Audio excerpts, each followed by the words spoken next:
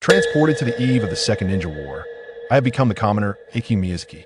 Lacking a system and any bloodline limit, my only reliance is on my own diligent efforts. Under the mentorship of my neighbor, the esteemed Hinata Murasaki, I uncovered a remarkable secret about my body, the ability to automatically absorb natural energy to enhance my physical form. This phenomenon is neither akin to the sage body nor the cursed seals of the Uchiha clan. My father revealed that our family lineage traces back to a merchant clan of the Senju. As time passed, when Minato Namikaze regarded me as a trustworthy companion and Itachi acknowledged me as a senior, I began to sense an unusual fondness emanating from those around me. Could it be that my unique ability is a charm-like quality? Witness the journey of an ordinary civilian ninja who, through relentless effort and an enigmatic constitution, strives to survive in the harsh world of ninjas. Chapter 1. Rebirth in the Ninja World. Where am I, amidst the cacophony surrounding me? Aoki struggled to open his eyes, feeling an inexplicable force holding him back. Unintelligible sounds filled his ears, and his eyelids remained heavy, fatigue washing over him until he drifted back into slumber. Originally an ordinary university student from Blue Star, Aoki was redirected to study religious studies, gaining considerable knowledge of Taoism over 4 years. Just before graduation, he was informed of numerous failing grades and the necessity for retakes. Resigned, he immersed himself in studying. After a week of intense focus, Aoki felt formidable, his mind brimming with knowledge, yet unable to open his eyes. Just as he intended to rest, consciousness slipped away, and upon regaining awareness, he found himself in this peculiar situation. Upon waking, Aoki endeavored to pry open his eyes, taking in the unfamiliar surroundings. He attempted to speak, but his attempts transformed into infantile cries. Soon, someone approached him, feeding him a liquid diet. Still in shock, Aoki gazed at his tiny hands, recalling web novels he had read in the temple, realizing he had likely traversed into another world. Is this what it means to transmigrate? Where's the truck? Web novels truly are deceptive. As these thoughts raced through his mind, he continued to accept the feeding. While eating, he mulled over his predicament, bewildered by his surroundings and unable to comprehend the conversations around him, which did not seem to be in his native tongue. Time passed, and by his first birthday, Aoki finally mastered the language of this realm. I overheard them say this place is called Konoha, the land of legends. From what Aoki gathered, his father, Rin Miyazaki, was a commoner residing in Konoha, managing several shops that sold specialty goods from various countries, alongside a few hot spring inns, indicating a modest level of wealth. His mother, Chisaki Miyazaki, tragically passed away during childbirth, leaving Rin and the now-named Aoki to rely on one another. Nevertheless, Rin frequently traveled to procure goods from neighboring lands, often entrusting Aoki to the care of the neighboring Hinata, Murasaki's wife. Who would have thought my father, a mere merchant, would have ties to Hinata Murasaki? She is one of the legendary Sannin, renowned for her mastery of illusions. Through Rin's recounting, Aoki learned that Murasaki had once undertaken missions escorting Rin's merchant caravan, establishing a bond that grew stronger upon discovering their proximity as neighbors. Fortunately, this connection allowed Aoki to frequently visit the Hinata household, where he absorbed knowledge of the outside world. He learned that it was the year 34 of Konoha, with the Second Ninja War looming on the horizon. Following the deaths of the Sage of the Six Paths, Hashirama Senju, and the Master of Forbidden Techniques, Tobarama Senju, ambitions among the nations began to flare, and discontent regarding Konoha's dominance grew, leading to escalating tensions. As Aoki pieced together information from his past life, he realized that the Second Ninja War was imminent. However, he had arrived earlier than expected. The prominent figures of his previous knowledge, including the 12 legendary ninjas Kakashi, Asuma, and Murasaki, had yet to be born. Although Aoki was still a child and would not participate in the Second Ninja War, future conflict awaited, including the Third and Fourth Ninja Wars, alongside the looming threat of the Otsutsuki clan and the subsequent era of Naruto. I should set a modest goal for myself, to survive until the conclusion of the saga. As for the Fourth Ninja War, I should be able to retire by then, living off my parents, and then perhaps the next generation. Not a bad plan. Without any bloodline limits and being a commoner, how could Aoki compete with the powerful ninjas to come? With great power comes great responsibility. Let those with greater capabilities save the world. Aoki was not one to abandon hope. Despite his humble beginnings, he attempted to summon a system numerous times, only to be met with silence. Lacking a system, and uncertain of his ninja aptitude, he felt powerless. He even tried physical training, but Uncle Murasaki advised against it, citing Aoki's tender age and the potential hindrance to his development. Despite his limitations, Aoki's intellect shone through. He retained his past memories and sought to train himself using gentler methods from his former life. The remainder of his time was devoted to meditation and introspection. He had considered attending a ninja academy, but he was too young for enrollment, and being a commoner further complicated matters. A year slipped by unnoticed, and through Aoki's perseverance, Rin eventually entrusted Murasaki to guide Aoki in ninja training. Finally, in the year 36 of Konoha, Aoki succeeded in his first attempt to refine chakra, astonishing Murasaki and prompting a shift in his expectations. Since you succeeded in your initial chakra refinement, it seems you possess some aptitude for ninjutsu. I shall hold you to higher standards from this point forward. Thank you, Uncle Murasaki. I'll look forward to your guidance. Aoki replied enthusiastically. For who does not harbor a dream of becoming a ninja? In his previous life, he had often mimicked hand signs while watching anime. Yet this world was fraught with peril, and he was determined to seize any opportunity for advancement. The days that followed became more enriched. In addition to meditation, he incorporated physical training and chakra refinement into his routine. His meditation not only aided in habit formation, but also accelerated his chakra refinement, as he discovered an unknown force being drawn from the external world and merging into his body. This energy appeared to be the natural energy required for Sage Mode, though he remained uncertain as to why he could not retain this energy, utilizing it solely to enhance his physical form. Is it the Sage body? That cannot be. The Senju clan integrated into Konoha, yet I retain my surname, ruling out the possibility of being a descendant. Could it be linked to the clan of the Cursed Seals? No, my family has reportedly resided in Konoha since its founding. What could possibly be the explanation? Aoki remained puzzled about the origins of his ability to absorb natural energy. Initially, he believed this phenomenon occurred solely during meditation, only to later realize that meditation simply amplified the absorption rate. He inquired about the history of the Miyazaki clan. Rin explained that they had been merchants of the Senju clan since the Warring States period, continuing their trade in Konoha after its establishment. Thus, any connection to the Cursed Seal clan was entirely unfounded. Regardless of the circumstances, time continued to flow unceasingly, and as young Aoki pursued his training and understanding, the days gradually passed. Chapter 2. The outbreak of war. In the 37th year of Konoha, the Second Great Ninja War erupted in full force, with a multitude of ninjas dispatched to the Land of Rain, which became the primary battleground for the great powers. As a small nation, the Land of Rain's voice was overlooked and disregarded. It was during this tumultuous year that Aoki commenced his self-training. With Uncle Akihiro already on the battlefield, and Rin Miyazaki not being a ninja, Aoki was left to his own devices.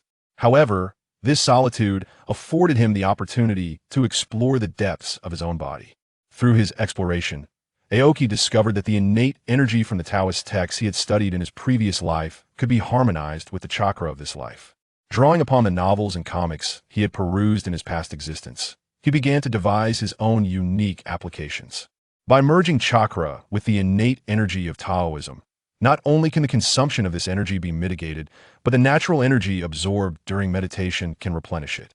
This not only alleviates the physical toll of chakra extraction, but also enhances the potency of ninjutsu to a certain extent. Surely, this must be my golden key, he mused. Although Aoki had yet to engage with ninjutsu through Akihiro, he was able to perform some basic techniques, having previously honed his fingers through the animated series of Naruto. While the Miyazaki family had never produced a ninja, their years of trading had allowed them to gather a collection of ninjutsu scrolls, which included some commonly known techniques, thus providing Aoki with ample motivation for his daily training. On one particular day, Aoki was diligently practicing his taijutsu in the training field, incorporating elements of ninjutsu, for he understood that he could not afford to be merely a taijutsu practitioner. When did little Aoki learn ninjutsu? With that question, Akihiro emerged from the nearby woods. Uncle Akihiro, when did you return? I just got back. Little Aoki hasn't answered me yet. Who taught you those techniques? My father gave me the ninjutsu scrolls he collected over the years, and I tried to learn them, Aoki replied. Little Aoki is indeed a prodigy, managing to master these techniques in such a short span. However, be cautious. Overexerting your chakra can be perilous for you at this stage. Yes, Uncle Akihiro, I understand, Aoki acknowledged, appreciating the advice as he recognized it was for his own benefit. Uncle, I still lack control over my chakra. Do you have any methods to assist me? While Aoki was aware of some chakra control techniques, such as tree climbing and water walking, he hesitated to suggest them, fearing the implications for his family. For even the simplest methods of a ninja were beyond the reach of a commoner like him. Has little Aoki reached this point already? Very well. I shall guide you through the next phase of your training, but it will have to wait until tomorrow. All right. Uncle, I will come to your house tomorrow. I will practice a bit longer before heading home. You can go on with your duties. After all, Akihiro had just returned to the village and, as a jonin, he had reports to file and his own home to attend to. Very well, I shall take my leave. Little Aoki, be mindful of your chakra and do not overuse it. Tell your father that he should come to my house for dinner tonight. Of course, uncle. Once Akihiro departed, Aoki continued to train for a while longer before returning home to inform Rin Miyazaki about their dinner invitation at Uncle Akihiro's, ensuring they would not be late. Rin was delighted to hear of Akihiro's safe return from the battlefield, a source of great joy amidst the chaos of war. As night fell, Rin led Aoki to Akihiro's home. Rin, why did you bring something along? Oh, it's nothing, just some special products from the land of lightning. Cloud beef and a Fordo jar. We must enjoy a few drinks together tonight. Haha, splendid. Is this the handiwork of little Aoki? I must say, I've been craving this flavor since the battlefield. As Aoki resumed his culinary skills from his previous life, his cooking became remarkably authentic. Gradually, the Miyazaki household transformed into one where Rin awaited meals at the table, while a small figure busied himself in the kitchen.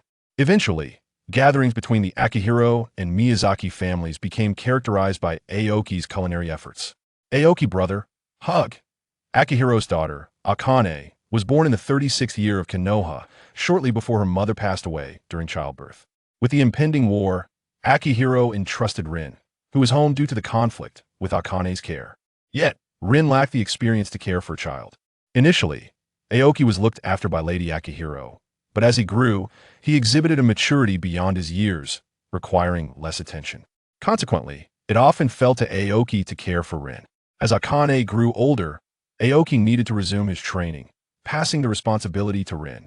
Despite this, Akane remained quite attached to Aoki, who, influenced by Lady Akihiro, showered her with affection. After placing the items on the table, Aoki effortlessly lifted Akane, pulling a lollipop from his pocket to entertain her for a while before heading to the kitchen. In the living room, the two adults conversed while Akane struggled with her lollipop.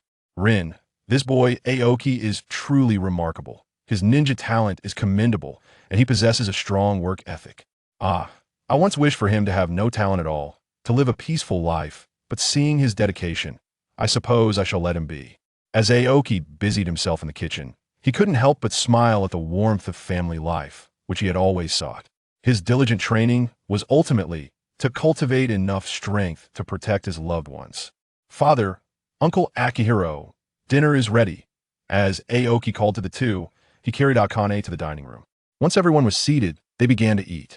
Aoki balanced eating with caring for Akane, and after the meal, he took her to play, leaving the two adults to continue their drinking. After lulling Akane to sleep, he glanced at the two drunken adults with a bemused expression. Honestly, I'm still just a child myself. With a sigh, he carried Uncle Akihiro back to his room, tidied up, and then assisted his father home. The following morning, after preparing breakfast, Aoki roused Rin, for they were to train with Uncle Akihiro. After finishing their meal, they made their way to the Akihiro household. Uncle, what shall we practice today? Aoki inquired as they stood in the backyard of the Akihiro residence. Today, we will focus on chakra control. The methods are quite simple: tree climbing and water walking. After explaining the training techniques, Aoki commenced his practice, incorporating these new elements into his daily regimen. Chapter 3. The Ninja School in the 38th year of Konoha. After a year of rigorous training, Aoki has mastered the art of tree climbing and water walking, reaching the moment to enroll in the Ninja Academy.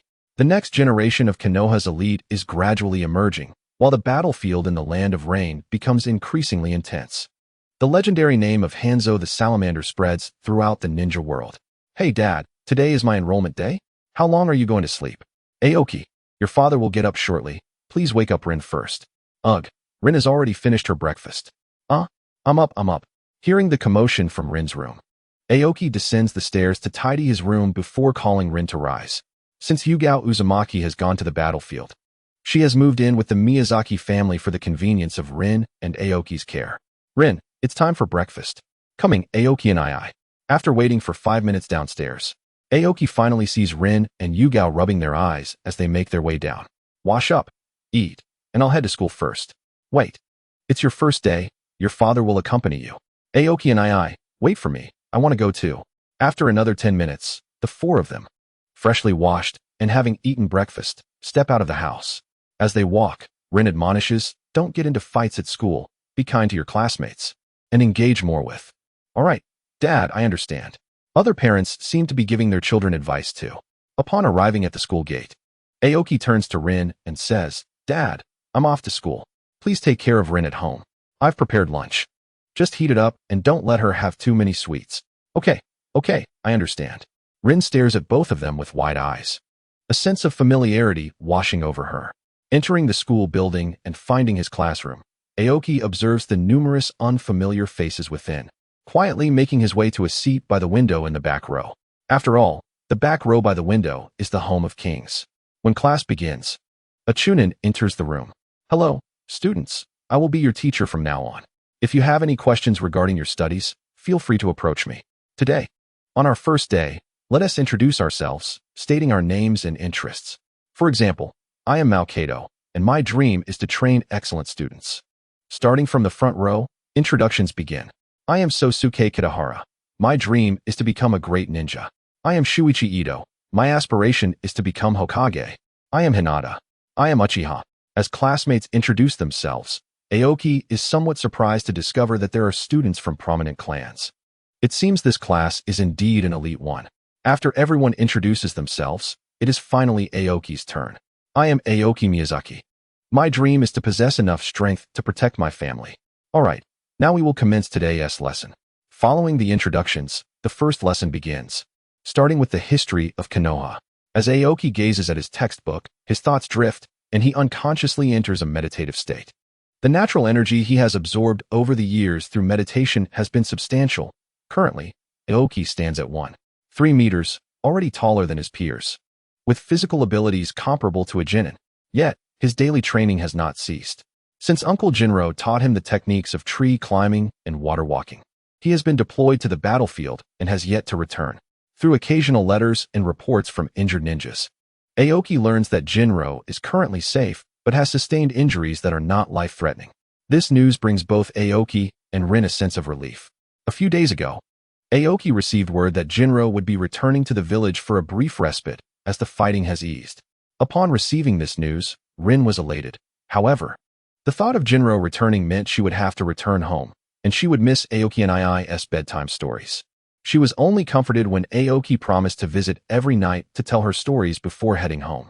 Aoki wondered how Jinro would react upon seeing the drafty little jacket. The new student's curriculum is primarily foundational, and the first day lacks any practical activities, focusing instead on theoretical lessons. Actual experiential courses, such as chakra refinement and physical techniques, will commence on the second day. Aoki is eager to learn the shadow clone technique from Jinro. The school curriculum feels arduous. With the intention of mastering new jutsu upon Jinro's return, Aoki resumes his meditation, aware that he cannot venture outside. Physical training must be deferred until after school. As the final class of the afternoon concludes, Aoki rushes home, eager to prepare and eat dinner, for he must still engage in physical training. Time is of the essence, intensifying his desire to learn the shadow clone technique. Upon returning home, Aoki is greeted by the sight of Rin sprawled on the couch, fast asleep, while Yugao sits nearby, engrossed in a lollipop. 3 lollipop sticks lie at her feet, and for some reason, Aoki feels a twitch in his brow. Dad. Huh. What's wrong? Ouch. Ha ha ha. Watching Rin, who is laughing joyfully while clutching her lollipop, and the startled Yugao, who bumped her head from rising too quickly, Aoki finds the scene both amusing and exasperating. Didn't I say not to let Rin eat too many sweets? You need to take care of her. Yes, yes. Seeing the two, one large and one small, both with their heads bowed in apology, Aoki can only shake his head as he heads to the kitchen. Tonight, there will be no stories for Rin. Dad has no alcohol. This cannot stand. Observing the two protesting individuals, Aoki enters the kitchen without looking back. After dinner, Aoki heads out to the training grounds, instructing his father to tidy up the house. He wants Tini to tell Rin stories tonight, allowing him to train a little longer. Upon reaching the training field, he spots a familiar figure engaged in physical training. Upon closer inspection, it is none other than Guy Mato, with his 1-year-old son, Mike Guy, by his side. Uncle Dai? Oh, Aoki-kun. Isn't today your enrollment day? Even after class, you're still training? Yes, I haven't trained all day. I must make up for it tonight. How wonderful. This is youth. The children are working hard, and I cannot fall behind. After training, I'll reward myself with a 500 circle frog jump around the village. Aoki understands why Guy is so fond of the concept of youth. Uncle Dai, shall we spar today? Indeed, sparring is the fastest way to progress. After a brief warm-up, Aoki and Dai begin their sparring practice, continuing until the sun has completely set. Once training concludes, Aoki observes Dai jumping away with Guy, feeling an urge to express something but unsure to whom. After a brief rest, he returns home, indulging in a medicinal bath, allowing his muscles to gradually relax as he reflects on the day. The medicinal bath was recommended by Uncle Dai. They became acquainted 6 months ago at the training grounds. Both engaged in training, one a child and the other a long-standing genin, slowly growing familiar with one another. After training with Uncle Dai for half a year, Aoki has made significant progress in the steel fist style, while also keeping up with his ninjutsu studies. His hand seal speed has improved notably, now achieving 3 hand seals in 1 second. After all, enhancing the speed of hand seals can increase the chances of victory in battles among ordinary ninjas. Chapter 4. Integrated Training. Aoki can finally learn the shadow clone technique. 1 week after Aoki's enrollment, Jinro returns from the battlefield. Having been away for a year, Jinro receives a 5-day leave. Following a family dinner the next day, Aoki expresses his desire to learn the shadow clone technique and his reasons to Jinro, who supports anything beneficial for training. After a day of learning, Aoki can now create a single shadow clone. Sometimes I truly envy your talent. It's not as impressive as you make it sound, Uncle Jinro, Aoki replies, shyly deflecting the praise. Alright, Aoki, do you know the various offensive techniques of a ninja?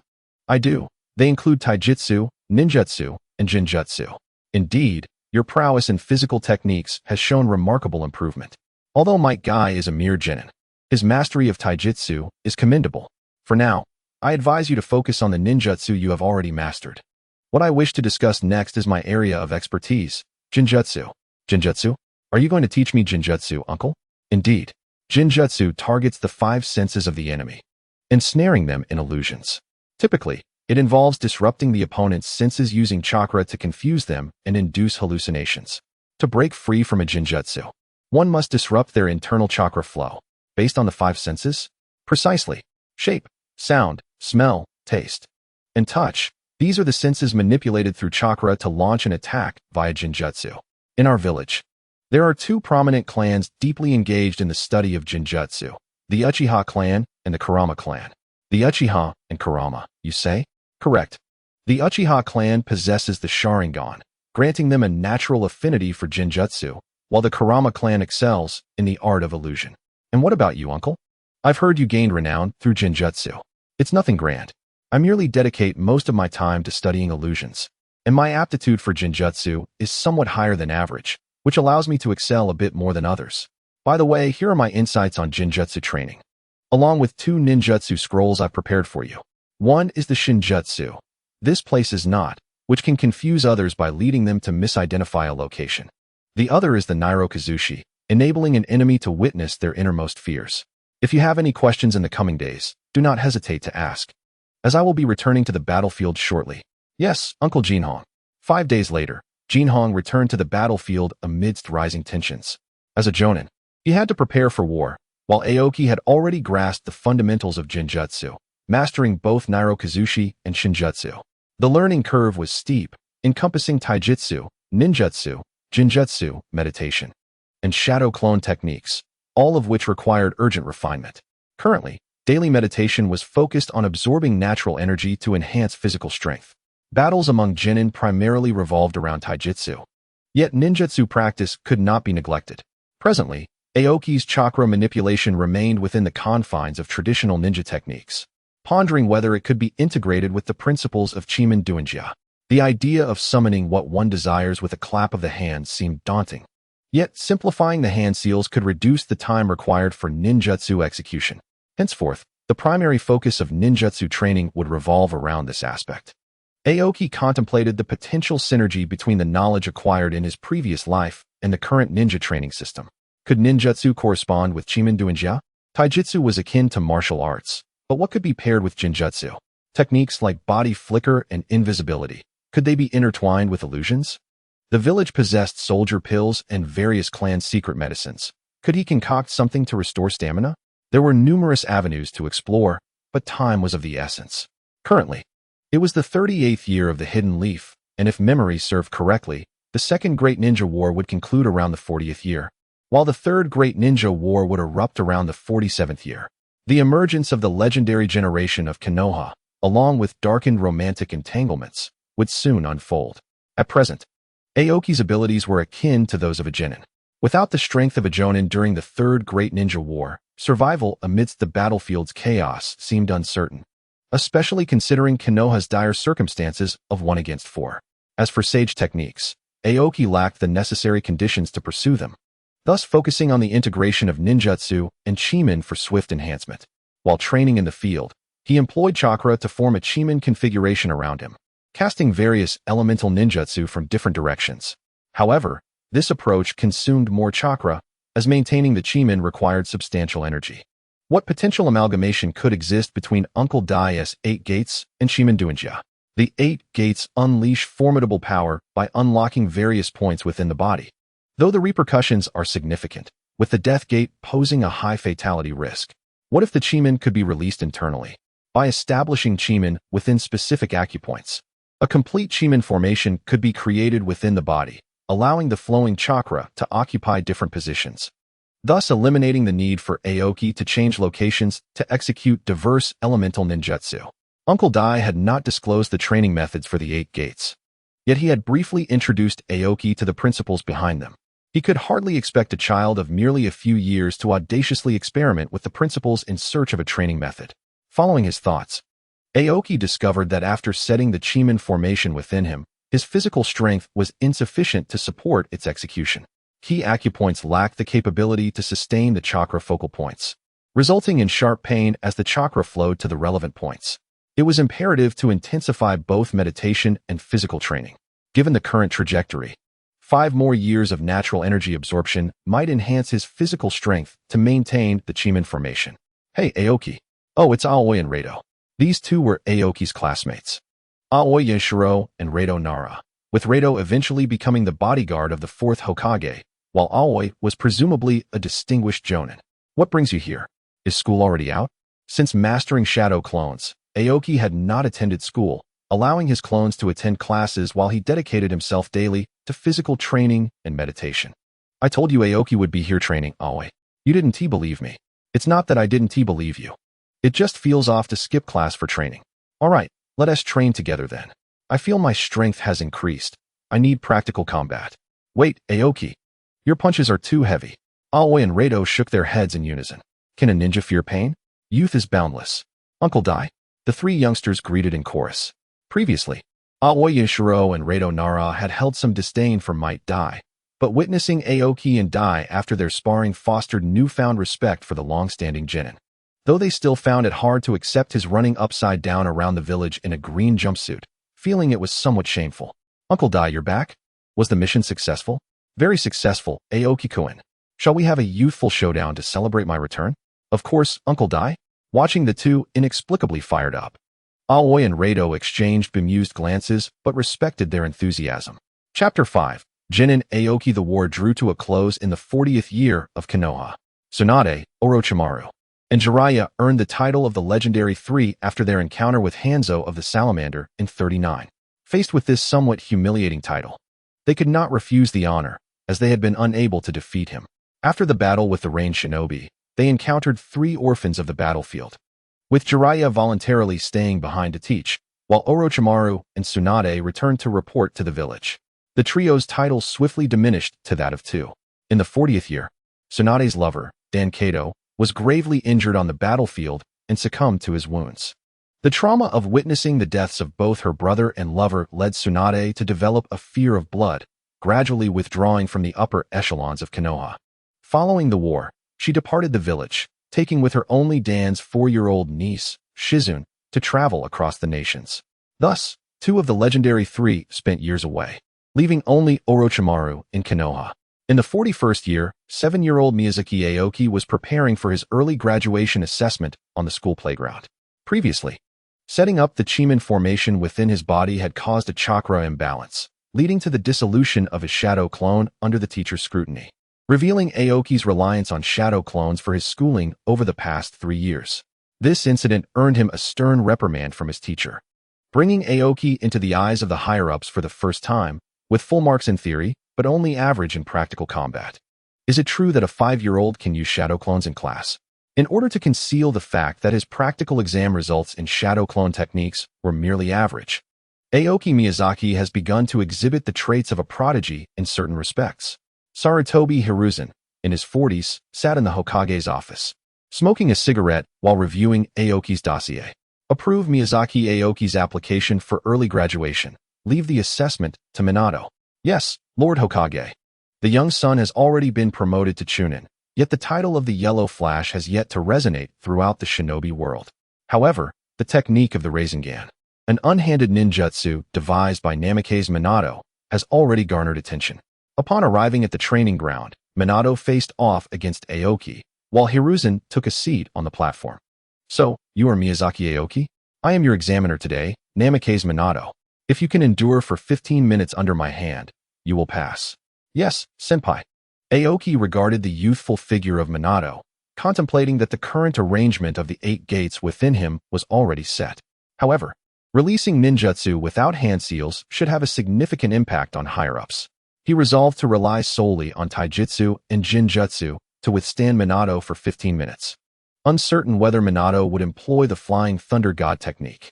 Determined, Aoki initiated the attack, hurling 2 shurikens before rushing forward, releasing shadow clones that charged at Minato from both the front and rear. Minato effortlessly deflected the shurikens, using both hands to block Aoki's assault, while simultaneously delivering a kick that dispatched both Aoki and his clone. All shadow clones, huh? Konoha whirlwind of the steel fist. Aoki suddenly emerged from the ground, executing a kick towards Minato, who ducked to evade while countering with a punch. Despite calculating the distance correctly, Aoki could not evade. His chin took the full force of Minato's fist, propelling him into the air. This is bad. Steel fist flow, Konoha continuous punch. Seizing the opportunity while Minato was airborne, Aoki unleashed a flurry of taijutsu strikes upon him. Suddenly, with a resounding thud, the once attacked Minato transformed into a wooden stump. Sensing danger, Aoki felt a shadow looming behind him. After enduring a punch from Minato, he adeptly utilized the body replacement technique to evade further attacks. Your strength is impressive, Aoki-kun. Thank you, senpai, for your leniency. As soon as the words left his mouth, both fighters vanished in an instant, leaving spectators only able to hear the sounds of flesh striking flesh, unable to discern their fleeting forms. The Hokage observed the duel and turned to Orochimaru. What do you think of this Miyazaki Aoki? Master, from what I can see, Aoki's taijutsu is formidable. His ninjutsu has yet to be showcased.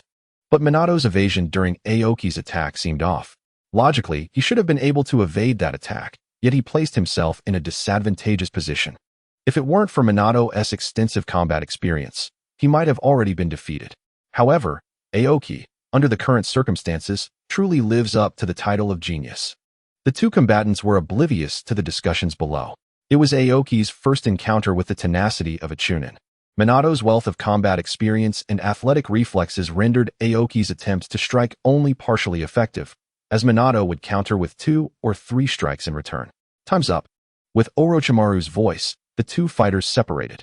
Time is up. Miyazaki Aoki has passed the early graduation assessment. Thank you, Lord Hokage. Aoki, Minato, please follow me.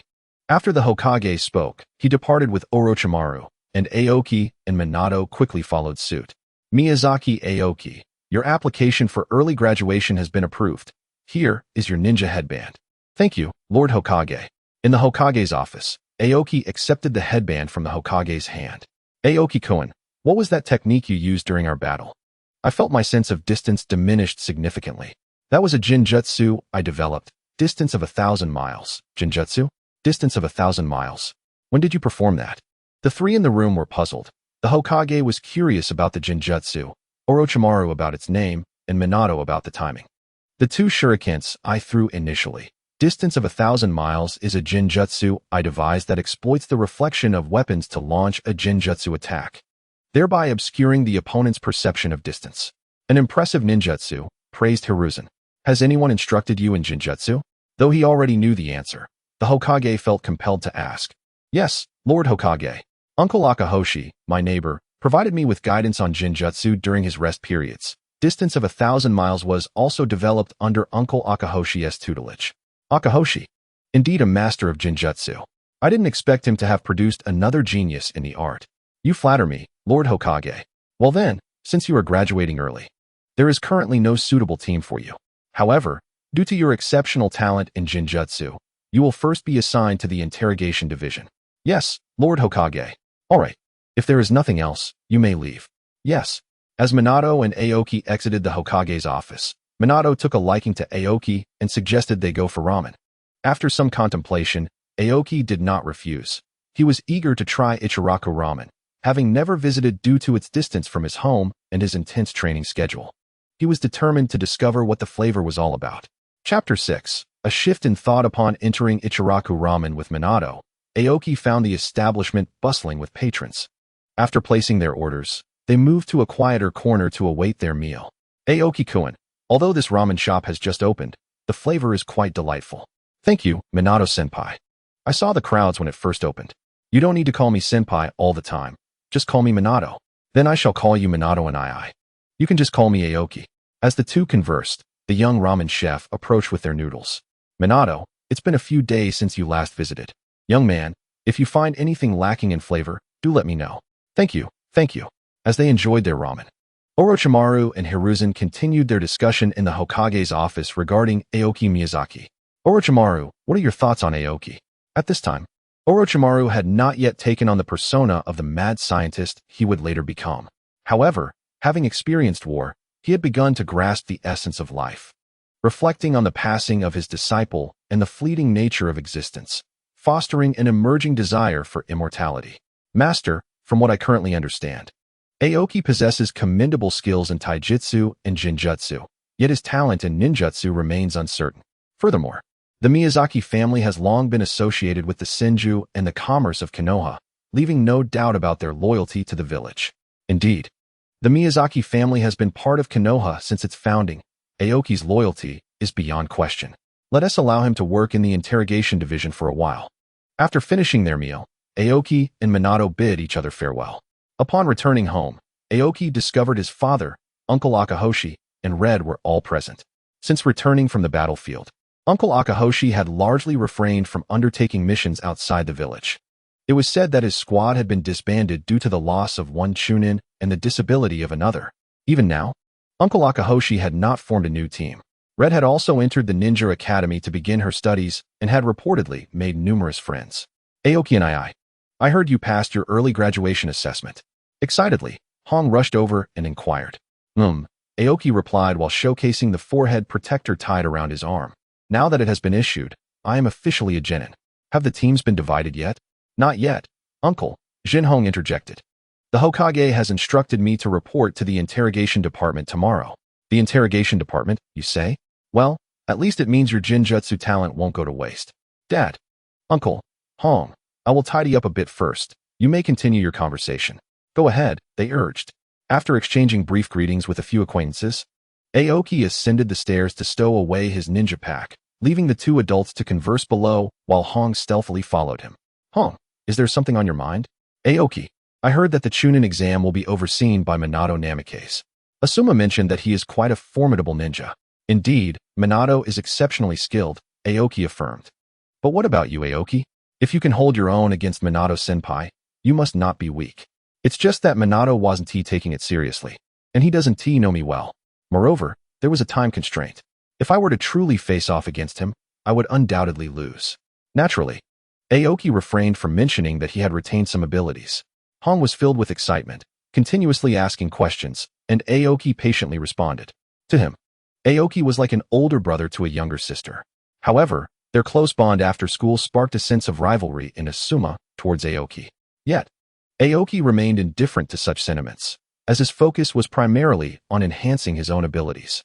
In the afternoon, under Junhong's guidance, Aoki engaged in the practice and development of Jinjutsu. He had successfully merged contemporary ninja Jinjutsu with Taoist principles, resulting in the creation of numerous techniques. In terms of ninjutsu, Aoki had adeptly established a unique formation within his body, significantly accelerating the speed of ninjutsu release while conserving chakra.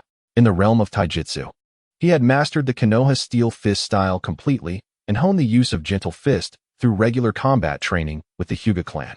However, due to his lack of Byakugan, he could not accurately perceive chakra flow, resulting in subpar effectiveness of gentle fist. Thus, his taijutsu battles predominantly relied on the steel fist style.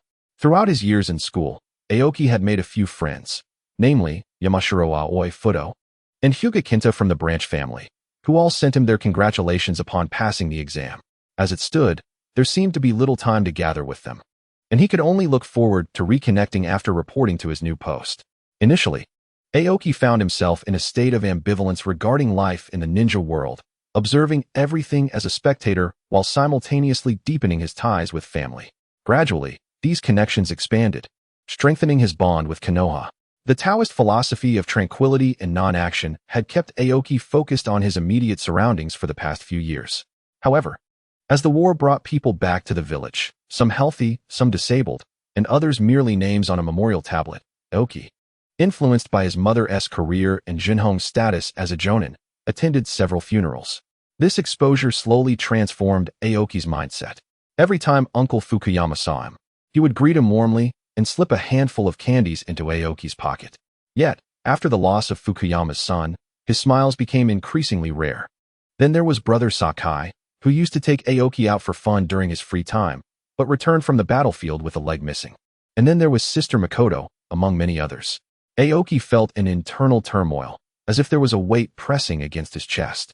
During one training session, Junhong noticed Aoki's unease and, after conversing with him, posed a question. Aoki, what do you believe a ninja is? A ninja is a powerful individual. And what is the purpose of a ninja's existence? To protect? Precisely. It is to safeguard one's convictions and cherish everything. But, Aoki, confront your heart directly and discern what it is you are truly protecting. With that, Junhong departed, leaving Aoki in solitude. To confront his own heart? No one knew what thoughts preoccupied Aoki from that day forth, but it was evident that a change had occurred. The Aoki of before, though amiable, had always maintained a certain distance. After that day, his smiles became warmer, and it was from that moment on that he forged his first friendships in Konoha. Chapter 7. Commencing work. Aoki awoke early, as today marked his first day reporting to the interrogation department. He was keen to avoid tardiness. His father had set off with a merchant convoy at dawn, reportedly heading to the land of water, as the cessation of hostilities rendered such journeys relatively safe. After breakfast, he picked up Hong next door, dropped her off at school, and then headed to the interrogation department. The interrogation department shared a building with the Hokage's Umbu, given that both departments had overlapping responsibilities. Upon arrival, Aoki registered his information at the entrance, after which an Umbu member wearing a fox mask escorted him to the interrogation area. The current head of the interrogation department also served as the captain of the Umbu. Upon seeing Aoki, the man remarked, Aoki Miyazaki, I was informed of your arrival. I've heard your Jinjutsu talent is remarkable. Are you proficient in interrogation techniques? Yes, sir, Aoki replied. Excellent. Please locate Team A, the head instructed. Understood. Following the Umbu member, Aoki arrived at Team A's office. Captain, Aoki Miyazaki reporting for duty today, he announced. Aoki, I am Yamashiro Kaichi. This is the mind reflection technique, which is standardized for the interrogation department. Review it and come back to me once you have mastered it. Yes, Captain. Departing the captain's office with the mind reflection technique in hand, Aoki followed the Umbu member to his resting quarters. This is your room. You can stay here when off duty. Remember to place your team sign on the door. the member instructed. Thank you very much. Once in his room, Aoki examined the mind reflection technique. In essence, it allowed the user to influence others through chakra in order to search their memories. It was straightforward, and within an hour, Aoki had mastered it. After a brief rest, he made his way back to the captain's office. Captain Yamashiro, I have mastered the mind reflection technique. That was fast. Very well, follow me, he said. In the basement, Aoki encountered several bound individuals. Although the war had concluded, some spies remained active. These 3 were apprehended yesterday. Use the technique on them and see what information you can extract. Understood. Despite it being his first time employing the mind reflection technique, Aoki executed it remarkably well. If it weren't for the scroll Kaichi had given him that day, he himself would not have believed it was his inaugural attempt. Captain, this one is a spy from the Land of Wind, primarily scouting the village's defenses. They have yet to succeed. Well done. Our workload is light at the moment. While on duty, you will remain in this room. When someone brings in a prisoner, you will interrogate them and record the information obtained. If you encounter a case you cannot reflect upon, send them to the next level for further interrogation. Do you understand the process? Yes, I do. Good. Now get to work. Understood. On his first day, Aoki had only 3 individuals to interrogate. After utilizing the mind reflection technique on each, he documented the information. The remainder of the day passed without any additional prisoners being brought in. The room was rather small, and with no space for physical training. Aoki could only sit in place and engage in meditation. Previously, Aoki's physical strength had been steadily enhanced through the absorption of natural energy during his meditation. However, since he established a peculiar formation within his body, the increase in his physical strength has slowed, and his rate of absorbing natural energy has diminished.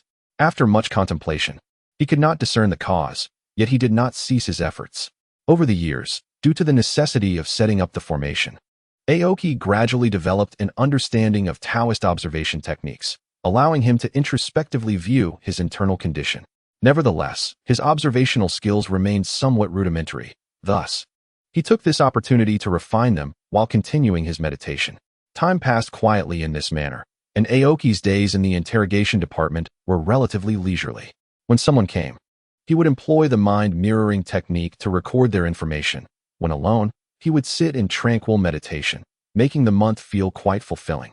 After a month of diligent effort, his observational technique was finally perfected, and Aoki discovered the reason for the slow growth in his physical strength.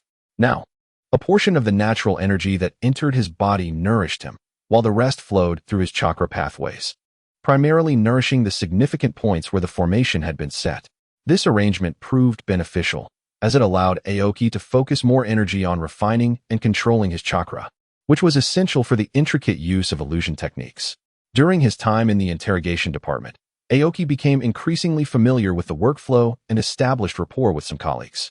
Captain Hai-e expressed satisfaction with Aoki's work capabilities, believing this young man possessed considerable talent in illusion techniques and was diligent, indeed, a promising candidate for further development. One day, the interrogation department presented a special prisoner, reportedly an enemy ninja captured during a mission. This individual held considerable standing within the enemy ranks and possessed vital intelligence.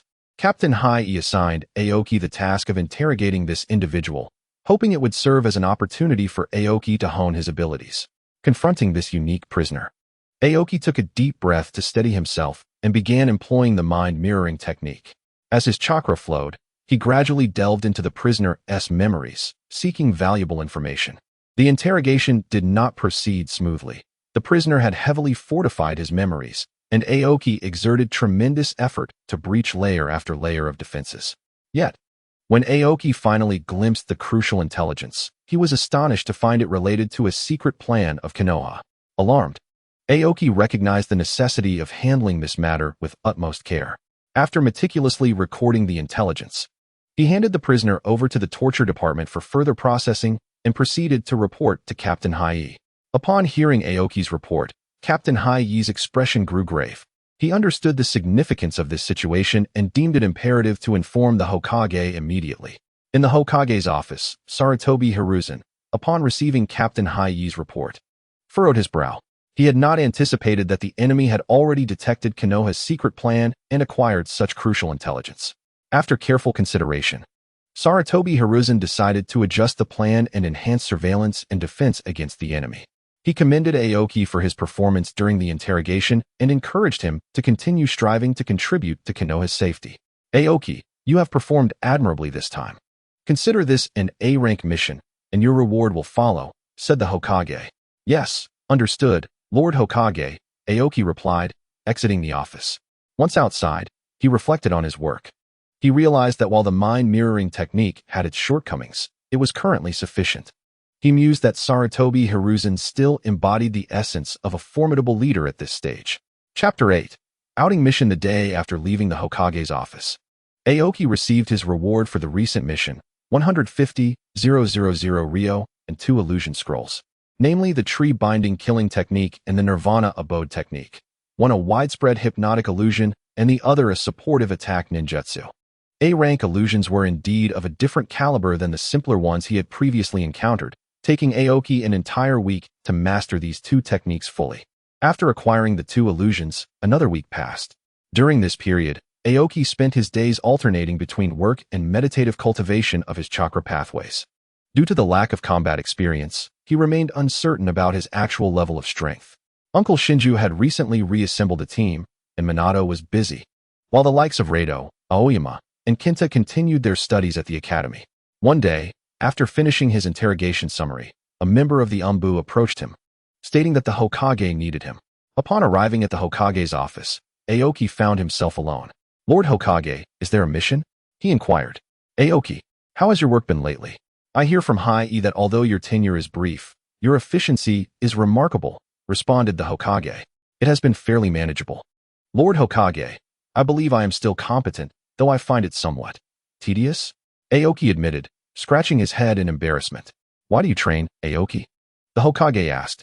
To protect, Lord Hokage. The protection of my family and friends is my motivation for training. A commendable resolve, Aoki.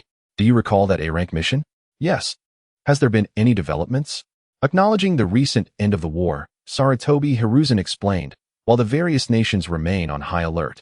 The intelligence you uncovered during the interrogation pertains to our defensive situation in the Land of Grass.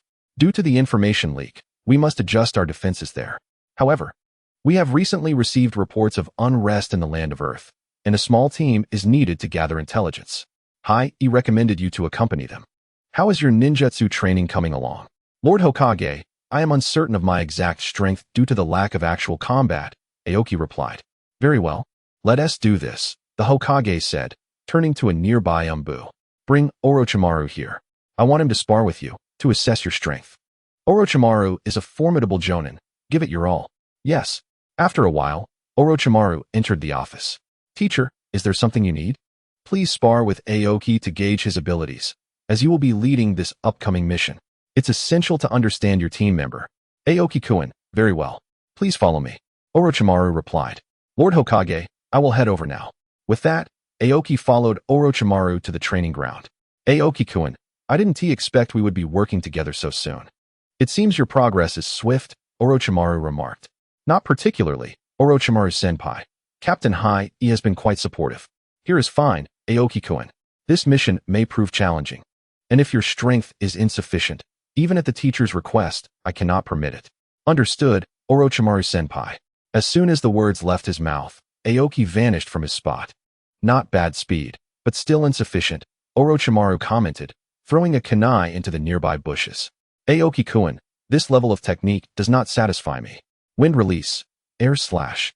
Aoki countered, but Orochimaru evaded the attack with a body flicker, retaliating with shadow snake hand. Fire release, fireball. Enhancing the fireball's range with wind, he displayed impressive combat experience. Your timing in releasing ninjutsu is commendable, but you are still somewhat lacking. Employing the Rashomon technique, Aoki successfully blocked Orochimaru's attack, yet lost sight of him. Where might he be now? Earth release, inner decapitation technique. Orochimaru leapt high to evade Aoki's assault while counterattacking, delivering a kick that sent Aoki tumbling from the ground. Enough, Aoki-kun. We can cease here. Aoki approached, rubbing his chest. Aoki-kun, do you possess 3 chakra attributes? No, 5. All attributes. Having just witnessed Aoki's remarkably swift hand seals, it seems he has been practicing diligently. I must inquire, What is Aoki's current fastest hand seal speed? 5 seals per second. Quite impressive, Aoki. I acknowledge you're joining the team. We shall convene at the village entrance tomorrow morning at 8 o'clock. Do not be late. As Aoki departed from the training ground, he pondered the gap between his current abilities and those of the formidable. He understood that this forthcoming mission would not only test his strength, but also offer an invaluable opportunity to enhance his combat experience. Upon returning to the interrogation department, he exchanged a few words with Captain Hachi before heading home to prepare the necessary items for departure. After organizing his equipment meticulously, ensuring everything was in order, he went to bed. The following morning, Aoki arrived early at the village entrance and discovered Orochimaru and 2 Umbu ninjas awaiting him. Once everyone had gathered, they set off towards the land of grass, intending to conduct reconnaissance along the border with the land of earth. The journey was mostly silent. Yet Aoki absorbed a wealth of knowledge through observation.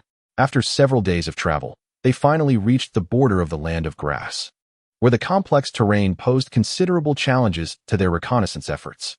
Ultimately, they relied on Orochimaru's snake summons to capture a jonin from the land of earth.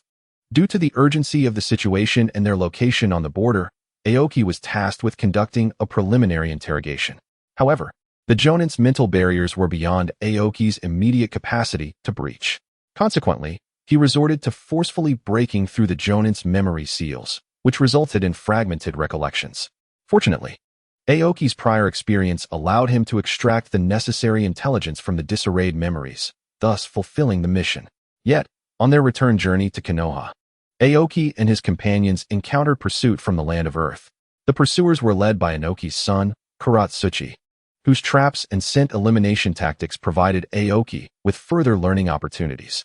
Aoki, Kuro, you take the intel and proceed ahead. Fox and I will prepare to intercept. We will regroup within the borders of the land of fire. Understood. As soon as the order was given, Aoki and Kuro continued towards the land of fire, while Orochimaru and Fox concealed themselves. Within the team, Aoki, as a member of the interrogation department, joined forces with Kuro, a reconnaissance ninja, while Orochimaru and Fox served as combat ninjas. Through their interactions, Aoki deduced that Kuro likely hailed from the Aburame clan, known for their use of insects in battle. While he remained uncertain of Fox's lineage, as the 2 Umbu ninjas rarely spoke. After a period of rapid movement, Aoki and Kuro approached the border of the land of fire. Halt! Kuro suddenly commanded. What is it? Aoki inquired, also coming to a stop. My insects inform me that Orochimaru-sama and Fox are trailing us. Their chakra levels are stable, ruling out the possibility of transformation techniques. However, they are being followed by 3 squads of elite jonin. Conceal our presence and set traps. I will employ genjutsu to impede them. Right. As they dispersed to conceal themselves. Within about 5 minutes, Aoki spotted the figures of Orochimaru and Fox. He swiftly formed hand seals and invoked the rebirth technique, which he had modified with the assistance of Shinkuro, transforming the previously descending feathers into leaves. This momentarily incapacitated the pursuing squads from the land of earth. It's an illusion. Break it. Everyone, stay alert. Kuratsuchi was the first to react. Yet, upon dispelling the genjutsu, he found that both Orochimaru and the other Umbu had vanished from sight. Chapter 9. Reorganization after evading the squads led by Kuratsuchi. The 4 members of Orochimaru's team finally regrouped. Aoki, you performed admirably. I merely did what was expected. Having spent time together, Aoki found that Orochimaru possessed a commendable character, albeit somewhat aloof. He seemed indifferent to matters not concerning him, yet there was a hint of pride evident in his demeanor when their relationship deepened. He bore none of the manic scientist traits from his days with Naruto, as he had only recently established ties with Danzo. Upon entering the land of fire, they encountered a significantly safer environment, primarily facing only bandits and rogue ninjas, none of whom dared to rob ninja. Thus, the 4 returned to Konoha without incident. Aoki, you and I will report to the Hokage. Kuro and Fox, you may return to the route. Understood. After Kuro and Fox departed, Aoki learned that they were indeed members of the route, contrary to his previous assumption that they were part of the Hokage's direct Umbu. Upon arriving at the Hokage's office, Aoki and Orochimaru entered to find another individual present, a tall man with white hair and a forehead protector inscribed with the kanji for oil. Ah, Orochimaru, you've returned. Indeed, Jiraiya. Aoki scrutinized the imposing figure, contemplating Is this Jiraiya? What is this child doing here? Upon noticing Aoki, Jiraiya expressed confusion. This is from the interrogation department. Orochimaru offered no further explanation. Aoki, simply leave the interrogation report here and return for now. Sarutobi Hiruzen addressed Aoki. Understanding the situation, Aoki complied, placing the report down before stepping outside. Having just returned, he decided against going to work and opted for a brief rest instead. As he walked home, he found the house empty. Unable to remain idle, Aoki made his way back to the training ground to continue his physical training. Meanwhile, in a concealed underground space within Konoha, Kuro and Fox respectfully knelt before an individual, reporting on their mission. Is that so? According to you, Kuro, this Aoki's Jinjutsu truly holds significant value. Unbeknownst to Aoki, he had caught the attention of the enigmatic figure known as the Shadow. At the end of the school day, Aoki arrived at the Ninja Academy to fetch Kurenai. Aoki-kun, you're back, Kurenai exclaimed, spotting Aoki and rushing over joyfully. Aoki-senpai, Yuhiko, who had met Aoki during the school pickups, chimed in. Aoki and I. Kaido also approached, having developed a good rapport with Aoki through their shared physical training sessions. After escorting the children home, Aoki and Kurenai proceeded to the Yuhi residence, where Kurenai mentioned that Shinkuro was currently within the village and would return home later that evening. Upon arriving at the Yuhi household, Aoki instinctively headed to the kitchen to prepare dinner. When Shinkuro returned that evening, he was equally delighted to see Aoki. After they finished their meal, Shinkuro beckoned Aoki to the backyard. Aoki, I hear you've earned a reputation as a Jinjutsu prodigy. Uncle Shinkuro, please don't tease me. This is no jest. Aoki, the Jinjutsu ceiling for ordinary ninjas is not very high, Shinkuro stated earnestly. Moreover, without a bloodline limit, if you solely focus on developing Jinjutsu, your future accomplishments may be limited. However, if your ninjutsu talent is mediocre, that would be one thing, but given your commendable ninjutsu aptitude, do not neglect your ninjutsu training while emphasizing Jinjutsu. I understand, Uncle Shinkuro. Good. You've always been quite resolute, so I trust you to grasp this. After their brief exchange, Aoki returned home to rest. The next morning, as Aoki prepared to leave for work, he noticed members of the Umbu waiting at his door. Miyazaki Aoki, the Hokage requests your presence. I understand. I will be there shortly. Following the Umbu's instructions, Aoki summoned a shadow clone to escort Kurenai to school before heading to the interrogation department to inform Captain Hachi of his arrival. In the Hokage's office, Aoki was perplexed as to why he was summoned again today, having just visited yesterday. Aoki, the Hokage said, I have heard from Orochimaru that your ninjutsu talent is quite commendable. The students at the Ninja Academy are now approaching graduation, and there happens to be a team that requires one more member. You need not go to the interrogation department. Instead, join this team. Yes, Hokage-sama, Aoki replied. Just then, someone entered the room. Noticing the man before him, who was clutching his left eye, Aoki instinctively glanced at his arms. Both arms appeared to be intact, indicating that the research on Hashirama's cells had not yet succeeded. Aoki, proceed directly to training ground number 5. Your captain and teammates are already there. Yes, Hokage-sama. As Aoki stepped out, Danzo turned to the Hokage and remarked, Hizashi, Aoki's Jinjutsu talent is well suited for Root. Hand him over to me, and I am certain he will develop into an exceptional ninja. Danzo, let us not revisit this matter. Aoki possesses a commendable will of fire. He will undoubtedly become an excellent ninja. Moreover, both Orochimaru and Minato have spoken highly of him. Besides, the Miyazaki family has always been a part of Konoha and maintains commercial ties with various nobles. Root cannot interfere with Aoki. Hizashi, your indecisiveness will lead to regret in the future. Danzo, I am the Hokage. With a resounding slam, Danzo stormed out. Unaware of the preceding events, Aoki arrived at training ground number 5 to find his captain and teammates, all of whom were familiar faces. His teammates were 2 classmates, the amiable Hyuga Kenta and the ordinary classmate Chiba Ai, while the captain was none other than his old acquaintance, Akatsuki. Aoki, I didn't expect us to be placed in the same team, Kenta exclaimed joyfully, while Ai remained quietly by his side. Kenta, Ai, Uncle Akatsuki, what is going on? Why have I suddenly been assigned to a ninja team? It was arranged by the Hokage.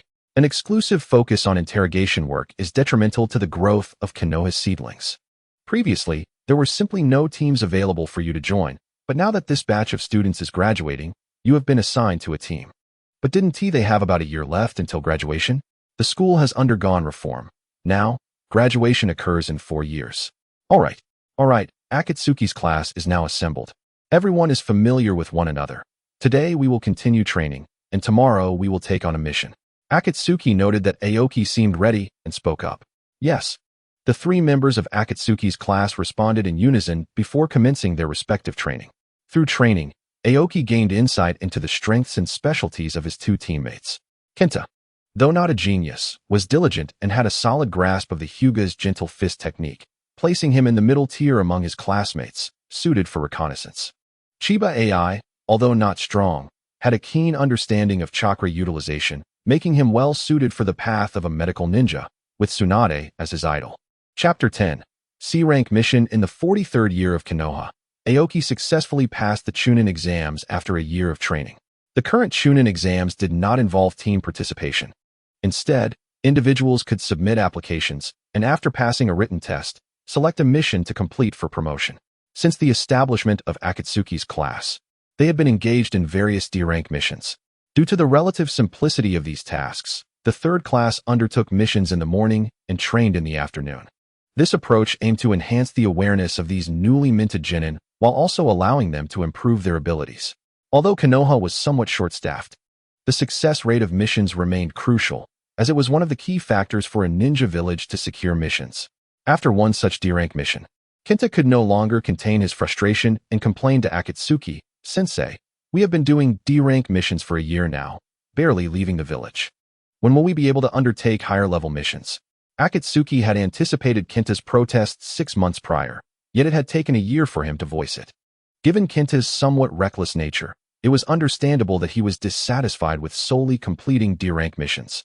Unbeknownst to Akatsuki, Kenta had indeed complained 6 months earlier, albeit privately to Aoki, and had been silenced by one of Aoki's jinjutsu.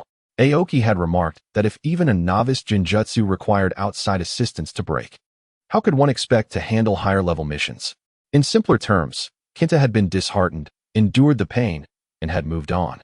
Upon observing Aoki and Chiba AI's expressions, Akatsuki realized that both of them had also grown weary of the prolonged D-rank missions. Moreover, with rising tensions between nations, Akatsuki understood that his 3 disciples needed to be exposed to the harsher realities of being a ninja. Aoki, AI, do you feel the same way? Aoki exchanged glances with Chiba AI before responding. Yes, Sensei. I see. I understand now. Tomorrow, I will accept a C-rank mission. For today, you may continue your training. After briefly briefing them, Akatsuki allowed the 3 disciples to resume their practice. It was evident that their spirits had lifted, and Akatsuki said nothing further, shaking his head as he departed. The next morning, in front of the Konoha Mission Hall, Akatsuki stood with his 3 disciples. Kenta could hardly contain his excitement, while Aoki and Chiba AI also exhibited clear signs of joy. "Sensei, what is the mission?" Kenta eagerly inquired. "There is a band of mountain bandits 10 kilometers from the capital, severely disrupting the lives of the surrounding villagers. Our task is to eliminate them. Intelligence indicates that there are no ninjas among the bandits. Thus it is classified as a C-rank mission. Moreover, I will not intervene in this mission." "Yes, Sensei." The 3 responded in unison. After outlining the mission, the 4 members of Akatsuki's team set off for their destination. Along the way, Akatsuki continuously imparted essential information regarding ninja tactics, such as formations and stamina distribution. Although Aoki had gleaned some understanding from observing Orochimaru and 2 other root members during their last mission, Akatsuki's explanations were more detailed, providing Aoki with a deeper comprehension. The 4 ninjas moved swiftly and, after a day of travel, reached the foot of the mountain where the bandits were located. After briefly detailing the bandits' positions, Akatsuki concealed himself to observe his disciples' performance. "Kenta, scout the distribution of the bandits. AI, you will keep watch with me. We will make our move under the cover of night." Understood. After a year of collaboration, Kenta and AI had grown accustomed to Aoki's leadership, leading to increasingly harmonious teamwork. As night fell, confirming that the bandits were settled within their encampment, Aoki gathered the 2 and assigned tasks. "Kenta, you and AI will infiltrate from the rear quietly. I will enter through the front gate, and we will regroup in the central building." Understood. With that, the 3 figures vanished in an instant. As Kenta and AI entered the bandit camp from the rear, They faced no obstacles, as the bandits were deep in slumber. Any patrolling guards they encountered were swiftly dispatched by the duo. Aoki, entering through the front, had to evade the gaze of the bandit sentries. After eliminating the last lookout, the three converged in the central building, where they proceeded to eliminate the bandits one by one. After approximately half an hour, the three emerged from the bandit camp. Their faces pale. It was their first experience taking lives, and the emotional toll weighed heavily on them. Despite Aoki's early graduation, he had never witnessed such a scene before. Even in his previous mission, he had not faced this kind of reality. "Well done," Akatsuki remarked as he appeared before them. "However, remember to check for any remaining threats." As Crimson spoke, he delivered finishing blows to several feigning bandits, subsequently unleashing a fire technique that engulfed the entire encampment in flames. After concluding this task, Crimson turned to his three disciples, a smile gracing his lips. "Welcome to the world of ninjas, my young apprentices." The trio exchanged glances, and Aoki voiced, "Teacher, did you also experience such trials in your youth?" "Indeed, this is a rite of passage for every ninja," Crimson replied. "However, you performed admirably. My previous students would often succumb to nausea after such events. Since you fared well, I shall treat you to grilled meat back in the village." Just as Crimson finished speaking, it seemed as if a switch had been flipped, and the three young ones began to retch uncontrollably. Crimson erupted into laughter. "Teacher, was that intentional?" "Not at all. Now let us head back to the village." With that, Crimson set off on the path home, leaving the three to follow suit. Noticing their discomfort, Crimson slowed his pace, and once they had recovered, he resumed the normal speed towards the village. Upon returning, he kept his promise and, after reporting on their mission, treated his disciples to a sumptuous meal of grilled meat, though the trio, lacking appetite, barely touched their food. After the meal, Crimson and Aoki returned home, where they were greeted by the unexpected presence of Aoki's father. "Aoki, I hear you have become a chunin?" Aoki nodded slightly, responding, "Yes, father. I recently passed the chunin exam." Miyazaki Ren's eyes sparkled with approval as he patted Aoki on the shoulder, his tone filled with pride. "Well done." Aoki, slightly embarrassed by the praise, humbly replied, "I owe it all to my teacher." "Indeed, Crimson, my brother, I have brought you a 4-do jar from the Land of Lightning, just in time for your return." "Thank you, Ren. You are too generous." "It is nothing. I have spent many years away and am grateful for your guidance towards Aoki." After exchanging a few more pleasantries, Crimson took his leave. That night, Aoki lay in bed, his mind swirling with the day's experiences, ripples of thought cascading through him. Since his rebirth and now as a chunin, Aoki felt himself merging ever more deeply with this world. His thoughts drifted to the likes of Orochimaru, Jiraiya, and the Hokage Sarutobi Hiruzen, alongside Roots Danzo, each character unique, yet playing pivotal roles on this world stage. Aoki understood that to establish a foothold in this realm, he must continuously strive for strength. Silently vowing to train diligently and become a more formidable ninja, he fell into a peaceful slumber. Chapter 11. The ninja technique scroll. Since completing the mission to eradicate the bandits, Crimson occasionally accepted C-rank tasks, primarily those involving bloodshed but posing minimal danger. Up until now, Aoki had yet to encounter a single ninja during these missions. As usual, Crimson's team awaited his return from the mission hall, and upon seeing his three disciples, he gravely announced, "This mission bears a change. We are to travel to the Land of Grass to obtain intelligence. This could involve combat with ninjas. And the rank is B." Upon hearing this, the trio, save for Kenta, grew serious. "B rank? Fantastic." Kenta alone reveled in the prospect of undertaking a higher-level mission. "Aoki, you will plan this mission. Kenta, prepare the necessary supplies. Chio, outline the return route to the village. As per our usual agreement, I will refrain from intervening unless absolutely necessary. Remain vigilant. This is a battle with ninjas," Crimson cautioned his disciples, aware that they needed to grow and sometimes forge their own paths. Yet, having spent time together, he harbored concern for their safety. "Rest assured, teacher, I will handle it," Aoki replied calmly. In the afternoon, at the entrance of Konoha village, the group registered their information and set out for the Land of Grass in the formation of Kenta, Aoki, Chio, and Crimson. After days of travel, they crossed from the Land of Fire into the territory of Grass. "Now we are entering the Land of Grass, everyone. Stay alert and follow my teachings." "Let us proceed," Aoki instructed.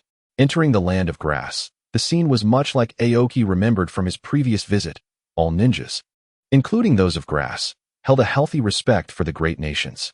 Observing an izakaya mentioned in their intel, Aoki subtly signaled Kenta and Chio to be cautious, and the three entered. Upon entering, Aoki felt Kenta tugging at his sleeve, a signal that something was amiss. After purchasing 3 bottles of sake, they exited swiftly. Back at the inn, Kenta remarked, "The personnel in the izakaya have changed. I couldn't use my Byakugan, but I sensed that it has been compromised by a Wagakure. Indeed, I detected at least 10 pairs of eyes watching us. Fortunately, we used transformation techniques to scout," Aoki responded. "However, this raises the stakes for obtaining intel. Tomorrow, we will assume different identities and return. If we can secure reliable information, we will withdraw. If not, I will create a disturbance to draw attention while you sneak in for the intel." "We trust your judgment." Kenta and Chio agreed with Aoki's plan. The following day, the trio returned to the izakaya as planned. Observing no significant changes, Aoki decided to create chaos. He smashed the bottles of sake on the bar and shouted, "Where's the owner? The sake I had delivered yesterday was subpar. Did you switch it for something cheaper?" His outburst instantly attracted the attention of the patrons, prompting the owner to rush out, responding, "That's impossible. Our drinks are the finest in town. Let me taste it myself. Are you trying to take advantage of us outsiders?" Amidst the ensuing commotion, Chio and Kenta seized the opportunity to procure the intelligence, discreetly signaling Aoki before making their exit. After a few more exchanges with the owner, and upon receiving a refund, Aoki departed as well. The three regrouped outside the city, confirming that the intelligence-marked Konoha was intact and showed no signs of tampering, before hastily retracing their planned route back to the village. Meanwhile, within the izakaya, the Wagakure swiftly dispatched personnel to intercept them upon realizing the intelligence had been lost. Though they had established control over this Konoha transition point, they were unable to access the intel and hoped to use it as bait to capture several Konoha ninjas. Now, with the information gone, they had no idea where the trio had fled, forcing them to split their forces towards the borders of the Land of Fire in hopes of recapturing them. As Aoki and his companions traversed the distance, Kenta suddenly exclaimed, "There's a squad of ninjas behind us, led by a Chunin. They are faster than us. Conceal yourselves." Aoki ordered immediately. Just as they concealed their presence, 4 Wagakure ninjas appeared in their line of sight, one of whom called out, "Stay alert." Aoki, feeling exasperated, realized one among them possessed sensing abilities, likely the one who had spoken. They had no choice but to strike first. Aoki hurled 4 shurikens toward the target and executed a technique, swiftly charging forward. Chio and Kenta followed suit as Aoki engaged, swiftly dispatching the sensing ninja, while Kenta and Chio left their own marks on the remaining targets. "Retreat." Aoki promptly returned after speaking, followed closely by Kenta and Chiba. "Yuda." The leading Iwagakure ninja shouted angrily, "Pursue them! Avenge Yuda!" 3 Iwagakure ninjas dashed forward. Upon noticing their pursuit, Aoki swiftly threw the intel to Chiba, instructing, "You two go ahead. I will hold them off. Let us regroup within the Land of Fire." With that, he advanced towards the Iwagakure ninjas. "Be careful." After a brief pause, Chiba and Kenta sprinted towards the Land of Fire. Observing the oncoming Iwagakure ninjas, Aoki quickly unleashed a jutsu, lightning release, false darkness. This was a new technique brought back by Miyazaki Rin for Aoki. Over the years, Aoki's father had traversed far and wide, both for trade and to gather jutsu for Aoki. Thanks to Rin's efforts, he had returned with 5 jutsu scrolls. The Iwagakure Chunin swiftly cast Earth Release, Earth Flow Wall to defend. Immediately after, Aoki countered with Wind Release, Vacuum Sphere, dismantling the Earth Flow Wall and using Shuriken to eliminate an Iwagakure Genin. He then retreated rapidly, employing the technique Nirvana's Refuge. After casting the Earth Flow Wall, the Iwagakure Chunin quickly signaled 2 Genins to fall back. However, they were unprepared for Aoki's swift movements. As one Genin rushed forward upon witnessing Aoki's retreat, the Chunin urgently pulled him back, warning, "Beware of ambushes." Glancing towards Aoki's retreating form, the Chunin suddenly noticed an increase in falling leaves. Realizing something was amiss, he saw the Genin collapse, and in an instant, understood he had fallen victim to a Jinjutsu. By the time he comprehended the situation, he had already succumbed to unconsciousness. Aoki, observing the fallen ninjas, promptly dispatched 2 shuriken, striking them in the neck. Only after confirming their stillness did he retrieve his shuriken and inspect the bodies. Once finished, he swiftly pursued Kenta and Chiba. Chapter 12. Talent for Ninjutsu. Anxiously hurrying back into the land of fire, Kenta and Chiba frequently glanced over their shoulders until 10 minutes later, they spotted Aoki's figure, which brought them a sense of relief. Upon reuniting, the trio exchanged no words and promptly made their way to the designated meeting point with teacher Akahoshi. On the way, Aoki briefly informed Kenta and Chiba about dealing with their pursuers. Upon reaching the rendezvous point, they found Akahoshi waiting beneath a tree. After confirming the secret sign and ensuring it was indeed their teacher, the three visibly relaxed. Since parting from Akahoshi at the border of the land of fire, the trio had remained in a state of heightened tension, only able to release some of that strain upon encountering their teacher. Akahoshi, smiling at his three disciples, inquired, "How does it feel to complete a mission independently?" The three exchanged glances and replied in unison, "It was truly fantastic." With that, they all burst into laughter. Akahoshi simply smiled in response, allowing them a brief moment to rest before urging them to continue their journey back to the village. On the way, Aoki provided a detailed report of the mission to Akahoshi, who listened attentively without interjecting. Once Aoki finished, Akahoshi offered words of encouragement. In reality, Akahoshi had been covertly following the trio, and while he noted their methods were somewhat inexperienced, he felt a degree of satisfaction. After some time traveling, when they arrived at the entrance of Konohagakure, all four appeared weary and travel-worn. Aoki and Akahoshi proceeded to report on the mission, while Kenta and Chiba returned home to rest. In the Hokage's office, Sarutobi Hiruzen sat behind his desk, smoking a pipe while perusing the intelligence reports in hand. Jiraiya lounged on a nearby sofa, bored, while Aoki and Akahoshi awaited their turn. After Hiruzen finished reviewing the reports, Aoki recounted the subsequent events of the Iwagakure pursuit. Only then did Hiruzen display some interest, asking, "Aoki, have you been able to utilize B-rank jutsu? It seems your chakra reserves are quite substantial to employ multiple B-rank techniques in combat." "Indeed, Hokage-sama. My father has gathered several jutsu scrolls during his travels, and with teacher Akahoshi's guidance, I have now mastered a few B-rank jutsu," Aoki replied, maintaining a respectful demeanor. "Excellent. This intelligence is timely. As a reward, you may exchange for a few jutsu scrolls, 2 for each member of Akahoshi's team. Go ahead." "Thank you, Hokage-sama." Aoki was eager to learn additional jutsu. Watching the two depart, Jiraiya inquired of Hiruzen, "Sensei, how old is this Aoki? I hadn't heard his name before coming back to the village. He has emerged in the last couple of years. The Miyazaki clan has always been in Konoha, and their loyalty is unquestionable. Orochimaru also holds Aoki in high regard. Oh, Orochimaru is not one to easily praise others. I must seize the opportunity to meet this young lad. Ha ha ha, perhaps another time. You will likely be busy for a while." "Don't say that. I still need to seek out the child of prophecy."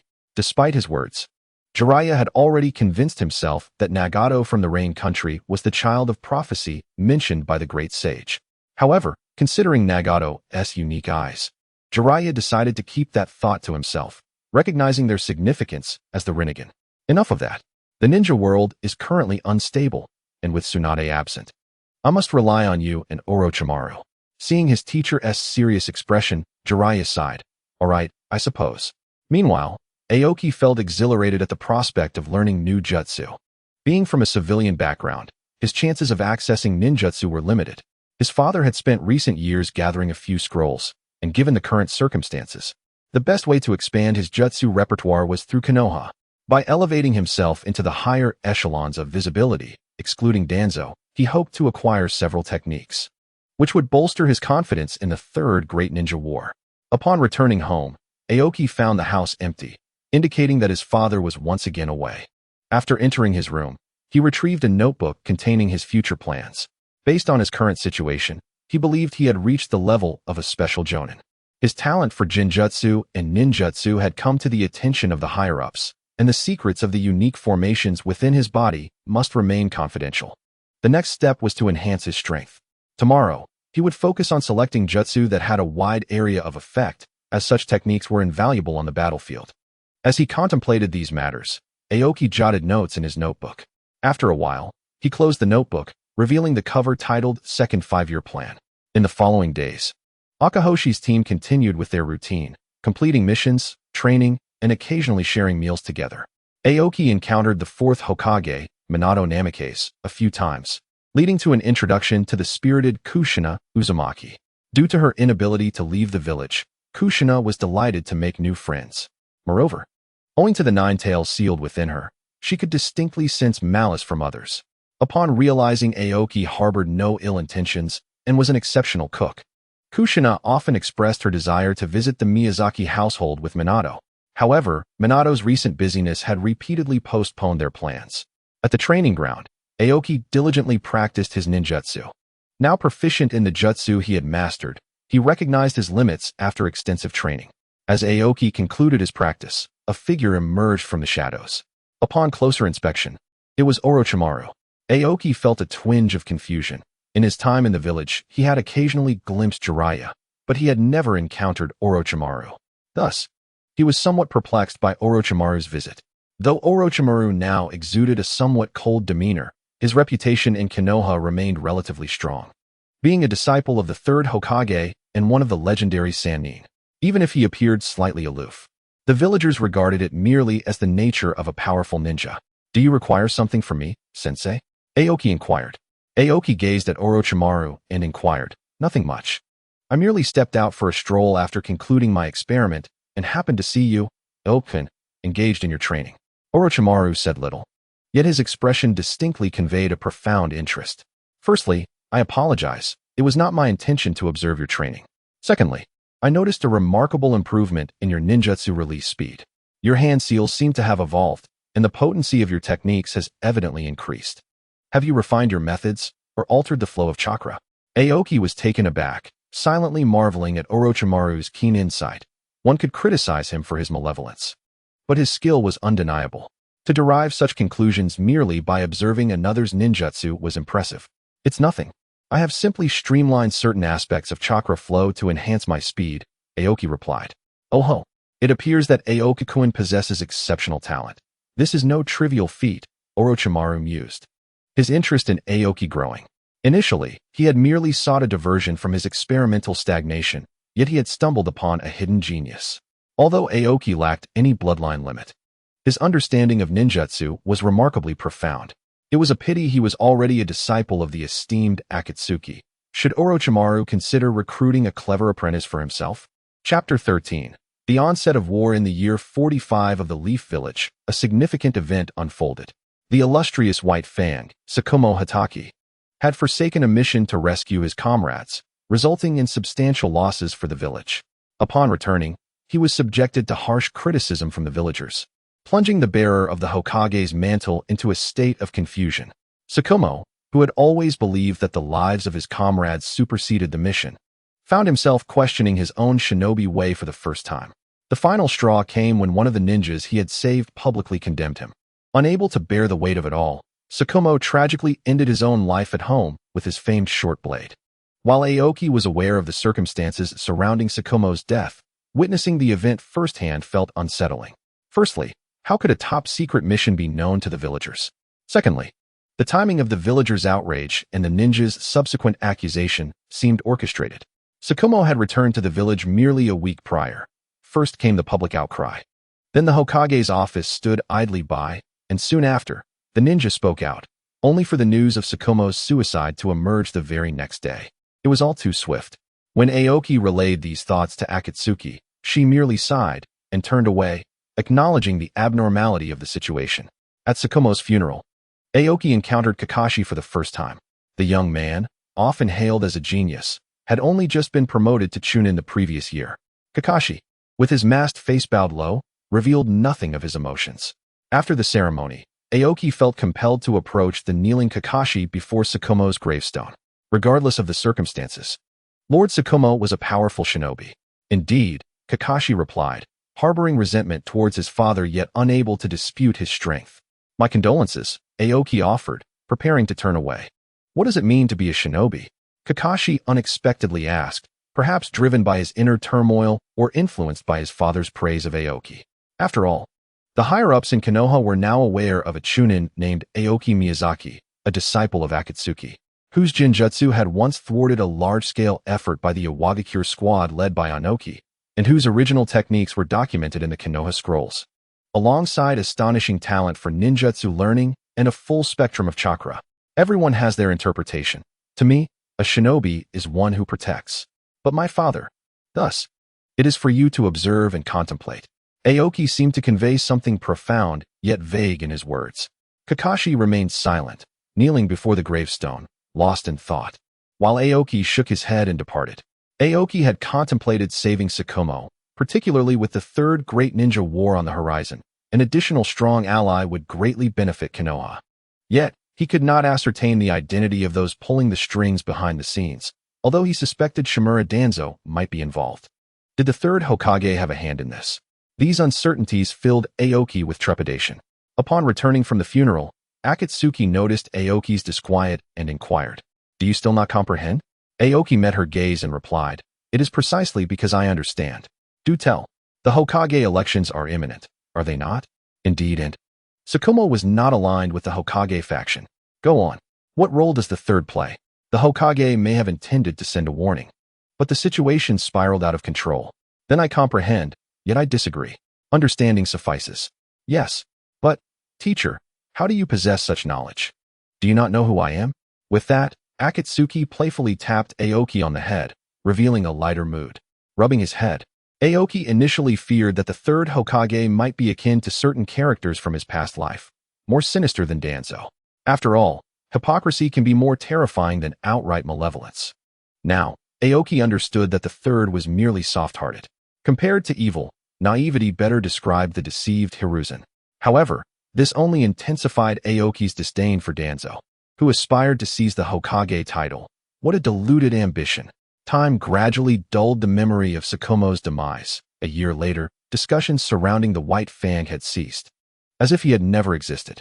Yet, the short blade Kakashi bore on his back served as a solemn reminder of the powerful shinobi who had once defended Konoha time and again, though few took notice. Kakashi underwent subtle changes, becoming increasingly focused on completing missions, even at the cost of abandoning comrades. Despite having conversed with Aoki a few times, Kakashi remained largely unchanged from the original narrative, as Obito remained the guiding light in his heart. In the year 46 of the Leaf Village, 13-year-old Aoki had grown to a height of 165 centimeters, nurtured by natural energy. Though still somewhat youthful in appearance, his features were undeniably handsome, and after extensive training, he had reached the rank of Jonin, with only a few more accomplishments needed for promotion.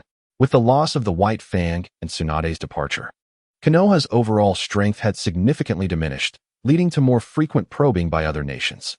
After a few years of peace, the shinobi world was once again shrouded in the ominous clouds of impending war. Konoha recognized the brewing tensions among the nations and prepared for the conflict that loomed on the horizon. On the day Jiraiya was summoned back to the village, he was engaged in his material collection work when he was suddenly whisked away by a swirling vortex to Mount Myaboku. Bewildered, Jiraiya approached the sage, Fukasaku, and inquired, "Fukasasama, why have you summoned me so unexpectedly?" "Ah, little Jiraiya, the great sage has requested your presence." "The Toad Sage, you say? I understand." Fukasaku led Jiraiya to the chamber of the Toad Sage, solemnly announcing, "Great Sage, little Jiraiya has arrived." The Toad Sage replied languidly, "Who is below?" "You requested little Jiraiya to come here. Truly, you are becoming forgetful." Shima, the female sage, interjected. "Child, do not speak so," Fukasaku admonished, then addressed the Toad Sage. "It is Jiraiya." "Oh, it is little Jiraiya.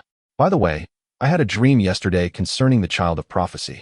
Upon hearing this, Jiraiya immediately inquired, "Has there been a change in the Child of Prophecy?" "Not quite. Rather, the shinobi world has undergone an additional transformation, yet it is beneficial for the Child of Prophecy." Upon hearing the words of the Toad Sage, Jiraiya felt a wave of relief wash over him.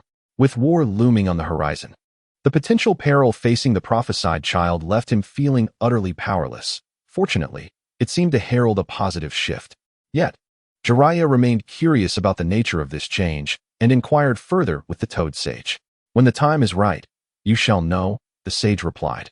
"That child possesses extraordinary talent. Now go." Having spoken, the Toad Sage closed his eyes once more. Noting the sage's return to slumber, Jiraiya took his leave. despite Shima's insistence to stay for a meal, as he hurriedly excused himself, citing pressing matters in Konoha. After the group exited the dwelling, the once slumbering Toad Sage reopened his eyes, murmuring to himself, "Hope, is it a good omen?" Chapter 14. The outbreak of the Third Great Ninja War in the 47th year of Konoha. The third Kazekage of Sunagakure mysteriously vanished, leaving the village in disarray as they mobilized all their resources to locate him. Initially, their search was discreet, but as time passed, urgency grew, expanding their efforts until other nations became aware of the Kazekage's disappearance. The might of Kumogakure, known for its brute strength, took the first aggressive step, launching a surprise attack on the Land of Wind, while simultaneously declaring war on the Land of Fire and the Land of Earth. The smoke of war enveloped the entire ninja world, and Konoha soon achieved a remarkable feat of 1 against 4. As the conflict ignited, a significant number of Konoha ninjas were deployed to the front lines, including the famed Akatsuki squad sent to the battlefield of the Land of Wind. Although Kumogakure declared war on Konoha, the latter should have redirected its forces to the Land of Rice to thwart the invasion. However, the Land of Wind was caught off guard by the combined might of Iwagakure and Kumogakure, which not only sought to repel the attacks, but also advanced troops into the Land of River, edging closer to the Land of Fire. Konoha now faced a severe shortage of manpower, needing to defend against invasions from Sunagakure, Kumogakure, and Iwagakure, while also remaining wary of Kirigakure, situated amidst the sea, leaving their intentions uncertain. In the Hokage's office, Sarutobi Hiruzen was troubled by the selection of commanders for the various battlefronts. His 2 disciples were certain to be dispatched, Jiraiya to the Land of Rice, and Orochimaru to the Land of Wind. As for the Land of Earth, he decided to send Kakashi, while he himself would remain in Konoha, vigilant against Kirigakure. Once arrangements were finalized, the third Hokage summoned the Umbu to bring Jiraiya, Orochimaru, and Kakashi. After concluding the discussions, Hiruzen felt the weight of age pressing upon him. At over 50, his vigor was not what it once was. Reflecting on the external war, he also had to concern himself with the internal security of Konoha. "I truly am dedicated," he chuckled, as he utilized the crystal ball to observe Jiraiya's preparations. As he monitored the safety of Konoha's women's hot springs, the door to his office suddenly swung open. Without needing to look, he knew who it was and discreetly stowed away the crystal ball, raising his gaze to Danzo. "Next time, please remember to knock," Hiruzen chided. News from Root has arrived. A new organization named Akatsuki has emerged in the Land of Rain, threatening the rule of Hanzo the Salamander. He has requested support from Konoha. Hiruzen pinched the bridge of his nose in frustration, contemplating how to decline, but Danzo interjected, "Hiruzen, there is no need to send additional personnel. I will lead Root myself." Hiruzen's eyes brightened at this, quickly responding, "That will do." Danzo, however, was not motivated by Hanzo's plight. He had learned from his subordinates that a ninja named Nagato possessed immense power, resembling the legendary Rinnegan, a power he coveted for himself, thus concealing this information. Thus, both parties reached a satisfactory conclusion. Danzo fantasized about acquiring the Rinnegan, while Hiruzen felt relieved to have resolved another dilemma. Meanwhile, after the Akatsuki squad completed their daily tasks, they received word of the war's outbreak. They were assigned to the Land of River, set to depart in 3 days. Upon hearing this news, Aoki felt a pang of concern. The Third Great Ninja War was upon them, and even the mighty Third Raikage had fallen. While he would not meet the same fate, he lacked the Raikage's prowess. Aoki was not alone in his apprehension. Kinta and Chiba shared similar expressions of worry. Sensing the trepidation of his 3 disciples, Tenkai reassured them, "Do not fret. Your abilities are commendable. Exercise caution on the battlefield, coordinate well with your teammates, and I will be there too. Nothing will befall you." "Understood, Teacher Tenkai," the trio acknowledged. Aware that their assignments were unchangeable, they resolved to prepare adequately, and Tenkai instructed them to return home, rest, and gather their necessary supplies, noting that while the village would provide some equipment, it would not suffice for all their needs. Upon returning home, Aoki found his father lounging about. He informed him of his impending deployment, prompting a wave of concern from Miyazaki Rin. A year prior, she had sensed the escalating tensions between the nations and had not ventured out since her return to the village. She had taken to a life of leisure, often lounging at home or drinking with Tenkai, embodying a retired persona. Yet, with Aoki heading to war, she wished he could take the whole family with him. Observing his father tirelessly preparing supplies, Aoki felt a surge of gratitude and a firm resolve to protect his family. The 3 days passed swiftly, and the Akatsuki squad gathered in Konoha's plaza, standing among fellow ninjas, each preparing for battle. They gazed up at the third Hokage delivering a rousing speech, gradually calming their nerves. The Hokage spoke briefly, his words a reiteration of encouragement, having already delivered similar sentiments twice. Orochimaru, stepping in to address the gathered ninjas, merely glanced at them before stating, "Let us depart."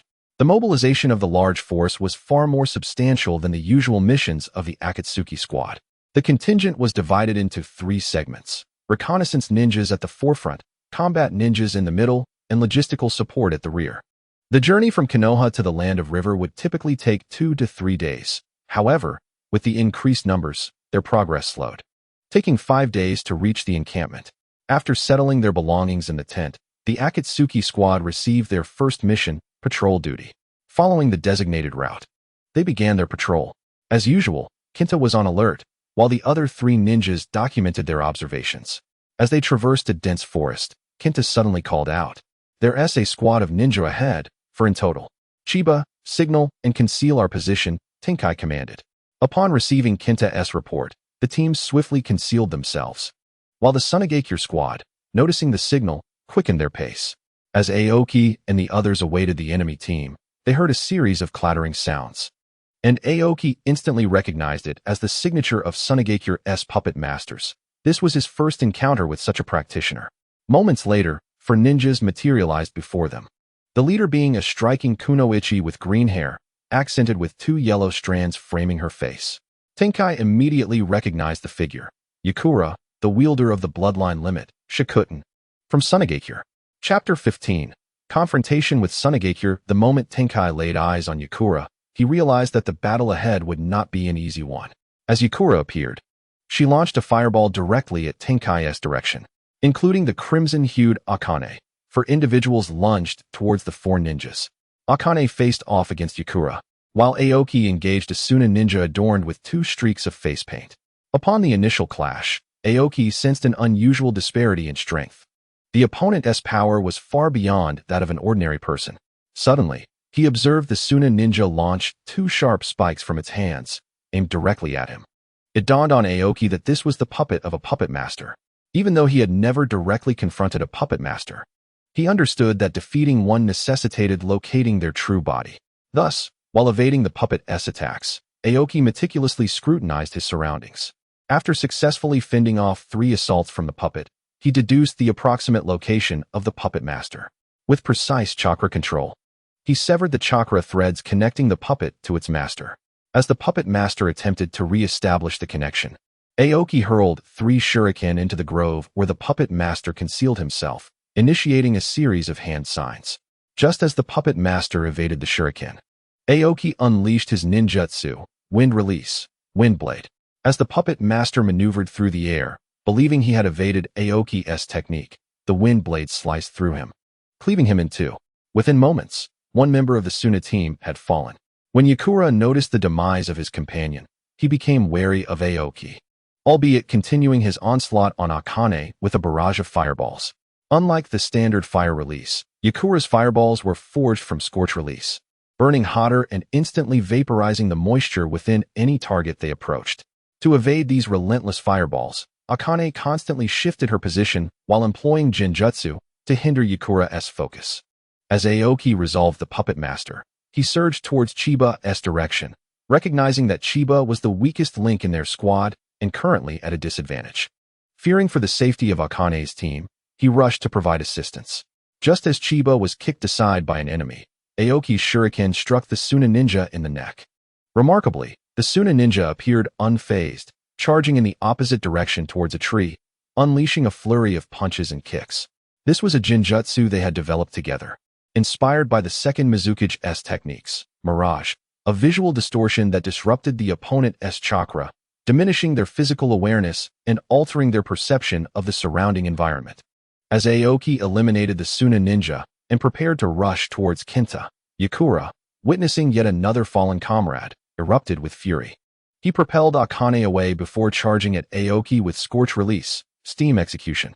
Aoki could only utilize Body Flicker technique to evade. while Yakura summoned his fellow Suna ninja engaged with Kenta to retreat, simultaneously launching a volley of scorch-release fireballs at Aoki and his team. The four could only counter with their own ninjutsu, Earth Release, Earth Flow Wall. The fireballs collided with the earthen barrier, creating a cloud of smoke. As the haze dissipated, the Suna ninjas had vanished, along with the bodies of their fallen comrades and the puppets. Exchanging glances, Akane's team awaited the arrival of reinforcements. Approximately 3 minutes later, 2 squads of Konoha ninjas arrived to inspect the chaotic scene. After inquiring about the situation, they departed, leaving Akane's team to continue their patrol. Until the patrol concluded, they encountered no further Suna ninjas. However, other patrols reported 2 teams missing, rumored to have clashed with Suna ninjas and suffered total annihilation. By the time the support squad arrived, they only glimpsed the retreating Suna ninjas and returned to camp after a brief pursuit. It was only due to the higher overall skill level of Akane's team that they had escaped unscathed. That night, as Aoki sat alone in the tent reflecting on the day's events, he realized he had begun to grasp the synergy of ninjutsu and jinjutsu. However, he still lacked clarity on how to blend them on a larger scale. His repertoire of ninjutsu remained limited, compelling him to rely primarily on taijutsu and jinjutsu. After careful contemplation, Aoki's developmental trajectory became increasingly evident. In the ensuing days, Akane's team continued their routine of patrolling and training. After about a year of such tasks, Aoki engaged Suna ninjas multiple times, gradually earning a reputation in Suna as a formidable adversary. They spoke of a peculiar little ghost from Konoha whose techniques seemed to strike even when evaded. Eventually, during a patrol, Akane's team was ambushed by an elite squad led by Yakura. Suna sustained injuries to Yakura and 1 jonin, while Akane's entire team, save for Akane, was severely wounded. Yakura had thoroughly tested Aoki's abilities, primarily focusing on taijutsu and jinjutsu. However, Aoki's jinjutsu proved to be elusive, prompting Suna's higher-ups to decree that when facing Miyazaki Aoki alone, missions could be abandoned. Meanwhile, Aoki's commendable achievements led to his promotion to jonin. In the makeshift hospital within the Konoha camp, Akane gazed at her 3 students lying in neat rows, suppressing a laugh. Aoki's companions noticed her entrance and sat up. Akane inquired, "How is your recovery progressing?" Kenta eagerly responded, "Aoki and I are fine, but Chiba is still in critical condition. I can't fathom Aoki's body. He sustained such severe injuries, yet was able to walk again within half a month." Aoki glanced at Kenta's boastful demeanor and replied, "Talent. It's not something you can replicate." Observing her students at ease, Akane couldn't shake the lingering apprehension from a month prior when Yakura and his team had launched their assault. Akane had been ensnared by a Suna jonin while Aoki faced Yakura's onslaught, with the other 2 combating 2 chunin. Although Aoki was powerful, he could not withstand Yakura's scorch release. Even after enduring a glancing blow from a scorch release fireball, Aoki managed to ensnare Yakura and his team with the jinjutsu, Hell Swamp. This technique, derived from Earth Release, Swamp of the Underworld, incorporated principles from binding trees, forcing the targets to confront pressure from all directions instead of the singular downward pull they had experienced before. Aoki seemed to sense Akane's thoughts and offered reassurance. "Teacher, it's all in the past." Akane nodded in agreement. "Indeed, it is behind us. By the way, Aoki, I have important news to share." "What is it, teacher?" The 3 students inquired, curiosity piqued. "Akane's team has been promoted. Miyazaki Aoki to jonin, while Hinata Kenta and Chiba have been elevated to special jonin." "Really?" Kenta and Chiba erupted with excitement upon hearing the news of their promotions, while Aoki, already aware, maintained a composed demeanor. However, he pondered aloud. "What will happen to Akane's team?" Akane replied with a solemn nod. "Akane's team will be disbanded. You will be required to lead independently." Chapter 16. The responsibilities of a jonin. Though somewhat anticipated, Aoki felt a pang of disappointment upon receiving the news. "How could this happen?" Kenta exclaimed, clearly struggling to accept the reality. "Due to your injuries, I have been reassigned to the analysis team. With your promotion to jonin, you are now equipped to lead a team on your own. Therefore, Akane's team must disband. You will join the village reinforcements in 2 days for recovery and to meet your new teammates. From now on, you will be the captains. Do consider your actions carefully. Kenta, you must temper your impulsiveness. As captain, you cannot act recklessly." Listening to Akane's guidance, the excitement of their promotions was dampened. After briefly outlining further arrangements, Akane departed, leaving the three to fall into a contemplative silence. After an indeterminate time, Aoki broke the stillness. Well, dwelling on this won't change anything. Now that we are Jonin, we must embody the responsibilities that come with it. Kinta, Chiba, we will be captains now. We cannot act as we once did. Kinta and Chiba, encouraged by Aoki's words, resolved to rally their spirits. Indeed, Aoki is correct. We shall become the captains and lead the new members in their missions. Kinta concurred. Yes, we must strive to become stronger and protect our new comrades, Chiba added. After conversing for a while longer, the trio retired for the night. 2 days later, they returned to Konoha with the village's forces. Aoki felt a sense of relief upon returning to Konoha after some time away, as he was no longer on the battlefield and could relax his nerves. On the second day back in the village, Aoki visited the Hokage's office. Hisashi gazed at Aoki and said, "Aoki, here is your list of students. I never imagined that the child who once used shadow clones to skip class would grow to this extent." Aoki scratched his head, replying, "Hokage-sama, please don't tease me." Hisashi continued, "I heard from Orochimaru that you possess chakra of all attributes?" "Yes," Aoki confirmed. "Perfect. Here is my ninjutsu training journal. Consider it a gift for your promotion." "I couldn't possibly accept this." "Thank you, Hokage-sama." As he spoke, Aoki accepted the notebook from the third Hokage. Hisashi shook his head with a smile at Aoki's demeanor and said, "Now, go meet your team." "Understood." Aoki turned and left the office, glancing at the list in his hand as he walked towards the Ninja Academy. Marino Ibiki, Yuhi Kurenai, Sarutobi Asuma. Have they graduated as well? Why did the third assign Asuma to me? Now I understand why he gifted me his ninjutsu journal. Lost in thought, Aoki entered the classroom of graduates. Kurenai instinctively gasped upon seeing Aoki at the podium, drawing the attention of the entire class, prompting her to lower her head. "No need to bow your head, Kurenai. Sarutobi Asuma, Marino Ibiki, come with me," Aoki commanded. Ibiki, Asuma, and Kurenai immediately followed him to the training grounds. Before Aoki could speak, Kurenai asked, "Aoki, how did you become our team leader? Weren't you part of my father's squad?" Aoki replied, "It's nothing. Our entire squad has been promoted to Jonin, and we need to be assigned to lead our own teams." He refrained from mentioning his injury to avoid worrying his family and continued, "All right, introduce yourselves. I will set the example. I am Miyazaki Aoki, Jonin, skilled in Jinjutsu, though my taijutsu and ninjutsu are also commendable. I have no dislikes, but I have many likes. Now, it's your turn, starting with Asuma." "What? That's just your name and title," Asuma said with some dissatisfaction. "I am Sarutobi Asuma, a genin, skilled in fire techniques. I dislike my father, and I like Kurenai." Kurenai blushed at his confession, and Aoki thought to himself, "Goodness, are children so mature these days?" "I am Marino Ibiki, a genin, proficient in taijutsu and summoning techniques. I detest dishonest individuals and enjoy exploring the human heart." Aoki frowned upon hearing this, realizing that Ibiki displayed such tendencies at a young age. No wonder he would later become an expert in interrogation. "I am Yuhi Kurenai, a genin, adept in Jinjutsu. I dislike being deceived, and I enjoy drawing." Aoki then stated, "You need not call me teacher. Just refer to me as captain. You have a week to rest.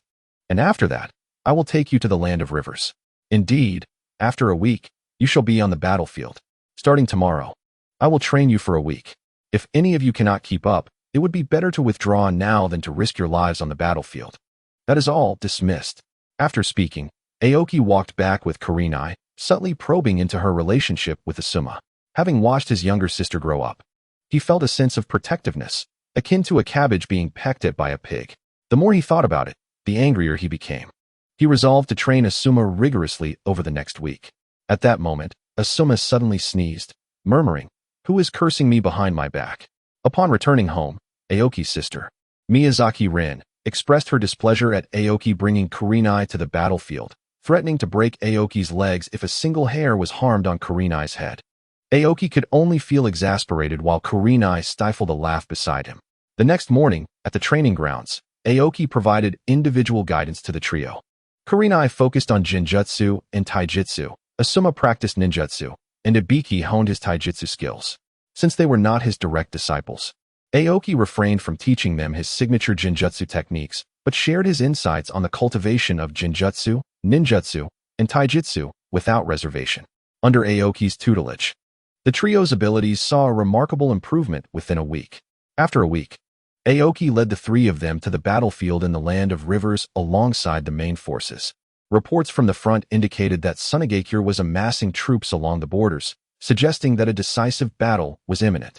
Although Konoha faced threats from all sides, Sunagakure was simultaneously engaged in warfare across three fronts.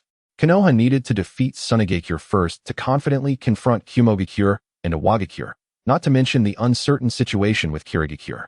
Upon reaching the front lines, newly graduated genin like Aoki's team were tasked with patrolling near the base, while only formidable ninja squads, like the previous Akatsuki team, could venture further afield. Aoki made it a point to visit his mentor, Jinhong, upon arrival. Due to the escalating clashes between Konoha and Sunagakure, the demand for intelligence analysis was surging. Jinhong remained engrossed in work as they spoke, barely able to spare time for his daughter.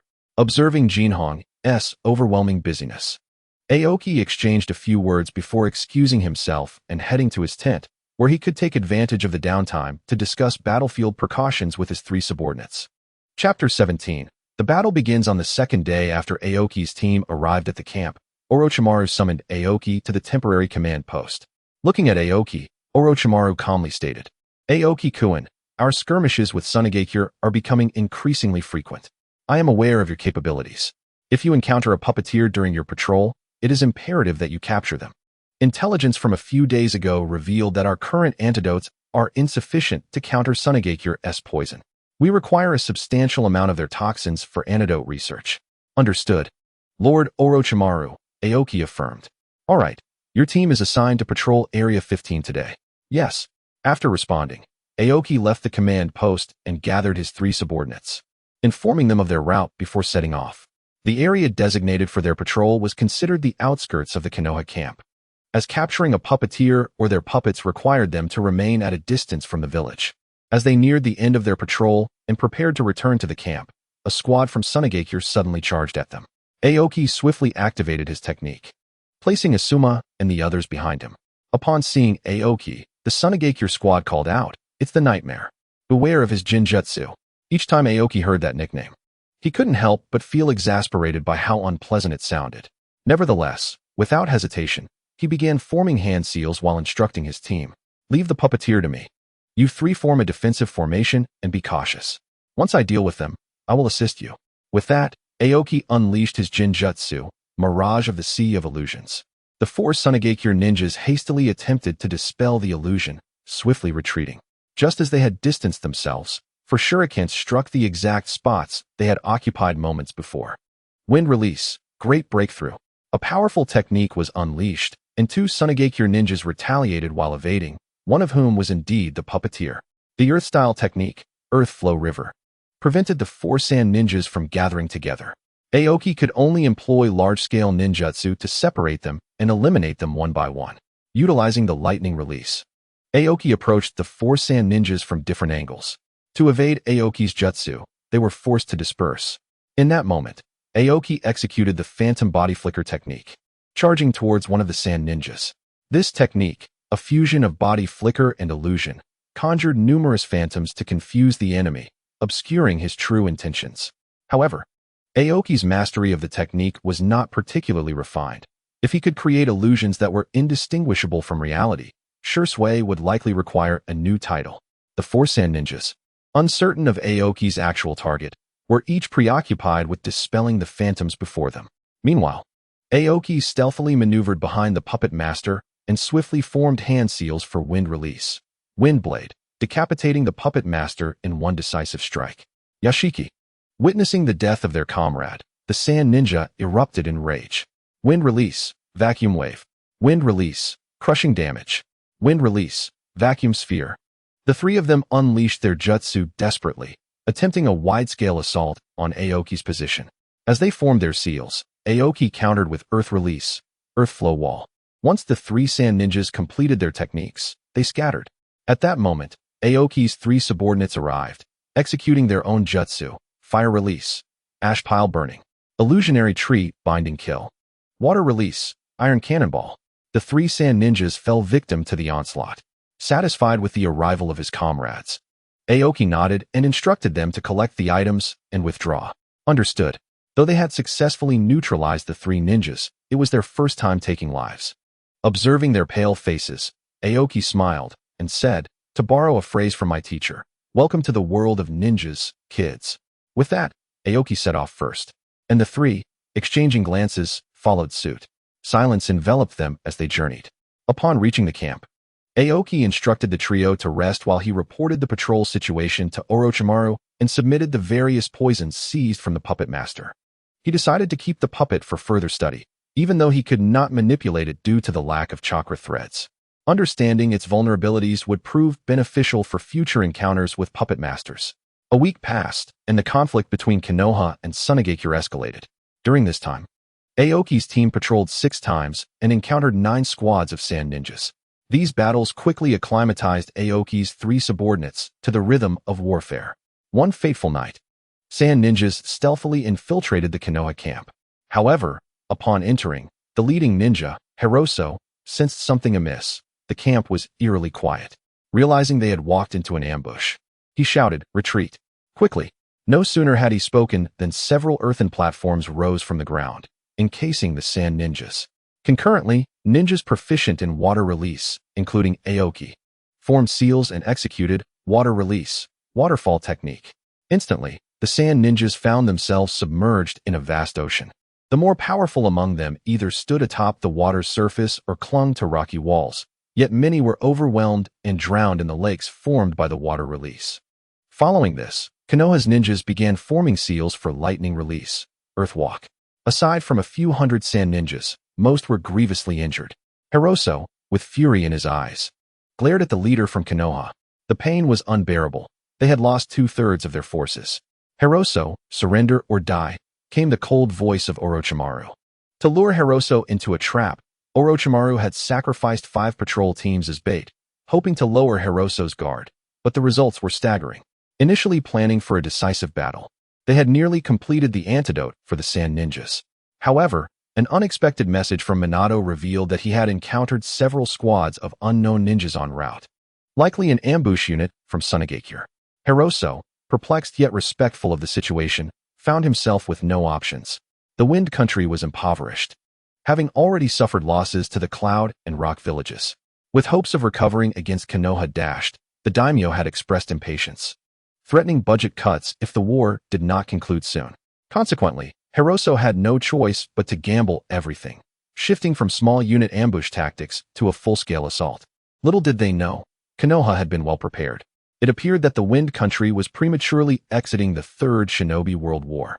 Hiroso, observing his fellow sand ninjas, shook his head in resignation and declared to Orochimaru, "I surrender." Chapter 18. Changing the battlefield. Hiroso agreed to surrender under the condition that Konoha would save their injured. Orochimaru acquiesced, albeit with the stipulation that Hiroso be taken to Konoha's prison. Faced with the lives of thousands of ninjas at stake, Hiroso reluctantly agreed.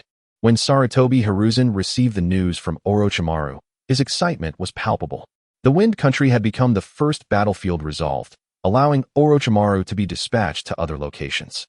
Yet, Orochimaru proposed a trip to the borders of the Water Country to guard against the Mist Village. In his elation, Hiruzen readily consented. Although the Wind Country had exited early, caution was still warranted. A figure of sufficient authority was needed to maintain order. After much consideration, he decided on Danzo. It seemed that since Danzo volunteered for the Rain Country mission, he had not been seen. Inquiry revealed that Danzo had faced failure, returning with only 2 members of Root. However, the Wind Country indeed required Danzo. Hiruzen instructed the Umbu to relay a message to him, directing him to lead Root to the River Country to take over the camp. Once arrangements were made, Hiruzen felt at ease, pulling out a crystal ball to resume checking on the safety of the hot springs, knowing that vigilance was crucial during wartime. In the 49th year of Konoha, the battle at Kikyo Mountain erupted, with numerous ninjas dispatched to the northern part of the Fire Country. Due to the Wind Country's devastating losses in the River Country, their ninjas were largely reassigned to the north of the Fire Country. Located in the northern region of the Fire Country, should Kikyo Castle fall to the Cloud Village, Konoha would be directly exposed to their line of sight. In a state of urgency, Hiruzen began reallocating ninjas from various locations to bolster defenses in the north. Meanwhile, Aoki led a contingent of Konoha ninjas from the river country towards the northern fire country. According to reports from Konoha, the cloud forces at the Kikyo mountain front were being intercepted by Minato and his ninjas. However, the cloud's numbers outmatched Konoha's, and without reinforcements, it was only a matter of time before Konoha's defenses would be breached. Realizing this, Aoki quickened his pace, compressing a 5-day journey into 3. Although nearly half of his team was left gasping for breath by the time they arrived at the Konoha camp. Upon arrival, Aoki instructed the team leaders to arrange accommodations while he rushed to the command center. At that moment, Minato was in the command center, fretting over the deployment of defenses. Jiraiya, stationed at the Land of Rice camp, was on guard against the third Raikage. Unexpectedly, the third Raikage's son and his partner had surged past Kikyo Mountain, but fortunately, Minato had learned the Flying Thunder God technique and managed to intercept the new generation of the AB team. However, the shortage of manpower was a significant issue. Minato, are you in there? I'm coming in, Aoki called out from outside. Hearing Aoki's voice, Minato perked up and quickly replied, come in. I'm here. Aoki lifted the curtain and entered, gazing at the map before Watergate. Is the defensive force insufficient? He inquired. Watergate replied, indeed, but fortunately, you have arrived. How many people did you bring? Aoki pondered for a moment and responded, around 100 or 200. The old man from the Land of Rivers insisted that we must guard against the Land of Wind, hence he could only spare me this many. Very well, Aoki. Direct your team to secure Area D, Watergate instructed while pointing at the map. Regardless of the circumstances, if the cloud-hidden forces approach from this direction, they must be halted. The terrain here is intricate. Even with just 100 men, it will suffice. Understood, Watergate. I will head over now. Go on. By the way, take this, Watergate said, handing Aoki his Flying Thunder God kunai. Inject chakra into it upon encountering the AB combination, and I will be able to reach you instantly. All right. Aoki replied, stowing the kunai away. The two ceased their conversation. Watergate needed to reorganize the troop defenses, and Aoki had to reach the designated location to prepare. Upon arriving at the assembly point, Aoki summoned the captains of each squad and briefly outlined their mission, instructing them to lead their teams to the designated positions. Although the captains grumbled about the prolonged march, they gritted their teeth, resolute in their commitment to protect Konoha. That night, Aoki led the 150 ninjas from the Land of Rivers to the location designated by Watergate, setting traps and arranging ambushes before everyone but the scouts succumbed to deep slumber. Having endured several days of relentless travel without proper rest, the night passed uneventfully. The following morning, an early rising Aoki received news from Watergate. The main force of Cloud Hidden was about to clash with Watergate's Konoha ninjas. Aoki's team was instructed to be ready to encircle the retreat of the Cloud Hidden forces, ensuring they were driven out of the Kikyo Mountains. After reviewing the intelligence, Aoki contemplated the route on the map when Asuma, Kurenai, and Ibiki entered. Asuma spoke first. Aoki, have you had breakfast?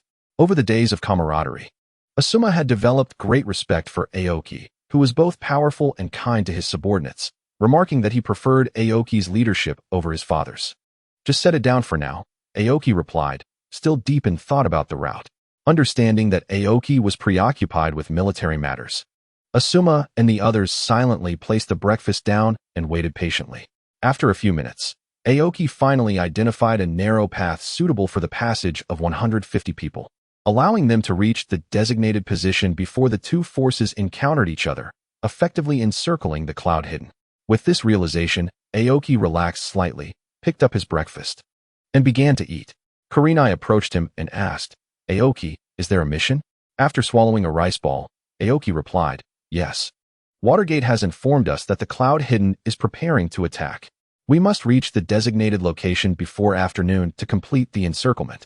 Again with the marching? Asuma lamented, weary from their recent forced marches. Don't worry, we have ample time. We will depart in half an hour. There is no need to rush.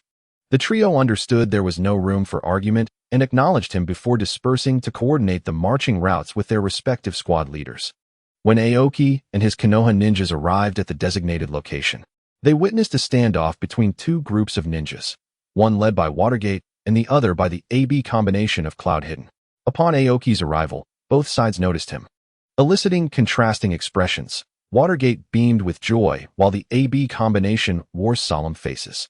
They had not anticipated that the reinforcements from Konoha would be Aoki, whose prowess had already been demonstrated in several battles against the Land of Wind. In just a year, he had evolved from merely evading blows against Yakura to engaging him in a fierce exchange. Even before the finals between Konoha and Sandhidden, he had managed to leave a significant scar on Yakura, despite sustaining injuries himself.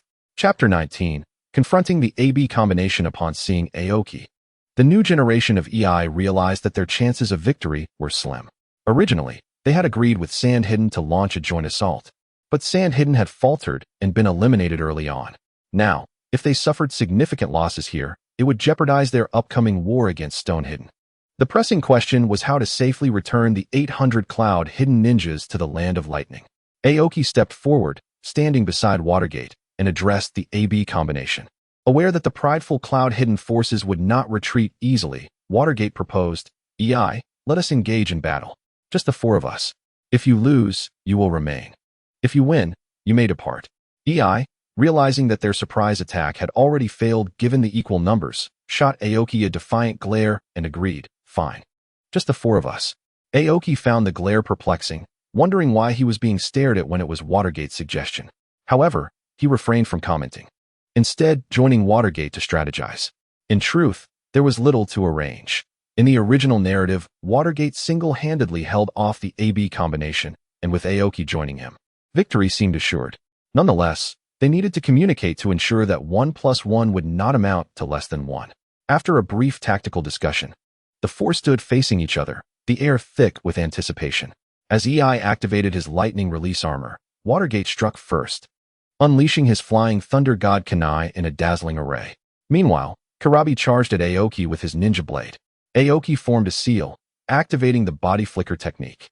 However, due to Kurabi's status as a perfect Jinchuriki, the illusionary chakra within him was shattered by the 8 tails, and he quickly regained his senses, momentarily faltering before charging at Aoki once more. Aoki, with no other option, brandished his kunai to fend off Kurabi's onslaught. With the illusion failing, he had to rely on taijutsu and ninjutsu. If he could just stall Kurabi, Watergate would have an easier time. Watergate could not inflict damage on EI, nor could EI capture Watergate, resulting in a stalemate on both fronts. Watergate utilized the high-speed movement of the Flying Thunder God to shift angles and attack EI, while EI awaited an opportunity to retaliate against Watergate. Kurabi relentlessly assaulted Aoki with his swordsmanship, forcing Aoki to counterattack with taijutsu. The battle raged from midday into the night, and all four participants were severely fatigued. Watergate's speed began to wane. EI's lightning release armor flickered dimly. Kurabi panted heavily as he wielded his sword, and Aoki, gripping his kunai, labored to catch his breath. Just as they engaged once more, a flash of lightning illuminated the battlefield, signaling the arrival of the third Reikage, who had come to provide support. The combat ceased abruptly, Watergate and Aoki standing together, vigilantly observing the third Reikage, while EI and Kurabi looked disheartened behind him. Noticing that the four had halted, the third Reikage spoke, "Let it be. You shall call this a draw." No one argued, given the state of exhaustion. They had little strength left to continue. The third Reikage, seeing their silence, added, "Clear the way." Watergate signaled to the Konoha ninjas, who parted to allow passage. The third Reikage walked ahead, patting EI on the shoulder without further words as he prepared to leave. EI and Kurabi followed behind, dejected as they returned to their village. Watergate, watching the figures of Cloud-Hidden disappear from sight, finally exhaled in relief and turned to Aoki, declaring, "We held our ground." Aoki nodded in agreement, responding, "Indeed." The various ninjas of Konoha erupted in cheers, for none wished for war. They had come to safeguard Konoha and protect their homeland. If conflict could be avoided, that would indeed be preferable. Amidst the jubilant clamor of the ninjas, Aoki and Minato felt a surge of excitement. Konoha was engaged in multiple battles, and their forces were severely lacking. Even advancing the graduation of students from the Ninja Academy barely alleviated the strain. Since Aoki and Minato had joined forces with Team AB, the names of Nightmare and the Yellow Flash had echoed throughout the ninja world, showcasing not only Nightmare's exceptional genjutsu, but also his formidable taijutsu and ninjutsu. The ninja manuals of various nations now included remarks suggesting that encountering the Yellow Flash and Nightmare might warrant mission abandonment, a tacit acknowledgement of their formidable prowess. Upon entering Aoki's tent, Minato found him sitting morosely, with Asuma and his companions awkwardly positioned nearby. Minato smiled and inquired, "What troubles you? Who has offended our Konoha's nightmare?" Aoki replied, "Minato, you jest. I know not who bestowed upon me such an unflattering title." Minato chuckled at this, aware that while Aoki presented himself with decorum to strangers, those familiar with him recognized his playful and somewhat childish nature, though he remained reliable when it came to serious matters. Minato chose not to delve further into Aoki's grievances and instead handed him a piece of intelligence. "What is this? Another situation?" Aoki asked, perplexed, as he examined the contents. "What? The third Reikage is dead?" Asuma and his companions were equally astonished. After all, he was the leader of a village, and they had only recently encountered him. Minato explained, "The third Reikage was ambushed by Iwagakure forces while returning to the Land of Lightning. Reports indicate that IWA deployed nearly 10,000 troops, and the Reikage sacrificed himself to ensure the safety of the Cloud Ninjas during their retreat, battling IWA's forces for 3 days and nights before succumbing to exhaustion." "Hold on a moment. Let me gather my thoughts," Aoki interjected, his mind racing with questions. "First, where did this occur? Second, how did IWA know the route of the Cloud Ninjas? Lastly, where did they muster so many shinobi?" Minato clarified, "The location is the Land of Rice, a necessary passage for the Cloud Ninjas returning home. Given the recent invasion of Konoha, every nation is now aware of the Cloud's movements. According to information from Jiraiya-sensei, IWA initially advocated for combat, but had only engaged in a few skirmishes with Sunagakure, sustaining minimal losses. Right, but the Reikage's physical prowess was truly monstrous. 3 days and nights against 10,000 ninjas, and he perished from exhaustion," Aoki mused. "Indeed. However, Aoki, I have another matter to discuss. Due to Iwa's mobilization, we must expand our defenses beyond the borders of the Land of Fire. We cannot afford to underestimate Iwa's capabilities." "Understood. I shall devise the patrol schedules and areas. Minato, you can focus on the defense arrangements." "Excellent. I shall take my leave," Minato replied. Chapter 20. A clear understanding. After bidding farewell to the others, Minato departed. Aoki began redefining the patrol regions. With the defense layout still incomplete, he could only contemplate the patrol areas within the Land of Fire. Soon, he finished his task. Asuma and his companions approached, eager to speak. "Aoki, you promised to teach us that body flicker technique today." Having performed admirably in battle, Aoki had agreed to their request to learn his signature technique, though he had forgotten amidst his busy schedule. Had it not been for their reminder, he might have overlooked it entirely. "Ah, indeed. Today is fortuitous. Let us begin now." "Follow me," Aoki said, leading the way as Asuma and his friends hurried to keep pace. Though he did not treat them as formal disciples, Aoki made an effort to fulfill their requests. Among them, only Kurenai showed a keen interest in Jinjutsu, while Asuma favored ninjutsu and taijutsu, and IBI exhibited a particular fascination with interrogation techniques. Nevertheless, all three expressed a desire to learn Aoki's body flicker technique, primarily due to its impressive nature. In a nearby clearing, Aoki meticulously explained the essentials of the body flicker technique to his 3 subordinates, providing hands-on guidance during their practice. Kurenai demonstrated a natural talent for Jinjutsu. After a brief explanation, she successfully executed the technique, albeit summoning only 3 shadows, far from Aoki's full visual effect, yet commendable for a novice. In contrast, Asuma and IBI struggled for an afternoon before achieving success.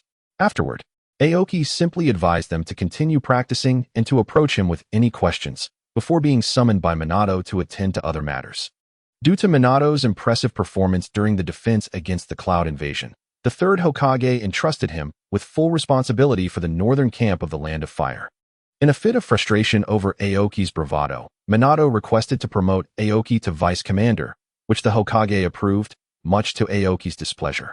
Gazing at the towering pile of administrative scrolls, Aoki scratched his head and remarked, "Minato, do we have this many responsibilities at the camp?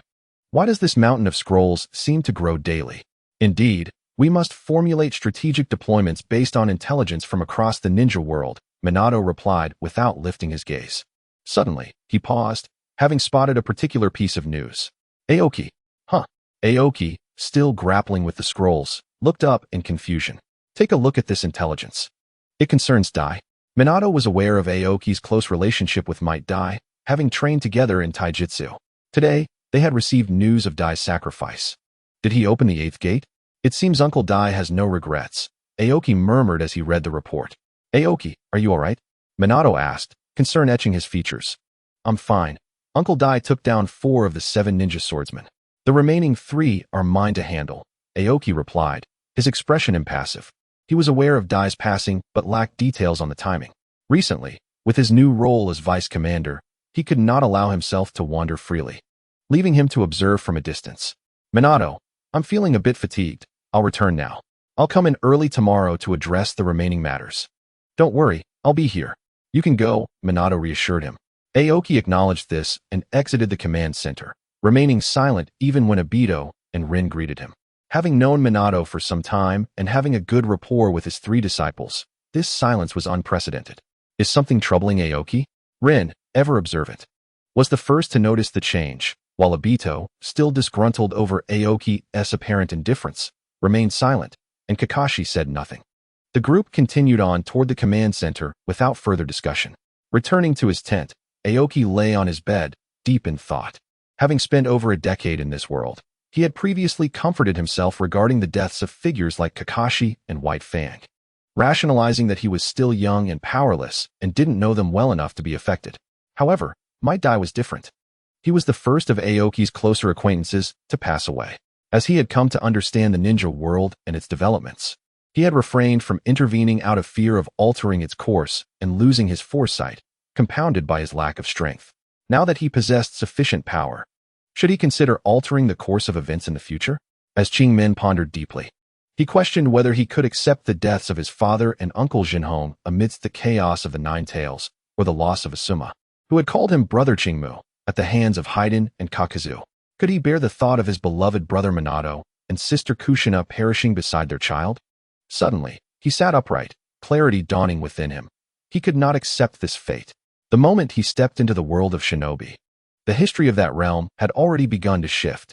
Rather than fret over the uncertain future and the tragic demise of those he held dear, he resolved to alter the course of events and embrace the unknown. Reflecting on the knowledge he had acquired in his previous life, he realized that his anxiety over change was merely a fixation. Now, Qingmu had transcended such obsessions, his mind unshackled. Having lived anew, his desires were simple: a few close friends by his side and the health and safety of his family. If he could not achieve even this modest wish, what was the purpose of striving to enhance his own power?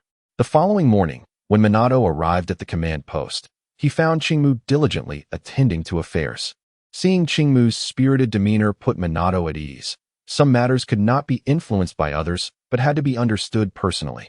Fortunately, Qingmu had reached that understanding. Yet, concerns about Kakashi lingered in Minato's mind, causing him to frown. Minato, what are you pondering while idling away from work? Qingmu inquired, noticing the change in Minato's expression at the doorway. My apologies, Minato replied, hastily moving to his desk to begin his tasks. Qingmu shook his head and resumed his own work. Due to a troubled mood the previous day, many matters had piled up, and he had much to attend to. As time progressed amidst the myriad of tasks, it marked the 50th year of Konoha. Throughout that year, Qingmu engaged daily in administrative duties, occasionally guiding the training of his 3 subordinates. Life had been relatively tranquil until the sudden invasion by Iwagakure shattered that peace. With the incursion of 1,000 Iwagakure shinobi, the delicate balance between Konoha and Iwagakure was abruptly disrupted. The sheer number of invaders overwhelmed Konoha's defenses, and the flames of war spread across the land of fire. Minato, due to his use of the Flying Thunder God technique, was darting across various locations, while Kakashi and his companions joined Qingmu's team. Qingmu organized the ninjas on the front lines to resist the Iwagakure invasion. Chapter 21. The Divine Bridge on the Battlefield. Qingmu was engaged in personnel deployment at the command post when Asuma entered, reporting urgently, Brother Qingmu, Area C has fallen. Order all ninjas to retreat to the camp and prepare to return to the land of fire. Reinforcements will arrive as we reach there, Qingmu instructed methodically. Understood. Asuma replied swiftly, rushing to relay the message. Qingmu examined the map and the intelligence in his hands, marking a circle around the Kamigawabi Bridge, contemplating strategies to break the deadlock. At that moment, Minato appeared beside Qingmu, having used the Flying Thunder God technique. He looked at Qingmu and asked, Have the troops assembled? The numbers of Awagakure are overwhelming. Even with our preparations, we cannot withstand their invasion. The orders have been issued.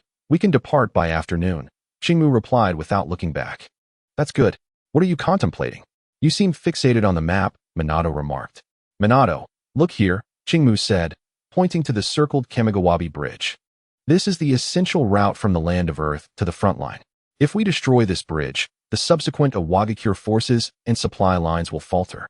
By the time our reinforcements arrive, we will face only a diminished contingent of their forces.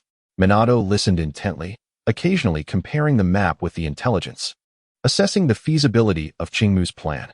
He then raised his concerns. Based on your assessment, this mission requires individuals with high mobility. Is it tailored for me? Qingmu smiled and replied, Indeed, your mastery of the Flying Thunder God technique makes you the ideal candidate for this task. However, it seems you are the only one suitable at present. We cannot send you alone. This plan requires further refinement. What if I take Kakashi and the others with me? Minato suggested. No, while Kakashi can certainly assist you, Rin and Obito lack the requisite strength.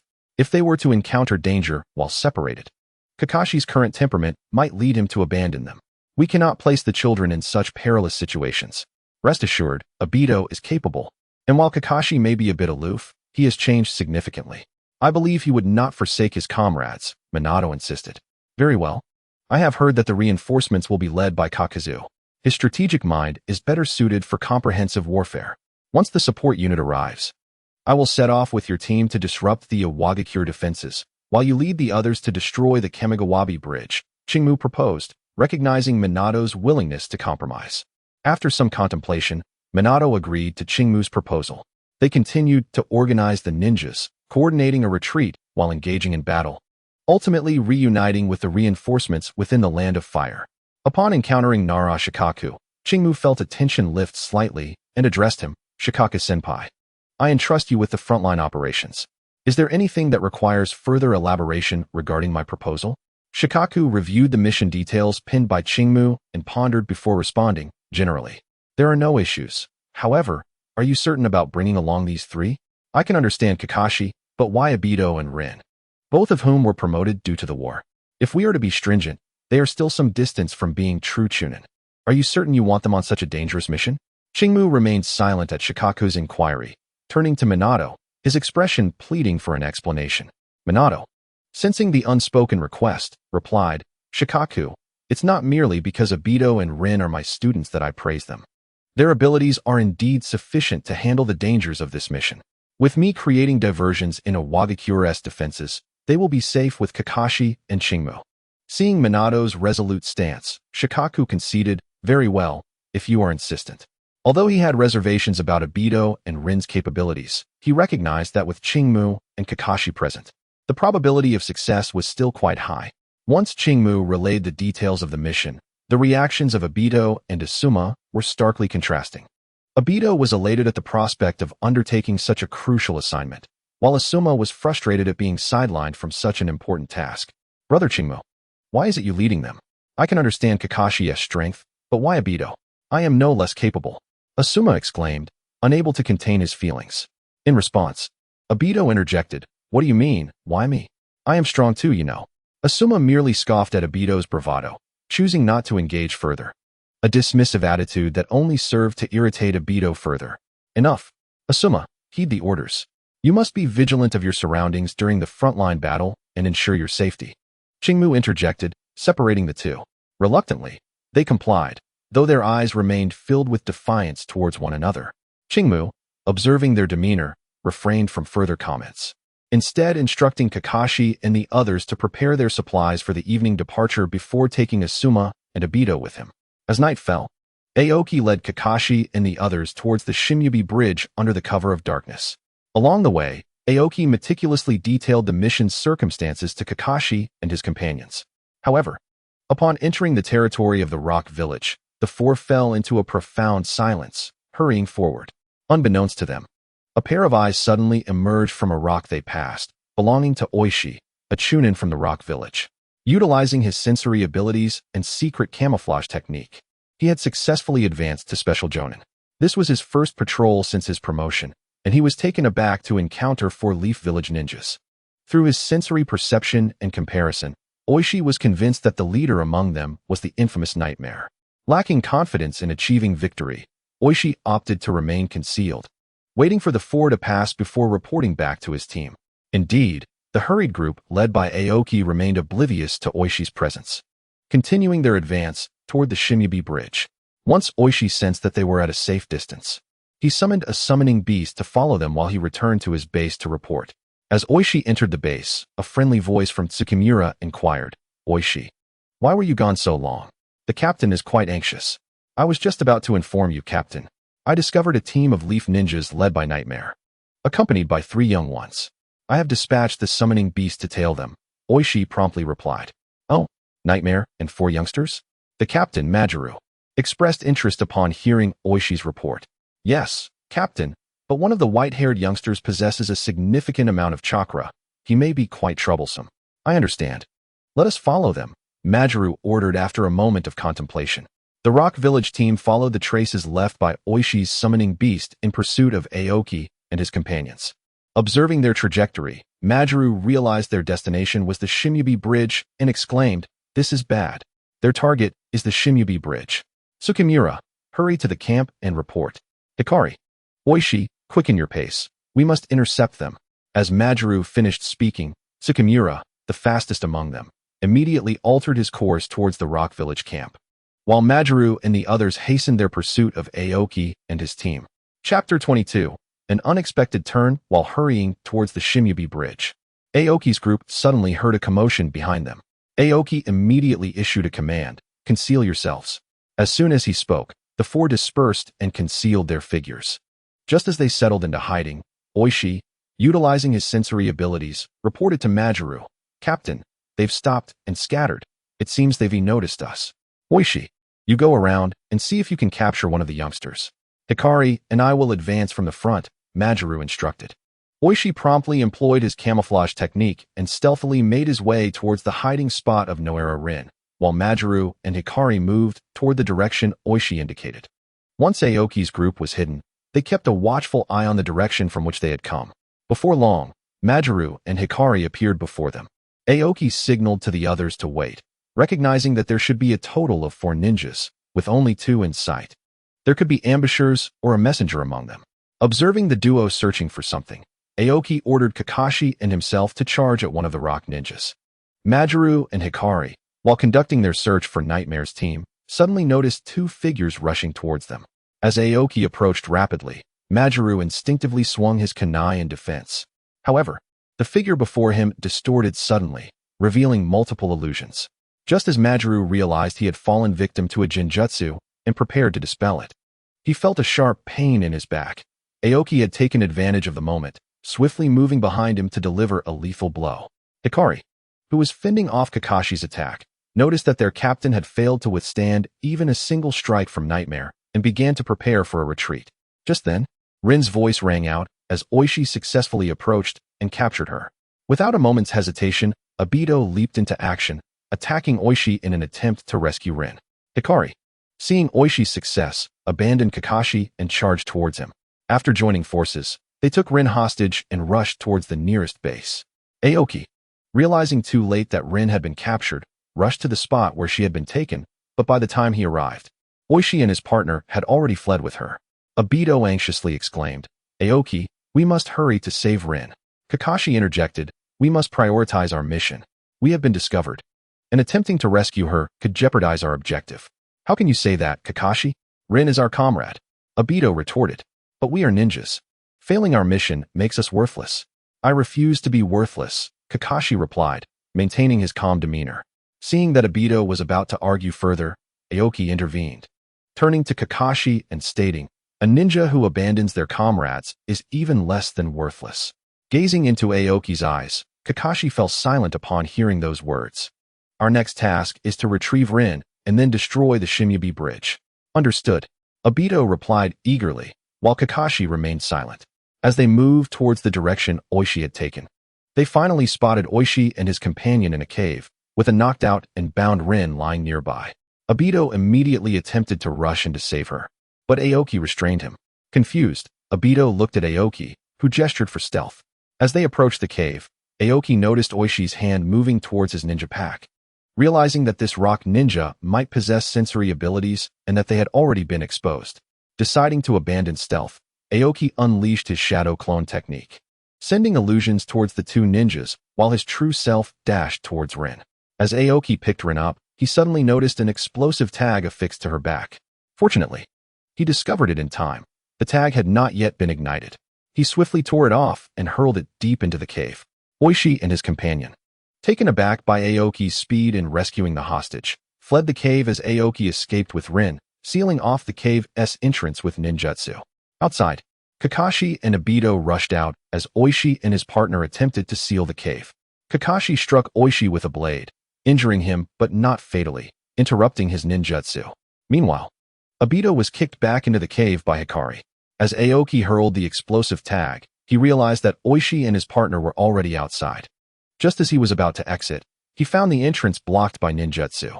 The explosive tag he had thrown deep into the cave had begun to ignite.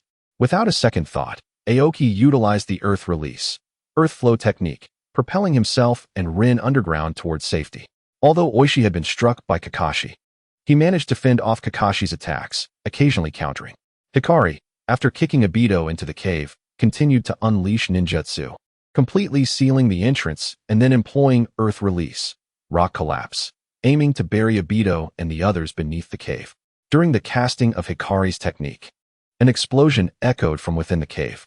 Oishi and Hikari realized this was the trap they had set off, while Kakashi, concerned for Obito and the others, increased his attack tempo, only to receive a counterattack from Oishi, who left a mark on his eye. Just as Aoki emerged from underground with Rin, he heard the explosion reverberate behind him. After Aoki emerged, he noticed an IWA ninja unleashing a ninjutsu.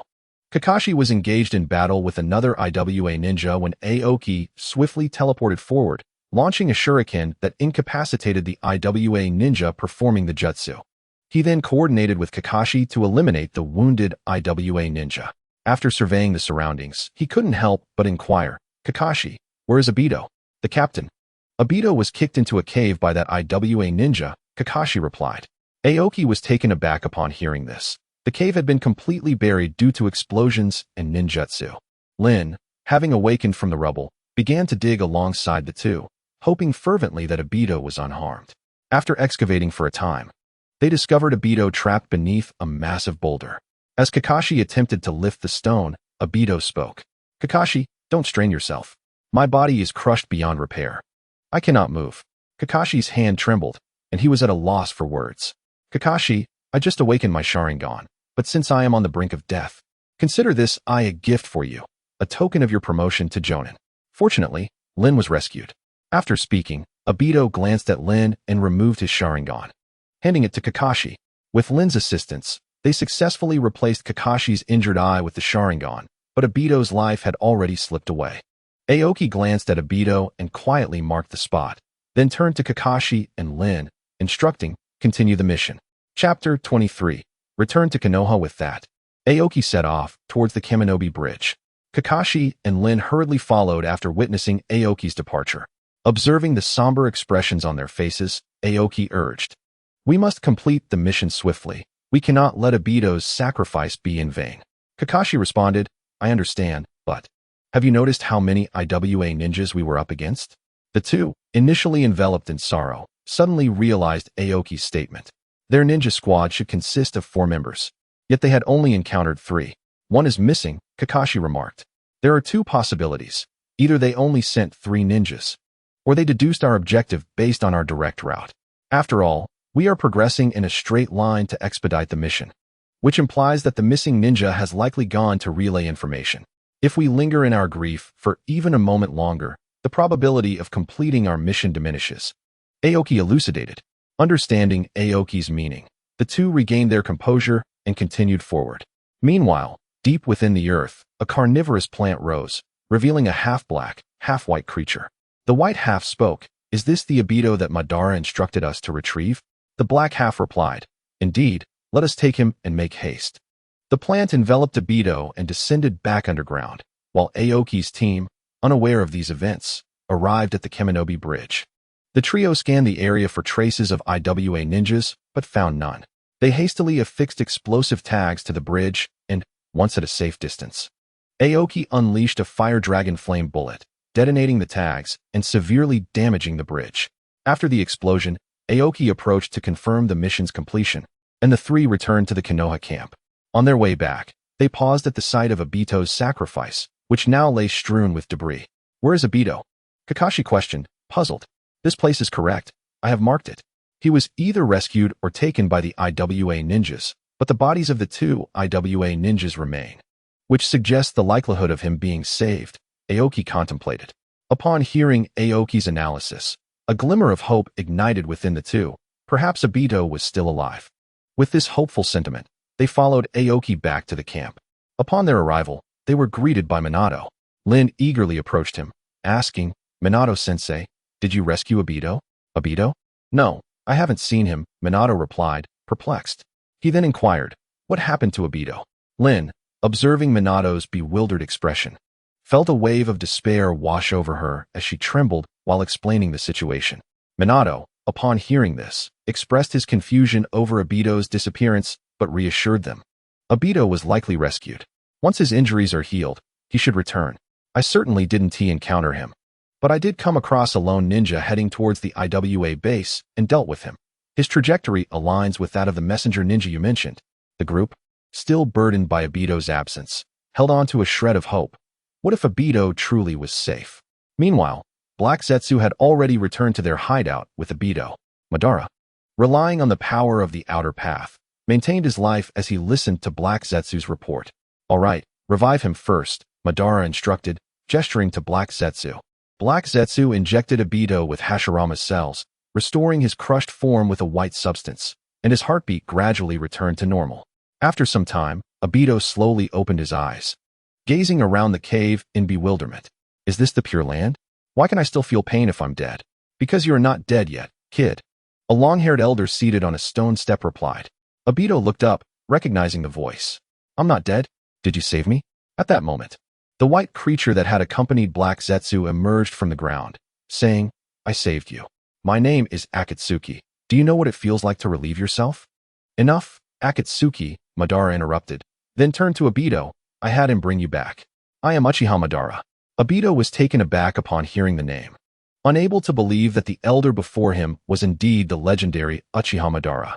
However, Madara paid him little mind, proceeding to share his grand designs and ideals. Though Obito was captivated by Madara's vision, he had yet to confront Lin's death and found it difficult to accept. "Very well, take your time to recover. Black Zetsu, I leave him in your care," Madara concluded, observing Obito's expression and waving his hand dismissively. Black Zetsu readily acquiesced. With the Kaminobi Bridge destroyed, the IWA supply route was compromised, and Konoha's reinforcements had arrived. After engaging in a few symbolic skirmishes, Konoha and IWA prepared for peace talks.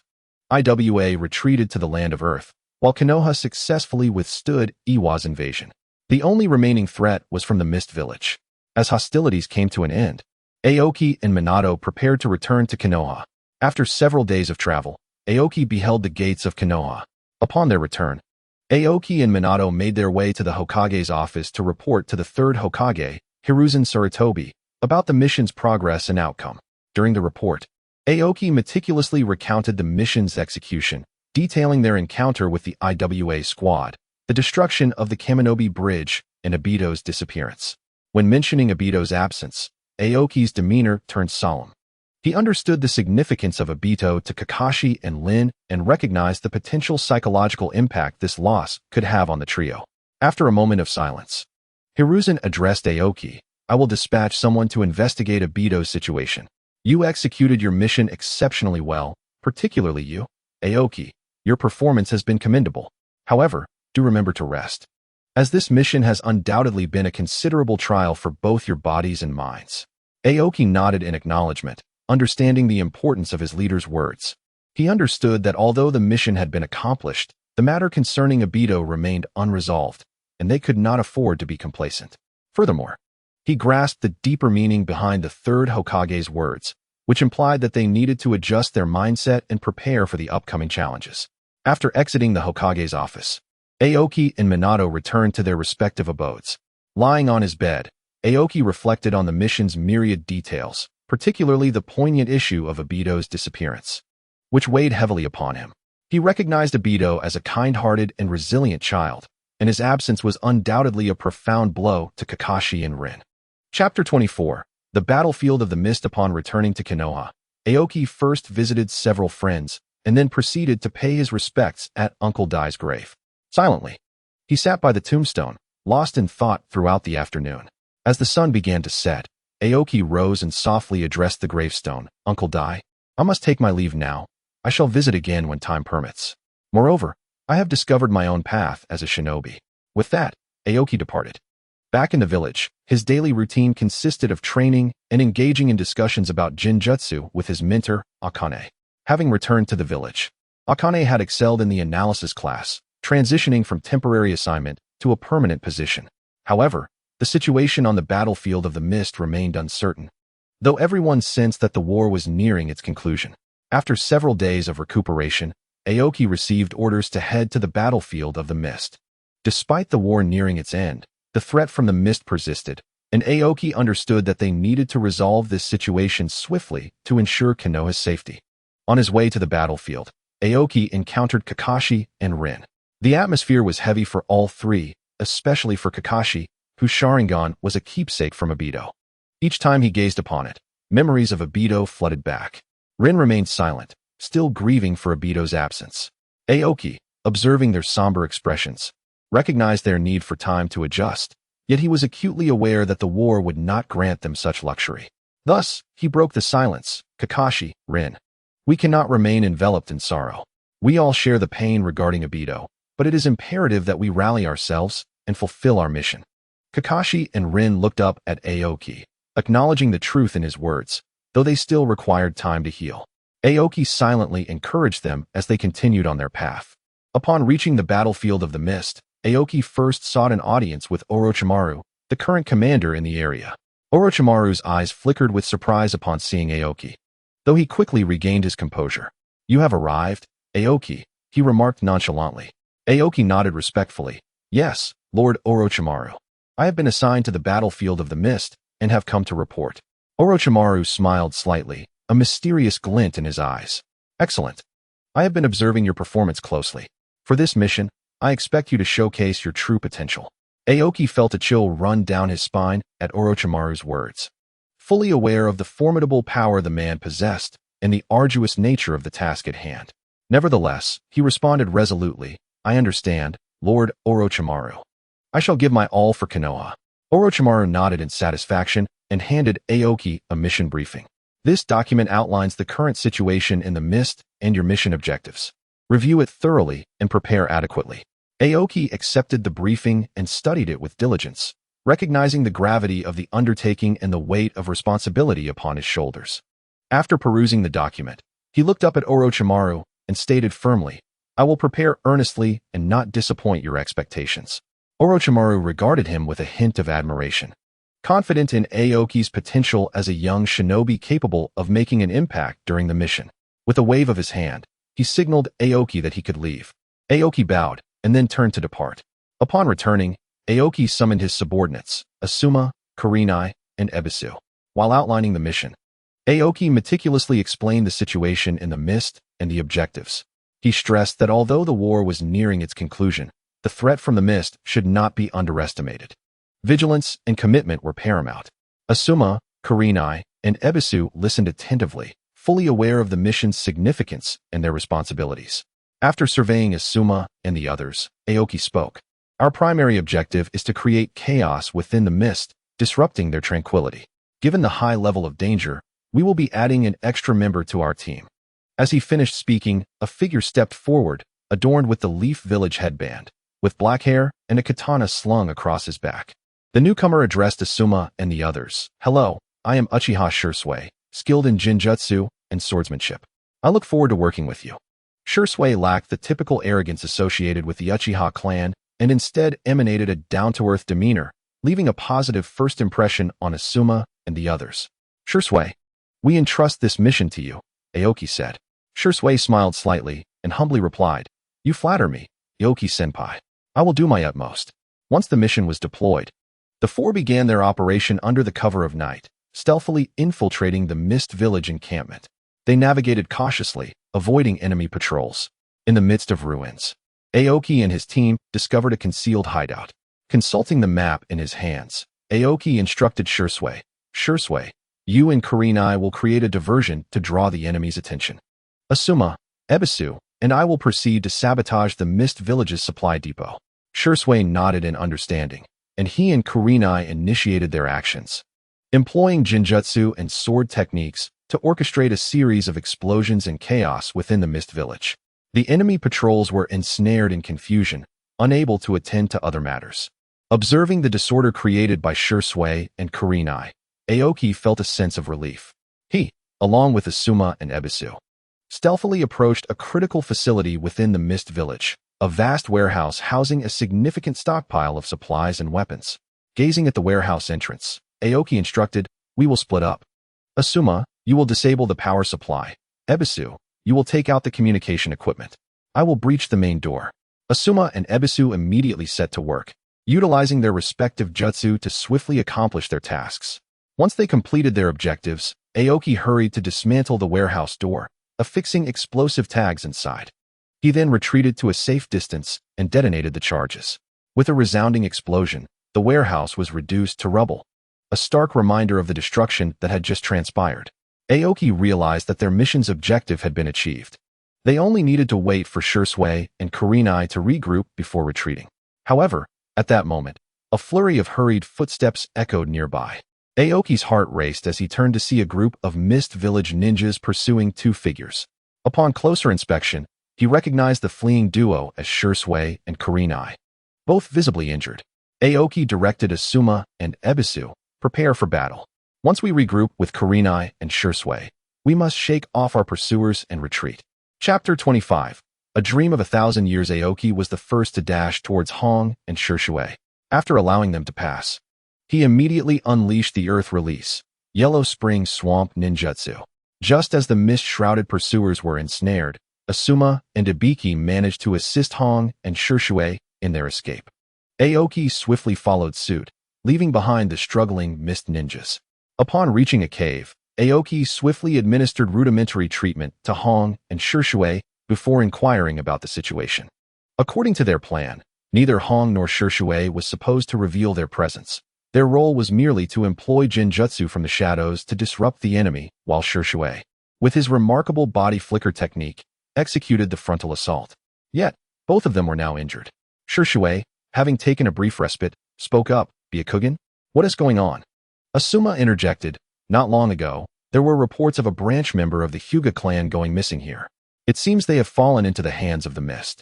Aoki succinctly explained the situation to the others, then turned to Shursui and Hong. This was an oversight on my part. I apologize. Don't worry about it, Aoki and I. Hong replied hastily. I will report my mistakes upon our return. Let us take a moment to rest. We'll head back to the camp tonight. Since arriving at the battlefield of the mist, Aoki had felt an unsettling aura permeating the surroundings, an indescribable sense of foreboding. For now, he could only suppress his unease and focus on preparing to return to the camp. After the group regained some stamina, they set off back to the camp, taking advantage of the thin mist to obscure their movements. Along the way, they successfully evaded mist patrols. Just as they were nearing the border of the Land of Water, Aoki spotted two squads from the mist gathered by a large lake. As they considered circumventing the area, they noticed another small team escorting a young girl. Upon closer inspection, Aoki was astonished to recognize that the unconscious girl was none other than Rin Noera. Hong and the others also became aware of the unfolding situation. After contemplating the scenario, Aoki decided that a few of them should stealthily approach to ascertain the mist's intentions. As Aoki and his companions drew near, they could vaguely overhear the conversation among the mist ninjas. Fortunately, none of them possessed sensory abilities. Aoki listened intently as one of the ninjas voiced his frustrations. I wonder what the Mizukage is thinking. If he wants a truce, why are we still sent on this mission? Enough. The Mizukage's decisions are beyond our influence. Complaining does no good, replied a ninja identified as Takuji. It's not that we wish to complain, but this task. Another ninja started to say before Takuji interrupted, they are coming. Let us prepare to commence. Upon hearing this, the group fell silent. As the squad holding Rin approached, One of them confirmed her identity, seemingly intent on capturing her.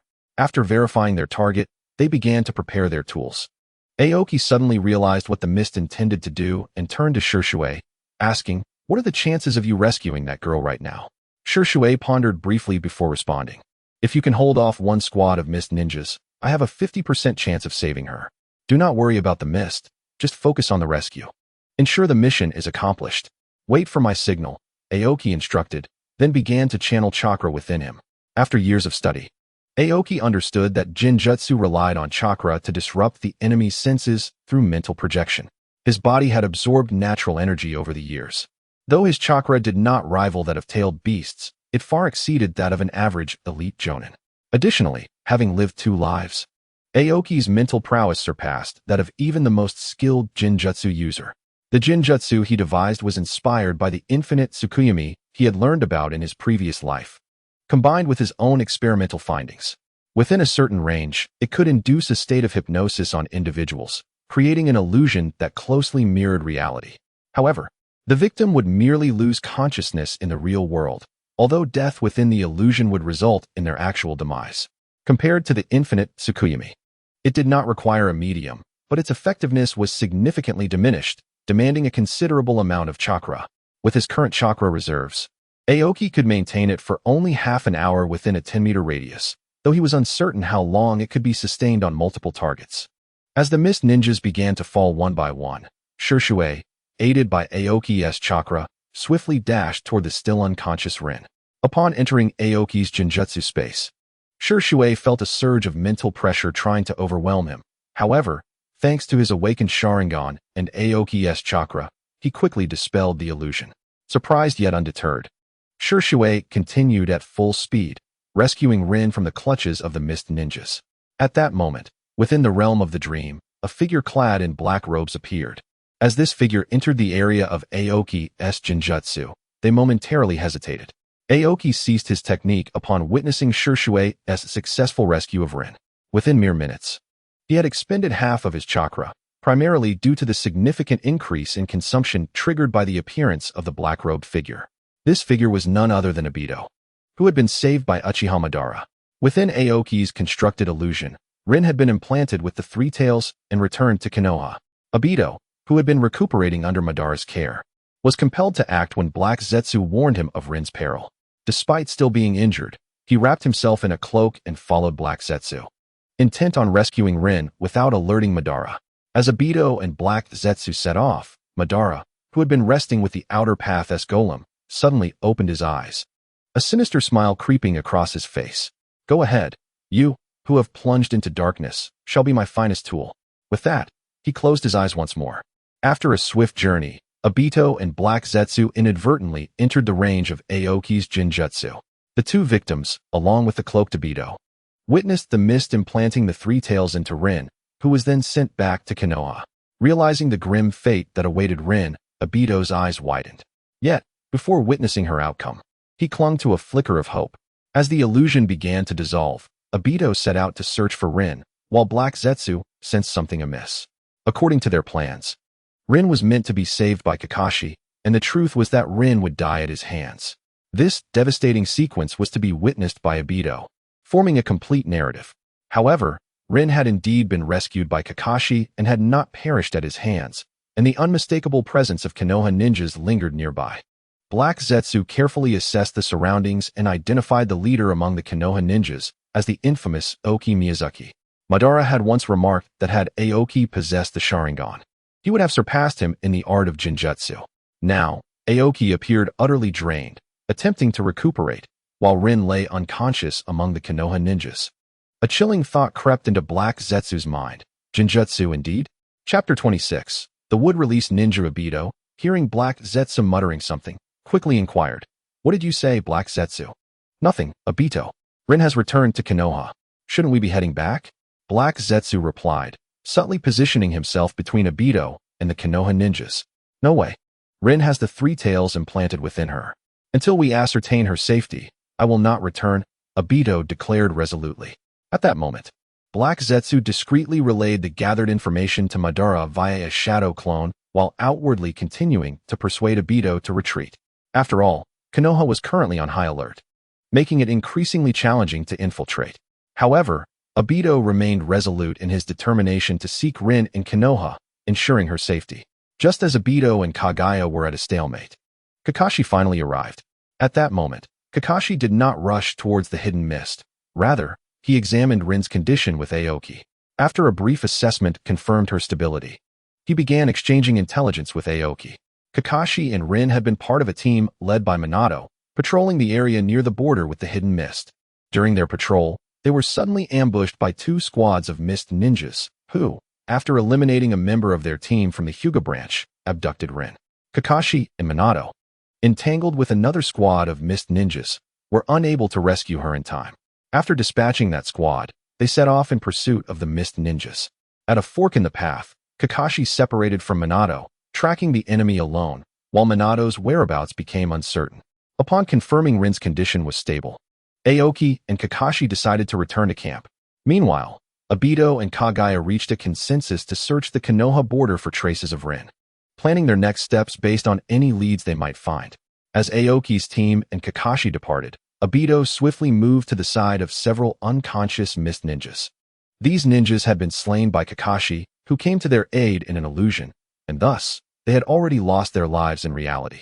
The others, eager to return to camp, overlooked the situation with the mist ninjas. However, Aoki caught sight of the figure in the black cloak and alerted his comrades before charging towards the cloaked figure. Upon hearing Aoki's voice, the others turned and also glimpsed the figure. Kakashi felt an odd familiarity with the silhouette, but dismissed it and followed suit. Obito, by the corpses of the mist ninjas, sensed something amiss and turned to see Aoki charging towards him, closely followed by several others from Aoki's team from various directions. To protect his identity, Obito was forced to engage using his dojutsu. After a brief confrontation, Aoki utilized a genjutsu to close in on Obito, wielding a kunai to sever the white zetsu wrapping around him. Lacking the power of the Mangekyo Sharingan, Obito could not match Aoki's speed and fled with Kaguya's assistance after sustaining a wound. Injured, Obito was taken back to Madara by Kaguya, while Aoki, observing the severed arm left behind, realized the cloaked figure's identity. The encounter between Obito and Aoki transpired in an instant. By the time Kakashi arrived, Obito had already escaped with Kaguya. Aoki picked up the severed arm, still bearing the remnants of the dojutsu. Is this would release? Kakashi exclaimed in astonishment at the arm in Aoki's possession. It is possible. Let us return, Aoki replied, stowing the arm away and preparing to leave, with Kakashi following closely behind. Upon their return to the camp, they first transported Rin, Kurenai, and Shizune for medical treatment, while Aoki reported the mission's details to Orochimaru. Orochimaru, intrigued by the potential existence of wood-release ninjas, examined the arm Aoki provided and confirmed it was indeed wood-release. He then addressed Aoki, "You have done well. I will relay this intelligence back to Konoha. You may return to rest." After Aoki bowed and exited Orochimaru's tent, Orochimaru watched him leave, unable to resist licking his lips. Murmuring, would-release ninjas, the plot against Noara Rin, and Aoki's genjutsu comparable to forbidden techniques. There is much to investigate. Meanwhile, at Uchiha Madara's location, the injured Obito and Kaguya recounted the events of their outing in detail. After listening, Madara waved his hand, instructing White Zetsu to take Obito for treatment. Kaguya's information piqued Madara's interest further. A genjutsu akin to the infinite Tsukuyomi, is it? This Miyazaki Aoki is indeed a genius in illusion. Madara's voice echoed from the stone steps, while Kaguya anxiously inquired, "What about Obito?" "It is of no concern. We shall find a way to acquire Miyazaki Aoki's technique. Since Obito did not detect the traces of its casting, we can construct a new illusion for him," Madara replied. "Understood, Lord Madara," Kaguya responded, feeling reassured by his words. In the Hokage's office in Konoha, Sarutobi Hiruzen abruptly slammed a report onto the table and instructed the Umbu, "Contact Shimura Danzo. He must expedite the handover of his duties and return to Konoha." Yes, an Umbu ninja stepped from the shadows, responding before swiftly departing. "Would release. I hope it is not you, Danzo." In the southern Konoha camp, Rin awoke, and upon Aoki's inspection, he noted no abnormalities, as the three tails had not been truly infused within her. He then checked on Kurenai and Shizune, finding their recovery satisfactory. After a brief conversation, he returned to his tent. As night deepened, a figure suddenly emerged from Aoki's tent, unnoticed by the patrolling ninjas. Once distanced from the Konoha camp, the figure halted, illuminated by moonlight, revealing Aoki's face. From within his clothing, Aoki produced a fragment of white zetsu he had secretly retained from the severed arm. My conjecture is that sage eyes represent the pinnacle of yin release, while the sage body embodies the zenith of yang release. Only through their union can one possess the power of all existence, and wood release appears to be the tangible manifestation of yang release's eternal vitality. Currently, my Jinjutsu prowess ranks among the finest in the ninja world, and I can absorb natural energy. Yet, my lack of mastery over the corresponding abilities likely stems from an imbalance in the yin and yang chakra within me. I wonder if the residual cells from Hashirama in this fragment can restore that balance. Is there something you wish to discuss here at such a late hour, Aoki-kun? Orochimaru emerged from the nearby woods, speaking as he approached. It seems you also harbor an interest in the power of wood release. Upon seeing Orochimaru, Aoki instinctively concealed the white zetsu fragment, tensing his body, prepared for combat. There is no need for you to act hastily, Aoki-kun. I can treat tonight's events as if they never transpired. However, as a form of compensation, would you accompany me to my laboratory? I merely wish to extract a sample of your blood, after all. I am quite intrigued by your physique. Despite lacking a bloodline limit, you possess Jinjutsu skills rivaling those of the Uchiha. Surely, you have many secrets. Chapter 27. A deal is struck. Aoki regarded the imposing figure of Orochimaru. Feeling the intricate formation within him awaken for the first time, chakra surging to fill his robes. Twirling a shuriken between his fingers, Aoki smiled and asked, Orochimaru-sama, are you certain you have the upper hand? No sooner had he spoken than Orochimaru's figure abruptly darted to the left. As he regained his footing, the spot where he had stood revealed another figure, while the original Aoki dissipated with the wind. Orochimaru-sama, it appears you have been watching me for quite some time. The revealed Aoki, with a subtle smile, calmly addressed Orochimaru. A technique you have yet to employ? It seems to have been modified from a Wagakure's secret arts. Your concealed secrets continue to delight me, Aoki-kun. Orochimaru wiped the blood from a wound on his face, his gaze filled with fervor. Just then, both Aoki and Orochimaru vanished from their positions, the forest resonating with the sounds of clashing metal. Moments later, the combatants separated, with Aoki forming hand signs, the speed of the intricate formation within him accelerating once more. In the realm of the hidden arts, the technique of lightning release, false darkness, alongside the serpent's array, unfolded as a multitude of serpents shielded Aoki from the sudden onslaught of Orochimaru, who appeared by his side. The chilling glint of the Kusanagi sword pierced toward Aoki's throat, its blade suddenly adorned with a ghostly purple curse seal. Aoki's pupils constricted as the intricate formation beneath his feet illuminated with the 8 trigrams, and in a split second, he transformed into an ephemeral shadow, evading the lethal strike. Water bullet of the Ken character. Dozens of water spirals erupted from the marsh, enveloping Aoki's specially concocted paralyzing powder that shredded the myriad snakes into fragments. Orochimaru's skin began to ooze a viscous substance, and as he activated his shedding technique, he discovered that the chakra flow around him had become sluggish. Hidden within the wound he had just sustained lay a sealing talisman meticulously arranged by Aoki in advance. Red chain of the Lee character. Aoki clasped his hands together, and suddenly, crimson chains manifested around Orochimaru. From a distance, a commotion arose in the encampment, and both men sensed the unique chakra fluctuation of Minato Namake's Flying Thunder God technique. Orochimaru's lips curled into a serpentine grin, his eyes still ablaze with fervor as he gazed at Aoki. Someone approaches. Let us conclude our engagement for today, Aoki-kun. Upon hearing this, Aoki quelled the rapid operation of his formation, waved his hand, and the crimson chains binding Orochimaru dissipated. He regarded Orochimaru and replied, the agreement remains intact. The next move is yours, Aoki-kun. I shall provide you with 300 cubic centimeters of my blood in exchange for transplanting Hashirama's cells. Deal. Aoki's formation returned to normal, and the diagram beneath his feet gradually faded.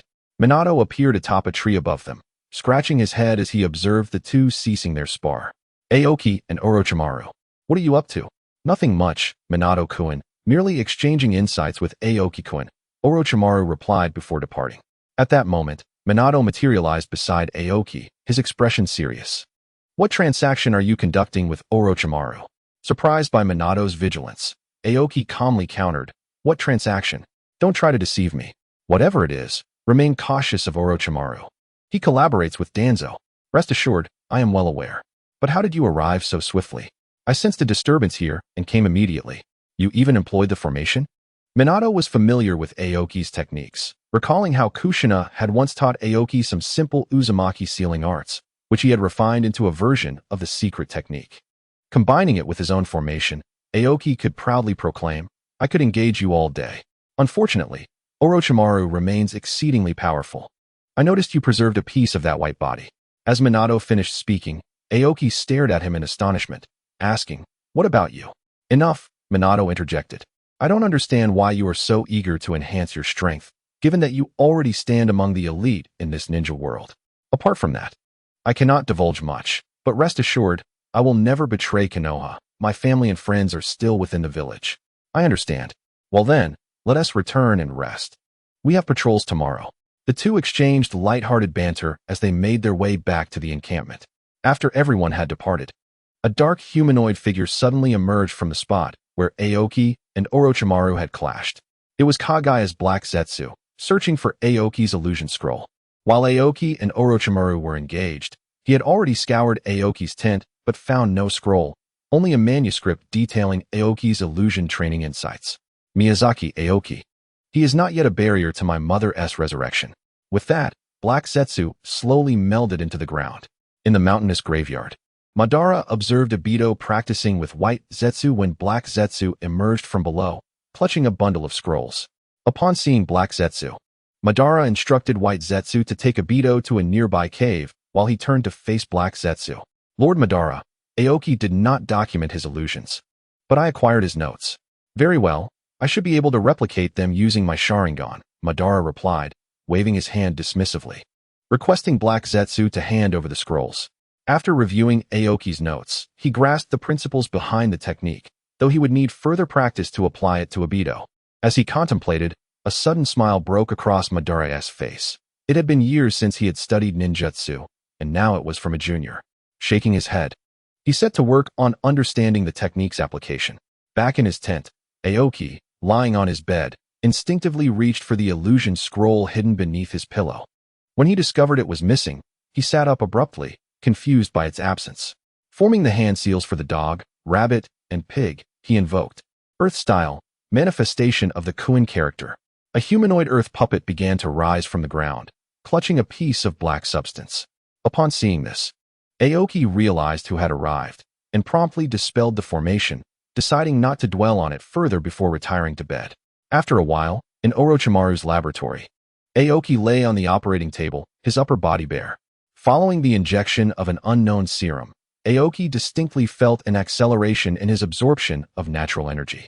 Orochimaru then introduced Hashirama's cells into Aoki's body, and Aoki sensed the once gentle natural energy surging violently. His internal formation began to operate autonomously, attempting to dismantle the Hashirama cells now within him. As blood began to seep from his body, his teeth clenched tightly. After half an hour, the raging natural energy calmed, and Aoki's internal formation gradually returned to normal. Observing Aoki's gradual tranquility, Orochimaru excitedly inquired, did it succeed? I am uncertain, but I did absorb the Hashirama cells. However, I cannot utilize wood release, Aoki replied as he rose. Cannot utilize wood release? What do you mean? It means I believe the Hashirama cells merely enhanced my physical strength without granting me the ability to invoke wood release. Wait a moment, let me check. Orochimaru pressed Aoki back onto the operating table and began manipulating the instruments. After a while, he returned, a puzzled expression on his face. You were correct. The Hashirama cells only augmented your physical strength. But why is that? Well, think it over yourself. Hurry and draw the blood. I need to leave. I've already drawn it. You may go first. Orochimaru waved his hand without looking up, and Aoki said nothing further, dressing and departing. Chapter 28. Honest exchange exiting Orochimaru's laboratory. Aoki harbored some secrets from him. After the infusion of Hashirama's cells, Aoki could distinctly feel his capacity to absorb natural energy had significantly increased. Drawing from his previous life's knowledge, It appeared that the foundational training system in the ninja world revolved around the absorption of natural energy, suggesting that Aoki's constitution could be termed as a return to ancestral traits. Upon reflection, the issue was not due to an imbalance of yin and yang. Rather, it was the opposite.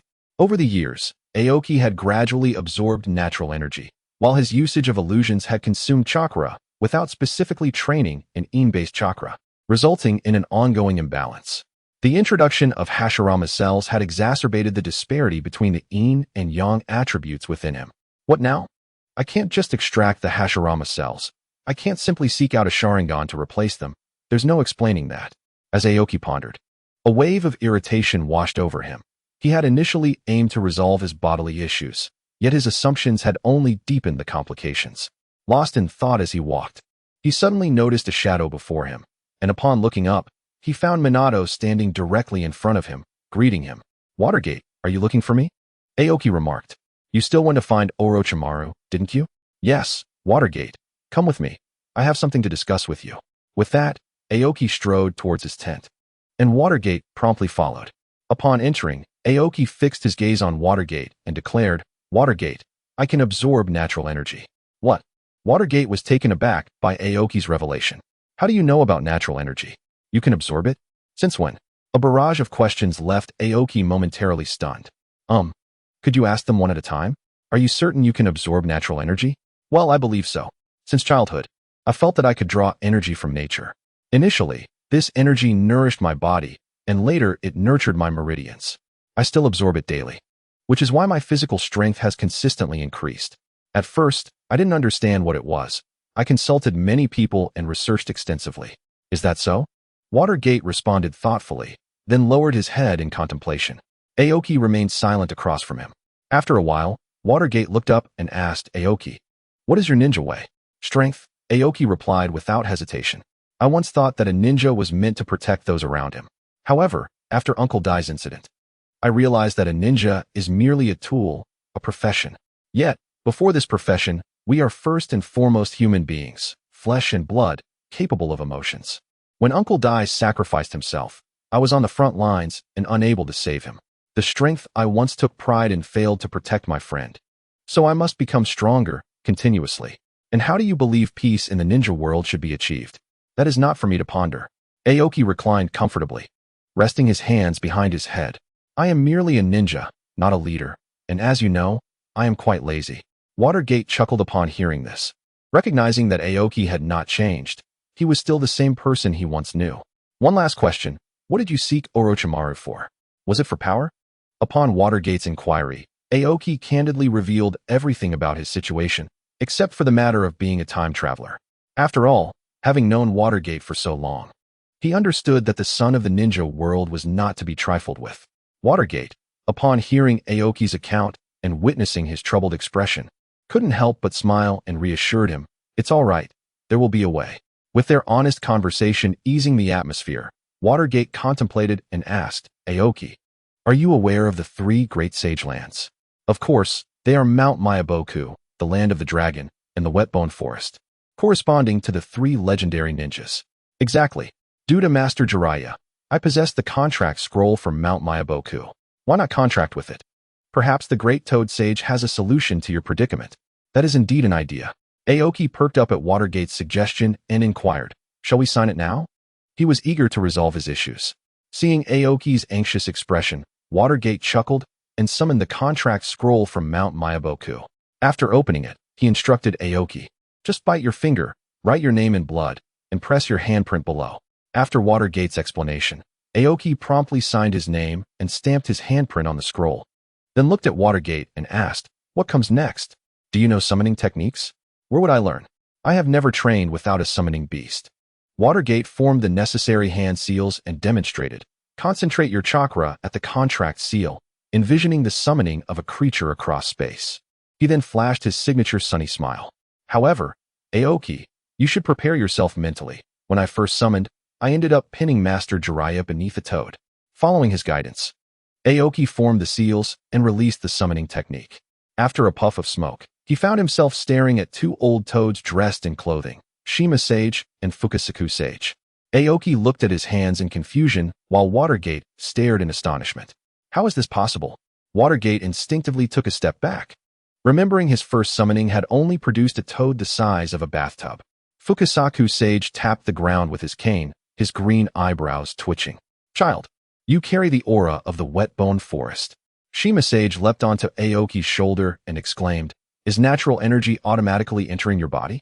Aoki looked perplexed at Shima Sage and glanced at Fukasaku Sage, asking, could someone explain this situation? What does it mean that I have the aura of the wet-bone forest? After a moment of contemplation, Shima Sage replied, no, old man. It's not the wet-bone forest. Fukasaku Sage jumped to Aoki's other shoulder and urged, young man, release your chakra. Upon hearing this, Aoki activated the unique formation within him, revealing a Bagua diagram beneath his feet. Fukasaku Sage quickly discerned the cause and said, all right, stop. Aoki complied, calming his chakra and looking at Fukasaku Sage, who sighed and asked, have you been able to absorb natural energy since childhood? Aoki nodded in shock, and Fukasaku Sage continued, and natural energy has been nourishing your body all along.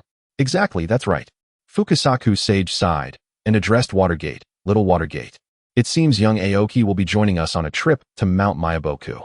Both Aoki and Watergate looked puzzled, unsure of what was happening. Fukasaku Sage elaborated. This is related to the prophecy of the great Toad Sage. Young Aoki, you will understand when you arrive there. We'll return now. Prepare to send a message via the communication frog, and we will summon you. With that, Fukasaku Sage and Shima Sage dispelled the summoning technique, returning to Mount Myaboku, leaving Aoki and Watergate exchanging glances. Chapter 29. Sage Mode. After Fukasaku Sage and Shima Sage vanished, Watergate turned to Aoki and asked, are we going? Of course. I have a feeling that this time, my issue will be resolved. Seeing Aoki's determined gaze, Watergate relented, saying, all right, I'll take care of your team for now. Aoki, upon hearing this, patted Watergate's shoulder and said nothing further. He directly summoned the communication frog, informing it to commence reverse summoning. Moments later, a vortex appeared beside Aoki, pulling him in. As Aoki felt the world spin around him, he opened his eyes to find himself amidst a landscape of orange mountains. Towering mushrooms, illuminated by the twilight glow, filled the sky. The air carried a unique fragrance that mingled the sounds of insects with the scent of stalactites. 5 blueskin toads, laden with ninja tools, hopped past him, leaving a trail of a sweet, ink-like aroma. This way, Fukasaku Sage sat at the end of a stone staircase, his bamboo staff tapping the ground with a crisp sound. As Aoki ascended the spiral crystal steps, the toads paused to practice their techniques. One toad, attempting a fire technique, misfired and charred the insects drying nearby. Aoki heard Shima Sage's distant cry, my dinner. While traversing a cave with flowing rainbow-hued spring water, Aoki's internal formation unexpectedly activated. The stalactites hanging from the cave's ceiling began to resonate, producing a sound reminiscent of chimes. Eventually, we arrived at the palace of the great Toad Sage. Before me stood the colossal figure of the sage, and as I gazed upon him, I felt a slight sting from the interstitial cells that were supposed to be absorbed. Unable to resist, I leaned against a nearby pillar, and at that moment, the disintegrated interstitial cells began to converge, manifesting a face upon my arm. It then burst forth, reconstituting into a segment of a white, ethereal body. I was taken aback by this spectacle, and at that instant, the great Toad Sage opened his eyes and regarded me. Variable, he uttered, and thereafter fell silent, the faint sound of snoring echoing in the background. The Sage of Deep Work then addressed me, saying, come with me. I merely need to confirm your identity. It appears you truly are the variable foretold by the Great Lord. What variable? I inquired. The Great Lord once dreamt a prophecy, wherein the fate of the destined child was altered by a variable, characterized by an affinity for the sage. After stating this, the Sage of Deep Work fixed his gaze upon me, and continued, you should comprehend that you possess the innate ability to absorb natural energy without being corrupted by it. Aside from our 3 sacred lands, you are the only one who can do so. Very well then, let us dine first. The Great Lord has instructed me to teach you the Sage Mode. Follow me. With that, the Sage of Deep Work turned and continued on his way, while I trailed behind him. Upon exiting the great Toad Sage's palace, I heard him mumbling in what seemed like a dream. Is there another path beyond the divine tree? No one answered in the palace, save for the intermittent sounds of light snoring. the sage of deep work brought me to his home, where we shared a meal consisting of unfinished insect snacks from the great toad and freshly caught insects. While I could have eaten the roasted ones, serving them directly felt rather impolite.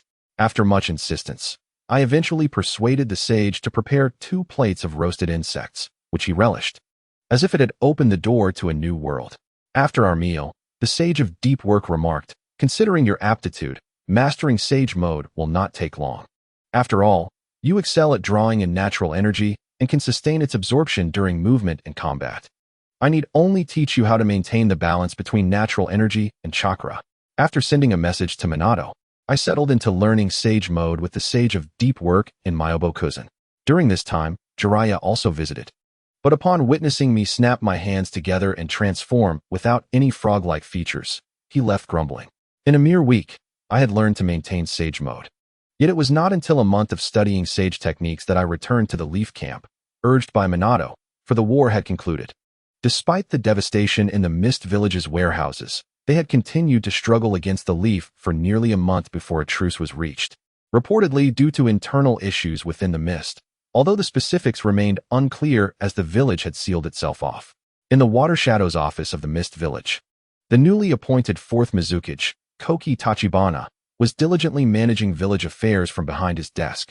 His youthful visage bore a grave expression, and a flicker of crimson in his eyes added an eerie quality to the otherwise incongruous scene. Meanwhile, the prominent bloodline clans of the Mist Village faced unprecedented turmoil. Approximately 2 weeks prior, the 3rd Mizukage had passed away on his sickbed, leading to Koki Tachibana, the Jinchuriki of the Three Tails, ascending to the role of 4th Mizukage. However, upon taking office, he instituted a series of bewildering policies, including the restoration of the Blood Mist era's practices and oppression of bloodline clans, resulting in the annihilation and flight of numerous families. Following a brief period of openness, the Mist Village once again locked its doors. At the mountain graveyard, the figure before the outer path golem vanished, replaced by Uchiha Obito, shrouded in a black cloak and wearing a spiral mask. 2 weeks prior, Uchiha Madara had finally deciphered the principles behind the illusion A Dream of 1,000 Years, combining it with the Genjutsu capabilities of the Mangekyo Sharingan to weave an almost indistinguishably realistic dream for Obito. In this dream, the Mist Village successfully implanted the Three Tails within Rin, who was subsequently forced to perish at Kakashi's hands. However, since Rin did not actually die, Madara altered her appearance slightly within the illusion, reassembling her features into a visage entirely different from Rin's. This dream allowed Obito's Sharingan to evolve from Three Tomo to Mangekyo, and coupled with the interstitial cells within him, his power surged dramatically. Witnessing Rin's demise pushed Obito further into darkness, leading him to embrace Madara's Moon Eye plan, fueled by a desire for vengeance. After Madara's death, Obito swiftly used his Sharingan to control the newly appointed 4th Mizukage, Koki Tachibana, and subsequently issued a series of directives in his name. At this moment in the mountain graveyard, Obito and Black Zetsu were deliberating their next steps. Following Madara's demise, Obito had traveled in Madara's name, and upon arriving in the Land of Rain, he became aware of an organization known as Akatsuki. Years prior, Akatsuki had suffered an attack from unidentified ninjas, and during Pain's outburst, only 2 assailants managed to escape, while Pain himself fell unconscious from exhaustion. However, Obito deemed Akatsuki insufficient for collaboration due to its leader's overly idealistic nature, reminiscent of his former self. Just as he resolved to plot against Akatsuki, Black Zetsu interjected. "It seems the ninjas who attacked Akatsuki were from Konoha. Is that acceptable?" Standing before the outer path golem, Obito calmly replied, "Then let us add fuel to the fire. There is nothing in this illusory world worth my attachment anymore." Chapter 30. An unexpected turn of events. Unaware of the current state of the Mist Village, Aoki had just returned to the Leaf Camp after a month of learning, only to discover the war had concluded and the ninja forces were preparing to return to Konoha. Observing Orochimaru before me, I assessed the disparity in our strengths. I might have a chance of winning, but it would only be a slim possibility. Orochimaru regarded me with interest, having heard from Minato that I had gone to Myobokuzen to study sage techniques. Sage techniques, something he had once attempted to master but failed to grasp, ignited his curiosity about my current abilities. Through his research on the blood I had left behind, Orochimaru had uncovered the secrets of my body. the ability to autonomously absorb natural energy, reminiscent of a clan he had encountered before. However, the absence of any violent tendencies in the natural energy within me sparked further progress in his studies.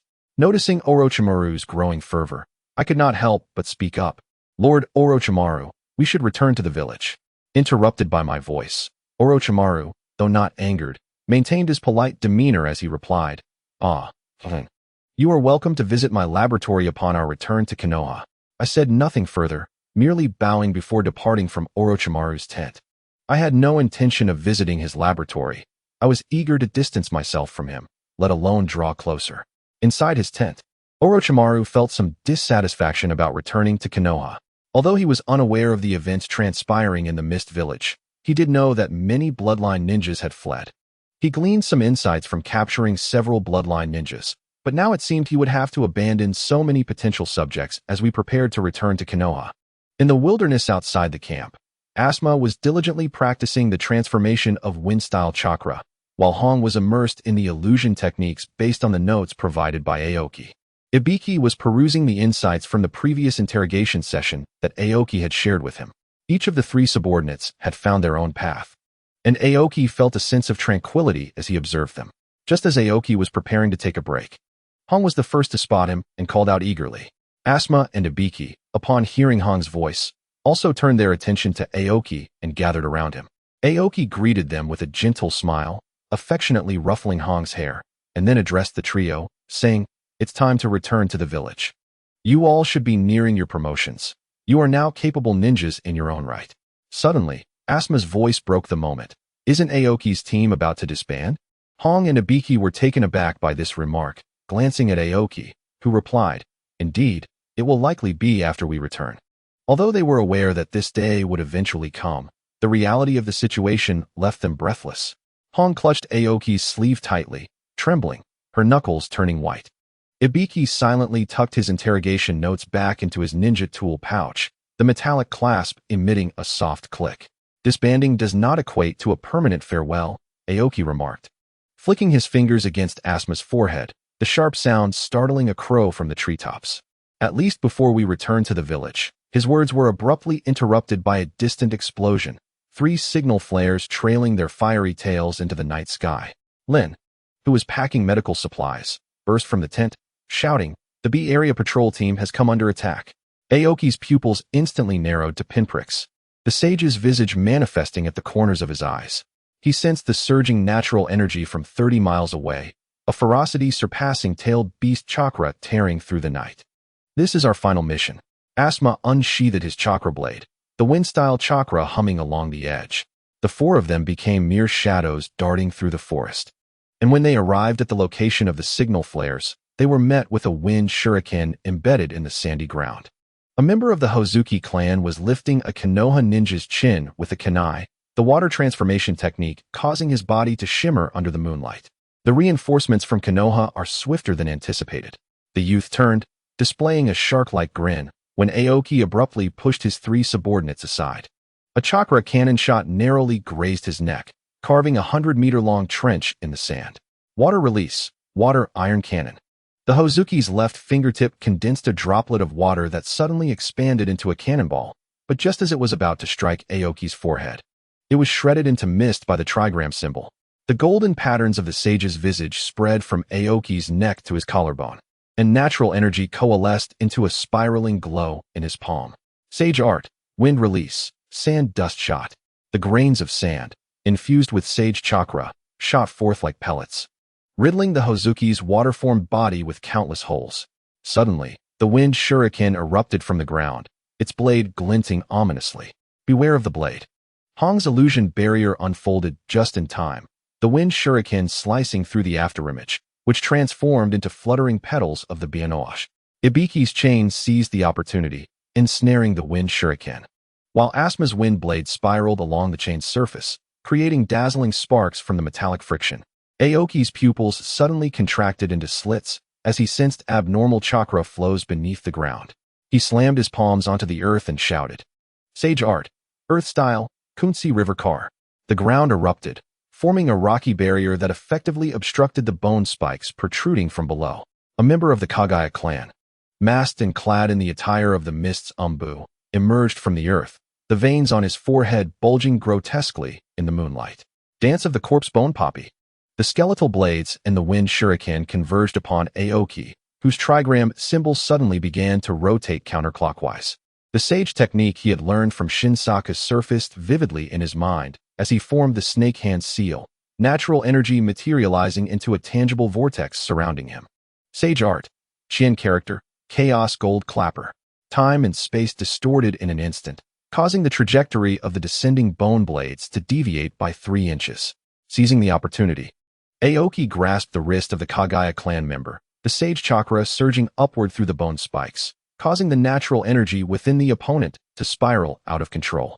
Uft! The blood spewed forth from the Kagaya, crystallizing mid-air into ice, as a masked figure descended gracefully from the treetops. The spinning ice mirror reflecting the sage patterns at the corner of Aoki's eye. Looks like I arrived just in time. A flying kunai embedded itself at the feet of the ice ninja, and Minato's figure appeared shortly thereafter. Rasengan. Minato, utilizing the flying thunder god technique, reached the ice ninja with remarkable speed, imprinting the Rasengan upon him, who subsequently fell in line with the Kagaya clan member. Is the mist planning to betray the agreement? Orochimaru also suddenly emerged onto the scene, the appearance of 3 bloodline limit ninjas igniting his excitement. He had intended to return to the village, but was pleasantly surprised by this unexpected turn of events. At that moment, several members of the mist revealed themselves, distinct from other mist ninjas due to a deep gash marring their forehead protectors. One of the legendary 3 ninjas, the Yellow Flash and Nightmare, a Hozuki ninja, grinned widely, displaying his shark-like teeth. So many big names here. No sooner had he spoken than the Hozuki ninja suddenly transformed into water and fled, while the previously injured Kagaya and ice ninjas vanished without a trace. Orochimaru did not command a pursuit. Instead, he turned and returned to the camp, his voice resonating. Back to Konoha. Chapter 31. A new mission. Upon returning to the camp, Minato intended to follow up on the events, but Aoki intervened, shaking his head, prompting Minato to halt and accompany Aoki to his tent. Hong and the others trailed behind them in silence. Once inside the tent, Asuma could no longer contain himself and broke the silence. Is this how we simply let it go? Aoki cast a glance at him and replied calmly. What else should we do? Continue the war? Asuma continued. And what about the injured ninjas? They instigated this, and I cannot swallow this indignation. Aoki merely glanced at Minato without responding. Minato understood Aoki's intent and spoke. The injured ninjas will be treated by Konoha. However, we must not reignite the war over a few rogue ninjas. The fighting has gone on for too long. Asuma seemed to want to say more, but faltered, sitting alone in silence, seething with frustration. Aoki approached and patted his shoulder, saying, All right, let's head back for now. We need to prepare for our journey home tomorrow. After Aoki finished speaking, Hong and Ibiki led the sulking Asuma away, leaving Minato to turn to Aoki and ask, Sage mode? Aoki answered, Indeed. I also combined it with my original jutsu. Aoki had no intention of concealing anything from Minato. After a moment of contemplation, Minato said, Jiraiya-sensei sent me a message. The 3rd intends for me to succeed him as the 4th Hokage. Upon hearing this, Aoki responded, Congratulations. Minato looked into Aoki's eyes, solemnly stating, Join the Umbu to assist me. Without a moment's hesitation, Aoki replied, Of course. Minato smiled at Aoki's prompt response. Their rapport had been cultivated over years of war, requiring no further explanation.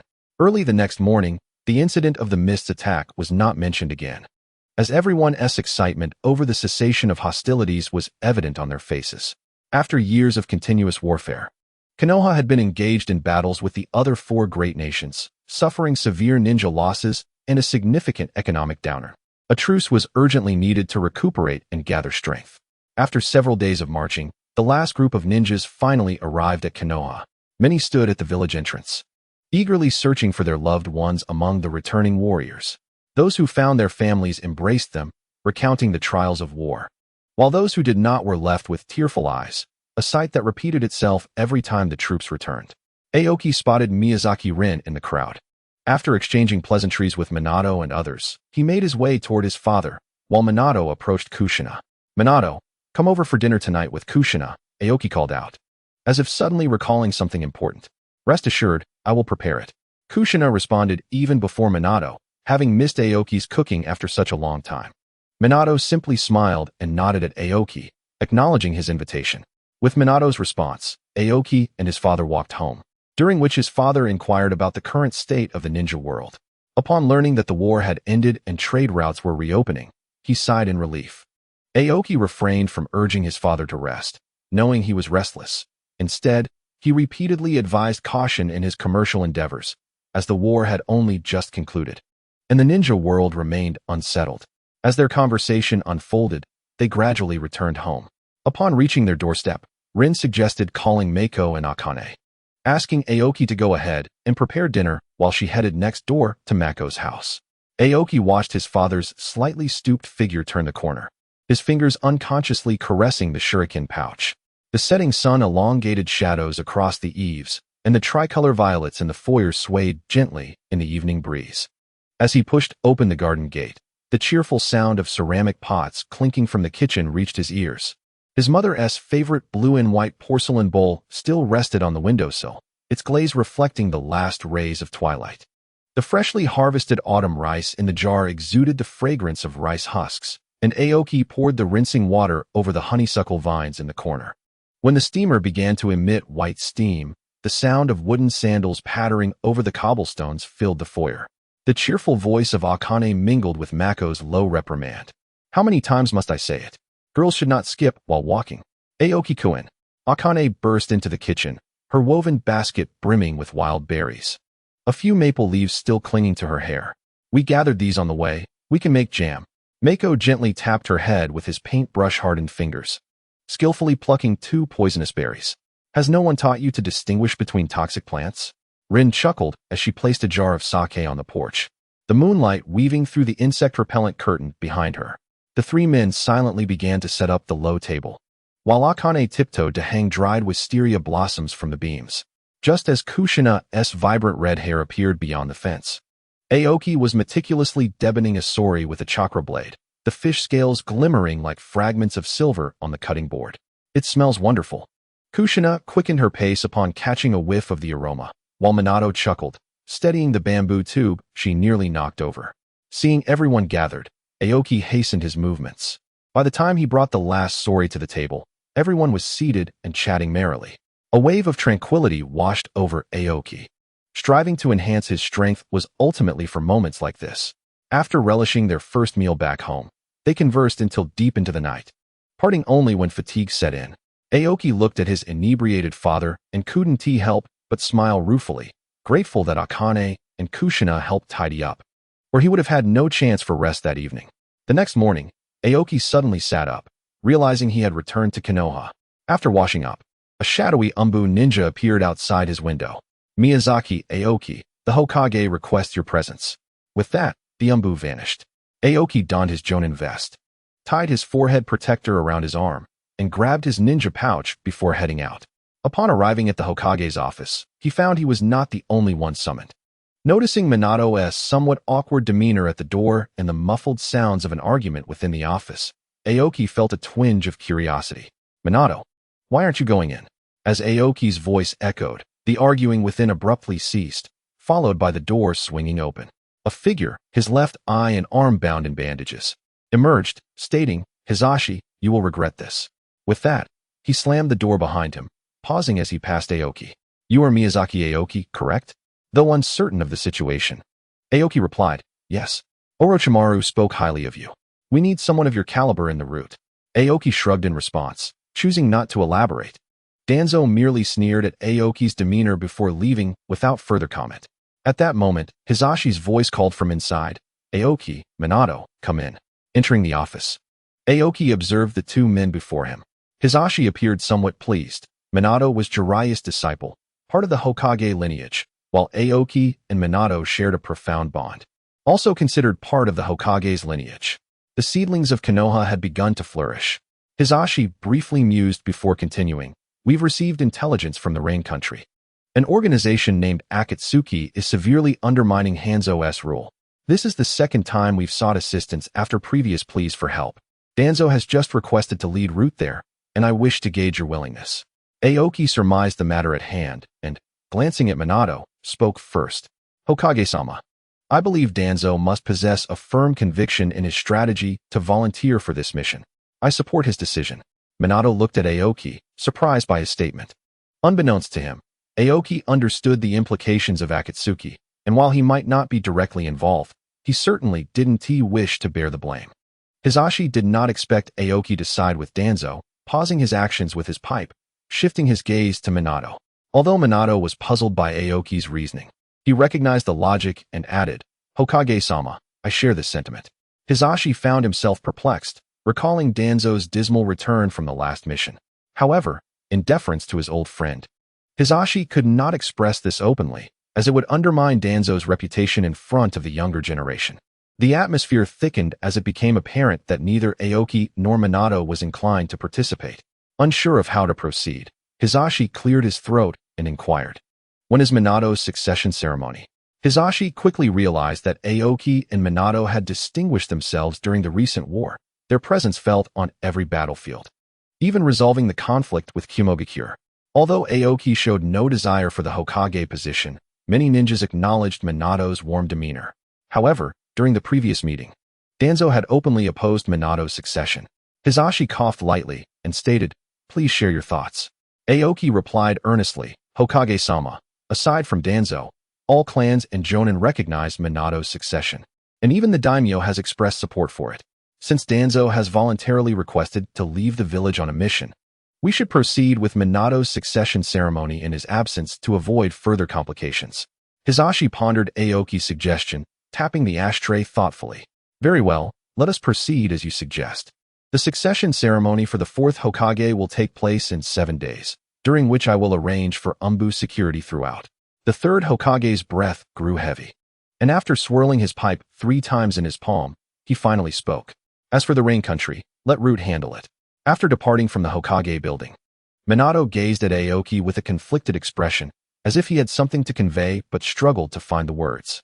Sensing this, Aoki gently patted Minato's shoulder and calmly stated, I understand your thoughts, but I have some intriguing intelligence. It is said that the 3 leaders of the Akatsuki were once students of our esteemed Jiraiya-sensei. Upon hearing this, Minato grasped Aoki's meaning, yet still anxiously inquired. If Root goes there, what about Jiraiya-sensei? Should we send him a message? Do you think you can deal with those 3 personally? At this crucial moment, failing to complete the mission would be disastrous. Just think of White Fang. After this exchange, Aoki said no more and departed, leaving Minato to ponder alone. At the Root base on the outskirts of Konoha, an Umbu ninja conveyed the Hokage's instructions to Danzo. Upon hearing the news, Danzo felt a surge of irritation. While he could personally confront the Akatsuki in the Rain Country, he would miss Minato's succession. Once Minato successfully assumed the mantle, how could he still aspire to the position of Hokage? After much contemplation, Danzo resolved to first secure the sage's eye in the Rain Country. His previous hasty actions had led to a misjudgment of the Akatsuki's strength, resulting in a disastrous failure for Root. This time, he would bring all of Root's elite, determined that failure would not repeat itself. As Konoha celebrated Minato's ascension to the position of the 4th Hokage, Danzo led all of Root's elite towards the Rain Country. Meanwhile, Minato busied himself with preparations, and it was evident that the 3rd Hokage had relaxed somewhat upon confirming Minato's succession date. He offloaded responsibilities onto Minato, spending his days at home bickering with Asuma. The father-son duo seemed perpetually at odds, especially after Asuma began to question the purpose of the ninja way following his experiences on the battlefield. In Asuma's moments of confusion, he sought Aoki's counsel. But Aoki could only share his own past experiences. Despite Aoki's attempts, Asuma remained lost, absorbing none of his words. Subsequently, Aoki focused on the preparations for Minato's inauguration and temporarily set aside his concerns for Asuma. 50 years in Konoha, Minato received the Hokage hat from the 3rd Hokage, adorned in the ceremonial robe emblazoned with the insignia of the 4th Hokage. In the presence of the entire village, he officially assumed the role of the 4th Hokage. The crowd's expressions varied. Aoki observed Minato calmly, while contemplating the impending Ninetales invasion. Orochimaru departed as soon as the hat was handed over, indifferent to who succeeded the Hokage. Once, he may have aspired to the role, but after encountering the cells of Hashirama, his sole ambition became immortality. Asuma watched the transfer of power with lingering doubts about the ninja's existence. regardless of the thoughts swirling in their minds. Everyone respected Minato's rise to the position of fourth Hokage. His amiable nature and formidable strength inspired a profound sense of security among the villagers. After the inauguration ceremony, in the Hokage office, Aoki lounged on the sofa, observing Minato as he engaged in the transfer of power with the third Hokage. The thought of Minato potentially spending sleepless nights in the office, only to be kicked out by Kushina, made Aoki chuckle. Noticing Aoki's laughter, both the third Hokage and Minato turned to him.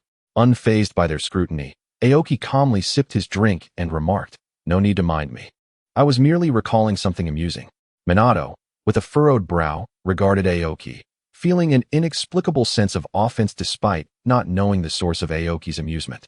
Shaking his head, he set aside those thoughts and addressed Aoki. "Aoki, as we previously discussed, the Umbu will now fall under your jurisdiction. I trust you with this responsibility."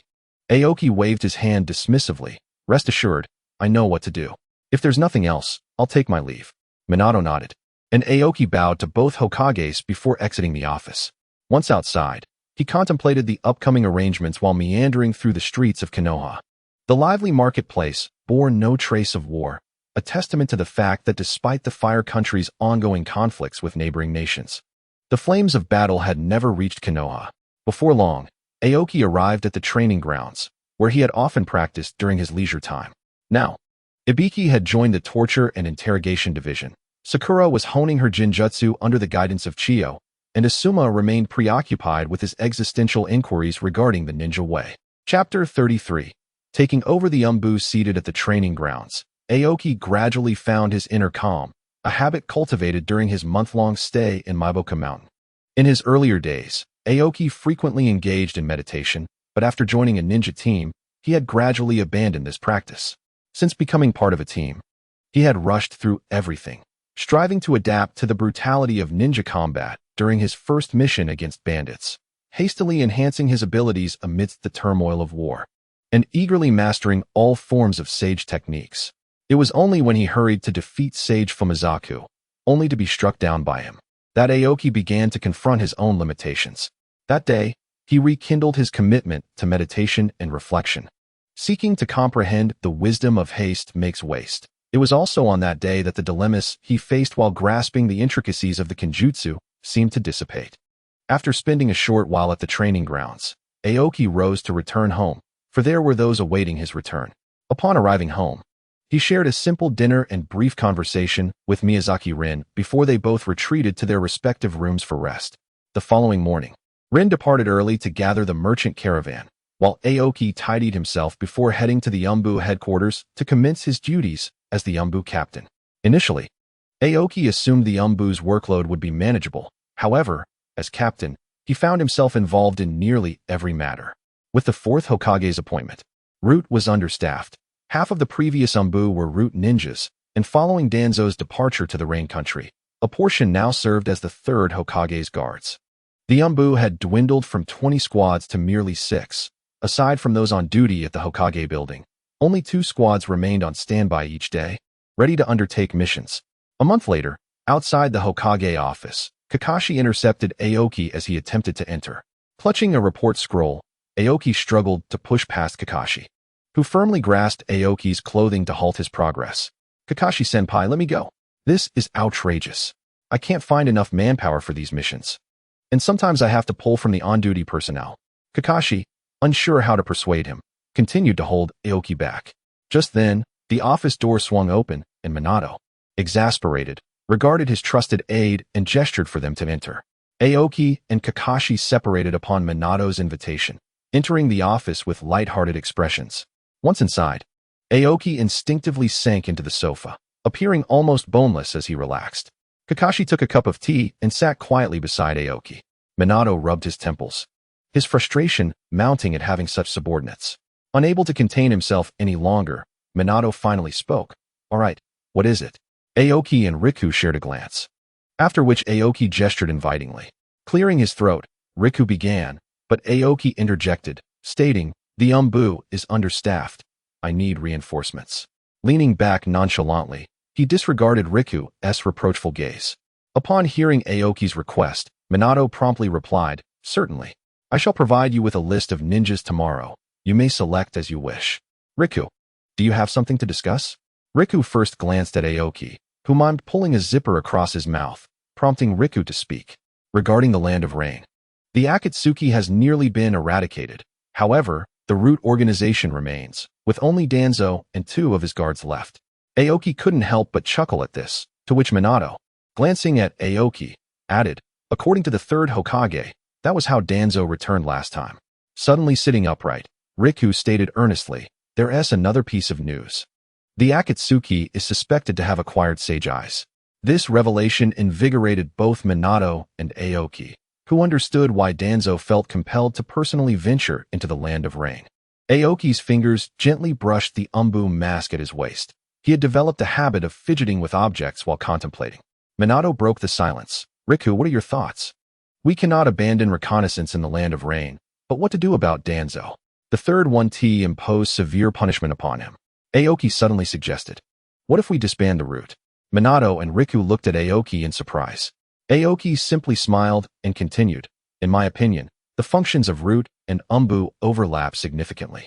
And Danzo manipulates root members through cursed techniques. Rather than being the root of Konoha, it is more accurate to say it is Danzo's root.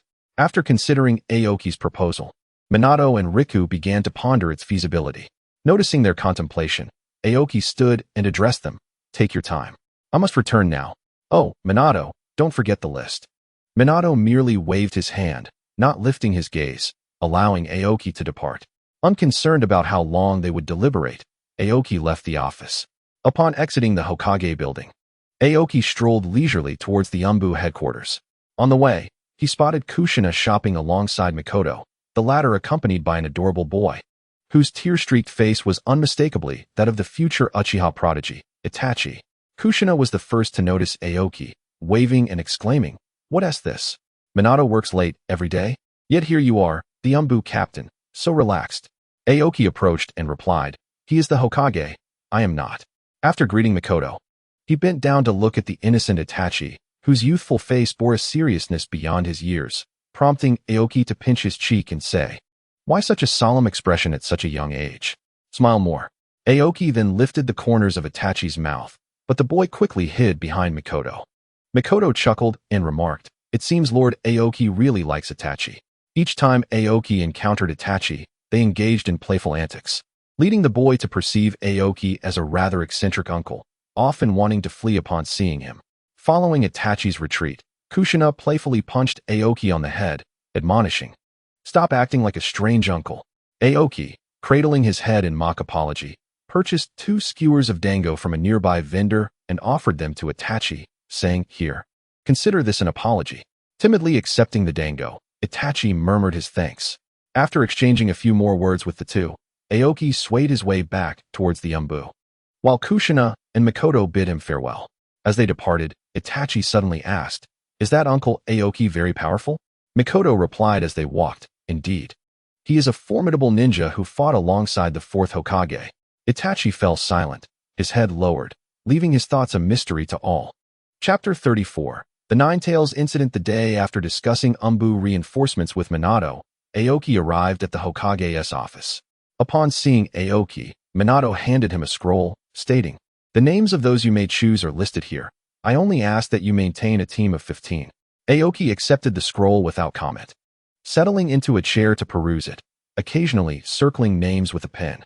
After a brief review, he stood and presented the scroll back to Minato, saying, "I'll take the ones I circled."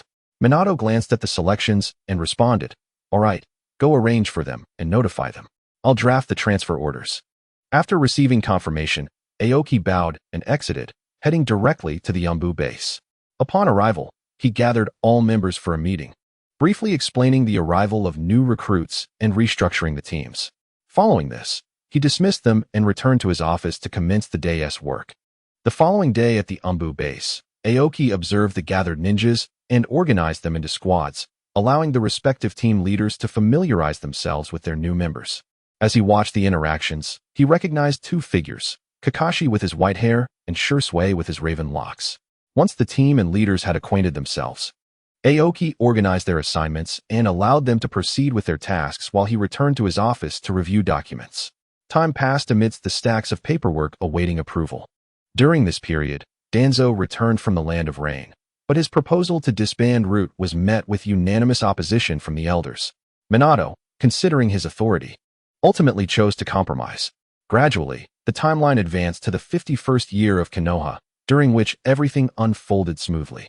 Minato remained enveloped in paperwork daily, while Riku, as Minato's aide, endured the onslaught alongside him. Aoki busied himself with Umbu matters, but as things fell into a routine, he began delegating responsibilities to the various team leaders, allowing himself half a day for training. One day, however, Minato burst into Aoki's office, filled with excitement, startling Aoki, who was engrossed in his documents. The sudden activation of the sealing array startled both men. After exchanging bewildered glances, Aoki retracted the array and, with a hint of irritation, inquired, "What is it now?" Minato, brimming with enthusiasm, exclaimed, "Kushina is pregnant. I'm going to be a father." Aoki felt a surge of joy upon hearing this news, but then suddenly recalled something crucial. He stomped his foot, triggering a sealing formation that enveloped the entire office as he stated sternly, "Kushina is a Jinchuriki, Isentishi?" Minato, realizing the implication, responded, "Yes, we must prepare thoroughly." The two engaged in an extended discussion about intensifying Kushina's protection until her delivery. They dispatched 3 teams for round-the-clock surveillance, with Kakashi and Rin assigned for close protection. After considering all aspects, Aoki finally dismissed the sealing formation. Following their conversation, Minato departed, leaving Aoki to meticulously refine the protective measures for the day of delivery. Months passed, during which Aoki diligently inscribed various sealing techniques throughout the village. On a particular day, while etching the final technique atop Hokage Rock, he was approached by a masked Umbu ninja emerging from the woods, who inquired, "Captain Aoki, are you still inscribing techniques? Is there something you need? The last one has just been completed. Is there an issue? The Hokage is looking for you." "Understood. By the way, Shursui, how has your training been recently? The captain's phantom body flicker technique truly suits me, which is a relief. Now, let's go find Minato." After saying this, the two figures gradually faded away, vanishing from sight. Once they departed, a whirlpool emerged in the spot they had just occupied, and a shadow clad in a black robe with a swirling mask stepped out from it. From the ground, a pitcher plant rose up, revealing the presence of Obito and Kagaya.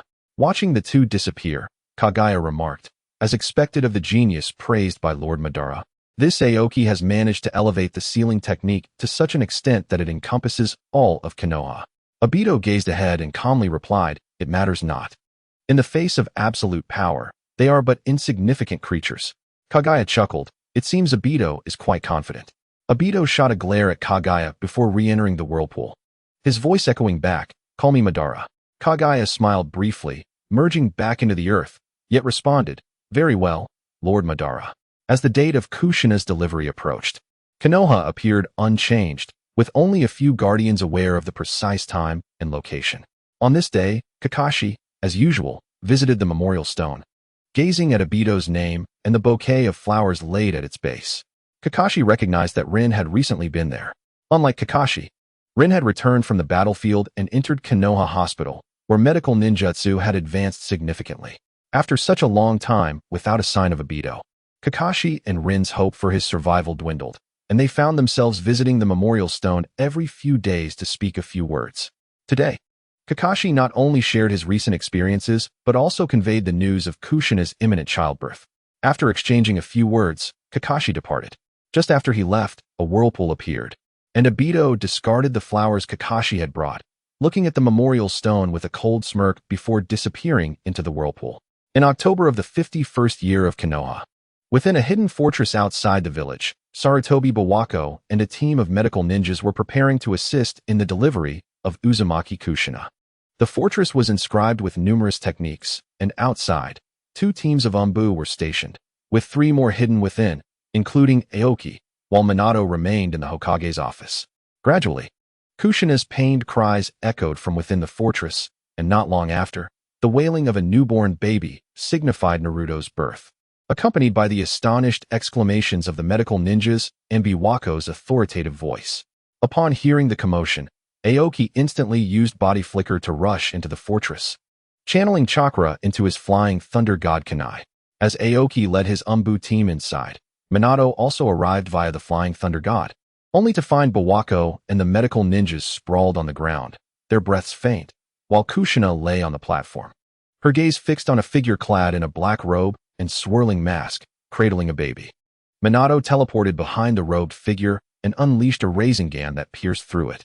In response, the figure tossed the baby to Minato, who caught it just as the figure lunged towards Kushina. At that moment, Aoki activated the 8 trigrams formation, exclaiming, 8 trigrams ceiling. Several iron chains shot out from the formation, ensnaring the robed figure. The figure, attempting to evade as before, found itself tightly bound by the chains. Alarmed, the figure unleashed 2 wooden spikes from its arms, severing the chains, just as Minato reached Kushina's side. The robed figure cast a glance at Aoki before vanishing into the whirlpool. Kushina's voice broke through. The Nine Tails, he took the Nine Tails. A distant roar echoed from outside. Not good, the village. Minato quickly utilized the Flying Thunder God to appear in the Hokage's office, while Aoki arrived at Hokage Rock through the formation. Witnessing the rampaging Nine Tails within Konoha, with a shadow perched atop its head, Aoki's voice rang out, Minato, that person is your responsibility, the Nine Tails is mine. With that, the Sage Mode mask appeared on Aoki's face as he declared, Sage Art, Earth-style Great River. The soil beneath the Nine Tails became soft, causing it to sink into the ground. At this moment, Aoki approached the Nine Tails, addressing the gathered crowd. You all go protect the villagers and the children. Leave this to me. Yes, Lord Aoki, the group responded, seeming to find their resolve as they organized the evacuation of the children and villagers. As the shadow atop the Nine Tails departed when it lost its balance, Minato hurriedly pursued. Now it's just the 2 of us, Aoki said, rolling his shoulders as he faced the Nine Tails. The beast roared at Aoki, who shook his head in exasperation. Do you realize you have? Aoki instantly flickered to the Nine Tails' chin, delivering an uppercut that launched it upwards. Such a foul mouth. The Nine Tails landed unscathed, gathering energy for a tailed beast bomb aimed at Aoki. Sage Art, 8 Gates Transportation. A burst of light flashed, and the tailed beast bomb, which was supposed to explode in the residential area, was redirected to the Forest of Death. Aoki sighed. It seems you won't learn unless I teach you a lesson. Then, he clasped his hands together and invoked, Sage Art, Thunder. A bolt of lightning struck towards the Nine Tails. Sage Art, Falling Meteor. A massive stone gradually formed in the air, descending upon the Nine Tails. Sage Art, Earth Dragon Bind. Several Earth Dragons emerged from the ground, ensnaring the Nine Tails securely. As the Earth Dragons bound the Nine Tails, Minato arrived with Kushina and their newborn child. Upon seeing Aoki controlling the Earth Dragons to restrain the Nine Tails, Kushina noticed several golden chains materializing around her, forming an additional layer of restraint beyond the Earth Dragons, significantly reducing the Nine Tail struggles. After placing Kushina and the child down, Minato turned to Aoki. I couldn't capture that person, but he felt familiar. Aoki, thank you for your hard work. He then gently caressed Kushina's face, softly saying, Now, let's proceed as we discussed. With tears in her eyes, Kushina nodded in agreement. Aoki sensed something amiss, as he was unable to detach from controlling the Earth Dragons binding the Nine Tails, and called out to Minato, Minato, what are you planning? Minato smiled at Aoki.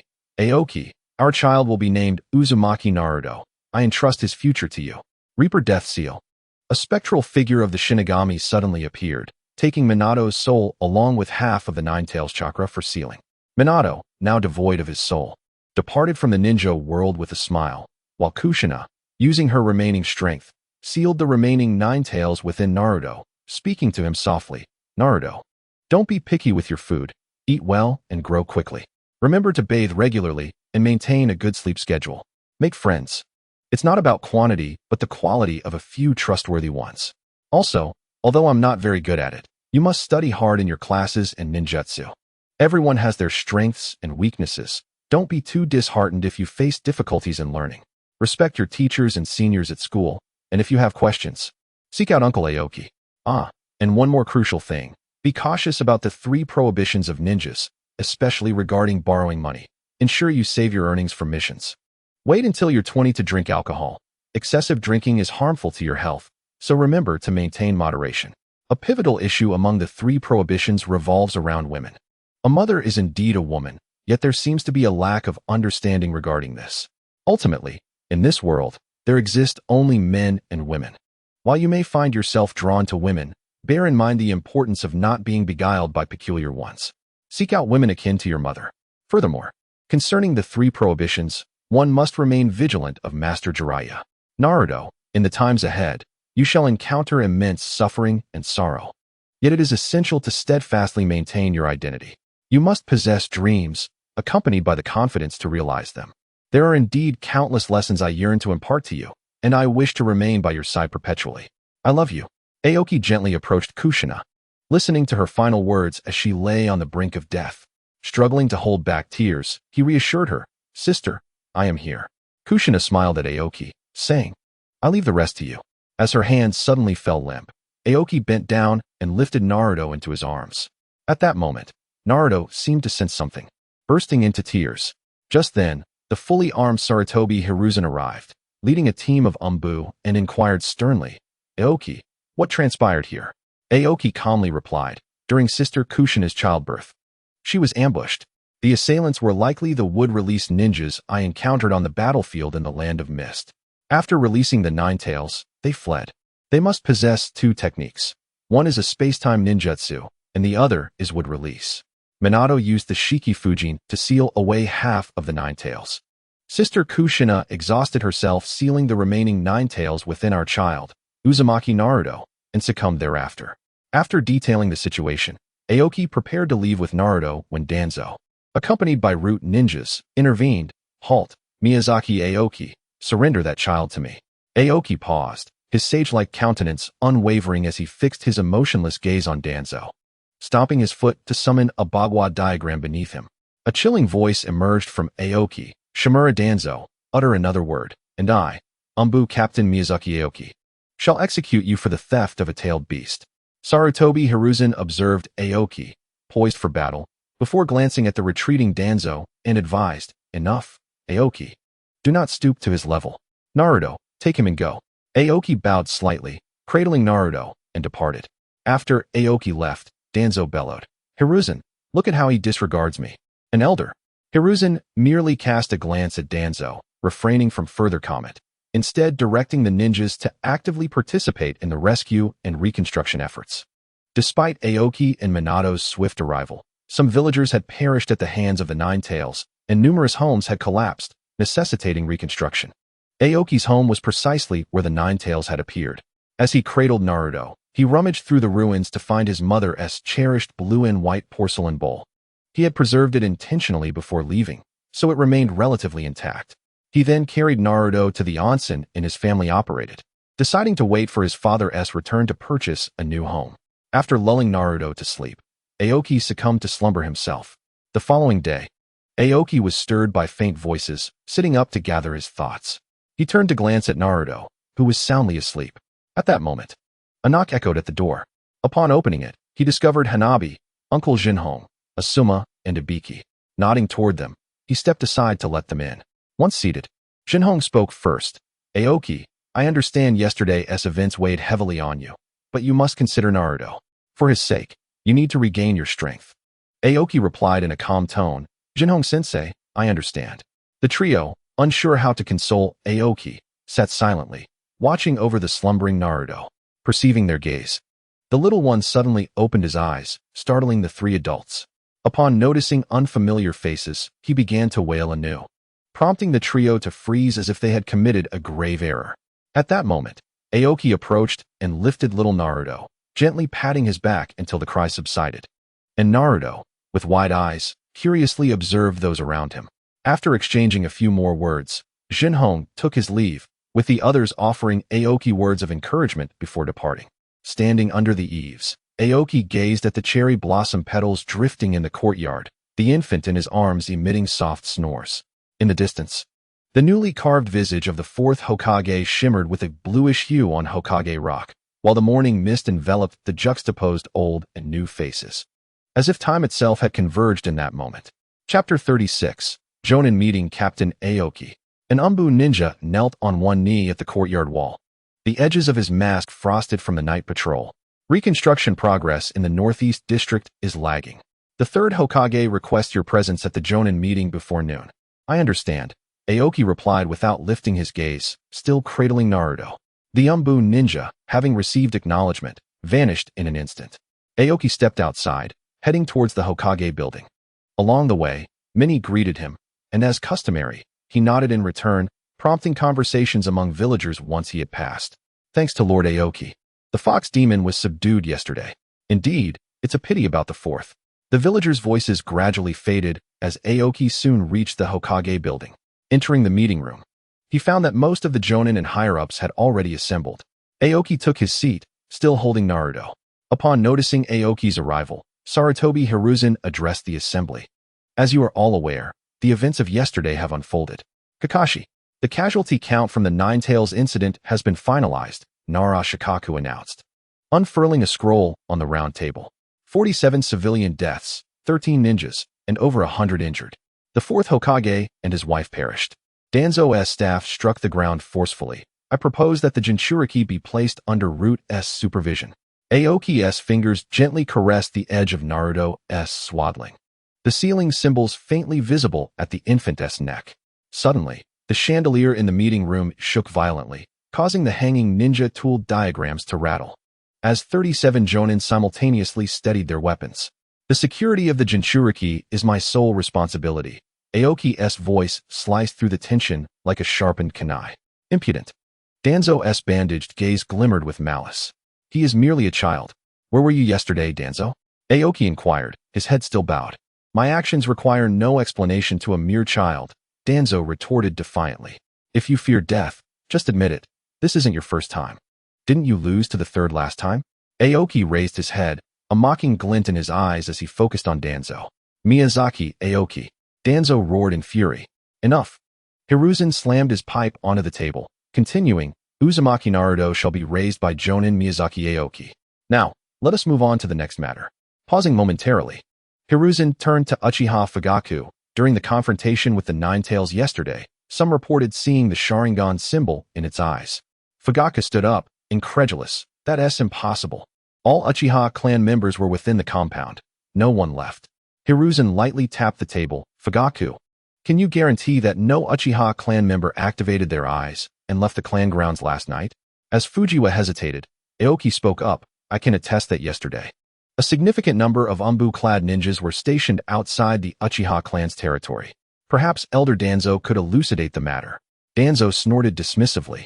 I acted to prevent the Uchiha clan from exploiting the chaos to disrupt Konoha. They are a threat. Sarutobi Hiruzen interjected. The Uchiha clan has always been an integral part of Konoha. Danzo merely scoffed, choosing not to elaborate further. The final topic addressed was the election of the fifth Hokage. The assembly was taken aback by this declaration, yet upon reflection, it seemed quite reasonable. Aoki, after his confrontation with Danzo, did not lift his head, instead amusing himself with the young Naruto in his arms. Since entering the room, Naruto had been gazing around, filled with curiosity. Even the loud exchanges between Hiruzen and Danzo failed to elicit tears from him, merely a hint of disdain in his eyes. Aoki nearly laughed at Naruto's expression. Noticing the silence in the room, Hiruzen took the initiative to propose. I suggest that Aoki assume the position of fifth Hokage. The ninjas began to murmur among themselves. While Danzo's expression darkened, Aoki raised his hand and stated, I am afraid my abilities do not suffice for the role of Hokage. Following Aoki's rejection, discussions ensued about alternative candidates.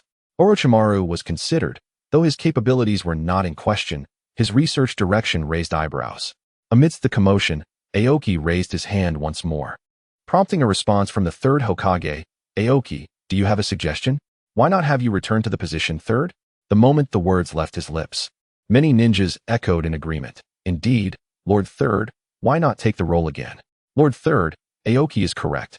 Listening to the chatter around him, Danzo tightened his grip on his cane, letting out a cold snort without further comment. Ultimately, Hiruzen, after much insistence, resumed the role of Hokage, receiving heartfelt congratulations from everyone present. After the meeting, Danzo, accompanied by his root members, was the first to depart. As Aoki prepared to leave with Naruto in his arms, he was approached by Shikaku, Inoichi, and Choza, and together they exited. Throughout their journey, Shikaku remained silent until they were nearing home. at which point he inquired, Aoki, what are your thoughts? Inoichi and Choza halted and turned to listen. Among the trio, Shikaku had always assumed the role of strategist, so the Nara clan members were astute. And Inoichi and Choza had grown accustomed to heeding Shikaku's insights. What do you mean, Shikaku?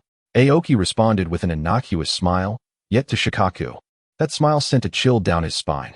Having worked with Aoki for nearly a year, he knew that such expressions often heralded misfortune for someone. Spare me. I know you too well. No profit without early risings. Tell me, what is your plan? Seeing Shikaku unmoved, Aoki reluctantly revealed his intentions. I plan to dismantle Root and subsequently expel Orochimaru. Inoichi and Chozo were left bewildered.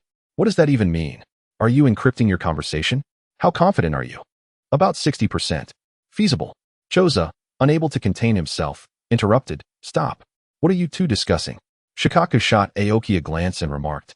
I sensed something was off the moment he refrained from confronting Danzo. He is not of a gentle temperament. The Aoki you see is merely a facade. In truth, he harbors a sharp mind and a vengeful spirit. Today, he merely exchanged words with Danzo, yet I felt an underlying tension. His endorsement of the Third's return only solidifies my belief that he is orchestrating something clandestine. His intent to dismantle Root and expel Orochimaru speaks volumes. Inoichi and Choza felt as though they were in over their heads. Just as they contemplated whether such discussions were appropriate in public, they found themselves encircled by a soundproof barrier, resigning themselves to the understanding that these two were indeed formidable. Chapter 37.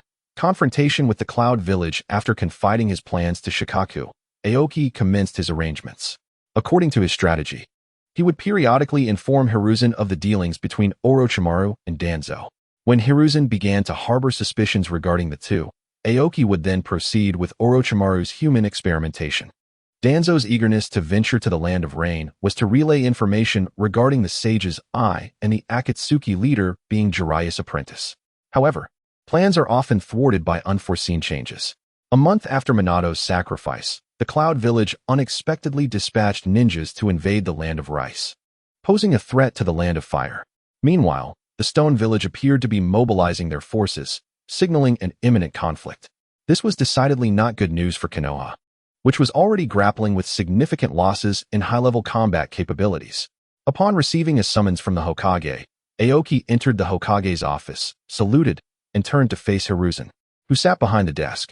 Hiruzen spoke, Miyazaki Aoki, due to the threat from the Cloud Village, Konoha is now in a wartime state.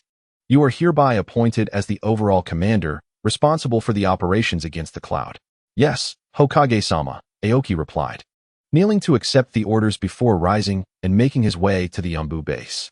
Upon arriving at the Umbu base, Aoki assigned Itachi and Kakashi to lead two separate teams to the northeastern region of the Land of Fire to investigate the Cloud's defensive arrangements. Afterward, Aoki took Naruto to Shikaku's residence. Given that Shikaku's wife, Nara Yashina, had recently given birth, Aoki settled Naruto there.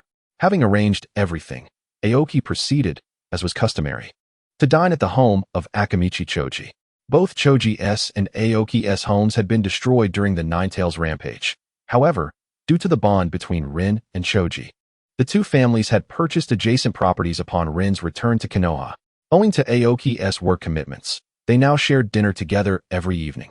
As Aoki entered Choji-s home, the meal was just being served. After washing his hands and taking a seat, Rin inquired, "Are you leaving tomorrow?" Aoki nodded. The Cloud's incursion was too abrupt. The Hokage has ordered me to lead several teams to the front lines. Rin shook her head. I really don't understand what those brutes are thinking. They had only just found a semblance of peace. After swallowing his food, Aoki speculated. They likely aimed to take advantage of the turmoil following Minato's sacrifice. Choji chimed in, Aoki, do stay safe. Aoki nodded in acknowledgement and asked Choji, will you be joining us this time? Choji shook his head. No, our team is likely to serve as reserves. Thus, the evening's conversation came to a close. The next morning, at the entrance of Konoha, Aoki surveyed the assembled ninjas, proclaimed let us set forth, and took the lead as the rest of the ninjas moved out in an orderly formation. Aoki led the front lines, followed by the Inoshikacho trio, with reconnaissance ninjas trailing behind. The troops departed early that day. The forest still held traces of mist. After several days of travel, they were nearing the border when suddenly, 3 kunai sliced through the fog, embedding themselves in a large tree. Moments later, two injured cloud ninjas emerged from the direction of the kunai, their bodies shimmering with lightning armor, indicating their chakra reserves were nearly depleted. Despite their condition, the two cloud ninjas appeared terrified, fleeing desperately. Following closely behind them was a Hyuga ninja and Aoki. Just moments ago, after entrusting the main force to Ryukyu, Aoki took the seemingly rigid member of the Hyuga branch, Hinata, and set off ahead, ostensibly to scout enemy movements. In truth, he was merely unable to withstand the tedium of the journey and sought to find a few cloud shinobi squads for some amusement. Fortune smiled upon Aoki as he fortuitously encountered a small team of 4 cloud shinobi, who, upon spotting him and Hinata, rushed forward in excitement, only to retreat even more swiftly. However, after sending one back with a kick, Aoki discovered that they were unscathed, and the thrill of the encounter began to manifest on his face. At that moment, the 4 cloud shinobi recognized Aoki, and one exclaimed, "It's Dream Nightmare." Aoki, scratching his head in exasperation, muttered, "How annoying! Why did you have to recognize me?" In an instant, he appeared before the speaker, delivering a kunai directly into his heart. The remaining 3 ninjas wasted no time, activating their lightning release armor, with 2 charging at Aoki while 1 fled. Aoki, addressing Hinata, said, "You take 1 each." Without waiting for a reply, he charged at one of the attackers, deftly avoiding a punch from the cloud shinobi and landing a kick squarely on his chin. The cloud shinobi staggered but quickly retaliated with a kick aimed at Aoki's head. Aoki raised his arm to block the blow, the force causing him to sway slightly before he excitedly returned a punch. The two engaged in a flurry of strikes until Hinata, having swiftly defeated his opponent with a gentle fist technique, yawned in boredom. Finally, Aoki sent his opponent flying with a decisive blow. Just as he was about to boast, the cloud shinobi who had been knocked away turned and began to flee. Aoki and Hinata had no choice but to pursue, while Aoki grumbled, "It shouldn't be this tough." Hinata rolled his eyes and ignored him. Soon, they caught up with the fleeing cloud shinobi, who was subsequently treated to a full barrage of strikes from Hinata, prompting Aoki to exclaim in disbelief at the ruthlessness displayed. However, at that moment, 2 bolts of lightning surged toward Aoki, and as the strikes were about to connect, 2 cloud shinobi emerged from the trees, one being the recently escaped cloud shinobi, and the other bearing an almost identical appearance. "The infamous nightmare lives up to its name," remarked the cloud shinobi who unleashed the lightning release, a grin on his face. Yet, as the lightning dissipated, Aoki appeared, slightly disheveled, his clothes torn and radiating a dark aura. The ensuing chaos saw 2 wounded cloud shinobi fleeing from Aoki, who, adhering to his habit, left no survivors before returning to the main force. After several days of travel, the troops chose to camp at the border between the land of rice and the land of fire, determined not to allow the flames of war to spread into their homeland. As for the smaller nations, who cared? Once encamped, a multitude of tasks awaited attention. Fortunately, Ryukyu, with his exceptional intellect, managed these matters with ease and provided Aoki with numerous strategic suggestions. Following the establishment of the forward camp led by Aoki, the cloud shinobi's invasions temporarily subsided, though sporadic skirmishes continued to occur between the 2 factions. As days passed, the follow-up troops from Konoha arrived, reducing the frequency of minor conflicts. Yet the atmosphere grew increasingly tense, as if a larger confrontation was brewing. Chapter 38. The First Great War. Upon the arrival of Konoha's reinforcements, a semblance of balance seemed to be struck. Standing atop a hastily constructed lookout tower, Aoki's shadow stretched long under the moonlight. In the distance, the smoke rising from the cloud shinobi camp mingled with the night, and the air was thick with the scent of moist earth. Information relayed from the II side indicated that Ryukyu ascended the wooden steps, rolling a scroll in his palm. The cloud shinobi have amassed a substantial supply of resources in the valley 30 miles away, and a transport convoy consisting of 30 chunin will pass through the 7th pass at midnight. His fingers tapped against the strategic map laid out on the wooden table as Aoki's gaze swept over the topographical lines marked with thundercloud symbols. Have Kakashi lead 20 men into ambush. Ensure to create a landslide using earth release. He circled the 7th pass and read. Just as Ryukyu was about to turn away, a purple signal flare erupted in the northeast. Almost simultaneously, the voice of a sensory team ninja pierced the night, 3 o'clock direction. Chakra response from lightning release exceeds 300 units. The ground began to tremble as Aoki pressed a hand against his quaking ninja tool pouch. Under the moonlight, an overwhelming number of lightning release armors materialized, the Cloud Shinobi's vanguard forming a gigantic net of silver arcs in the night. At the forefront, a one-eyed Jonin formed hand seals, and the night sky was suddenly rent by 9 bolts of lightning. The Mirror Lake. At the instant Aoki slapped his hands to the ground, all the gathered water within 100 meters transformed into a reflective barrier. The lightning struck the liquid chakra shield, erupting into countless dancing electric serpents. Hinata's eyes widened, veins throbbing around his Byakugan. 3 o'clock direction, the canopy of the trees. 20 lightning release ninjas are preparing a combined ninjutsu. Dingzwa.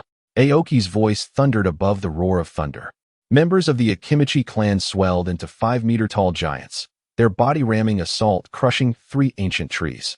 Cloud Shinobi hiding in the treetops plummeted, ensnared by the Oil Woman clan's insects, cocooned within black silk. Watch the ground. Ai suddenly pressed his temples. No sooner had he spoken than the earth beneath Aoki collapsed, revealing the Cloud Shinobi clad in lightning release armor, with a kunai hovering perilously close to his throat. Genji, Earth Dragon. Aoki's figure suddenly sank into the ground, re-emerging behind the assailant. As he struck down with a hand infused with earth release chakra, the strange red glow ignited upon the enemy's back armor. A tremendous explosion sent all ninjas within a 10-meter radius soaring.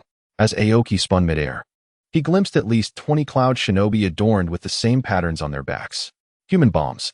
Wiping the blood from his mouth, he noted that the sealing team was urgently establishing barriers while the main force of the Cloud Shinobi had already crossed through the burning forest. The lightning illuminating the night sky rendered the battlefield as bright as day. Aoki wiped the blood from his lips, his hands quickly forming seals. His chakra surging through his meridians like a tidal wave, his fingers flying with such speed that they nearly solidified into form. When the final Musil was completed, the very earth beneath the battlefield trembled. Kuinji, Earth Dragon turn. The ground within a 3-mile radius suddenly erupted, sending 10-meter-high waves of earth skyward, scattering the charging Cloud Shinobi like waves crashing against rocks. The shattered lightning release armor exploded into blue sparks under the moonlight as Aoki leaped above the surging earth, his face adorned with a sage-like visage. 3 o'clock direction, 400 meters. Hinata's Byakugan pinpointed the chakra source hidden within the dust. It was the Cloud Shinobi's sensory team. The one-eyed Jonin, engaged in battle with Akimichi Dingzwa, abruptly retreated, forming bird-shaped seals with his hands. Ai. The leader of the mountain clan's mental tendrils pierced the battlefield like lightning. The Cloud Shinobi poised to unleash lightning release suddenly froze in place as Kakashi's Umbu team surged from the ground, their blue light shattering the night sky. Rukyu slammed the chessboard-like strategic map onto the wooden table. Dingzwa, 2 o'clock direction, 30-degree angle, unleash full multiplication technique. The Akimichi clan leader, now a giant, landed with a thud, creating a trajectory that intersected perfectly with the rock spikes Aoki summoned. 20 Cloud Shinobi were forced into the insect formation prearranged by the Oil Woman clan, the black tide of insects swiftly engulfing their screams. Sunji, Wind Scythe. Aoki unleashed a chakra blade that sliced through 3 incoming lightning balls, the residual force carving a charred trench through the Cloud Shinobi formation. He landed atop a smoldering tree stump, locking eyes with the 4th Reikage from a distance. Suddenly, a dazzling flash of lightning surged into the ranks of the Konoha ninjas, and neither ninjutsu nor taijutsu could intercept the shadow of that figure. As Aoki's hands transformed into a dark hue, he charged towards the silhouette. The clash of blue lightning and dark radiance unleashed a violent collision, sending nearby ninjas hurtling through the air from the shockwave. Shimi, 12 o'clock, Bug Nest. Shimi released a multitude of parasitic insects unique to the Oil Woman clan towards the location indicated by Rikuju. As the parasitic insects flew by, they obstructed the advance of numerous cloud ninjas. Heavy flow strike. With a powerful punch, Aoki crossed his arms above his head, his dark hands blocking an attack from the Reikage. However, his feet sunk into the earth beneath him. Senjutsu, Fire Serpent. 2 massive fire serpents lunged from Aoki's hands towards the Reikage, but the latter had already evaded.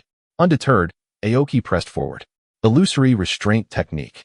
Countless phantom pegs pinned the Reikage in a blood-red space, and his lightning armor erupted in dazzling sparks due to the chakra disturbance. Seizing the opportunity, Aoki formed a hand sign, wind and thunder convergence. The thunder clouds accumulating above the battlefield were suddenly stirred into a vortex by a fierce gale, and a violet lightning bolt crashed down upon the rear ranks of the cloud ninjas. The 30 lightning-style ninjas maintaining the joint technique were instantly reduced to ash, the air thick with the acrid stench of burnt flesh. All ninjas retreat 300 meters. Rikuju's voice rang clear amidst the chaos. Dingzwa, southwest corner breach. In a state of multiplication, a Kimichi Dings was smashed through 3 rock walls, crushing the encircling cloud assault team into the ground. The black cloud formed by the parasitic insects surged from Shimi's sleeve, accurately covering the wounds of every injured Konoha ninja. Haichi 3 o'clock. The mental tendrils of the mountain clan leader pierced through the smoke, preparing to ambush a cloud jonin, only for the latter to turn and stab his own throat with a kunai.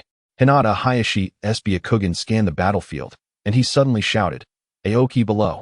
Aoki's neck hair stood on end as Senjutsu chakra enveloped his body. In an instant, the ground exploded, and the fourth Reikage, enveloped in lightning chakra mode, burst forth, his electrified fist colliding with Aoki's darkened palm. The shockwave severed trees within a 50-meter radius. 3 seconds earlier than expected to break the illusion, Aoki muttered, blood trickling from the corner of his mouth, his knuckles cracking under the immense pressure.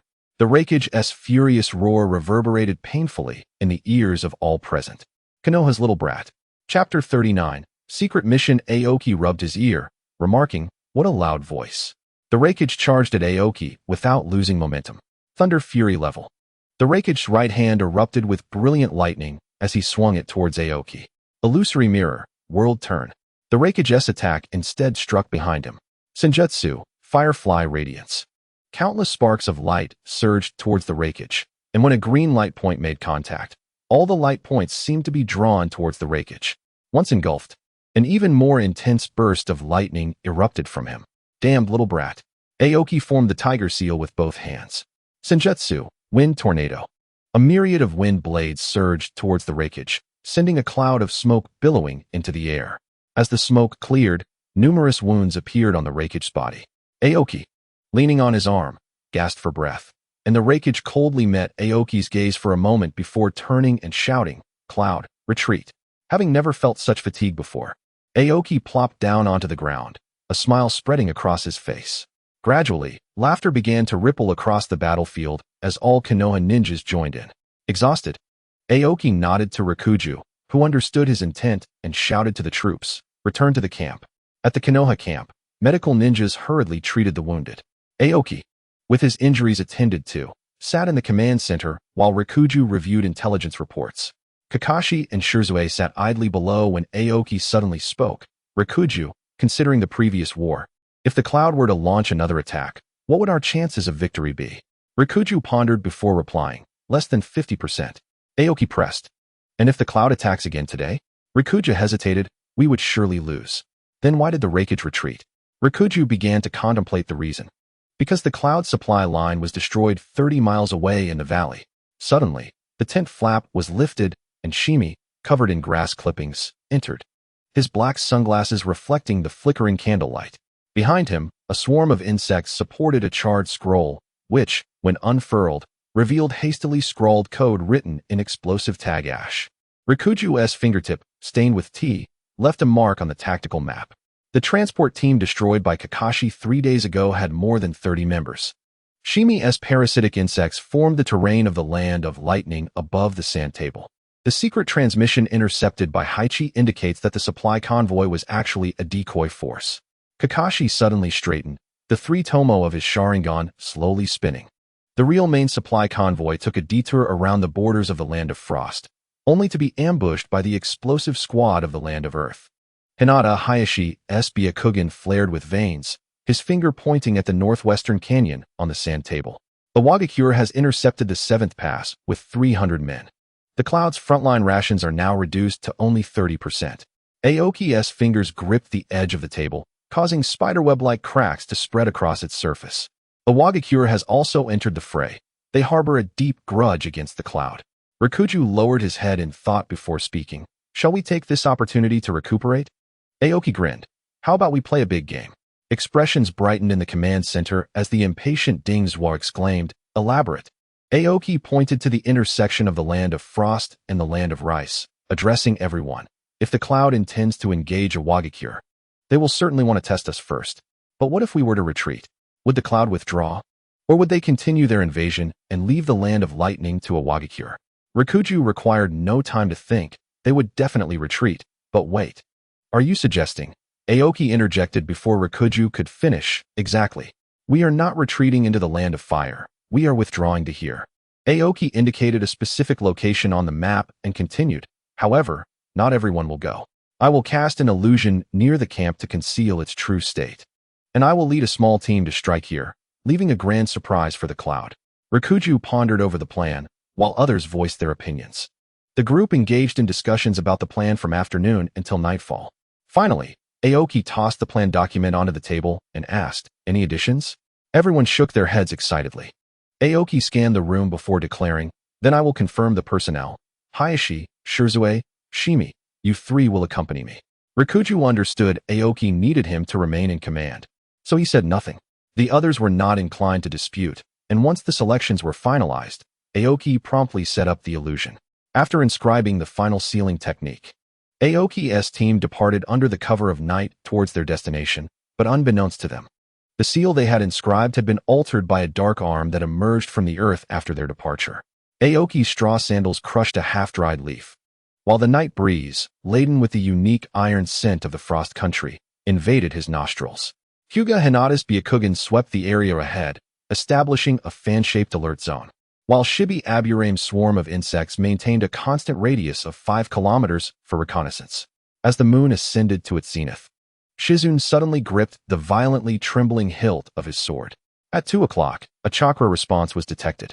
The young Uchiha's Sharingan glowed ominously red in the darkness, revealing 12 figures whose movements formed a tactical wedge. Aoki raised his index finger to his lips, and the group immediately concealed themselves within the shadows of the trees. 30 seconds later, a reconnaissance team wearing the headbands of the Cloud Village flew overhead. The leading sensory ninja halted abruptly amidst the branches, their hands forming seals that emitted faint sparks of electricity. It was the Night Owl unit of the Cloud Village. Shibi's insect wings vibrated at a high frequency within his sleeve. Should we silence them? It could alert the snake in the grass. Aoki's pupils constricted into slits beneath his sage mask. I shall weave them a beautiful dream. Aoki swiftly formed hand seals, causing the Cloud Ninja engaged in sensory techniques to momentarily falter. They gestured towards the rear, and as the enemy faded from sight, Aoki suddenly pressed his left arm, sealing the symbol as dark ink-like script flowed beneath his skin, coiling into a serpent of warning. The illusionary barrier was triggered. He tore away the bandages wrapped around his wrist, revealing a blood-soaked reverse summoning technique inscribed 6 hours earlier than anticipated. At this moment, in the Konoha encampment, the Cloud Ninja, after confirming the absence of personnel within the camp, swiftly retreated.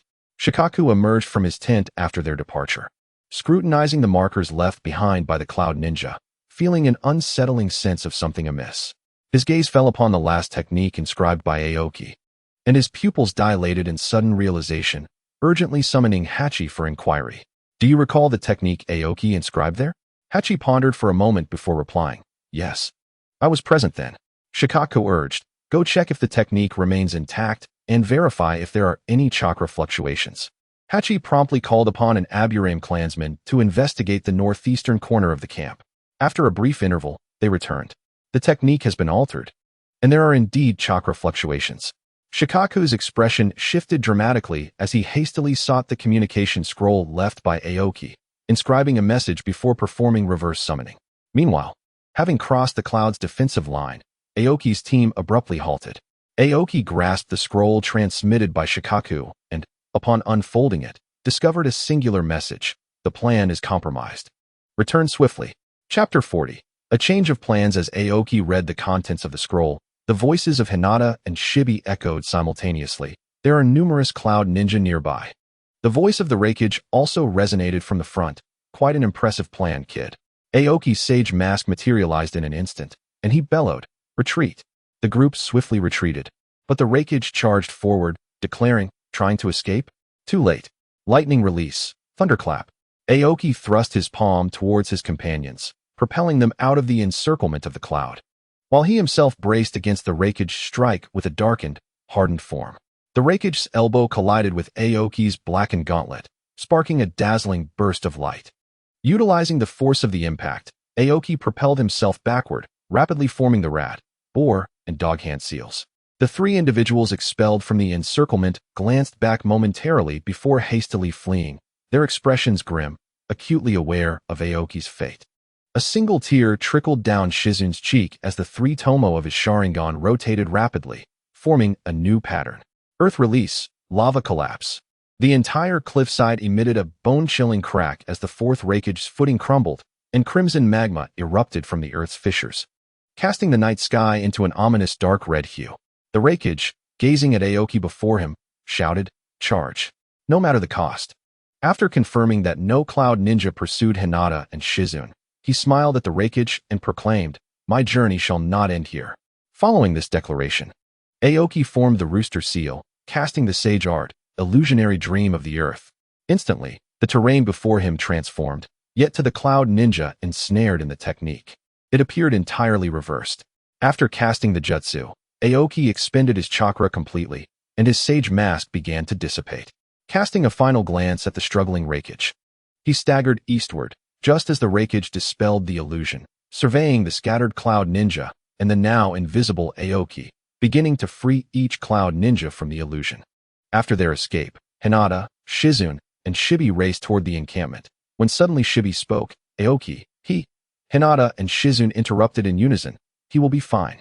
Shibi, hearing this, merely nodded, refraining from further comments as the trio quickened their pace. After half a day of relentless travel, they finally returned to the encampment. Shikaku regarded the three without uttering much, instructing them to rest first before retreating into the command center. Hachi and Shino followed Shikaku inside, with Shino immediately asking, "Shikaku, will Aoki be okay?" Shikaku shook his head, saying, "It's uncertain. We'll send someone to investigate the surroundings tomorrow." As he spoke, he inscribed a message on the scroll Aoki left behind, utilizing reverse summoning to send it to Aoki. Meanwhile, as Aoki fled, he accidentally fell into a cliff, plunging into the ocean. During his descent, Aoki summoned the toad from Mount Miyaboku using the chakra he regained while fleeing. Yet he lost consciousness before identifying who he had summoned. The scroll from Shikaku also slipped from his grasp, sinking into the sea. The briny scent of the ocean roused Aoki from his stupor, revealing an expanse of purple before him. Attempting to speak, his throat felt parched, and he coughed involuntarily. The toad, Jiraiya, who was carrying Aoki, spoke, "Aoki, you're awake?" After adjusting to the dryness of his throat, Aoki, his voice hoarse, replied, "Yes, I summoned you." Jiraiya, the toad, navigating toward the mainland, responded, "Indeed, though I may be clumsy, I shall ensure you reach the mainland." Aoki patted Jiraiya's back, replying, "You're quite reliable, Jiraiya." Grateful for the compliment, Jiraiya responded, "Thank you, Aoki." Aoki then fell silent, merely exerting himself to sit upon Jiraiya's back, beginning to regain his strength. After half a day of traversing the waves, Aoki finally replenished his energy and chakra, spotting a dark coastline ahead. Assessing his condition, Aoki first utilized reverse summoning to relay a message of his safety to Shikaku.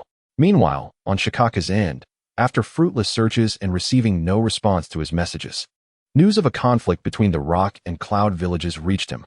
Shikaku dispatched personnel to investigate the situation of the two nations' battle and to search for Aoki's whereabouts, while simultaneously relaying their current circumstances back to Konoha. Just as the news reached Konoha the following day, Shikaku received Aoki's message via summoning. Relieved, he transmitted the information back to Konoha. Upon reaching the shore, Aoki inquired of Jiraiya regarding their direction, confirming he was now within the borders of the water country. After bidding farewell to Jiraiya, Aoki began his journey toward Konoha. After traversing the water for a while, Aoki finally spotted a small island emitting wisps of smoke. Using the remaining silver notes on his person, he procured a small boat and set sail westward. After a day of travel, Aoki arrived at an uninhabited island, intending to rest before continuing his journey.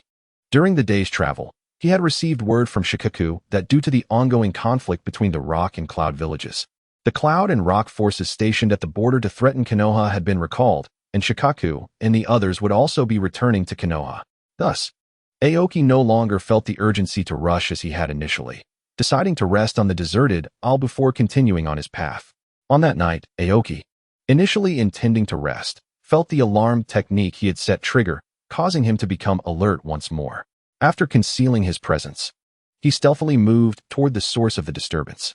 After more than 10 minutes of careful navigation, Aoki arrived at the location of the activated technique. Observing the traces around him, he deduced that there were over 10 individuals ahead. Sensing that his chakra was replenishing, he continued forward. Upon traversing a thicket, he beheld 2 groups of people and was puzzled. When did the Sand Village and the Mist Village become so amicable? After a moment of contemplation, Aoki realized the unsettling truth. This was the scenario of the Sand Hero being betrayed. Just as he prepared to retreat, a shuriken was suddenly hurled in his direction. Aoki sidestepped and revealed himself, startling Yi Tsong, who immediately conjured 3 blazing fireballs around him. As Aoki noticed all eyes were upon him, he hastily waved his hand and said, "I assure you, I am merely passing by. Would you believe me?" At that moment, Yi Tsong had yet to unfurl the Sand Village's scroll, unaware that he had become a sacrificial pawn, directing the fiery projectiles toward Aoki. With a sigh, Aoki utilized the body flicker technique to evade the fireballs and, stamping 1 foot down, summoned a Bagua formation beneath him. He turned to the Mist Ninjas and asked, "Are you certain you wish to engage? I can easily pretend I saw nothing of your transaction." The leader of the Mist stepped forward and declared, "The Nightmare of Konoha is quite valuable on the black market." Aoki, perplexed, responded, "Wait, weren't you here to eliminate Yi Tsong? Why are you targeting me instead?" Yi Tsong, taken aback by this revelation, felt a surge of doubt about the mission, maintaining a cautious distance from the Mist Ninjas. The leader of the Mist glanced at Yi Tsong before commanding his subordinates, "Attack. Leave no one alive." Aoki nearly burst into laughter at the absurdity of it all. Was the Mist Village truly so insular that they sought to eliminate him? Just how deluded were they? As the leader's command echoed, Aoki formed a single-handed seal for the technique Quicksand. The solid ground beneath the feet of the 10 Mist Ninjas suddenly morphed into a ravenous quicksand, claiming all but 3 who managed to escape. The surviving ninjas were struck by the realization of the vast chasm between their abilities and Aoki's. Yi Tsong was equally astonished by Aoki's prowess, though he had rapidly improved since the 3rd Great Ninja War. He found himself unable to comprehend how Aoki had grown so formidable in just a few years. After escaping, the Mist leader, his voice trembling, addressed Aoki, "Lord Aoki, we concede you are correct. Our objective was never you. Let us act as though this encounter never occurred." Upon hearing this, Yi Tsong understood his precarious situation and immediately unfurled the scroll he had prepared to exchange with the Sand's upper echelon. Gazing at the blank scroll in his hand, he let out a bitter laugh, reflecting on his childhood dream of becoming a powerful ninja, only to find himself in such a disheartening predicament after discovering his talent for the Scorch release and diligently completing missions for the Sand Village. Observing the scene before him, Aoki felt an acute sense of awkwardness. He waved farewell to the Mist Ninjas, who mistakenly believed they had been spared. As they stood to leave, one by one, they collapsed to the ground. Aoki cast a glance at Yi Tsong before turning away and returning to his dwelling in a cave. The following morning, Aoki awoke to the damp, briny air and stretched leisurely as he made his way towards the sea. On his path, he passed the thicket where the previous night's conflict had transpired and noticed Yi Tsong still seated there. Scratching his head, Aoki approached and asked, "Where are you headed? May I accompany you for a while?" Yi Tsong looked up, her large eyes devoid of anger. Betrayed by her beloved village, she was left questioning her own existence, her faith crumbling after all these years.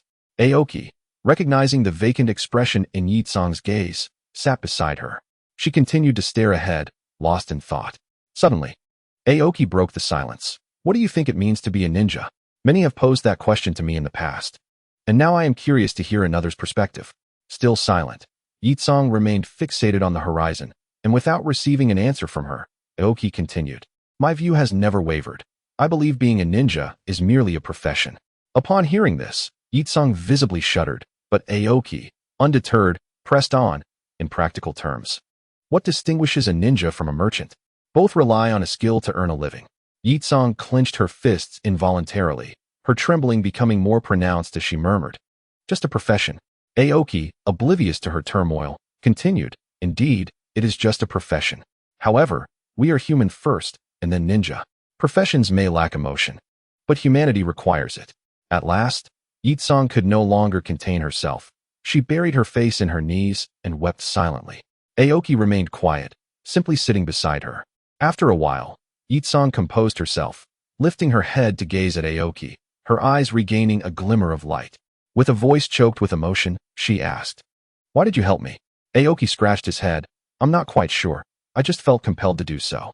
Yitsong broke into a smile, gazing at the young man before her, who had once been a mere novice ninja but had become so formidable, leaving her momentarily dazed. Aoki waved his hand in front of her, teasing, "What are you staring at so intently?" Startled back to reality, Yitsong's face flushed crimson, and she lowered her head, falling silent. Aoki, puzzled by her reaction, could not help but inquire, "Are you feeling hot? Why is your face so red?"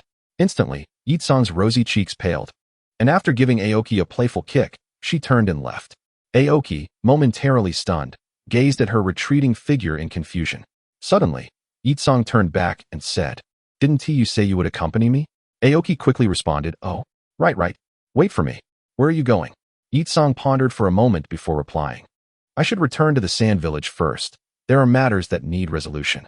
Aoki glanced at Yitsong, inexplicably feeling his heart race. However, he dismissed it, leading her onto a boat bound for the Land of Fire. On their journey, he relayed the circumstances of their meeting to Rikuju, requesting him to inform the Hokage, as Yitsong remained a ninja of the Sand Village. Entering Konoha without notice could lead to her being mistaken for a spy. It was unclear how Aoki felt when he sent this message, but Rikuju appeared puzzled upon receiving it.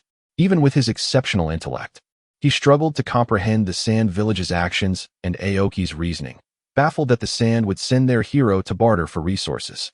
He also found it hard to fathom Aoki's social ineptitude, noting how he had mentioned Yitsong's flushed face as a sign of her being warm.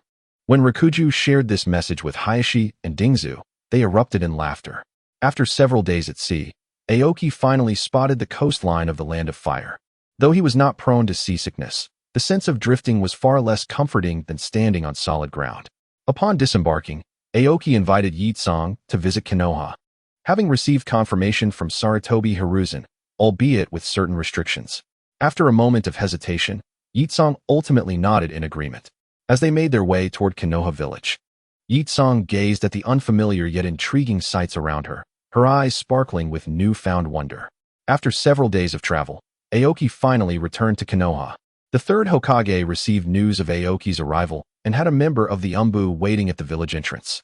The Umbu guided the duo to the Hokage's office, where the Hokage expressed his condemnation of Tsunagekyu's actions and sympathy for Yakura's plight. He indicated that if Yakura wished to reside in Konoha permanently, she would need to undergo some minor assessments. As long as she was not a spy, Konoha welcomed every individual. Watching the animated conversation between the two, Aoki felt an urge to interject but was at a loss for words. The amiable exchange concluded with a handshake between the third Hokage, Sarutobi Hiruzen, and the abandoned hero of Tsunagakure, Yakura. Afterward, Hiruzen instructed the Umbu to have Yakura wait outside, as Aoki needed to report on his mission. Given that Yakura had not yet undergone her evaluations, certain matters were not to be disclosed to her. Once Yakura was escorted out, Aoki provided a detailed account of the events that transpired from the moment he helped Hiruzen and the others escape until their return. Upon hearing Aoki's report, Hiruzen looked at him with a satisfied expression and remarked, "Aoki, well done. You are of age now. Strive to keep the Shikutten in Konoha."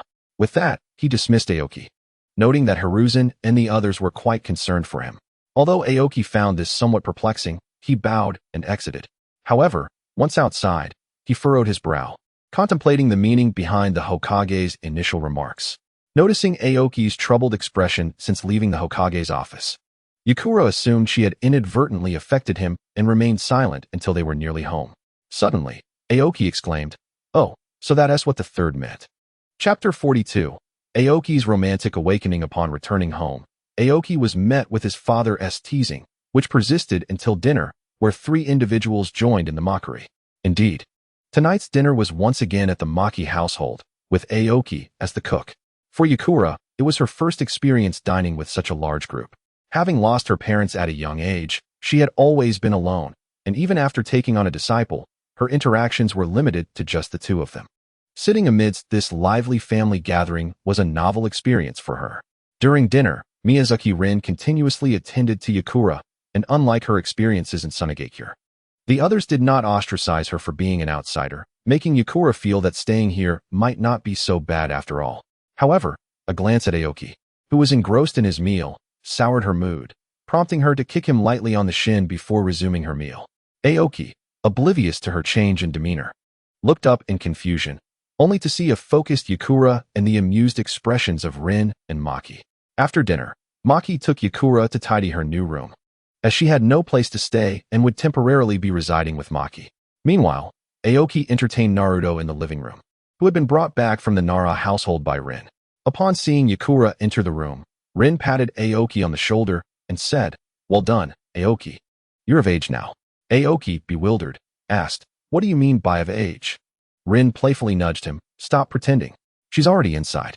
Aoki was even more perplexed. He had never been in a romantic relationship in either his past life or this one. Before university, he was preoccupied with studies, and afterward, he was too busy enjoying life to consider matters of the heart. Still looking confused at his father, Rin paused, then asked, "What was your purpose in bringing Yakura to Konoha?" Aoki confidently replied, "Just being polite." Unconvinced, Rin pressed, "Do you not like that girl, Yakura?" Aoki pondered for a moment before admitting, "I don't know.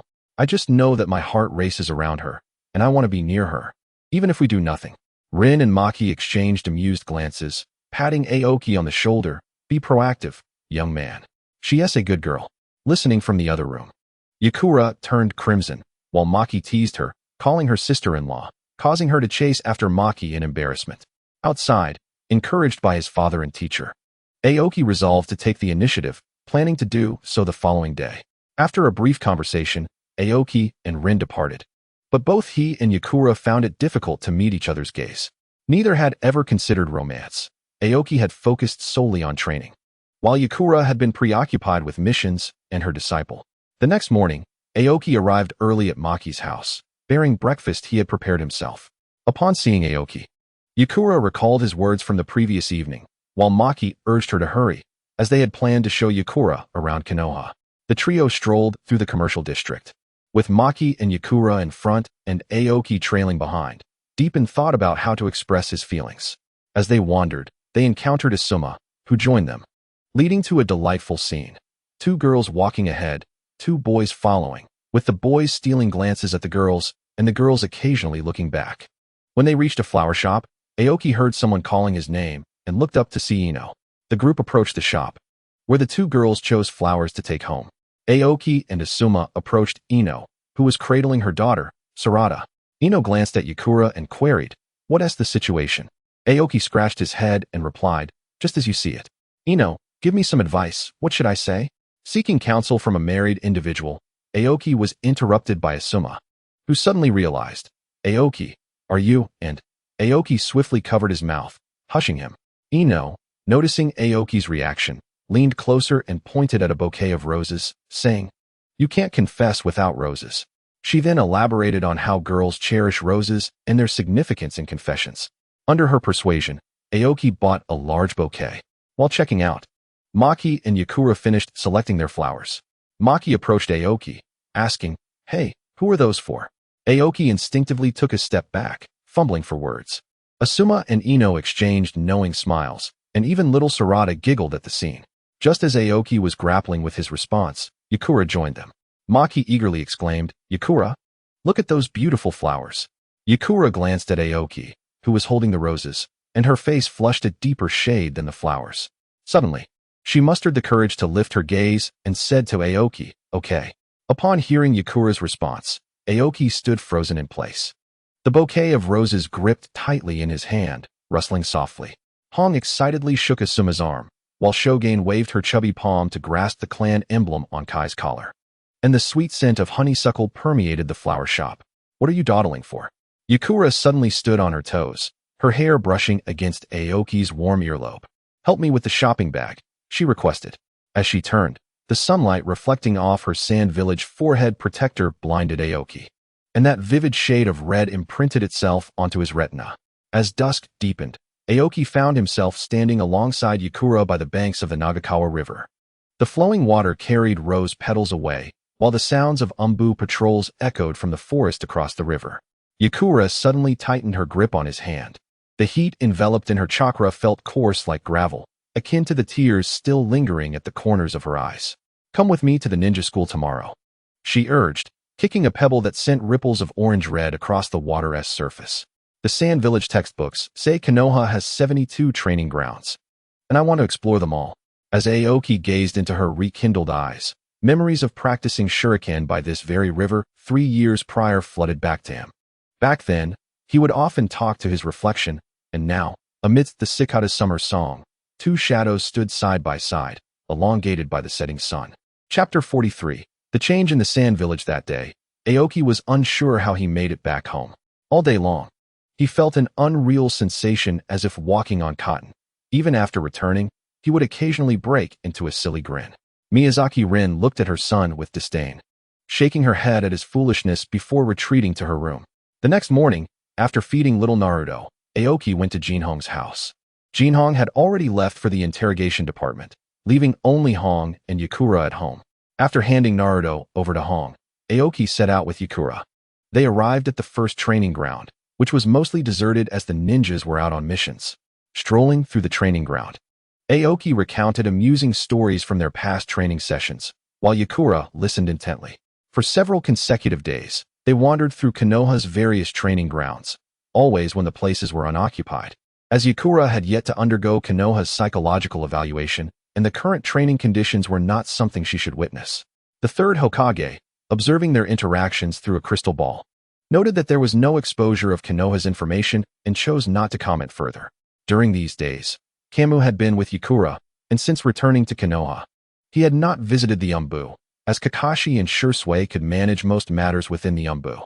As the two approached Training Ground 44 in the Forest of Death, Aoki introduced the area, noting it was rarely frequented by others, the remaining training grounds being occupied by various ninja clans, with few outsiders venturing there.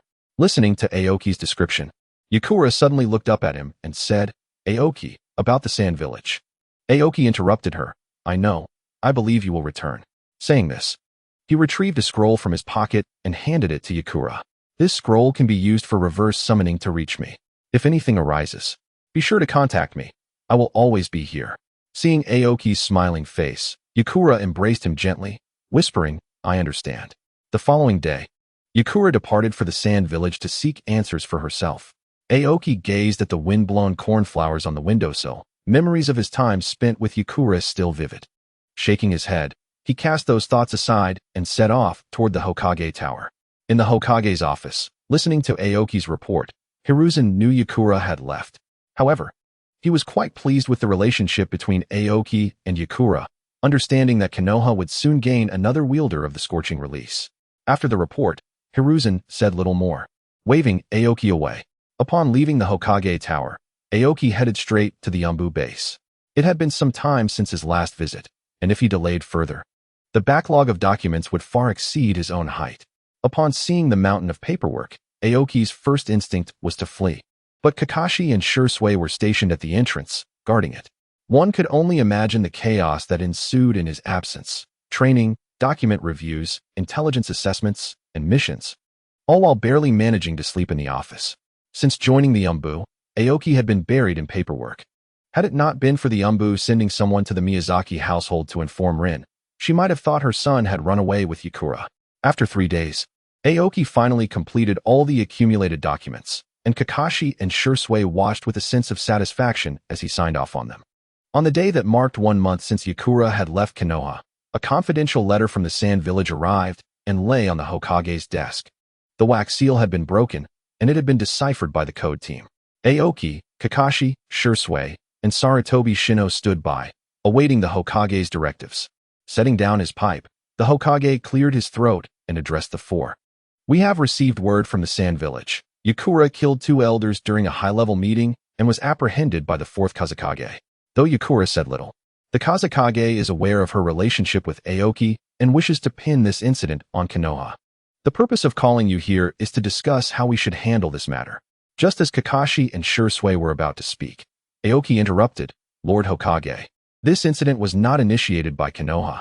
We should not take any actions or make any statements. Everyone looked at Aoki in surprise, unable to comprehend why he was the one to voice such a statement. After considering Aoki's words, the others fell silent, deep in thought. After careful consideration, the Hokage decided. Let us proceed as Aoki suggested. Konoha will take no measures regarding this matter. You may return. Aoki, please stay. Once the three had exited, Hiruzen turned to Aoki and asked, have you made a decision? Aoki nodded. From the standpoint of the Umbu captain, this matter cannot be linked to Konoha. However, as Yakura's partner, Konoha cannot intervene. I can. Hiruzen responded, Konoha cannot assist you significantly in this matter. Once you depart, do not reveal your identity. Externally, I will state you are leading a mission.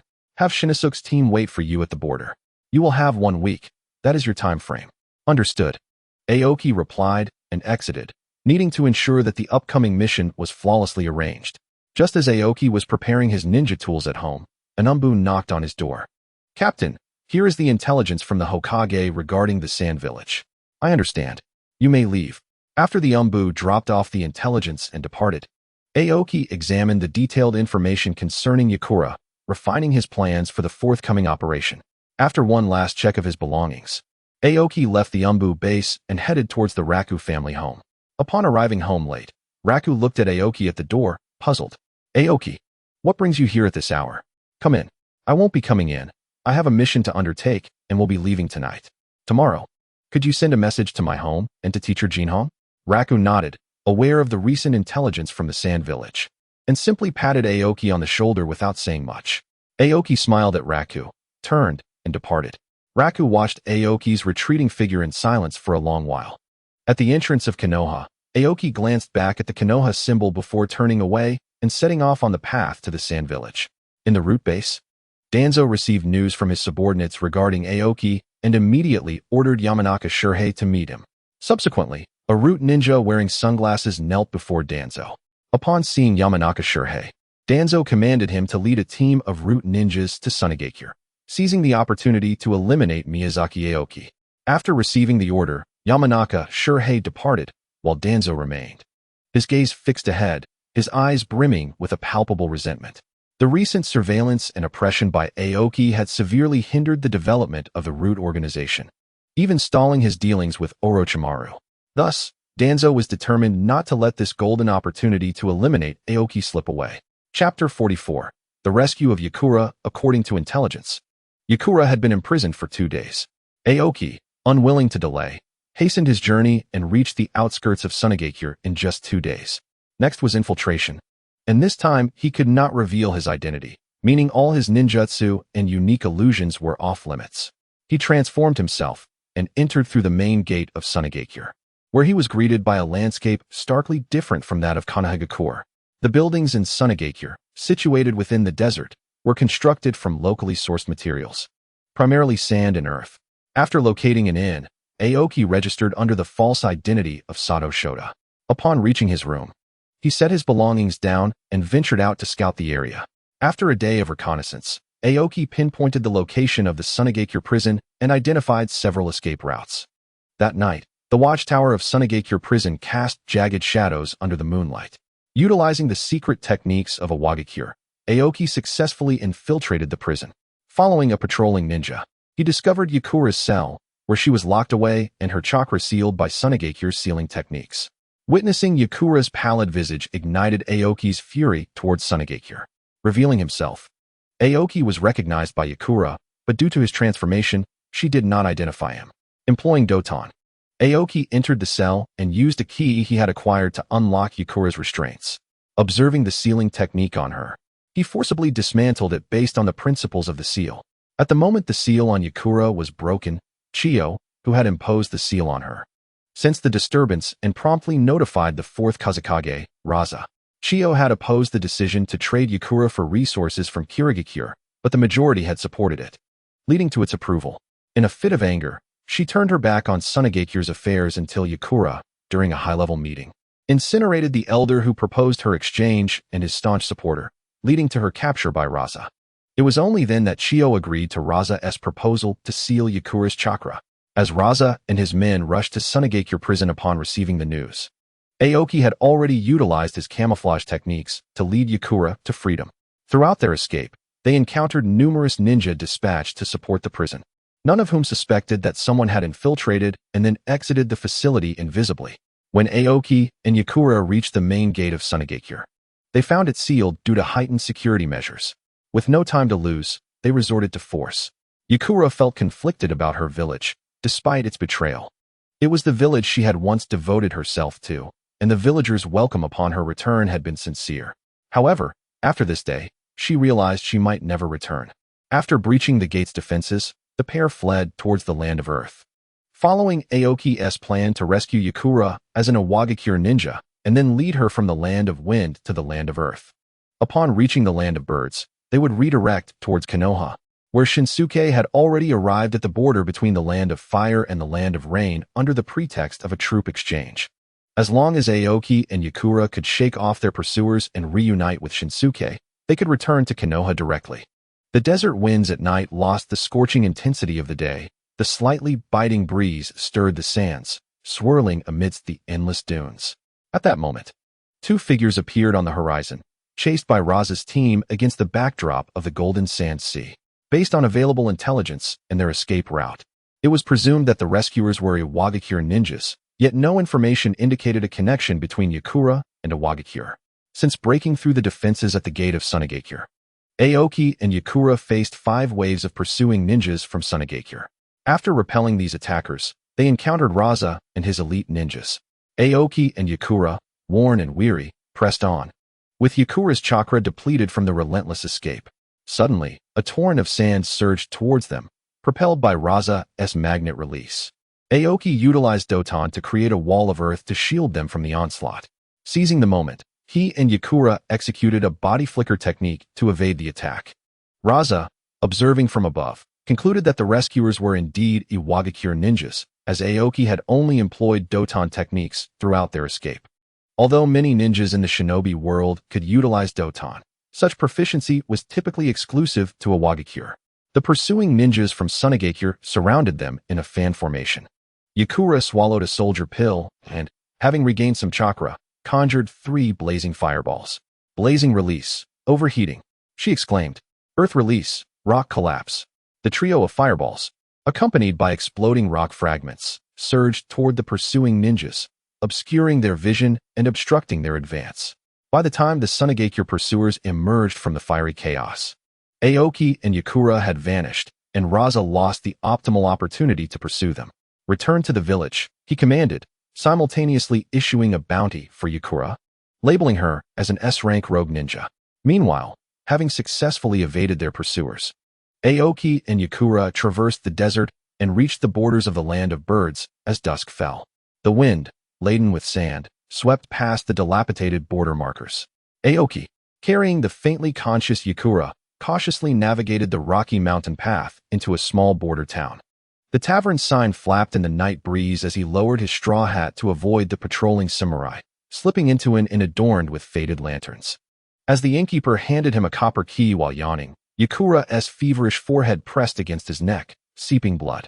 The wooden door to their second-floor room creaked as Aoki propped a 3-legged bamboo chair against the leaky window, laying the exhausted Yakura on the mattress.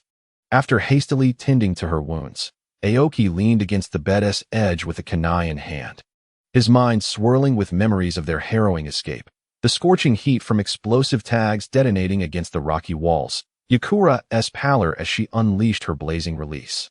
Her taut nerves finally unraveling under the weight of their relentless flight. As the clock struck midnight, her grip on the hidden weapon slackened, her head bowed, succumbing to slumber. After a night of rest, Aoki's condition improved, and Yakura's chakra had partially replenished. Her wounds would not hinder their continued journey, and they had to traverse the land of rain without delay. Disguised, the duo set forth towards their next destination. Upon reaching the border between the land of birds and the land of rain, the sound of slicing wind pierced the air as 3 kunai attached to explosive tags hurtled toward them. Utilizing the body flicker technique, they narrowly avoided the attack. Just as they dodged, Aoki caught sight of the unique markings on the explosive tags. Grinning at Yakura, he remarked, "It seems they are targeting me." Chapter 45. An assassination encounter after Aoki and Yakura evaded the shuriken and the ensuing explosion. A young girl named Chihira led a group of ninjas from the shadows. Aoki disdainfully regarded the masked ninjas before him, proclaiming, "Is this all that Danzo can muster? He seems to underestimate me. You think a handful of you can detain me? Ridiculous." Before he could finish his sentence, Aoki's figure appeared before one of the ninjas, his right hand, enveloped in wind chakra, piercing through the ninja's body. The remaining ninjas, attempting to evade, hurled shuriken at Aoki, but he used the incapacitated ninja as a shield. After casting the shuriken-laden ninja aside, Aoki continued, "Such foolish delusions." As soon as his words fell, a swarm of insects surged from the woods toward Aoki. He planted one foot firmly on the ground. An Abagwa formation appeared beneath him. With a swift motion, he raised one hand, declaring, "Flame Serpent of the Lee character." A fire serpent coalesced beside him, striking at the black cloud, obliterating the insects within it. Just then, the ninjas who had been evading approached Aoki. Two standard ninja blades sweeping toward him from above and below. Aoki deftly retreated, unleashing two fireballs that sped toward the root ninjas. Scorch release, overheating destruction. The two root ninjas were instantly engulfed in flames, turning to ash moments later. In the forest, Chihira, with an impassive expression, issued the order to attack once more. The remaining four ninjas charged at Aoki, unaware that several insects were surreptitiously approaching him from behind. Aoki used a kunai to block the blades of two ninjas, while forming hand seals with one hand, releasing a fireball that struck a side-attacking ninja. Meanwhile, the last ninja was entangled with Yakura. Though Yakura was formidable, he was still held down due to his injuries. Chihira's sunglasses glinted ominously as nano-sized poisonous insects, hidden in the folds of Aoki's clothing, suddenly erupted. A sharp pain pierced Aoki's neck, and as he swatted at it, dozens of glowing blue insects burrowed into his veins. Yakura's fireball incinerated the last root ninja, but upon turning, he saw Aoki staggering and crashing through a thick, dead tree. At that moment, Chihira revealed herself. Observing the man before her, Yakura, embracing Aoki, conjured 3 fireballs, vigilantly watching Chihira. Aoki, his face darkened, suddenly smiled and said, "I didn't expect to see you here, senior." Chihira's voice echoed, "Shimi spoke highly of you. The Oil Woman clan is grateful for your assistance to Shimi, but due to the mission, I must apologize." Aoki merely chuckled. "It seems you have me at your mercy, senior." Aoki's complexion, initially a dark hue, gradually returned to normal as he severed the connection with the poisonous insects within him. Utilizing natural energy, he purged the toxins from his body, and as his color normalized, the sage face appeared on him. "Senior, let the second round commence." As his words concluded, Aoki and Chihira vanished in an instant. After several exchanges, they distanced themselves, the ground beneath them beginning to crystallize. Aoki pressed his palms together, unleashing a torrential barrage of chakra bullets that sent Chihira's sunglasses flying. Secret technique, insect cocoon binding. As the sunglasses shattered, the black robe on Chihira's back tore apart, revealing a tidal wave of purple poisonous insects. When the chakra bullets made contact with the swarm, an eerie silence enveloped the battlefield as all energy fluctuations were absorbed by the insects. Yakura strained to slice through the insect horde with a fireball, only to witness Chihira's right arm visibly rotting. The energy-consuming insects began to turn against their host, injecting toxic chakra back into Chihira's body.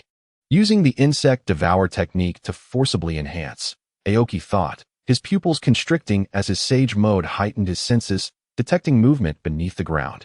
A massive dragon formed from 3 poisonous insects erupted from below, one rushing toward Yakura. Aoki hurled 2 spheres of concentrated natural energy toward the approaching swarm while unleashing a powerful cyclone around himself, gathering natural energy. The insect horde, drawn to the spheres, began to petrify after consuming the natural energy, falling to the ground with a cacophony of sounds.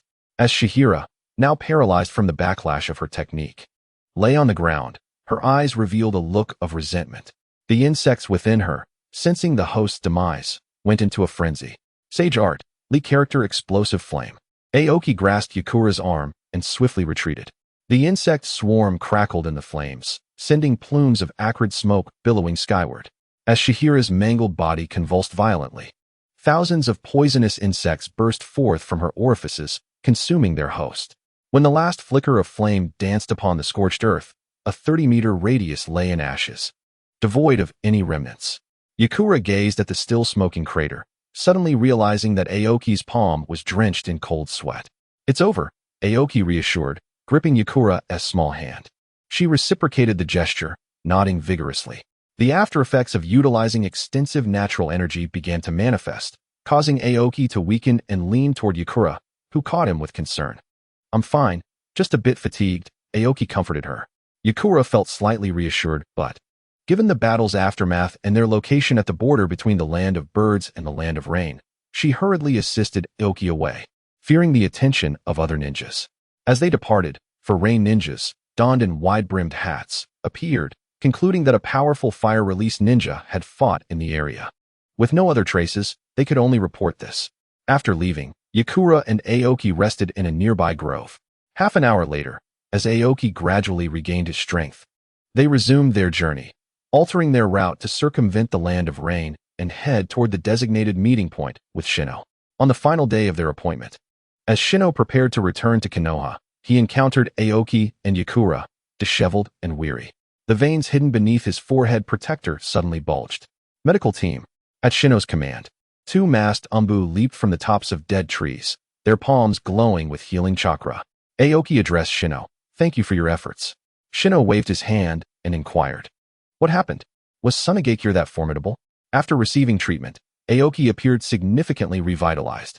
Turning to see Yukura's wounds healing, he replied, "I encountered Shihira from the Oil Woman clan." Shino expressed surprise. "Danzo? How dare he?" Aoki calmly responded, "What is there to fear? It's nothing." Not wishing to linger on the topic, Shino led Aoki and Yukura to a resting area before departing. Aoki then whispered to the slumbering Yukura, "Are you ready to face the counterattack, Lord Danzo?" Chapter 46. Preparing for counterattack under Shino's leadership, Aoki and Yukura returned to Konoha. Yukura, now renamed Kid, would join Konoha after passing the psychological evaluation. On the day Aoki reported to Hisashi, the umbu on duty were ordered to evacuate the office as Aoki had set up a sealing barrier within. On that day, the contents of Aoki's report to Hisashi remained unknown to anyone. However, thereafter, Hisashi no longer dismissed the intelligence concerning the transaction between Danzo and Orochimaru. A week after Aoki returned to the village, Yakumo had fully recovered from his injuries. This day marked the time for Yakumo to undergo a psychological evaluation. Upon arriving at the interrogation department, Aoki spotted Kaichi at the entrance and called out, "Is it your turn today?" Kaichi replied casually, "Yeah. Let us get this over with quickly. I want to return home and hold my daughter." Since becoming a father, Kaichi had transformed into an adoring dad, no longer indulging in drinks with Shikaku and Inoichi after work, but instead eager to get home to see his little girl. Understanding Kaichi's nature, Aoki said nothing more and led Yakumo inside. After Kaichi's mind reading confirmed that Yakumo was not a spy from Sunagakure, he issued a certificate for Yakumo and proceeded to tidy up his belongings to leave for the day. Aoki, noticing Kaichi's eagerness to finish work, merely asked him to invite Shikaku and Inoichi over for dinner that evening, suggesting they bring their families as well. Kaichi agreed, and after Aoki received the certificate, the two departed. With Kaichi's endorsement in hand, they visited the Hokage building to register as ninjas. Only after obtaining their own certificates did Yakumo break into a joyful smile. This marked the end of the era of the Sunagakure hero Yakumo, paving the way for the emergence of Konoha ninja, Kid. After exiting the Hokage building, the young couple, having just endured significant trials, began to stroll through the shopping district. This was partly due to Yakumo's need to acquire daily necessities for his new life in Konoha, and partly because Shikaku's family was invited to dinner that night, necessitating a bit more shopping due to Inoichi's notorious reputation as a big eater. The couple spent the entire afternoon gathering their required items, and upon returning home, Aoki commenced preparations for dinner. As the first wisps of smoke spiraled from the chimney, familiar sounds of merriment echoed from the end of the street. Shikaku's wife, cradling their infant, exchanged parenting tips with Kaichi's wife and Inoichi's wife, while the three men trailed behind, carrying sake and flowers. "Marinated beef shank, cured for 3 days," Inoichi exclaimed, lifting a food box that was nearly as tall as himself, the aroma of honey and black pepper wafting from its oil paper wrapping. Shikaku shook the green porcelain sake bottle in his hand, moonlight illuminating the Nara family crest embossed on the surface. This is 20-year-old vintage pilfered from my grandfather's cellar. As the sizzle of grilling reached the kitchen, Yakumo arranged the last few slices of tuna sashimi into the shape of a maple leaf. Suddenly, the sound of a baby crying broke the tranquility at the entrance. Kaichi, flustered, rummaged through his ninja pouch for a pacifier, only to find his daughter gazing up at the ceiling with her amber eyes, mesmerized by a chakra-formed flame butterfly dancing above. Aoki. Kaichi turned helplessly to see his friend leaning against the doorway, chuckling softly, his fingertips still glowing faintly with residual chakra. The butterfly erupted into a dazzling display of sparks, eliciting delighted laughter from the infant. The sound of wooden clogs echoed cheerfully in the hallway as the sweet scent of peony cakes brought by Inoichi's wife mingled with the savory aroma of grilled fish in the warm breeze. After a hearty meal, Aoki exchanged a glance with Shikaku, who knowingly set down his sake cup. The two discreetly slipped into the courtyard. Aoki inquired, "How is the plan shaping up? The Hokage seems to be leaning in our direction." Shikaku lit a cigarette and replied, "It's nearing completion. The situation in Orochimaru's laboratory remains unclear, but the reports of villagers going missing in the village have escalated." Aoki smiled slightly. "The information we possess is sufficient. Our aim is not Danzo, but rather the root." Shikaku regarded Aoki thoughtfully. "You are right. The current intelligence is adequate for us to achieve our objective." With that, Shikaku discarded the cigarette, and returned with Aoki to the house. Seeing the two return, chuckling softly, Kaichi and Inoichi couldn't help but speculate about their conversation since they had both been present when Aoki devised the initial plan.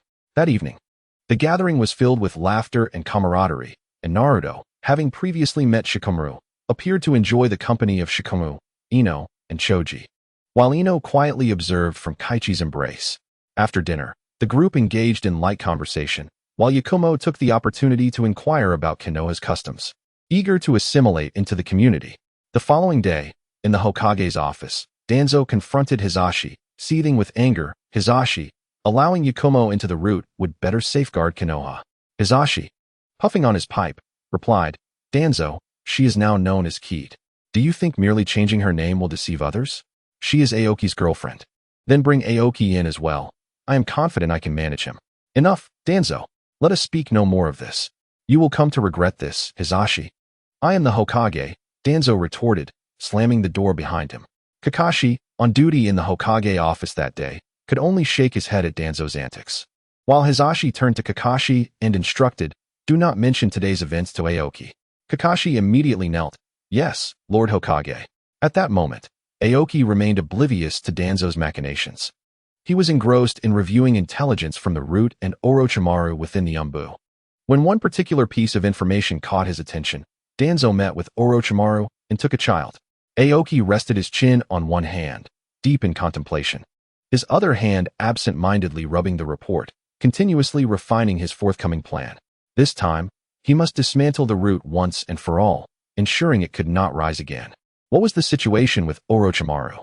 Since drawing a vial of Aoki's blood on the battlefield of the mist, Orochimaru's fascination with Aoki had not waned. Yet since returning to the village, he had not sought Aoki out. If Orochimaru had unraveled the secret of Aoki's body, it was unlikely he would remain indifferent, given that it pertained to the foundational energy of the sage arts that had initially piqued his interest. However, if he had not discovered the secret, yet remained disinterested, it could imply that Orochimaru had found something even more captivating, such as would release. "Is it Tenzo?" Aoki mused, nearly certain from the intelligence in his hand that Orochimaru had successfully transplanted Hashirama's cells, cultivating a Yamato capable of wood release. If he were to disclose this to Hisashi, he could assert that Danzo, in secret collaboration with Orochimaru, had developed wood release but failed to report it. This would ensure a more secure course of action. Thus, Aoki commenced revising and enhancing this plan, and later that night, he approached Shikaku with the updated strategy. The two debated until the early hours, and as Aoki excitedly headed home with the plan in hand, he traversed a dense thicket when suddenly the hair on the back of his neck stood on end. He swiftly leaped forward, just as a long sword clashed into the ground where he had stood moments before, and the wielder was none other than Orochimaru, a key figure in Aoki's plans. Chapter 47. A day in the life. Once Aoki steadied himself, he regarded Orochimaru, feeling his chakra beginning to swirl within him. And with an impassive expression, he asked, Orochimaru, what brings you here at such a late hour? Orochimaru licked his lips and replied, your movements have become swifter. Is this the enhancement bestowed by natural energy? Alarmed, Aoki considered whether Orochimaru had indeed unraveled the secret of his body, yet he feigned ignorance, asking, what natural energy? Orochimaru smiled. There is no need for denial, Aoki-kun. I have felt natural energy in the Ryuchi cave, but I am curious why the natural energy within you is so docile. Understanding that Orochimaru had likely grasped the secret of his body through his blood, Aoki queried, so, what is your purpose here? Orochimaru calmly stated, to propose a trade. Speak. 2 vials of your blood, and I shall not hinder your plans. Upon hearing Orochimaru's words, Aoki felt a surge of astonishment, realizing that only a select few were privy to his plans, which had only been meticulously drafted today. How could Orochimaru possibly know? Noticing Aoki's silence, Orochimaru spoke up, do not be surprised, Aoki-kun. While I may not be aware of your specific plans, I am certainly cognizant of your objectives. It is not particularly challenging to deduce your rough outline from your goals and behavioral tendencies. Aoki squinted and inquired, what do you mean by my objectives? Orochimaru chuckled lightly and replied, merely a focus on the roots, though given the threat you pose to me. It is likely that you also aim to expel me from Konoha. Aoki felt a deep admiration for Orochimaru. Not only was he formidable, but he also possessed a keen intellect. With a hint of resignation, Aoki remarked, is it truly just for my 2 vials of blood? Indeed, Orochimaru confirmed. There is nothing in the entire ninja world more significant than immortality, and you, Aoki-kun, are a crucial part of that equation. Sighing, Aoki continued, when shall we proceed? Tomorrow. Orochimaru stated. Very well, I shall visit your laboratory then. After receiving a satisfactory response, Orochimaru turned to leave. Watching his retreating figure, Aoki sighed in resignation. Plans would indeed need to be altered. Summoning a fireball, he incinerated the draft of his plans and shook his head as he walked home. Upon arriving home, Aoki quickly washed his face and collapsed onto his bed, his mind replaying the events of the day. He realized he had been too hasty in addressing matters with the roots and Orochimaru. Perhaps it would be best to set the plan aside for now. With that thought, he turned over and drifted off to sleep. The following morning, Aoki made his way to Orochimaru's laboratory. The sight of various instruments and organs in petri dishes suggested that Orochimaru was already embodying the archetype of a mad scientist. When Orochimaru spotted Aoki, he beckoned a girl dressed in a fishnet bodysuit over, introducing her. This is Akamichi Ro, my disciple. Ro, this is Miyazaki Aoki, the so-called Konoha nightmare. After exchanging greetings, Orochimaru instructed Ro to gather some experimental equipment. Once she had departed, Aoki asked Orochimaru, what? You didn't take her with you? Orochimaru replied with a hint of amusement. Why would you think that, Aoki-kun? She is one of my prized disciples. Aoki scoffed. Come now, you never engage in meaningless tasks. Orochimaru chuckled softly. You truly understand me. Aoki-kun, it is a pity we did not meet sooner. You might have become my disciple. Aoki merely smiled without responding, and Orochimaru returned to his experiments. Before long, Ro returned with an array of instruments and handed Orochimaru a syringe. As Orochimaru approached Aoki with the syringe in hand, Aoki promptly rolled up his sleeve, exposing his arm. After drawing 2 vials of blood, Orochimaru declared, done. The transaction is complete. Aoki calmly pressed down on the site of the blood draw and replied, I hope you keep your word. Without waiting for Orochimaru's response, Aoki departed. Although he had his own intentions regarding the blood sample he provided for Orochimaru's research, Aoki had been exploring his own bodily condition ever since he became aware in this world. However, he had yet to reach any conclusions. He was perplexed as to why he could absorb natural energy and why the natural energy within him was so harmonious.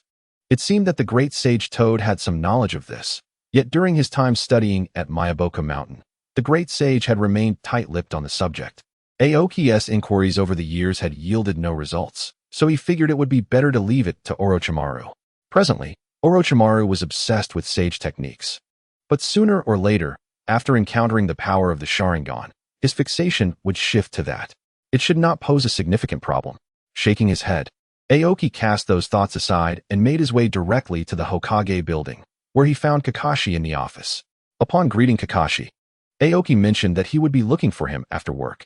Kakashi, understanding the context, nodded in acknowledgement without further comment, and Aoki left. He had entrusted all matters to Shursui and Kakashi. Even if he were to be absent from the Yambu for several days or even weeks, it was of no concern. After all, he had just solidified his relationship with Yasakura and had recently endured many events. Now was the time for sweet moments together. Yet, despite their daily adventures, Aoki and Yasakura did not neglect their training, which was precisely why Akane had refrained from mentioning Aoki's name. When Aoki arrived at the training grounds, he found Yasakura training alongside Ino, while Asuma sat nearby, smoking and seemingly deep in thought. It was curious how, at such a young age, Asuma sported a full beard and was currently in his rebellious phase, reportedly arguing daily with his father, the third Hokage. Aoki approached without Asuma noticing, delivering a sharp slap to the back of Asuma's head, which not only interrupted his contemplation, but also the sparring match between Ino and Yasakura. "Hey Aoki and I, what are you doing?" Asuma asked, covering his head. Aoki, resting his hands behind his head, replied languidly, "You didn't even notice me walking up? Where's your ninja vigilance? Today we're doing extra training." Although Aoki was no longer their instructor, his previous authority still lingered. Asuma chuckled sheepishly but said nothing further. After their match was interrupted, Ino and Yasakura lost interest in continuing and approached the group after forming the reconciliation seal. The four of them sat at the edge of the training ground, engaging in casual conversation. Suddenly, Asuma asked, "Aoki and I, what do you think the Hokage really is?" Although Aoki was puzzled by the question, he responded, "The Hokage?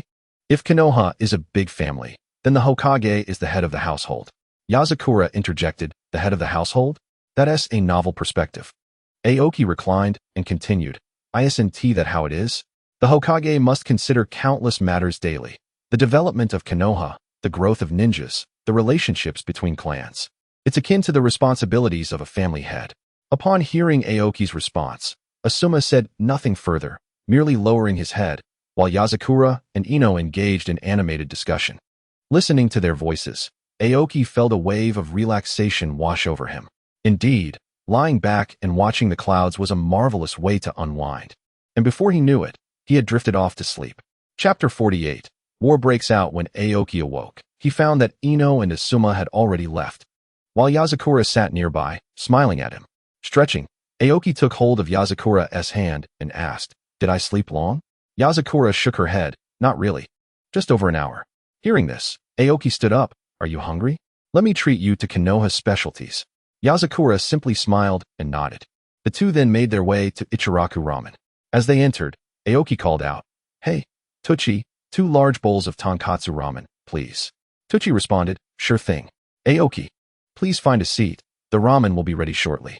Aoki led Yasakura to a cozy spot and settled down, eagerly recommending the restaurant and extolling its virtues. Yasakura listened quietly, occasionally chiming in, and just as they were speaking, Tuchi brought over 2 bowls of ramen. "Aoki, here's your ramen." Aoki promptly accepted the dish, placing it before them as he picked up his chopsticks, playfully addressing the chef. "Brother Shouta, has your noodle recipe been updated? It smells even more fragrant today." Shouta chuckled in response, "Not at all. It's just that you haven't visited in a while. And may I ask, is this your wife?" Upon hearing this, Yitsong's cheeks flushed slightly, while Aoki scratched his head, clarifying, "Not so fast. She's my girlfriend, Fong." Shouta, still smiling, remarked, "My apologies. But you, my friend, are indeed fortunate to have such a beautiful girlfriend. Allow me to treat you to this meal, as a way to make amends for my earlier misstatement." Aoki expressed his gratitude, saying, "Thank you, Brother Shouta." After Shouta excused himself to attend to other matters, Aoki and Yitsong began to enjoy their noodles. Once they finished, they opted to settle the bill, leading to Shouta's playful reprimand and subsequent attempts to refuse payment. Aoki, in a playful gesture, left a handful of silver notes on the table and dragged Yitsong out of the establishment, while Shouta could only smile in resignation at their antics. Once outside, Yitsong and Aoki exchanged a glance and erupted in laughter, their joy seemingly derived from the simple pleasure of each other's company. Post-meal, the pair strolled through the commercial district, where Aoki took the opportunity to introduce Yitsong to the owners of various shops, proudly stating, "This is my future wife." Yitsong's face turned crimson once more.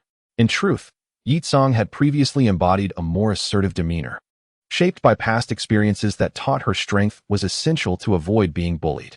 However, Her time with Aoki revealed the delightful sensation of being cherished, gradually transforming her character. After a leisurely afternoon of shopping, Yitsong reluctantly departed, not due to fatigue, but simply because Aoki had run out of space to carry shopping bags. Upon arriving at Yitsong's home, they set down their purchases. Indeed, Yitsong had also bought a house on the same street as the Miyazaki family. A purchase made by Rin, intended as a future home for the couple. When Yitsong received the keys, her neck flushed with embarrassment. After settling their belongings, Aoki mentioned he had matters to attend to that evening and took his leave, while Yitsong began preparing dinner. After leaving his home, Aoki made his way to the Kazuhisa residence. Just as he arrived, Kazuhisa had just returned home, and they sat down together as Aoki recounted the events of the previous night, omitting details regarding blood tests and his health. After listening intently, Kazuhisa pondered for a moment before suggesting that their plans should be postponed. They then resumed their discussion on the steps for implementation until Nara Yoshino interrupted them for dinner, prompting Aoki to glance at the time and excuse himself.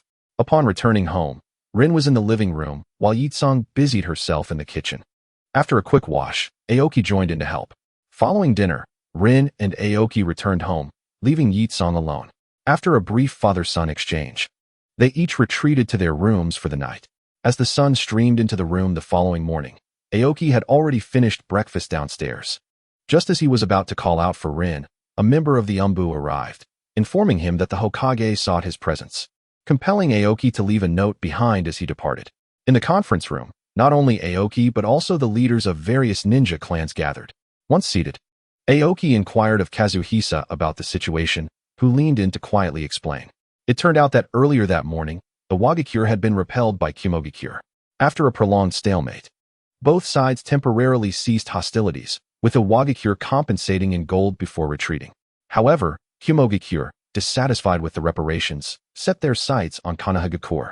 Yesterday, they had ambushed the village, and Kumogakure shinobi had taken positions along the borders of the Land of Fire. Having grasped the situation, Aoki understood the purpose of this meeting, to select commanders to lead the defense against Kumogakure's encroachment. When Hisashi entered and took his seat, the meeting officially commenced. Opinions diverged. Some advocated for a counterattack, while others suggested negotiations. Amidst the ongoing discussions, Hisashi turned to the composed Aoki and asked, "Aoki, what are your thoughts on this matter?" Surprised by the inquiry, Aoki organized his thoughts and stood, addressing the Hokage. "Lord Hokage, in today's shinobi world, might dictates authority. If we retreat today, will we not face the same from a Wagakure tomorrow? And what of Sunagakure or Kirigakure? Our principles must remain steadfast. All discussions should follow after the battle."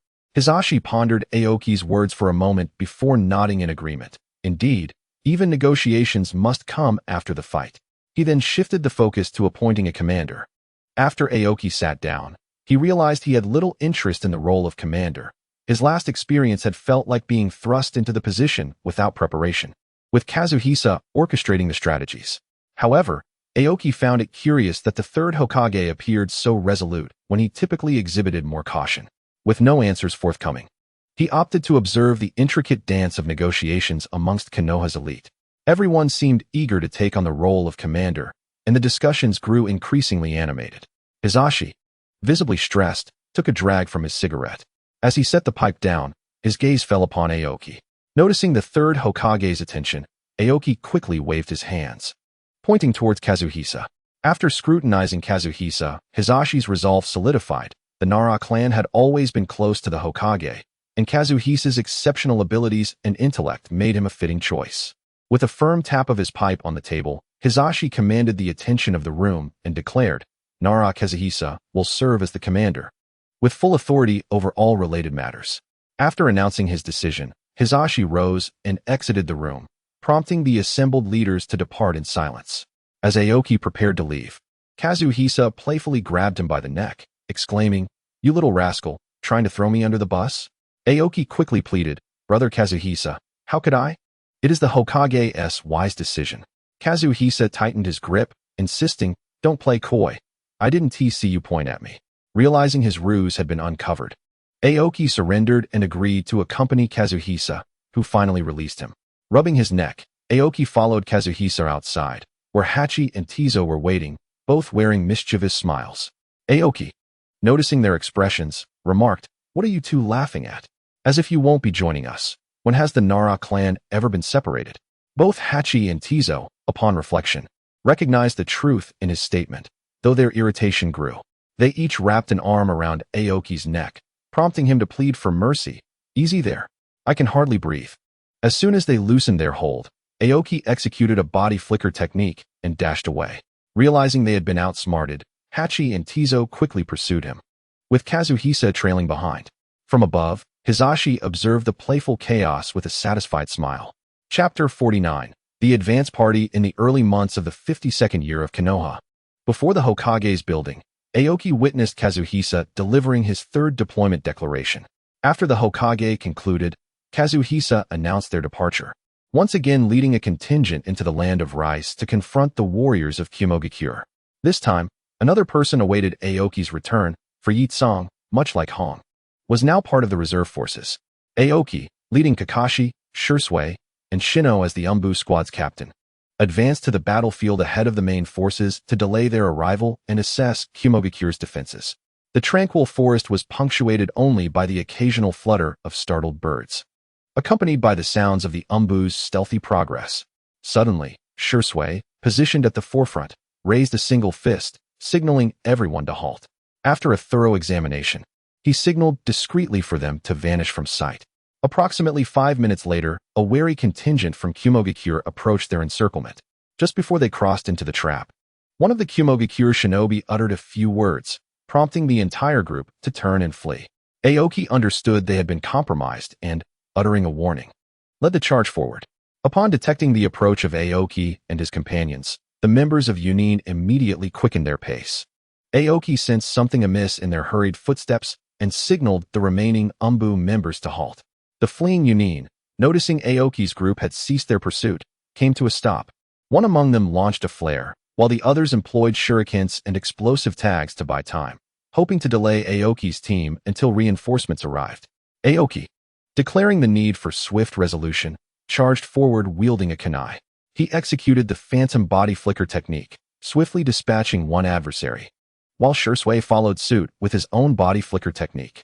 Kakashi, utilizing his Raikiri in conjunction with his Sharingan, eliminated foes before they could react, leaving only the Yunin facing Shino. Aoki's trio possessed the ability to break through instantly, while Shino focused primarily on ninjutsu training. Though proficient in taijutsu, he could not match the prowess of Aoki's trio. Aoki exchanged a glance with Shursui, who promptly advanced to collaborate with Shino in vanquishing the final Yunin. However, the distant rustling of startled birds foreshadowed the arrival of more enemies. The group hastily set traps and withdrew, awaiting the foe's approach. Moments later, the sound of explosions resonated from the traps. Aoki and Shursui stealthily approached, while Kakashi and Shino remained behind to await the Umbu reinforcements. As Aoki and Shursui neared the site of the explosions, they spotted 4 Yunin engaged in reconnaissance. The leader bore a prominent scar across his cheek, and his combat attire clung tightly to his muscular frame, epitomizing the brutish characteristics of Yunin. Shursui relayed crucial information to Aoki through gestures, and they each slipped into position. Aoki, upon reaching the northeast quadrant, observed 7 Yunin, some seated and others standing.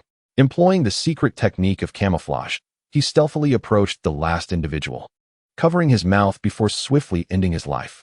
With the final Yunin in sight, Aoki unleashed the Earth Release, Yellow Spring Swamp, and Fire Release, Crimson Serpent, in quick succession, reducing the 7 Yunin to mere fodder for the land.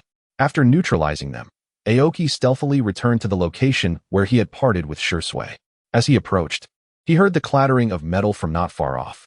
Using his camouflage technique, Aoki crept toward the source of the noise, discovering Shursui locked in combat with the earlier 4 Yunin. After dispatching 3, Shursui found himself confronted by the reinforcements. Observing from the treetops, Aoki leaped down, employing the magical binding technique to ensnare 2 Yunin. As he focused on the scarred leader, he drew 2 kunai and hurled them at another Yunin. The latter deflected Aoki's shuriken, but the distraction allowed Shursui to strike at the scarred leader. Realizing too late that he was under a jinjutsu, the scarred Yunin turned to see Aoki before succumbing to the kunai piercing his neck, uttering in his final moments the name of his adversary, Konoha's nightmare. Afterward, Aoki and Shursui escorted the Genjutsu-affected Yunin back to their previous meeting point, where Kakashi and Shino had already joined the Umbu. According to their mission, they were tasked not only with locating a suitable encampment, but also with scouting Yunin's movement routes. Aoki summoned Shino to the tent, unfurling a scroll depicting the surrounding terrain. He traced an unmarked path on the map and instructed, 30 miles southeast lies a canyon, a natural stronghold. Led your reconnaissance team to survey the terrain overnight and ensure the camping coordinates are established before dawn. As Shino departed, the metallic clinks of Shursui and Kakashi adjusting their ninja tools echoed from outside, preparing to infiltrate the northern forest where Yunin activity was prevalent. The captured Yunin Jounin slumped in the center of the barrier as Aoki's fingertips glowed with a ghostly blue chakra. After a sustained moment, he gleaned fragmented memories, a supply station marked by a fluttering lightning banner and a commander adorned with a necklace of beast bones. When the Umbu arrived at the designated coordinates, only remnants of extinguished campfires and scattered rations remained. As Aoki scrutinized the map in the tent, Shursui and Kakashi returned, confirming a Yunin movement route and a supply line. Aoki promptly assigned tasks. Kakashi, Shursui, select a route each. It is imperative to verify the authenticity of these paths tonight. Do you understand? Both Kakashi and Shursui stood upright, affirming, understood. Aoki nodded, then off you go. With a day remaining until the main force's arrival, Aoki and his team needed to ascertain Yunin's routes swiftly, allowing for better tactical planning upon Riku's arrival. He gazed at the moon hanging high in the sky before returning to the tent to analyze potential Yunin movement paths and encampment locations. Chapter 50. Preparations. After a night of meticulous scrutiny, Kakashi, Shursui, and Shino returned one by one. Shino affirmed the location he had chosen as a potential encampment and detailed the surrounding geography on a scroll. Aoki nodded, turning to Kakashi and Shursui, who confirmed the authenticity of their respective routes. The next step was to organize personnel for an assault on these paths. Having kept the trio busy throughout the night, Aoki allowed them to rest. He continued refining the attack plan they had briefly outlined. Time slipped away as he diligently wrote and drew. Upon completing the plan, he found the three already awake and awkwardly inquired, "What time is it?" Shursui glanced at the sky, responding, "It's noon, Captain. Your meal is over there. We've already eaten. You've been writing for nearly half the morning." Aoki handed the completed plan to the trio, admitting, "I truly am not suited for mental labor."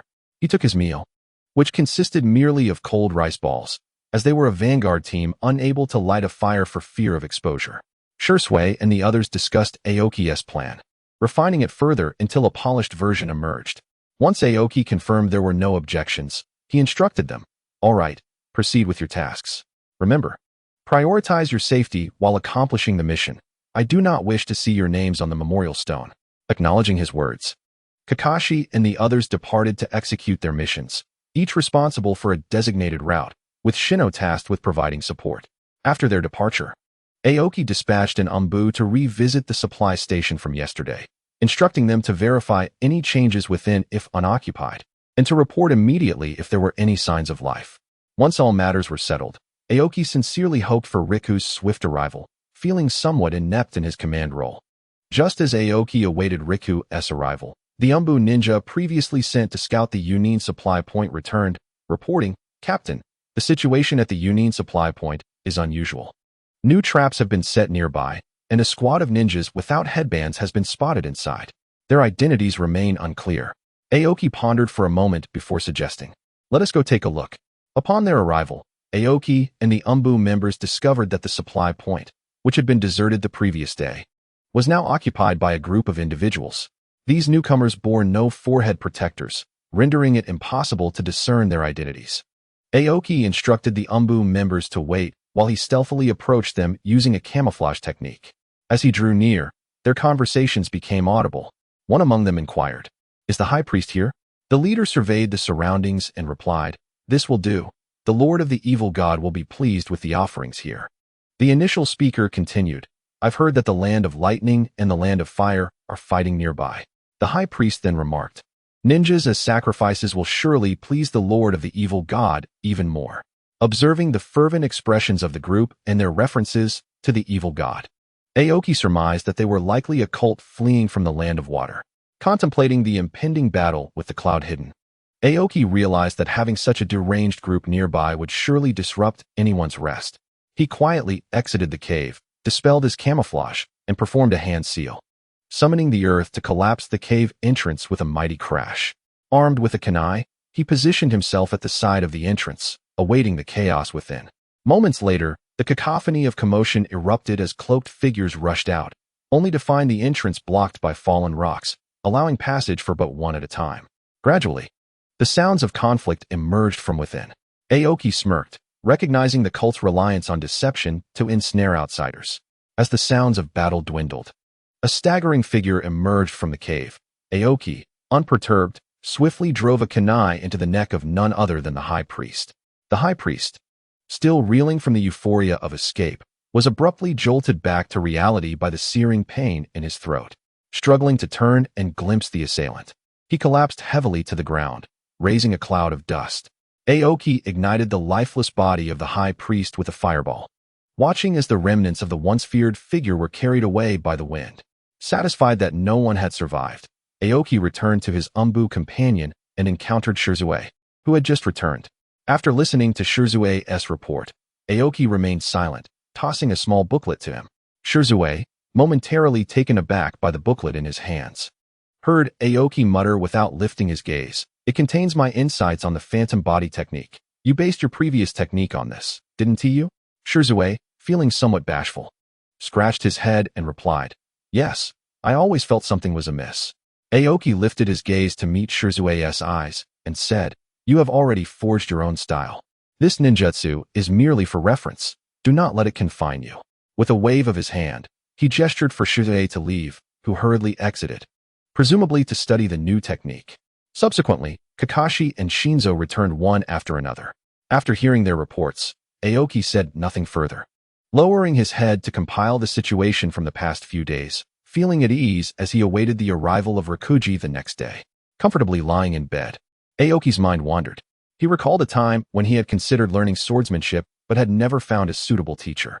Eventually, he grew accustomed to wielding kunai, solidifying his combat style, swiftly eliminating the weak with instant techniques, and employing sage transformation and tactical evasion against the strong, allowing for escape even in dire circumstances. Reflecting on this, he realized he had been virtually invincible before encountering the few formidable opponents. As Aoki fell into a deep slumber, the following morning he patrolled the area and soon spotted the main contingent approaching. Excited, he rushed forward, extending his hand in greeting.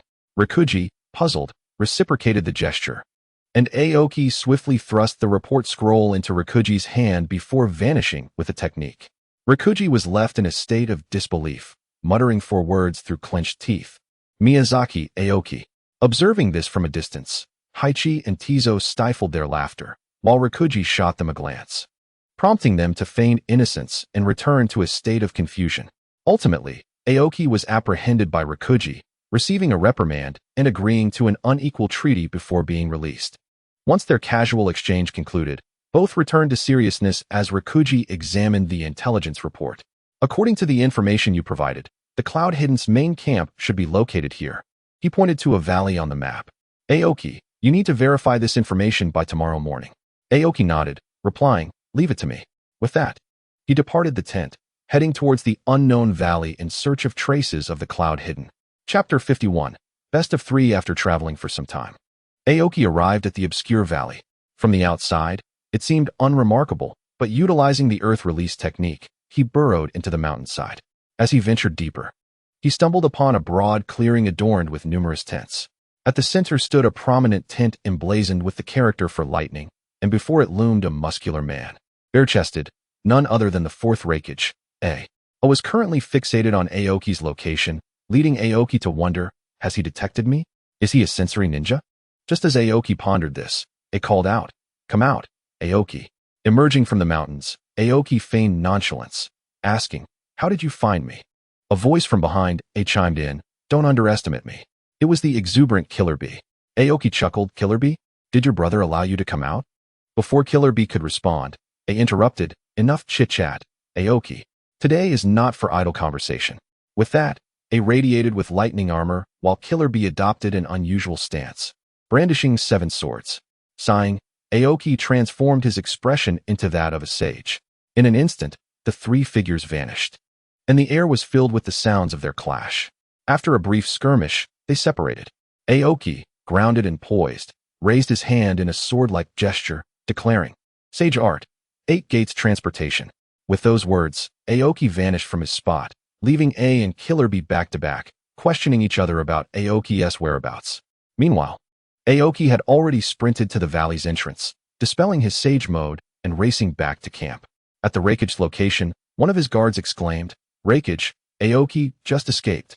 Enraged, a bellowed, "Miyazaki Aoki dares to toy with me."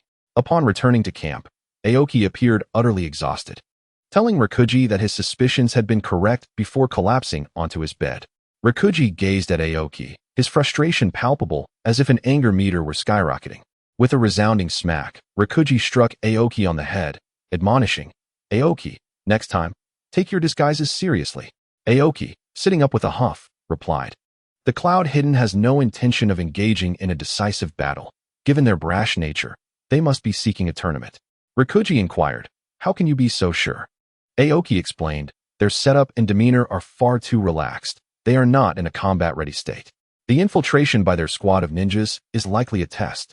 After a moment's contemplation, Rikuji responded, "Very well, we must readjust our battle plan. You should rest. I will take my leave." With that, Rikuji departed, and Aoki reclined once more, gazing at the tent's ceiling and murmuring to himself, "War is truly a bothersome affair."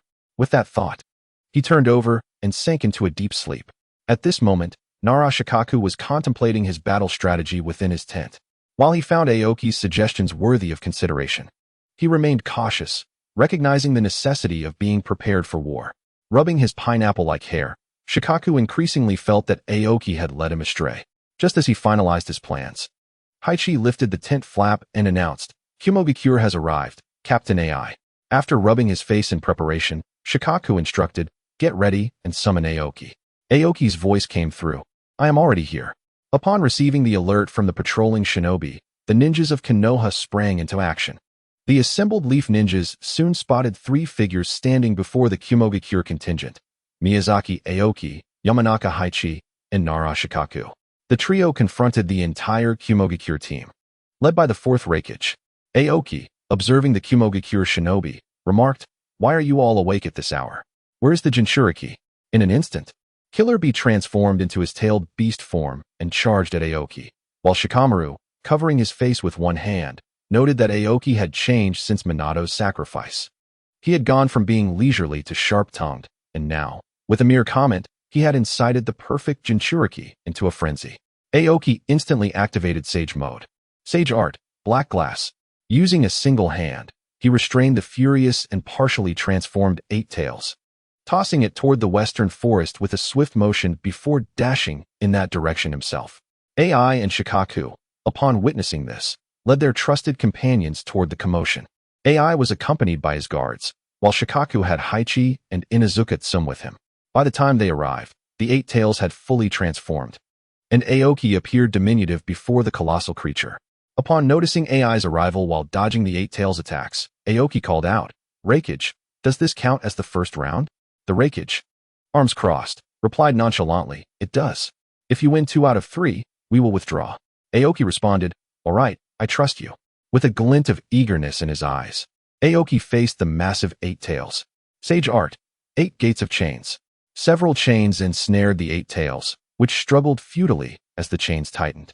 As the beast was immobilized, Aoki sprinted along its body, reaching its head. Guillotine. He exerted all his strength to lift the Eight Tails, slamming it forcefully into the ground.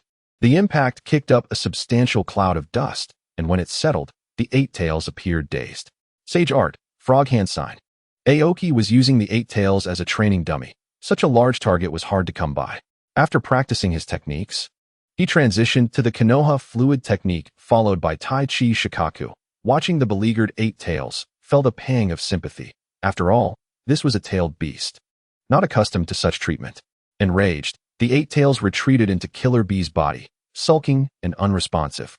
As Aoki contemplated experimenting with the formation, he noticed the Eight Tails rapidly shrinking, ultimately leaving behind a swaying Killer Bee. Aoki retracted his sealing technique and glanced at the Reikage, who, with a twitch of his lips, conceded, "You won the first round. Let's proceed to the second." He tossed his cloak to his guard and, crackling with lightning, advanced toward Aoki. Aoki steadied his breath and declared to AI, "Come on." The two figures moved so swiftly that onlookers could barely perceive them, only hearing the sounds of their clash. When they separated, the Reikage's chakra armor dimmed, and Aoki's attire bore signs of damage, revealing some bruises beneath. Aoki recognized he couldn't engage the Reikage in close quarters and swiftly summoned a Bagua formation. Sage Art, Fire Serpent. A blazing serpent surged toward the Reikage, but a flash of blue light indicated the Reikage had evaded, delivering a powerful punch that sent Aoki crashing through 5 trees before he finally came to a halt. All eyes turned toward the spot where Aoki had been launched. Emerging calmly from the swirling air around him, Aoki smiled at the Reikage and said, "For the second round, I look forward to your guidance." He then instantaneously appeared before the Reikage, executing a side kick that was blocked. The Reikage countered by seizing Aoki's ankle, prompting Aoki to engage his core. Sitting upright in midair, Sage Art, Explosive Flame. The close-range assault was narrowly avoided by the Reikage, who instinctively released his grip upon being struck, granting Aoki the upper hand. In rapid succession, Aoki unleashed a flurry of attacks. Konoha Whirlwind, Great Whirlwind, Strong Whirlwind, Whirlwind Knee Break. After the sequence, the Reikage was sent reeling, his chakra armor growing dimmer. The Reikage then pressed his foot into the ground and surged toward Aoki with accelerated speed. Sage Art, Wind Blade Slash. A massive wind blade clashed with the Reikage, forcing Aoki to increase his energy output. Ultimately, the Reikage hurled the wind blade skyward. Thunder Plow Heat Blade. Sage Art, Black Glass. Exhausted, Aoki was struck hard by the Reikage, sent flying. While the Reikage collapsed to the ground, both warriors spent. The Reikage's guards and Killer Bee aided him to his feet, and the Reikage, eyeing the swaying Aoki, acknowledged, "Kid, you won this round. We're leaving." With that, he retreated with the Kumogakure team. Shikaku, supporting Aoki, beamed, "Well, you certainly kept that hidden." Winning against the AB combination in a war of attrition is no small feat. Aoki merely smiled, too fatigued to respond, and glanced back at the treetops, finding them devoid of any figures. Chapter 52, The Role of Examiner, Part 1. Supported by Killer Bee and his guards, the Reikage made his way back to the camp. Killer Bee, perplexed, inquired, "Big brother, why did you concede?" "Bakayaru, cut him." The Reikage merely glanced back at the previous location and stated, "Orochimaru is present. I can sense his chilling aura." Meanwhile, at the Konoha camp, Shikaku exclaimed in disbelief, "What? Orochimaru is also here?" Surprised by Aoki's revelation, he realized that the Reikage must also be aware, indicating that hostilities would cease. Indeed, that night, the Reikage returned to the village, and with Kumogakure's withdrawal, Konoha prepared to do the same.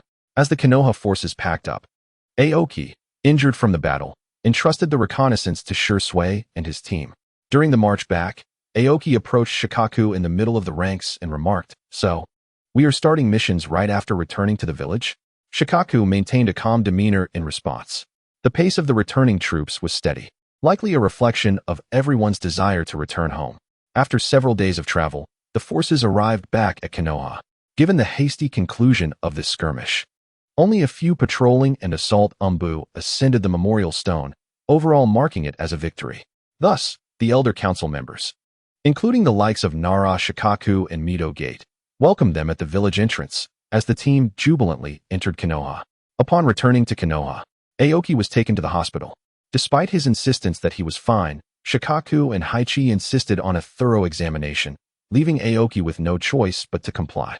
The scent of antiseptic stung his nostrils as he lay on the hospital bed, listlessly counting the cracks in the ceiling.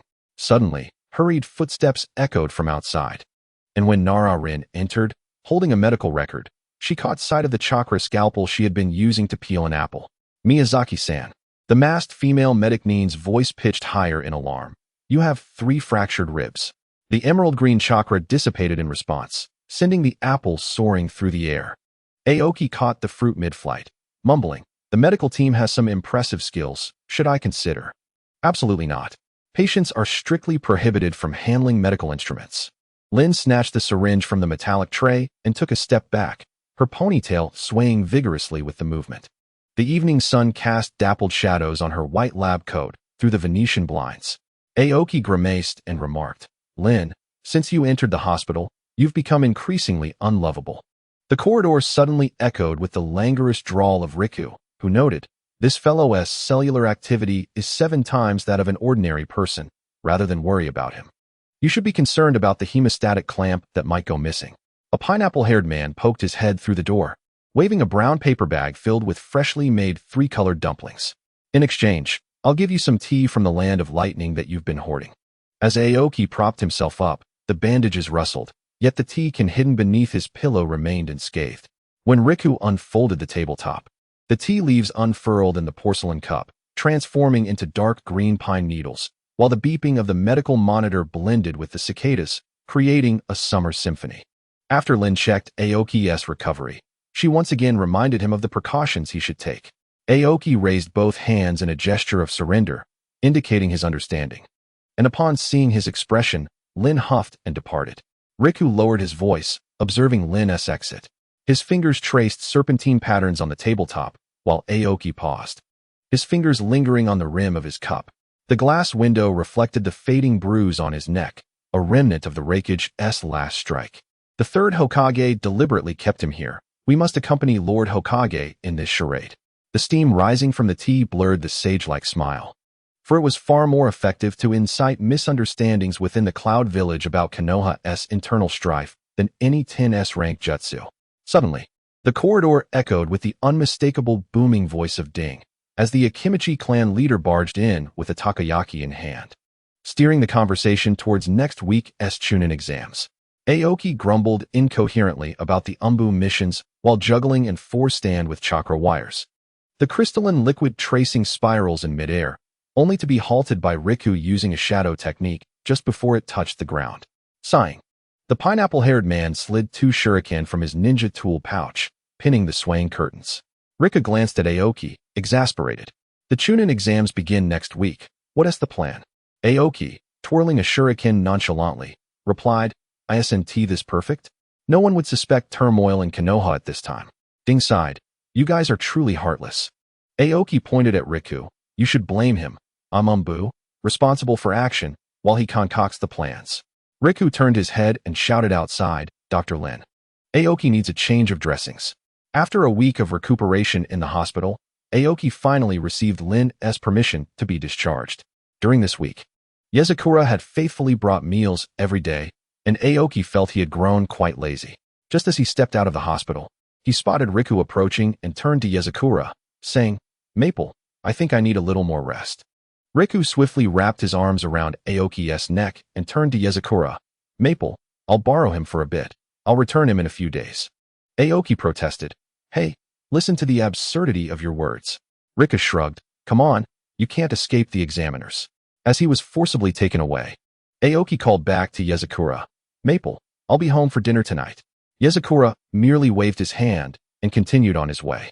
In the Hokage's office, the Hokage looked at Aoki and said, "Aoki, this Chunin exam is different from the past. It includes 2 practical tests, one of which is in the Death Forest, which you are responsible for." "Understood, Lord Hokage." After exiting the Hokage's office, Aoki greeted the others and returned home. The Nara clan head gazed at the gradually brightening village lights, suddenly revealing a sly smile. "Ding, how many foolish candidates do you wager will attempt to gather intel tonight?" The Akimichi clan leader chewed on his 6th apple, mumbling, "I bet Aoki will have them dancing the hula in front of the memorial stone." They exchanged knowing glances and burst into laughter. That night, with a crescent moon hanging high, the barbed wire surrounding the Death Forest glimmered coldly in the moonlight. As this Chunin exam was limited to Konoha-registered ninjas, several candidates attempted to survey the terrain under the cover of darkness.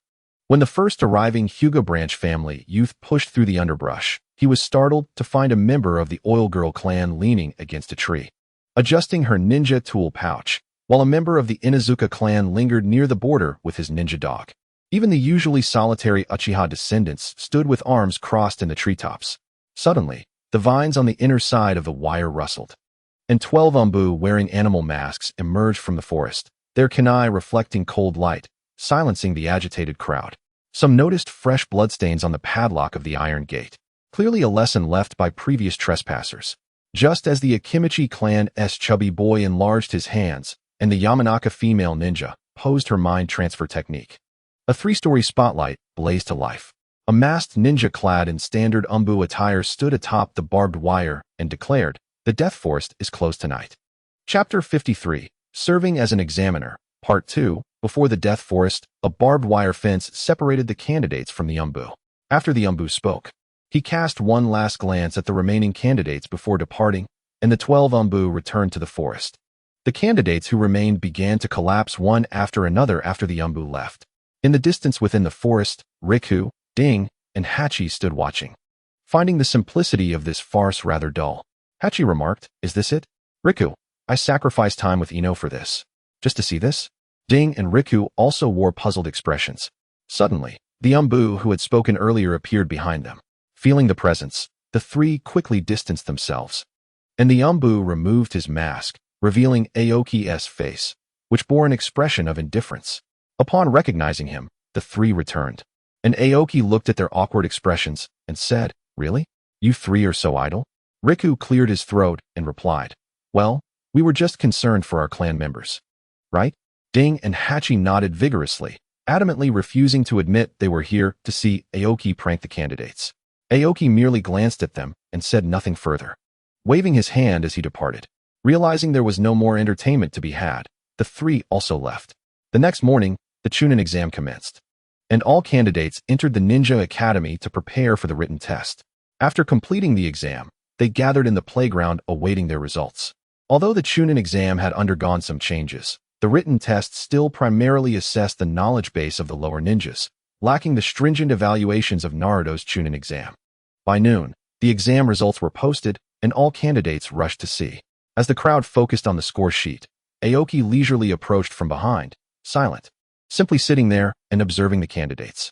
When one candidate inadvertently turned around and spotted Aoki, he exclaimed, "Aoki-senpai." The others turned in response.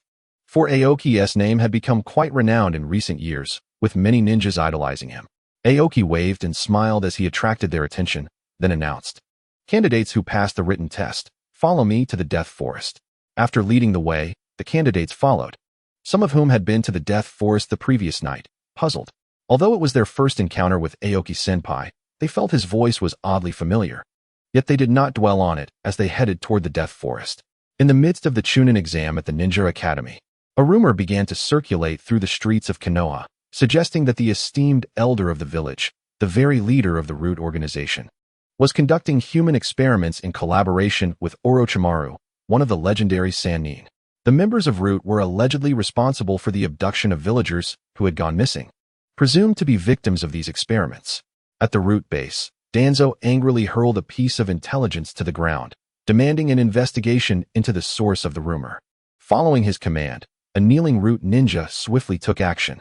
Meanwhile, in Orochimaru's laboratory, he was engrossed in his usual experiments when his disciple, Anko, rushed in, calling out for him. The door swung open with a loud bang, prompting Orochimaru to set down his vial and glance at Anko, who immediately bowed in apology.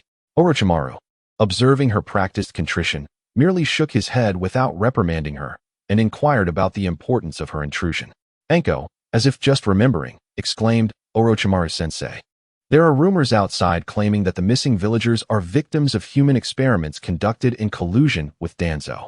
She lamented that the public was unaware of the truth, only spouting baseless accusations. Orochimaru cast a fleeting glance at a vial of blood nearby, which he had obtained from Aoki, muttering to himself, "Has it already begun?" Anko, unable to hear clearly, leaned in and asked, "What did you say, Orochimaru-sensei?" He maintained his composure, creating distance as he replied, "Nothing of concern. Pack your belongings. We shall be heading to the land of water shortly." Anko, not suspecting anything amiss, affirmed, "Yes, Orochimaru-sensei." At the entrance of the Death Forest, Aoki addressed the contestants, instructing each team to send forth a representative to collect their scrolls. The participants lined up to receive their scrolls, and once all had been distributed, Aoki elaborated. Each team possesses one scroll, categorized into two types. Over the next 5 days, you must traverse the treacherous Death Forest and reach the central tower. Only those possessing both types of scrolls may enter the tower. Remember, lethal force is prohibited, and in the event of danger or loss of a scroll, signal your withdrawal with a flare. The rules of this exam are set. Let the trial commence. As Aoki's voice faded, the surrounding wire fences were dismantled, allowing the contestants to enter the forest. Once all had entered, the fences were resecured. Indolently, Aoki reclined upon a boulder at the entrance. When a member of the Umbu approached him, whispering, "Captain, Orochimaru has just departed Konoha with his disciple on a mission to the land of water."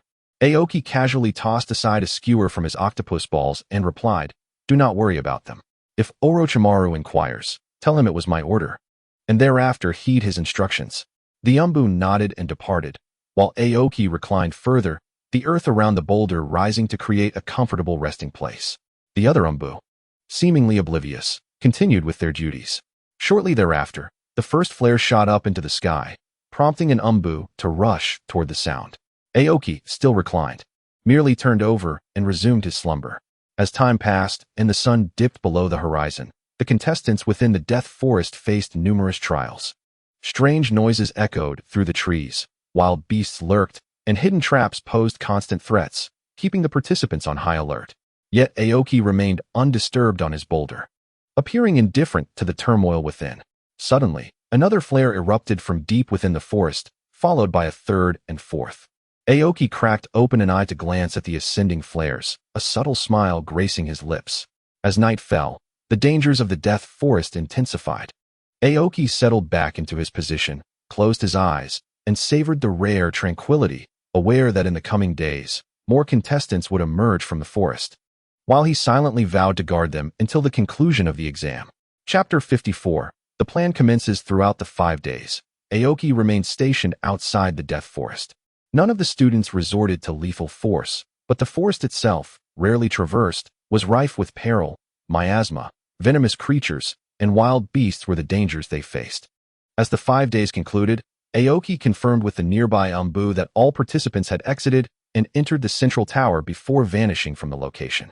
In the Hokage's office, Aoki reported to the Hokage about Danzo's training of orphans in the orphanage, his covert research into wood release, and the matters concerning the root organization and the use of cursed seals to control subordinates. The Hokage remained unperturbed until he learned that Danzo had not only continued his research into wood release, but had also achieved progress, at which point his demeanor changed. Rising sharply to demand, "Aoki, is this information accurate?" Aoki resolutely replied, "Yes, Hokage-sama, it is indeed true." The Hokage slumped back into his seat, wearily waving his hand. "I understand, Aoki. Proceed with your plan." Aoki bowed respectfully, responding, "Understood, Hokage-sama." He then turned to leave, casting a glance at Hiruzen, who had long since lost the vigor of his youth. At his age, he ought to be enjoying a peaceful retirement. Yet the turmoil of the Nine Tails incident last year had not only claimed the lives of the fourth Hokage and his wife, but had also left the third Hokage's own wife forever trapped in that fateful day. His eldest son tirelessly toiled outside. Though he was the son of the Hokage, his achievements were somewhat lacking. In a few years, with some accomplishments under his belt, the Hokage's position could be entrusted to a new aide, and Aoki, having a good rapport with the new aide, would assist him wholeheartedly. However, the youngest son, who often quarreled with him, had seen their relationship deteriorate to a freezing point following the death of their peacemaker, Biwa. Now, with Danzo's actions weighing heavily on him, Hiruzen felt utterly disheartened. Before the root base, root ninjas stood in formation, blocking Aoki and the Umbu's advance. Aoki merely observed the situation, refraining from further comment. They were merely pitiful souls, brainwashed. Shortly thereafter, Danzo emerged from the base, glaring at Aoki as he bellowed, "Miyazaki Aoki, are you attempting to rebel?" "I am a Konoha elder." Aoki interrupted him. "By the order of the Hokage, I am taking Elder Danzo in for questioning. Your actions have been exposed." Danzo, noting Aoki's enigmatic smile, straightened his attire and declared, "I shall go willingly." After ensuring the affairs of Root were in order, he followed Aoki out. Aoki cast a final glance at the unchanged Root ninjas, then proceeded to encircle Danzo as they departed.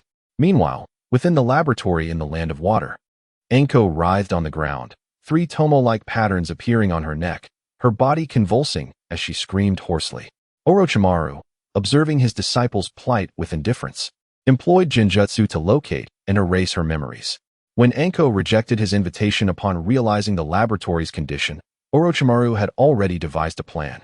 Once Anko's condition stabilized, he destroyed all the records in the laboratory and exited. Outside, he beckoned to an Umbu who had been tailing him. Upon arrival, the Umbu knelt, stating, "Orochimaru-sama, the captain sent me. What are your orders?" Orochimaru responded without emotion, "When Anko is about to awaken, you may enter and bring her back to Konoha. Do not say anything to her. Upon returning to Konoha, your captain will explain everything to her." The Umbu ninja nodded in response and swiftly vanished into the shadows. Orochimaru then turned and strode towards the coastline of the Land of Water, preparing to board the vessel that had long been readied for his departure. The surface of the sea shimmered under the sunlight, dancing as if bidding farewell to Orochimaru. Yet, within his heart, there was no turbulence. His gaze was resolute and profound, as if he had already glimpsed a certain possibility of the future. Meanwhile, Aoki was escorting Danzo to the place of examination. Danzo's countenance was grim, silent, seemingly contemplating a countermeasure. Aoki remained vigilant, constantly alert to Danzo's movements, ensuring he did not engage in any reckless actions. Throughout their journey, silence enveloped them, with only the sound of their footsteps echoing. At last, they arrived at their destination. Aoki pushed open the door, gesturing for Danzo to enter. Danzo cast a glance at Aoki, a flicker of complex emotions crossing his eyes, before stepping inside. Aoki stood at the threshold, awaiting the outcome of the examination. Finally, the door to the examination room swung open. An examining officer emerged, gazing at Aoki. "Aoki-san, the results of the examination have been concluded. Elder Danzo indeed engaged in clandestine human experiments, researching wood release, and other activities. The evidence is irrefutable. The Hokage has decreed that Elder Danzo be incarcerated in Konoha's underground prison, pending further judgment." Upon hearing this, Aoki breathed a sigh of relief. He nodded in acknowledgement and then turned to leave the examination room, making his way towards the Hokage's office to report the findings. Upon entering the Hokage's office, he was met with a conflicted expression from Hiruzen. Seeing Hiruzen, Aoki understood that this once great ninja had begun to exhibit the soft-heartedness that had drawn criticism in his later years. Aoki was aware that as long as Hiruzen lived, Danzo would never truly face consequences. However, the objective of this plan was to undermine the root, even if it could not be completely disbanded. It must be driven underground to prevent any further development. Why be so ostentatious if one must do dirty work? Hiruzen remarked upon seeing Aoki. "Aoki, what do you propose we do about Danzo?" Aoki felt a pang of discomfort at Hiruzen's words. Did he expect him to provide assistance in protecting Danzo? Did he not realize Aoki's opposition to Danzo? Remaining silent, Aoki bore the weight of Hiruzen's sigh, who was aware of the complex relationship between Aoki and Danzo. Yet, as Aoki was the primary individual responsible for this matter, only he could advocate for Danzo's protection. The office was steeped in silence until Aoki finally spoke. "Hokage-sama, I know what must be done." Hiruzen relaxed at Aoki's response, replying, "Aoki, this matter burdens you. Let Kid attend the Ninja Academy. As a jonin, she cannot remain idle at home." Aoki recognized this as a form of compensation. Since entering Konoha, Yakura had assumed the alias Kid and become a jonin. Yet Hiruzen seemed to have forgotten about her, neglecting to assign her any position or task. Yakura had mentioned this to Aoki multiple times, and when Aoki brought it up to Hiruzen, the topic was deftly diverted. Eventually, Aoki understood the underlying lack of trust. Unexpectedly, today's developments concerning Danzo had resolved Yakura's employment issue. Chapter 55, Orochimaru's Defection, Part 1. When Danzo was incarcerated, he realized that all his clandestine actions had become evidence laid upon Hiruzen's desk. However, who could have informed Hiruzen of his secretive endeavors? Puzzled, Danzo considered a few suspects but resolved to admit his faults, knowing that Hiruzen's nature would prevent him from imposing severe repercussions. Coming to terms with this, Danzo found his existence in prison to be rather comfortable. On this day, Aoki arrived to announce the verdict concerning Shimura Danzo. Danzo emerged from the cell with a calm demeanor, casting a complex gaze upon Aoki, who ignored him and stated directly, "Shimura Danzo, due to your clandestine human experiments and persecution of villagers, you have violated Konoha's regulations. The verdict is as follows: your position as elder is revoked, and Root is disbanded. This decision is effective immediately." Danzo remained unresponsive, The title of elder bore no significant privileges, and root could easily be shifted underground. After all, he still held control over the cursed seals of those involved, and Hiruzen had not called for their termination. Reflecting on this, Danzo chose not to contest the ruling. Aoki considered the issue of the cursed seals but refrained from voicing his thoughts, understanding that this matter could not be entirely resolved. With Danzo still at large, it would be convenient to cast future issues upon him. Thus, Danzo's situation was settled, but as he had mentioned, his experiments were not solely his own doing, indicating that further matters required attention. After reading the verdict, Aoki escorted Danzo away. At the prison's entrance, Aoki handed Danzo the scroll containing the verdict. A secret code emerged before Danzo's eyes, and recognizing the Konoha cipher, he discerned it to be a wood character. Aoki then spoke. The Hokage-sama mentioned that you would understand. Please address this matter promptly. Danzo regarded Aoki with a slow acknowledgement. I understand. With that, he departed, and Aoki returned to the Hokage's office. Upon arriving home, Aoki found Yakura and Kurenai preparing dinner in the kitchen. Jinro and Miyazaki Rin were in the living room, engaged in a game of shogi. Hearing Aoki's entrance, all four turned their gazes toward the door. Jinro and Rin merely glanced before returning to their game. Aoki observed for a moment, unable to comprehend the intricacies of the game, having never played since childhood. Nevertheless, he offered some guidance, which resulted in him being shooed into the kitchen to assist. Has the Umbu captain been summoned? Yakura teased, tying her apron as she glanced at Aoki. He chuckled awkwardly, fastening his own apron, and inquired, Is there anything I can help with? Kurenai glanced at the prepared dishes and remarked, Brother, I crave your takoyaki.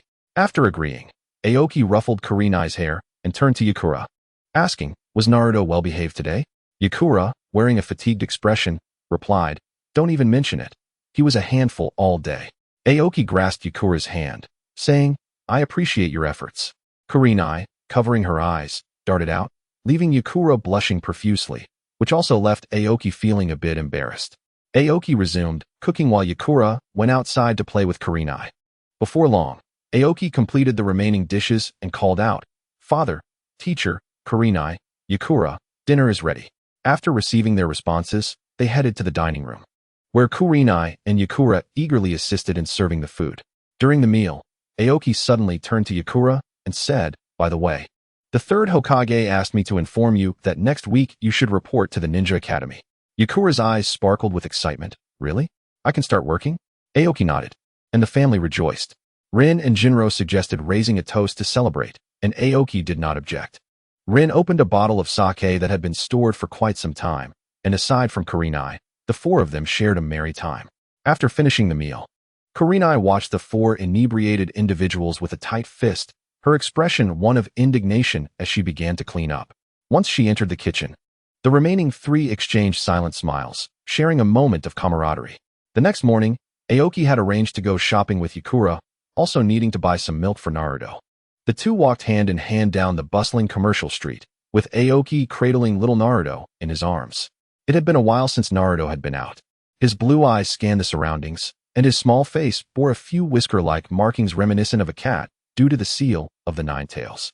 The local merchants recognized Aoki, as he had played a significant role in many battles, notably the incident with the Nine Tails, where witnesses had seen him subduing the beast. As they passed by, the merchants greeted them warmly, and both Aoki and Yakura responded with friendly smiles. Having gathered most of their purchases and preparing to head home, Aoki spotted a familiar face, Uchiha Mikoto.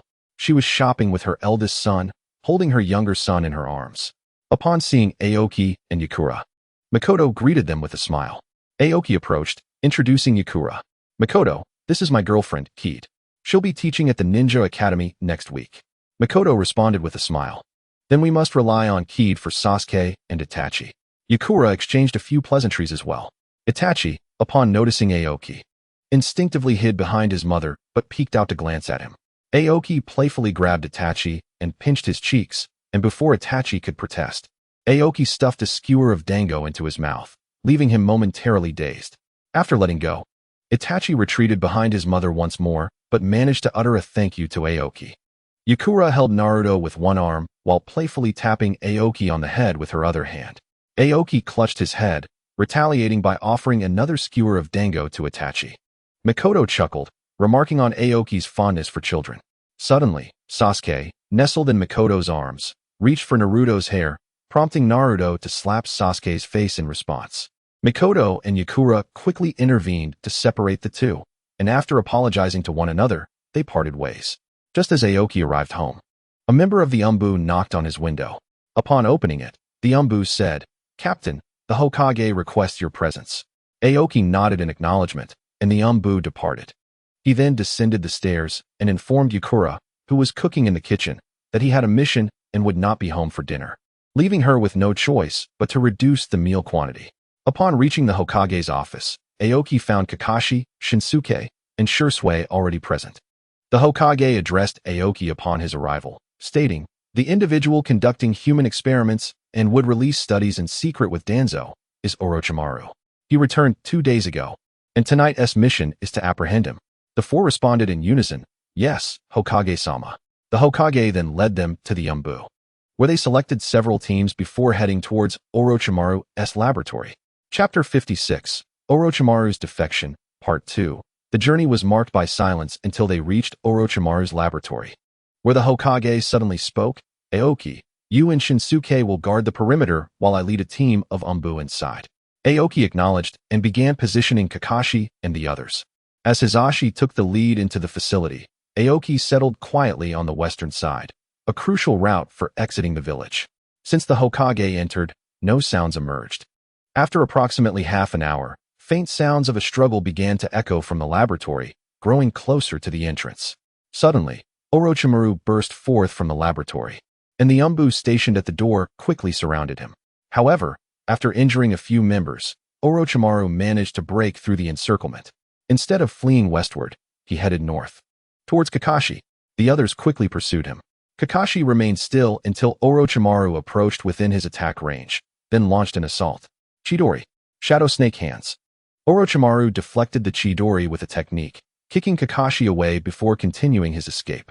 Aoki and the others closely followed him, and as they exited the borders of Konoha, Aoki was finally catching up to Orochimaru. 8 gates, open. Aoki utilized the 8 gates to teleport behind Orochimaru. Shadow Snake Hands. Upon noticing Aoki beside him, Orochimaru promptly countered. Fire Style, Fire Serpent. The Fire Serpent incinerated the snakes summoned by Orochimaru, charging towards him. Summoning Technique, Rashomon. The massive Rashomon gate shielded Orochimaru from the fiery assault. Stopping in his tracks, Orochimaru gazed calmly at Aoki, who mirrored his stance, quietly stating, "Orochimaru, are you certain?" With a slight smile, Orochimaru replied, "Konoha has become an obstacle in my pursuit of immortality." Aoki shrugged and remarked, "It seems Hokage-sama intends to let you go." Orochimaru licked his lips, asking, "Will you stop me, Aoki?" Aoki's sage demeanor vanished, his energy dissipating as he sighed. "Forget it. You may leave." With a meaningful glance at Aoki, Orochimaru turned to depart, leaving Aoki standing there, scratching his head in exasperation. What is this all about? Aoki watched as Orochimaru vanished deeper into the forest, his fingertips unconsciously tracing the cracks on the Umbu mask. In the distance, hurried footsteps approached. Kakashi, with grass clippings in his silver hair, leaped down from the treetops, his uncovered eye glimmering with complex emotions. "You let him go?" Kakashi sheathed his short blade, the sound of fabric rubbing against itself echoing in the stillness of the night. The moonlight filtered through the leaves, casting dappled shadows on his face, his exposed right eye resembling a foggy lake. Aoki retrieved a half-eaten military ration pill from his ninja pouch, and as he bit down, the bitterness exploded on his tongue. The third specifically instructed us to pursue him with the sealing team's scrolls, yet 3 barrier points were omitted on the strategic map. What do you think? Shinsuke emerged from behind a tree, still clutching an unactivated explosive tag. His expression was dark, the knuckles of his fingers turning white. Father has been lingering at the memorial stone lately, sometimes standing there the entire afternoon. He suddenly kicked a stone into the bushes, startling several night owls into flight towards the blood-red moon. As Shursui materialized among them, the gust of air he stirred caused the dry leaves to scatter. The new Uchiha Star's 3 tomo spun slowly in his eyes, a kunai still warm in his grip. 3 kilometers southeast, we found Snake Shed. Should we pursue? Aoki restrained Shursui, his gaze sweeping over the dew on their garments. We should report back to Hokage Rock. He leaped onto a branch, the moonlight stretching his shadow long like a blade thrust into the earth. In the distance, the lights of Konoha flickered through the rain, resembling amber soaked in potion. When they traversed the Umbu's hidden paths to the Hokage's office, Sarutobi Hisashi stood before the floor-to-ceiling window, smoking a pipe.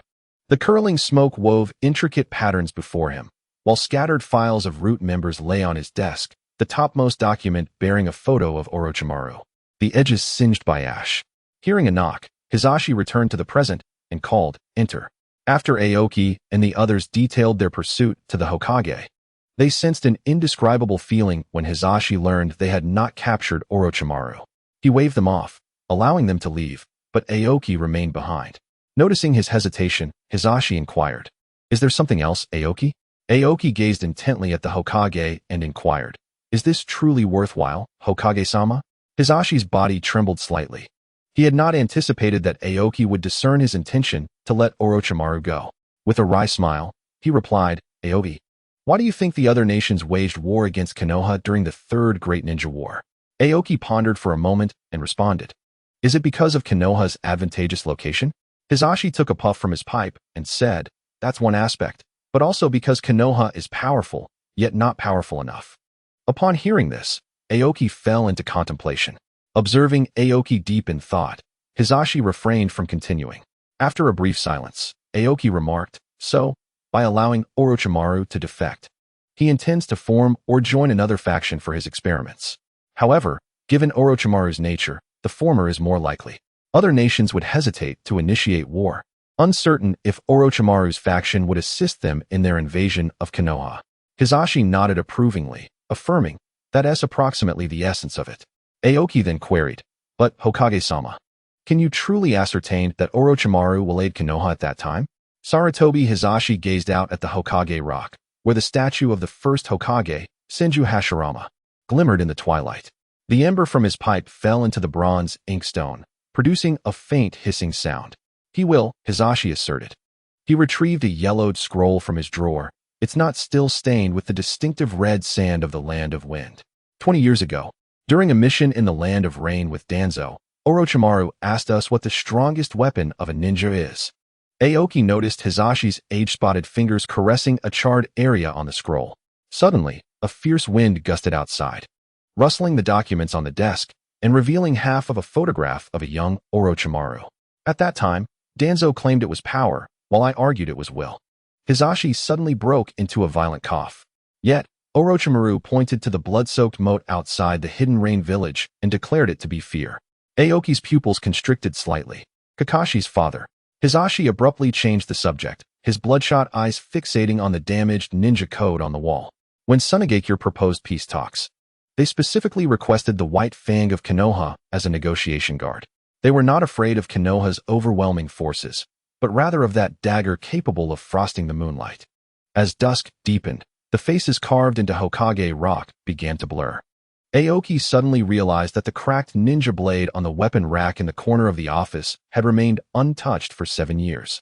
He caught a falling ash, feeling a burning sting on his fingertip. Now, Orochimaru is that blade hanging over the heads of all nations. Hisashi finally ignited a new strand of tobacco, the smoke swirling into the shapes of various nations' territories. Chapter 57. Ancient Memories. After leaving the Hokage's office, Aoki still felt a chill running down his spine. Since arriving in the ninja realm, he had harbored a sense of superiority, his exceptional talent and years of smooth training gradually eroding his reverence for this world. Recent shocks had awakened him. Although he triumphed in a life-and-death confrontation with the Raikage, it was at the cost of grievous injuries while his opponent refrained from using ninjutsu. During his intellectual duel with Jiku, he was entirely suppressed, and the third Hokage he encountered tonight shed his former hesitance, revealing the ruthless demeanor of a master orchestrating the chessboard of the ninja world with the 5 Kages as his pawns. In a daze, Aoki could hardly recall how he returned home.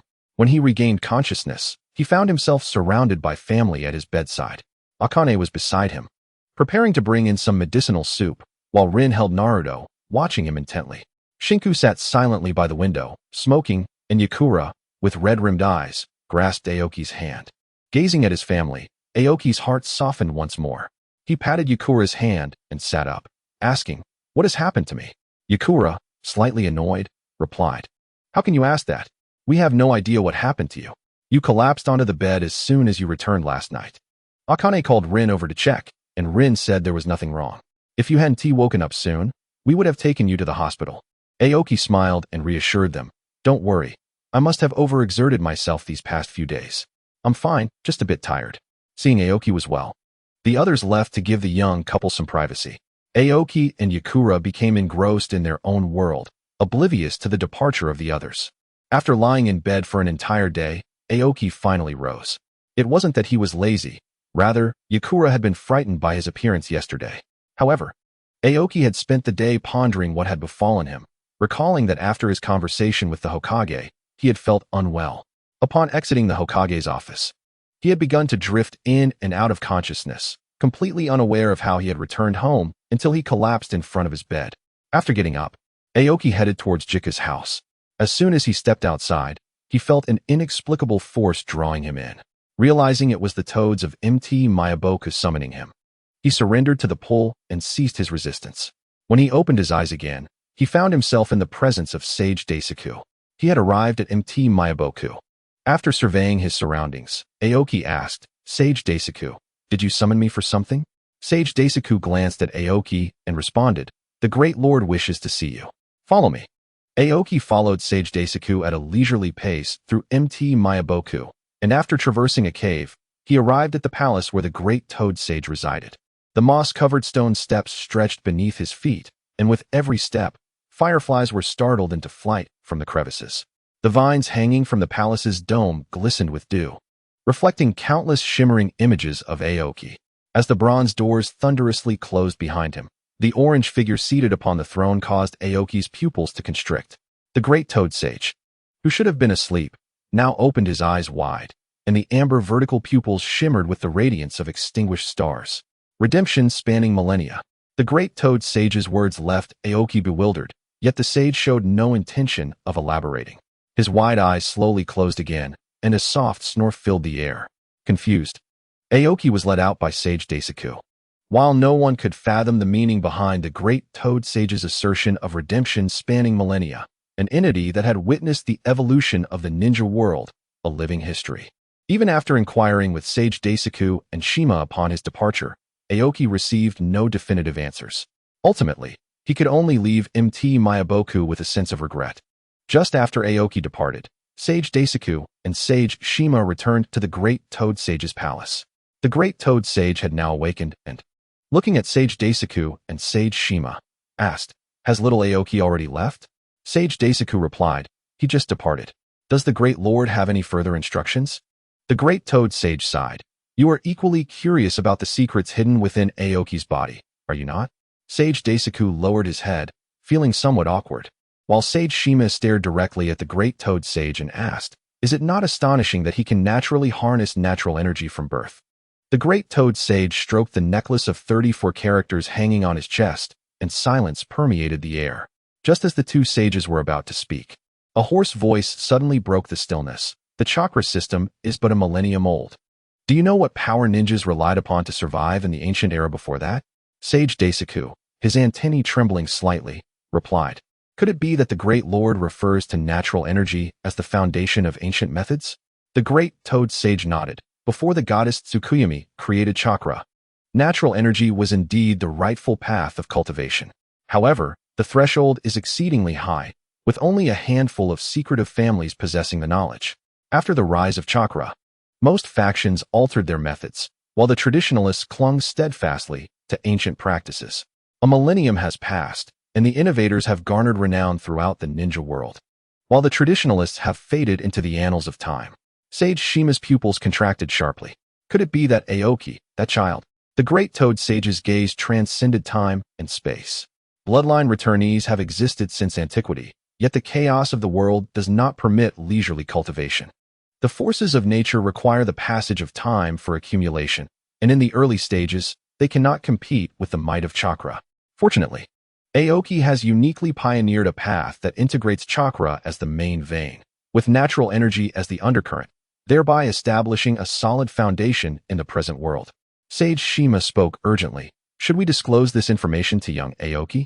Perhaps it could assist him in avoiding unnecessary troubles. The great toad sage sighed in response.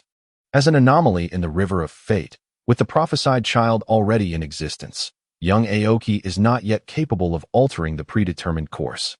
However, if we guide him onto the right path, what unforeseen variables might arise for the future remains an enigma. Sage Shima seemed inclined to continue arguing, but was interrupted by the aged voice of the great toad sage. Let us await the opportune moment. With the conclusion of his words, the stone chamber fell into silence. The Shinzo couple could only bow and exit the cave, faintly hearing Sage Shima's incessant complaints in the corridor, while Sage Shinzo responded with vague words.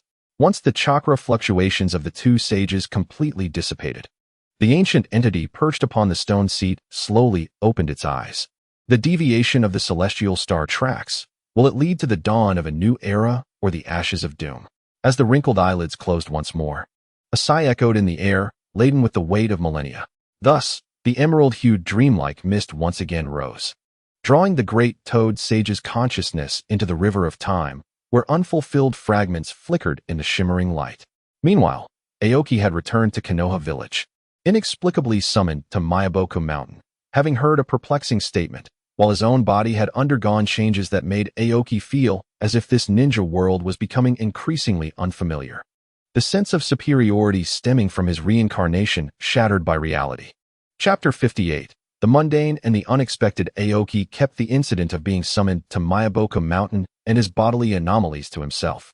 After his companions observed that he appeared untroubled, they ceased to suggest a hospital visit. Nonetheless, these matters weighed heavily on Aoki's heart, for the secrets of his own body eluded him, which was rather unsettling. Unlike Orochimaru, he did not possess formidable technology. Wait, Orochimaru. Aoki seemed to have found the key to unraveling the mystery of his body, yet the current Orochimaru was hardly a suitable partner for collaboration. And lacking the means to fully suppress him, this thought had to be set aside. However, with a newfound goal, Aoki's spirits lifted. A week swiftly passed, and Yakura had commenced her tenure at the Ninja Academy. Although it seemed somewhat excessive for a jonin to serve as a teacher for Konoha at present, this position was the most suitable for Yakura. She bore no dissatisfaction. For one who had endured betrayal from her village, a tranquil place to live alongside loved ones and friends was the epitome of happiness. On this day, after completing his duties in the security department, Aoki arrived at the Ninja Academy to walk home with Yakura. The young couple relished their current life, shopping for groceries together after work and preparing meals at home. Aside from not cohabiting, it was akin to a married life. In fact, with the presence of little Naruto, Yakura experienced a sense of painless motherhood. As Yakura finished work, she instantly spotted Aoki waiting for her on the swing outside the school. Upon meeting, they naturally intertwined their arms and walked towards the market. Passers-by marveled at the sight of this golden couple when suddenly a voice called from behind, "Teacher Kid, is this your boyfriend?" They turned to see a young boy tilting his head, observing them. Noticing Aoki's puzzled expression, Yakura explained, "This is a student from our class. I will elaborate later." She then bent down to the boy, saying, "Yes, Irika, is there something you need?" Upon hearing that name, Aoki recognized him as the future teacher. Was he still a student at the Ninja Academy at this time? Suppressing his internal questions, Aoki wore a smile as he regarded Irika, who, upon realizing it was Miyazaki Aoki smiling at him, became visibly excited and exclaimed, "Is Teacher Kid's boyfriend Lord Aoki?" Yakura looked at Aoki with a mix of exasperation, and Aoki proudly remarked to her, "It seems my fame surpasses that of Teacher Kid." He then addressed Irika, "Indeed, it is me. Is there anything else?" Irika replied, "Not much. I just have some confusion regarding my shadow clone technique and wanted to ask Teacher Kid for guidance." He scratched his head shyly after speaking. Aoki exchanged a glance with Yakura before saying, "Irika, would you like to join us for dinner? It would be a perfect opportunity for Teacher Kid to instruct you afterward." Irika hesitated. "That would be too much trouble for you. I can ask Teacher Kid during class tomorrow." "Goodbye, Teacher Kid. Goodbye, Lord Aoki." Without waiting for Aoki and Yakura's response, he turned and ran away. Aoki watched Irika's retreating figure and inquired of Yakura, "What is remarkable about that child? From your earlier remarks, it seems he possesses a fascinating character." Yakura took Aoki's hand as they walked, explaining, "This child lost his parents during the Ninetales incident. According to other teachers, he changed from that point onward, previously capable. He began to rely on making a fool of himself to attract the attention of his peers and teachers. After conversing with him, I discovered he is inherently kind-hearted but rather sensitive. As they chatted, they soon completed their grocery shopping and returned home, purchasing extra food for the additional mouth to feed. Recently, Akane had been brought back to the village by the Umbu, having undergone the mind-reading techniques of the Mountain Clan, which revealed that her memories of Orochimaru had been artificially erased, leading her to believe that he had abandoned her, filling her with resentment. Although Akane had become a ninja by now, her friend Kurenai, noticing Akane's despondent demeanor, dragged her to Aoki's home for a meal, and under this subtle influence, Akane's spirits gradually improved. At the entrance, a sound was heard, and two heads peeked from the living room. It was Akane and Kurenai. Kurenai, seeing Aoki and Yakura, spoke first. "Brother, my dad and Uncle Rin are not home today. They seem to have gone to an izakaya for drinks. It will just be the four of us." Akane chimed in. "Aoki, brother, I want to drink the red bean soup you make." As Aoki placed the groceries down, he replied, "Still wanting sweets? Be careful not to gain weight." Akane pouted in response, "I won't. Aoki, brother, will make it for me." After placing the items in the kitchen, Aoki stated, "I'm afraid of you. Fine, I'll make it, but you must train more tonight." Akane hesitated. "More training?" Aoki replied firmly, "Otherwise, there will be no red bean soup." Akane gritted her teeth and said, "Fine, I'll train more, but Aoki, brother, remember to make it extra sweet." After finishing his conversation with Hongdo, he rushed outside to continue training with Hong, while Yitsong joined Aoki in the kitchen to prepare dinner. Just as Aoki completed the red bean soup, a sudden signal, unique to the Umbu, echoed from outside. Aoki cast a resigned glance at Yitsong, who unfastened Aoki's apron and, with a hint of disdain, urged him to hurry, saying, Go on. I can't cook properly with you here. Should I save dinner for you?" Aoki replied that it was unnecessary and quickly grabbed his ninja tool pack before dashing outside. Upon encountering the incoming Umbu, he proceeded to the Hokage building with him. Upon arrival, the office was empty. The Hokage, seeing Aoki, immediately spoke, "Aoki, the Iwagakure is stirring, and we need you and Shino to lead teams for intelligence gathering. Here is the mission scroll." After handing the scroll over to Aoki through the Umbu, Aoki glanced at its contents and responded, "Yes, Lord Hokage." Having accepted the mission, Aoki returned home briefly to inform his family about his task before heading to the Umbu headquarters. Inside his office, he scrutinized detailed intelligence regarding the land of Earth, contemplating the action plan. Just then, a knock sounded at the door, and upon granting entry, Shino stepped inside. Aoki addressed him, "Shino, you're aware of the Hokage's mission. Our intelligence on the land of Earth is still insufficient. This mission must be executed flawlessly. That is why I summoned you. Here is my preliminary plan. Please review it and suggest any additions." As Aoki spoke, he handed over the scroll.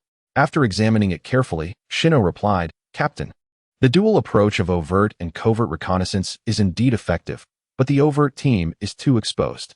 Are you certain it will just be you and Shursui?" Aoki explained, "Precisely because of the inherent dangers of the overt team, we require highly mobile ninjas. Currently, only Shursui can match my speed. Hence, it will be just the two of us." Shino considered this and ceased further discussion, shifting to meticulously arrange details regarding timing and location.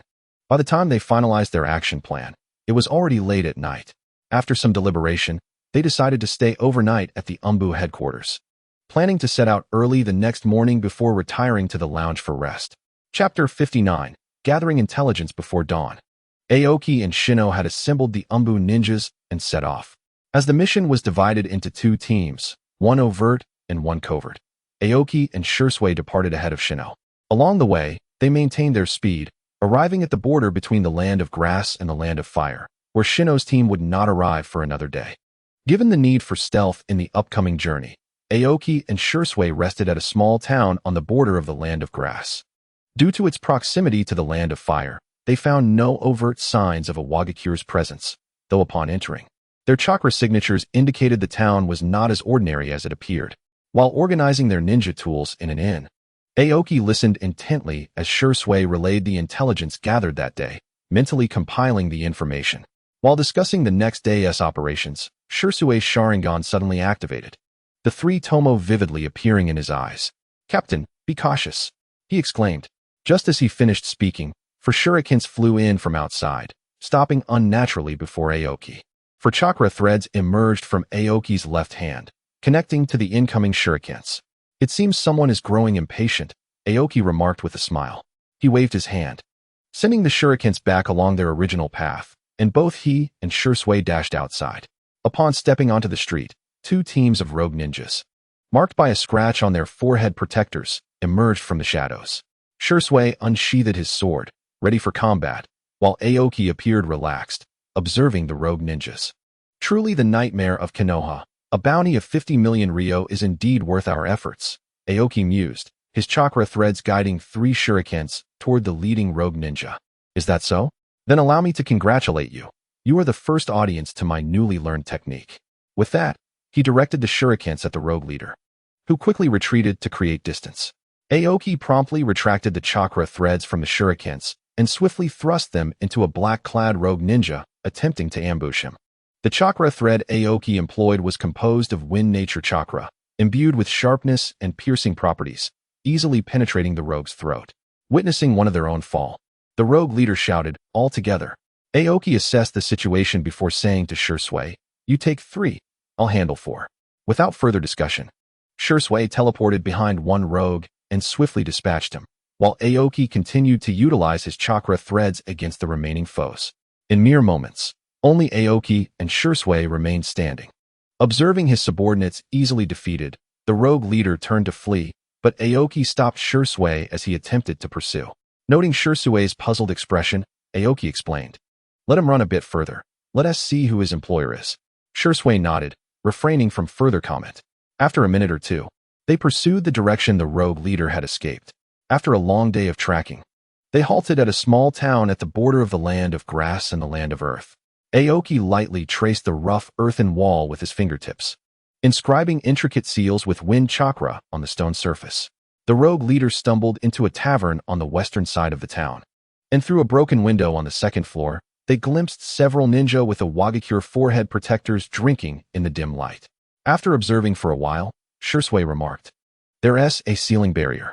Aoki, picking up a peanut, replied, "That's expected. Those rogue ninjas are merely bait. We are the ones who have bitten the hook." Just as Aoki finished speaking, a rock hurtled toward them. Earth release, earth flow wall. A wall of earth rose at the window, blocking the projectile. After popping the last peanut into his mouth, Aoki gazed at the encircled ninjas below and turned to Shursui, saying, "It's time to test our speed."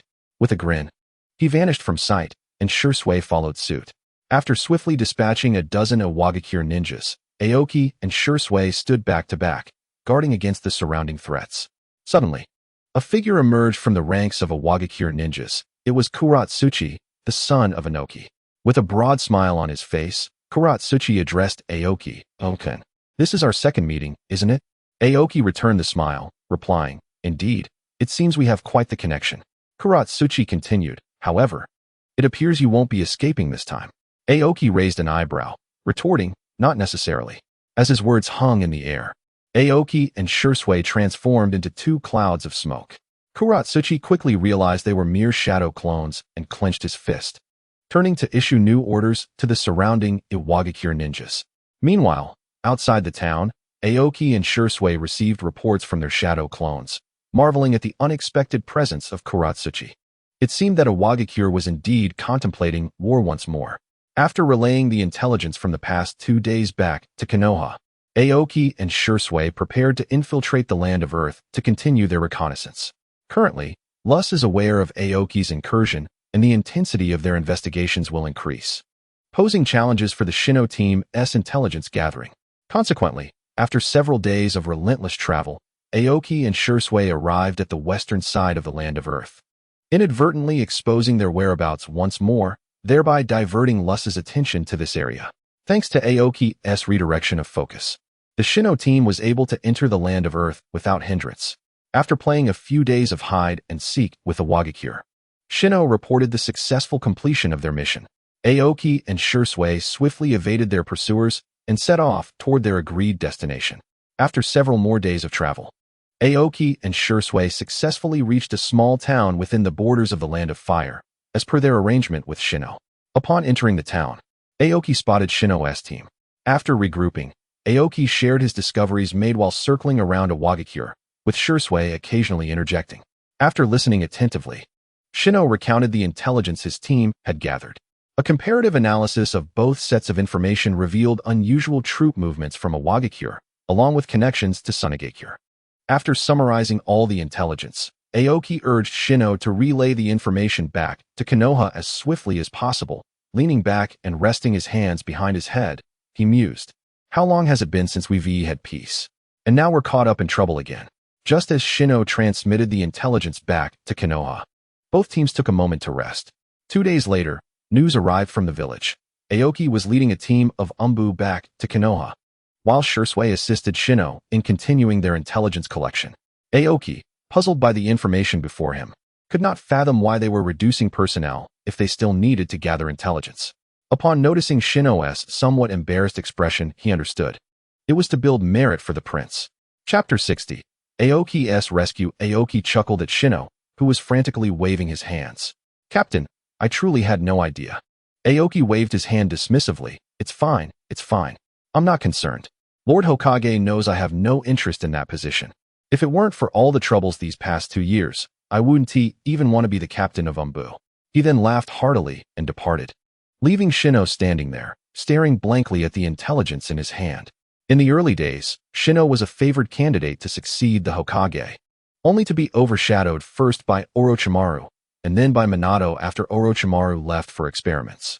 When the third Hokage spoke to him recently, he mentioned that Aoki had no desire to become Hokage and suggested Shino should take on that role instead. Shino, who had dreamed of being Hokage since childhood, had buried that ambition upon realizing his inadequacies, only to have it reignited now.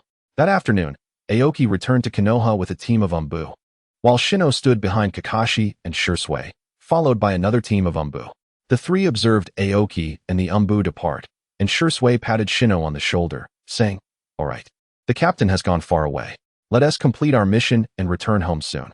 Shino continued to gaze in the direction Aoki had left, muttering, "Yes. Let us finish our mission quickly and return home." While Shino diligently gathered intelligence, Aoki had already returned to Konoha with the Umbu. Upon arriving at the Hokage building, Aoki noticed the Hokage was smoking heavily and, with a smile, said, "Lord Hokage, I'm fine. Shino is indeed quite suitable." The Hokage awkwardly set down his pipe and replied, "I know. Aoki, you don't like to be on the move. From now on, you won't be assigned missions unless absolutely necessary. You can focus on training the Umbu in the village." Aoki responded with a smile, "Yes, Lord Hokage." Shino absent-mindedly rubbed the edge of the scroll, ink smudging on his fingertips. As the evening breeze rustled through the treetops, he suddenly recalled a few years back when he was pursued by the Cloud Ninja during a battle, desperately fleeing until Aoki created a floating bridge over the swamp with chakra strings. The moonlight glimmered off Aoki's forehead protector, the metallic reflection piercing his eyes. "What are you daydreaming about?" Kakashi's voice came from behind, holding half a soldier pill. "Have you checked the trap layout left by the captain?" Shino snapped back to reality, the scroll dropping to the ground. As he bent to pick it up, he caught sight of Shursui inspecting his weapon pouch, the three-tomo Sharingan gleaming dark red under the moonlight. This Uchiha prodigy, always quietly following Aoki, was now weaving kunai with chakra strings, a technique uniquely developed by Aoki. "You guys," as Shino straightened, he bumped into a tree branch, a few maple leaves falling into his collar. "When did you learn the captain's techniques?" Shursui flicked his wrist, and 12 shuriken traced spirals in the air, embedding themselves into a rock wall 30 meters away, forming the symbol of the Leaf Village. "I picked it up last month during special training with Akane." He spoke while gazing toward the northwest, the direction of the land of Earth's border. "The captain said chakra strings are most suitable for mid-range control, combined with my body flicker technique." Before he could finish, a thunderous roar echoed from afar. The three leaped to the treetops, witnessing orange flames light up the southwestern sky. The shockwave from the explosion flattened the entire birch forest into waves. Shino's pupils dilated. That was unmistakably Aoki's specially crafted explosive tag array, intended for the feint and attack plan scheduled for 3 days later. In Konoha, at the Miyazaki residence, Aoki lay leisurely on the sofa, using chakra strings to entertain little Naruto. His control over chakra had become exceedingly refined, making it easier for him to manipulate objects with the strings. Naruto was enjoying himself immensely with the chakra strings, when suddenly an urgent signal from the Umbu rang out from outside. Aoki promptly set Naruto down and instantly used body flicker to dash toward the Hokage building. Upon entering the Hokage's office, he found the Hokage puffing on his pipe. Upon seeing Aoki, the Hokage handed him a mission scroll without uttering a word. Aoki, puzzled, accepted the scroll, and upon reading the information, an uncontainable fury surged within him. He looked at the Hokage and asked, "Lord Hokage, what is this intelligence?" The Hokage glanced at Aoki and replied, "It's true. It just came back from the land of Earth." Aoki's expression grew serious as he said, "Lord Hokage, Miyazaki Aoki requests to head to the land of Earth to rescue Shino's team." The Hokage nodded without further comment. Aoki placed the scroll back on the desk and left directly, the open scroll revealing a line. Shino's team is surrounded by a demolition squad. Their fate is uncertain. After exiting the Hokage's office, Aoki went straight to the Umbu, mobilizing everyone except those on duty, embarking on a non-stop journey to the location where Shino's team had gone missing. After several days of arduous travel, Aoki and all the Umbu arrived at the last known location of Shino's team, looking disheveled. Upon arrival, Aoki dispatched everyone to search for signs, finally discovering the unique marks of Konoha's Umbu in the southwestern area, following these markings to a valley. At the valley's entrance, Aoki instructed a Hyuga ninja to scout ahead. The Byakugan ninja formed hand seals, veins bulging at his temples. As his gaze swept across the valley floor, he spotted 7 chakra signatures within a cave at the bottom, along with more than a dozen chakra signatures outside the cave. Listening to the Hyuga ninja's report, Aoki began to formulate a preliminary plan for the ensuing operation.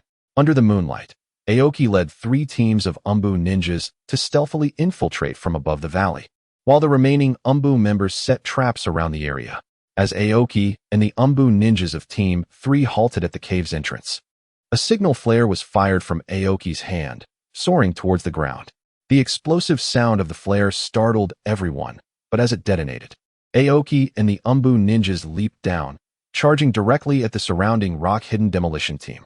Meanwhile, Shino, who was inside the cave, turned upon hearing the explosion. Spotting Captain Aoki descending from above, and his excitement surged as he shouted to the remaining members, "Brothers, the captain has arrived. Let's break out and regroup with him." With that, he was the first to dash outside, followed closely by the others. Upon witnessing their emergence, Aoki yelled, "Formation D." Team 3's Umbu members threw smoke bombs, creating a thick cloud that obscured everyone's vision. However, the members of the Hyuga clan, Inuzuka clan, Yamanaka clan, and Shursui remained unaffected. The remaining members quickly gathered, leaving the battlefield to those mentioned. Hunting the cries of the demolition team members filled Ko with sorrow, yet he felt powerless against the thick fog. Just then, the voice of Adu reached him, "Wind style, great breakthrough." The dense mist was swiftly blown away, revealing Aoki and the figures of the Leaf Umbu. Adu maintained a smile as he gazed at Aoki, stating, "Elkin, don't think you'll be leaving this time." Aoki scoffed, "You can certainly try." With that, a sage mask appeared on Aoki's face, and the surrounding natural energy began to rapidly converge. This marked Aoki's first full exertion of sage mode since he had experienced discomfort in his body. He was taken aback by the current situation, yet maintained his composure as he stared at Adu, whose smile had vanished, replaced by a grave expression. Sage art, fire style, burning heaven. Aoki initiated the attack, an abundance of flames coalescing around him before being unleashed. Earth style, rising earth technique. A colossal volcano erupted, not spewing flames, but a torrent of mud that gradually extinguished the flames released by Aoki. Sage art, earth style, dragon flip. The recently extinguished flames caused the rock hidden to become unsteady due to the earth's violent tremors. Observing this, Adu promptly employed a ninjutsu, earth style, weighty rock technique. Transforming the ground beneath the rock hidden to lightness, he stabilized its form before launching an assault on Aoki. Earth style, fist of rock. As Adu's fist approached Aoki, he swiftly formed hand seals. Sage art, phantom restraint technique. The advancing form of Adu was suddenly immobilized, ensnared by countless illusory pegs in a crimson space. As Adu strained to break free, Aoki formed a one-handed seal. Sage art, thunderstorm. Multiple bolts of lightning struck the position of Adu, and without a backward glance, Aoki led the Umbu to ensure Shino and the others' safety as they departed. Chapter 61. The emergence of problems with the support of the outer Umbu. Aoki and his team successfully broke through the encirclement. After their departure, Ko, leading the Rock Hidden, hurriedly assessed Audu's injuries. Fortunately, at the moment of the lightning strike, Audu had dispelled the illusion's control and had employed Earth-style defenses. However, due to the opposing properties, he sustained considerable injuries. The Rock Hidden members swiftly excavated the soot-covered Audu from beneath the rocks and rushed him back to the Rock Hidden village for treatment, while Aoki had already exited the land of Earth, making his way towards Konohagakure. Inside the Leaf Hospital, Shino stared blankly at the ceiling, memories of the previous days flickering vividly in his mind. Just days ago, he and his companions had been ambushed by the Rock Hidden demolition team. Had it not been for the explosive tag array left by their captain, those currently recuperating in the hospital would likely have suffered far worse at the borders of the land of Earth. Still thinking? Shirsue's voice interrupted Shino's thoughts. Shino looked up to see Shirsue and Kakashi at the door, clad in hospital gowns. Noticing Shino's silence, Shirsue broke the silence. I heard the captain traveled all day to find us, and then without rest, he came to our rescue. Not to mention the battles that followed. Just how immense is the captain's chakra capacity? Is such a volume even possible for a human? It's terrifying. After Shirsue spoke, he noticed Shino's hesitance and the way his eyes darted behind him. Instinctively turning around, he saw Aoki gazing at him with a half-smile. Shirsue immediately sought to explain, but was cut off by Aoki. Shirsue, it seems you've recovered quite well. I heard you've been secretly learning a technique with chakra threads? Luckily, I have some time today. I'll give you a thorough lesson shortly. Without waiting for Shirsue to respond, Aoki strode into the hospital room. Kakashi, passing by Shirsue, offered a comforting pat on his shoulder before entering the room without another word. With no choice but to follow, Shirsue wore a bitter expression, hoping that when the captain offered guidance, he would be gentle. Upon entering the room, Aoki gazed at the injured Shino and sighed. You've got a fractured left arm and 3 broken bones. This injury will take time to heal. Shino merely smiled and refrained from arguing. Aoki shook his head in resignation and continued. After your discharge, you'll be promoted to Umbu captain. I'll only handle the training from now on. The appointment documents will be ready soon. Don't rush to refuse. This is a necessary path if you wish to hold that position. I've already discussed it with the Hokage. I came today to check on your recovery and to mention this matter. Farewell. Without waiting for Shino's refusal, Aoki waved his hand and departed, taking Shirsue with him. Noticing Shino still lost in thought, Kakashi offered a brief greeting before leaving. Once alone, Shino continued to gaze at the ceiling, pondering, if it were the captain, surely he wouldn't be so disheveled. Do I truly possess the strength of an Umbu captain? As Sarutobi Hiruzen entered the room and noticed Shino deep in thought, he refrained from speaking out, quietly sitting nearby, puffing on his pipe while observing Shino. When the familiar scent of tobacco wafted through the air, Shino turned his head to the side, catching sight of the Hokage's signature hat. Hiruzen then inquired, "What are you thinking so deeply about?" Shino smiled faintly, attempting to rise, but finding himself lacking in strength. With Hiruzen's gentle restraint, he remained lying down, replying, "Oh, nothing much. Just wondering if I truly have the strength for that position." Hiruzen took a puff from his pipe and continued, "Did Aoki tell you?" Shino nodded without elaboration. Hiruzen continued, "I think you're still a bit short, but Aoki has great faith in you. So give it your all, don't let us down." Shino broke into a smile. "I will." After leaving the hospital with Shirsue, Aoki headed straight to the Umbu training ground. Following Aoki's enthusiastic guidance, Shirsue ended up battered and bruised. Expressing his gratitude for the captain's instruction, Aoki acknowledged Shirsue's progress in combining body flicker technique with chakra threads and his hopes for Shirsue's future. The two then sat at the edge of the Umbu training ground, Shirsue nursing his forehead while incessantly complaining about Aoki's excessive force. Aoki, sitting silently beside him, listened. After a moment of silence, as Shirsue's complaints ceased and an odd atmosphere settled in, Aoki broke the silence. "Shirsue, the tension between the village and the Uchiha must be troubling you." Upon hearing this, Shirsue's body jolted, turning to look at Aoki in shock, while Aoki continued to gaze calmly at the sky. "Indeed, it's disheartening to think that someone from my own clan would attempt to undermine the village I cherish." Shirsue's thoughts began to whirl, his fingers digging into the grass as the moonlight cast long shadows of the ninja tool rack beside the training ground. Just then, Aoki added, "Don't fidget too much.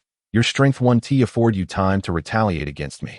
As Aoki's words hung in the air, he slowly turned his gaze toward Shursui, his fingertips emanating a luminous chakra thread and a subtle smile gracing his lips, all serving as reminders for Shursui to remain composed. Surrendering to his despondency, Shursui relaxed his grip, allowing the chakra within him to gradually calm. With Shursui's movements, the chakra thread at Aoki's fingertips slowly dissipated, as if nothing had transpired. After a brief moment, Shursui spoke, inquiring about the captain's stance. Aoki, upon hearing this, replied with a nonchalant tone, "Peace is hard won." Rising to his feet, he added, "In this day and age, Konoha cannot tolerate any uncontrollable entities, none whatsoever." With that, Aoki departed, leaving Shursui to ponder his words. After a moment of reflection, Shursui reclined on the ground, muttering to himself, "Indeed, peace is hard won." Aoki, unconcerned with Shursui's thoughts, was preoccupied with his own burgeoning issues. Following relentless pursuits and confrontations with the earth, the balance between the natural energy and chakra within him had begun to falter, leading to a loss of precise control over his chakra. This was the impetus behind Aoki's decision to resign from his position as captain of the Umbu. In his candid conversation with Shursui earlier, he knew that only by eliminating all threats while he could still manage his internal power could he find the peace of mind necessary to address his own dilemmas. Time was of the essence. Observing the turbulent chakra once more, Aoki muttered to himself, uncertain whether his body's irregularities could endure until matters were resolved. Just as he was lost in thought, a knock sounded at the office door, and Kakashi appeared, announcing, "Captain, there is an abnormality in chakra at Minagawara." Upon hearing this, Kakashi inadvertently noticed the faint traces of chakra lines etched across the desk. Aoki, aware of Kakashi's gaze, discreetly covered the markings with the scroll in his hand and instructed, "Notify the barrier team to assess the situation. Umbu Squad 3 will accompany me to the scene." With that, Aoki donned an Umbu mask and stepped outside. Kakashi, suppressing his curiosity in response to the directive, hastened to arrange the necessary affairs. Chapter 62. The emergence of problems upon Aoki's arrival at Minagawara. He found Kakashi already leading the Umbu in a standoff against members of the Uchiha clan. The Umbu sought to investigate, yet the Uchiha obstructed their entry. "What is happening?" Kakashi responded to Aoki's query, stating, "The Uchiha claim this is their clan's territory and that they can handle the situation themselves, forbidding the Umbu from entering." Aoki's expression remained inscrutable as he approached the Uchiha members, asking, "Is clan leader Fugaku present?" At that moment, the Uchiha parted to reveal Fugaku approaching Aoki, who greeted him with, "I am here. What can I assist you with, Lord Aoki?" Aoki smiled and replied, "Clan leader Fugaku, your jest is noted. But I wonder what the Uchiha's intentions are. I do not recall any authority within the guard's purview that permits obstructing the Umbu." Fugaku, casting a glance at Aoki, retorted, "Captain Aoki, you jest. Maintaining order within the village is also our responsibility as the guard. Since this incident occurred at Minagawara, it is unnecessary for the Umbu to intervene. The Uchiha can manage the situation." Feeling the anomaly within his own natural energy, Aoki forcibly suppressed it and stated, "Clan leader Fugaku, remember that the Uchiha are part of Konoha, and the Uchiha Guard is also a part of Konoha's security." Upon hearing this, Fugaku's pupils constricted, and he took a step back, saying, "Understood, Captain Aoki. Please proceed." With that, Fugaku led the Uchiha away, some of them appearing as though they wished to protest, but fell silent under Fugaku's stern glare. At this moment, Kakashi approached Aoki, saying, "Captain, you're..." Before he could finish, Aoki shot him a glance, prompting Kakashi to halt his words. Aoki continued, "You will conduct the investigation from here on. I may be unavailable for some time. If issues arise, consult Shursui, and if uncertainty persists, seek out Shino or the third Hokage." With that, Aoki vanished from sight, acutely aware that the anomaly in his natural energy indicated that his physical concerns had reached a critical point, rendering him incapable of tending to village matters. In the office, Hizashi, upon hearing a knock, said, "Come in," only to see Aoki enter, appearing somewhat puzzled as he asked, "Aoki? Did you not go to investigate the chakra anomaly at Minagawara? Has something concerning the Uchiha arisen?" Aoki respectfully replied, "It is not a matter concerning the Uchiha, Hokage-sama. I must journey to Miyaboka Mountain for training and need to hand over my umbu responsibilities in advance.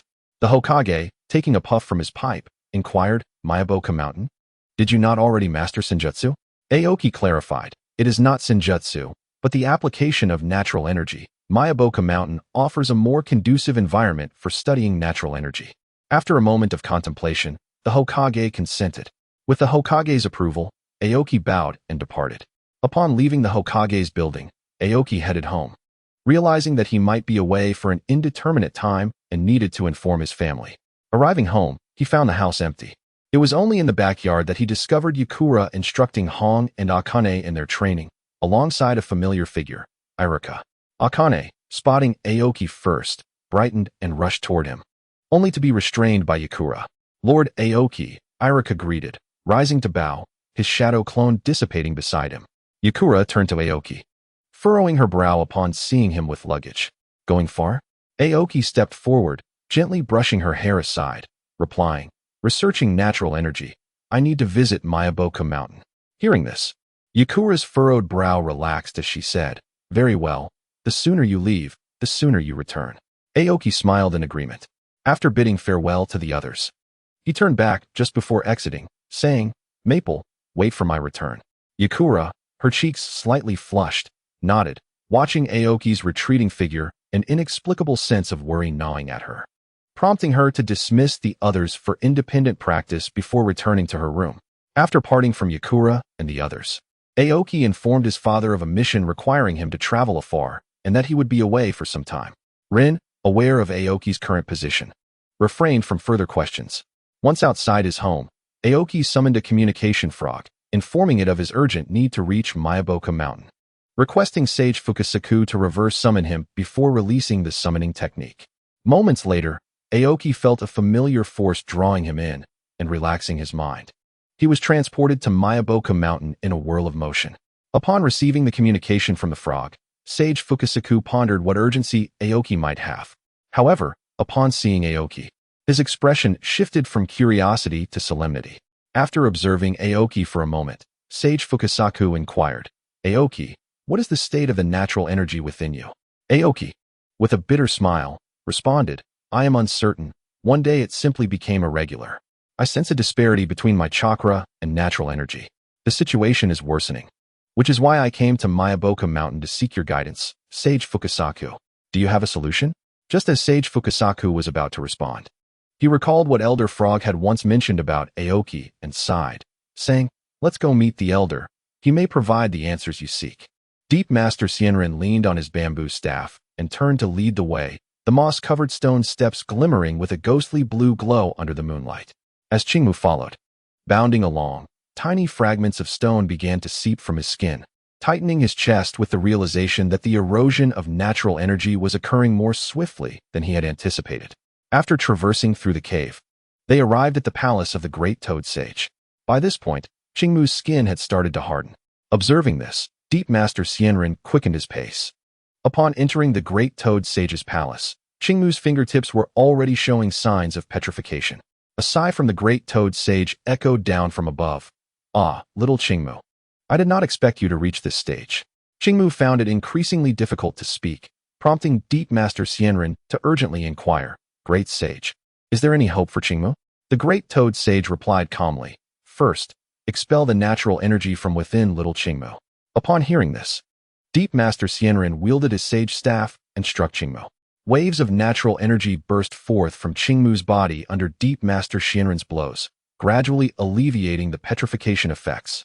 Once the petrification had ceased, Deep Master Sienren halted his strikes, and Qingmu asked, Great Toad Sage, what has happened to me?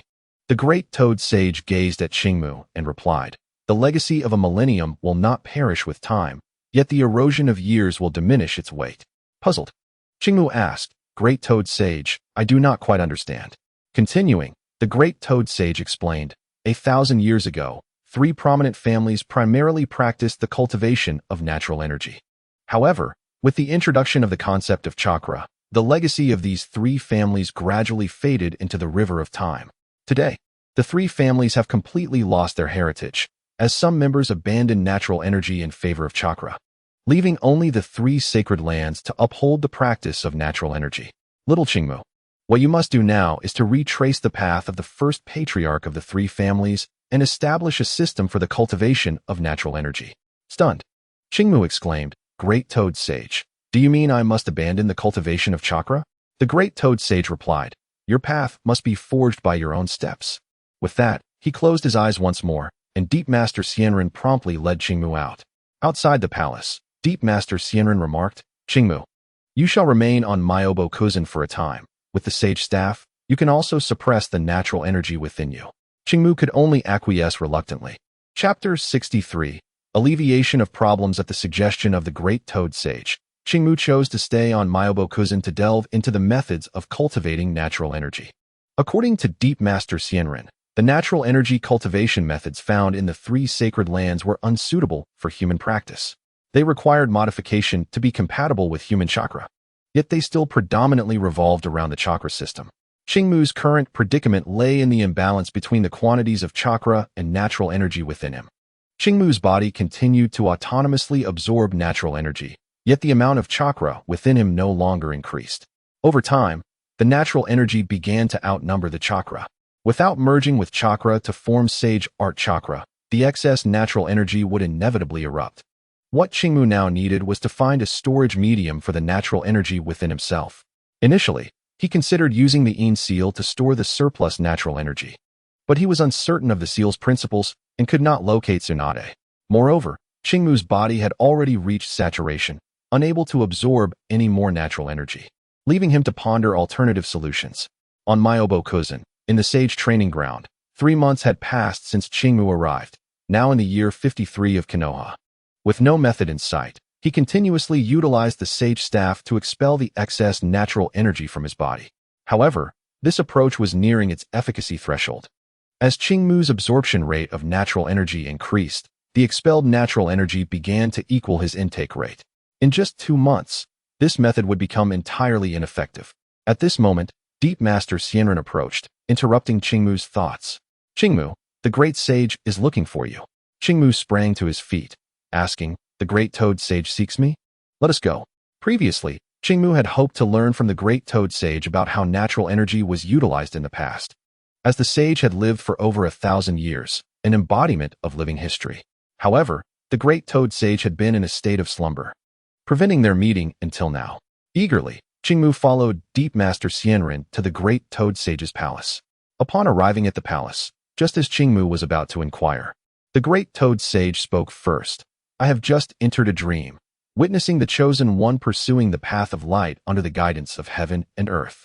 Accustomed to the Great Toad Sage's enigmatic speech, Qingmu patiently awaited the sage's next words. Indeed, the Great Toad Sage continued, Little Qingmu, do you know the origin of chakra? After a moment of contemplation, Qingmu replied, It is said that the goddess of the moon established the chakra system, and the sage of 6 paths established the lineage of ninjutsu to pass down chakra cultivation. The Great Toad Sage nodded, saying, Indeed. The chakra cultivation system was founded by the moon goddess 1,000 years ago. Yet, do you know that there were practitioners in the ninja world back then? Qingmu shook his head, responding, I have not heard of that. The Great Toad Sage continued, 1,000 years ago, the ninja world was not yet called the ninja world. Before the concept of chakra was introduced, the 3 prominent families existed, relying on the absorption of natural energy for cultivation. The means of cultivation were tightly held by these 3 families. The remnants of these families are what we now refer to as the 3 sacred lands. Qingmu was astounded by this revelation, incredulously asking, Are the 3 sacred lands the remnants of the original 3 families? The Great Toad Sage shook his head, saying, The 3 families have long since vanished into the passage of time. Some descendants have abandoned natural energy to establish new ninja families based on chakra, while others have clung to natural energy, becoming mere commoners. Continuing his inquiries, Qingmu asked, What does this have to do with me? The Great Toad Sage looked at Qingmu and replied, Every few years, a descendant from the 3 families emerges, one who can naturally absorb natural energy. However, due to the lack of a systematic cultivation framework, the fate of these individuals is often dire. Qingmu's eyes widened in realization. Could it be that I am such a being? The Great Toad Sage sighed, confirming, Indeed, while descendants of the three families have aspired to cultivate sage arts. They all face the same dilemma you do now, the continuous increase of natural energy while chakra remains stagnant, ultimately leading to petrification. Feeling disheartened, Qingmu lamented, "Is this all in vain?" Just as despair threatened to engulf him, thoughts of his family and friends rekindled a spark of determination in his eyes. What if the path ahead is severed?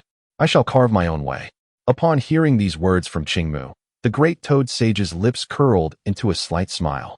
A scroll materialized in his hand, which he tossed to Qingmu, saying, "This contains the memories of those who have faced similar circumstances during their training in Myabokuzen. Whether you gain insight from it depends on you." With that, the great toad sage closed his eyes once more. Receiving the scroll, Qingmu bowed deeply in gratitude and departed. Deep Master Xianren exchanged a knowing glance with Qingmu, filled with reassurance, before following him. Upon returning to the realm of celestial cultivation, Aoki eagerly immersed himself in the contents of the scroll.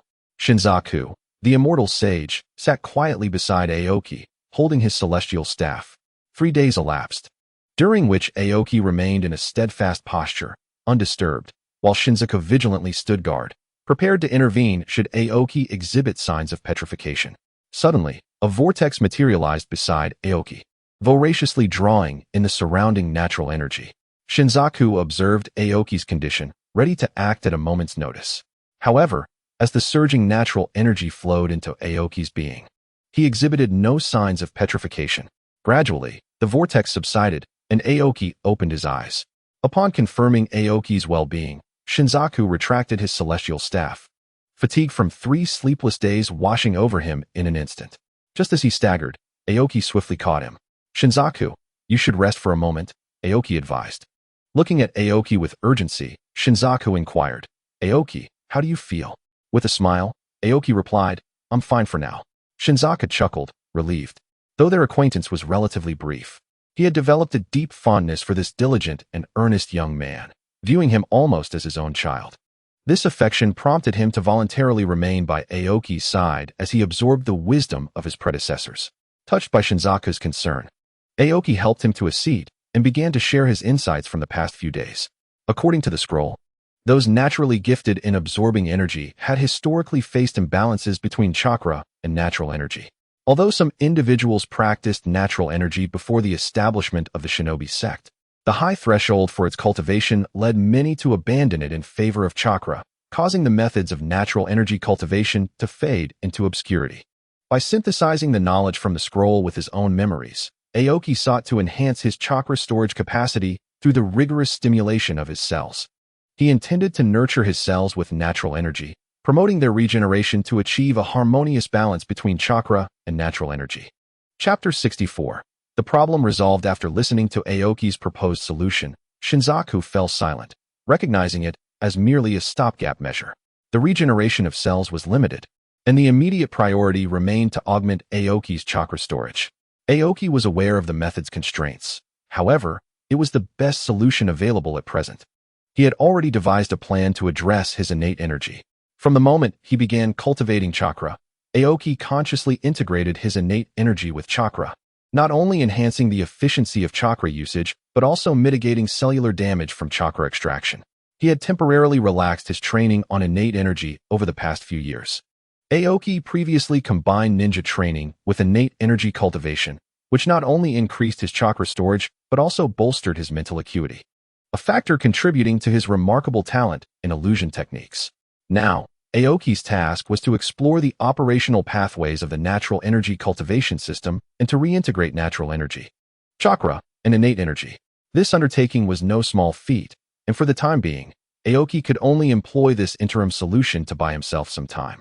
After contemplating his approach, Aoki bid farewell to Shinzaku and the Sage of Jima, as he no longer needed to stay on Myaboku Mountain and had been away from the village for quite some time, especially since Jima was busy preparing a meal. Upon returning to Konoha from Myaboku Mountain, Aoki first visited the Hokage's office to explain his situation. After expressing his concern, the Hokage understood and reassured Aoki that he could focus on his training, as the Umbu had new members, including Shursui and Kakashi, ensuring the village's safety. Satisfied with the Hokage's response, Aoki returned home. Under the guidance of Yakura and others, Aoki assumed the role of the primary cook in the household. From that day forward, Aoki's life took on a structured routine, filled with cooking, training, and contemplation of his methods, while also supervising the umbu's training when time permitted. His days unfolded in a simple, yet comfortable manner until an unexpected incident occurred while he attempted to merge the three types of energy. Moonlight streamed through the window, casting shadows on the tatami mat where Aoki sat in meditation. He gazed at the three swirling orbs of energy in his palms, the silvery innate energy, the azure chakra, and the amber natural energy, all engaged in a tumultuous struggle. The clock on the wall indicated 3 in the morning, and the aroma of red bean soup wafted from the kitchen, a thoughtful gesture from Yakura before bedtime. Another failure, Aoki sighed, dispersing the energy orbs and pressing his knuckles against his throbbing temples. The three energies behaved like agitated serpents, attacking one another whenever he attempted to intertwine them. Had he not withdrawn from the fusion in time, his home might have faced yet another upheaval akin to the Ninetales incident. Aoki placed the ancient tome gifted by Shinzaku on the low table and began to study the original methods of chakra cultivation it contained. After completing one cycle of operation, Aoki noticed the natural energy inadvertently began to follow the flow of chakra. Could it be that the original chakra was derived from the application of natural energy? With this intriguing question in mind, Aoki intensified his control over the chakra, gradually adapting it to the new operational mode. At that moment, the natural energy within Aoki was fully mobilized, moving in sync with the chakra's flow.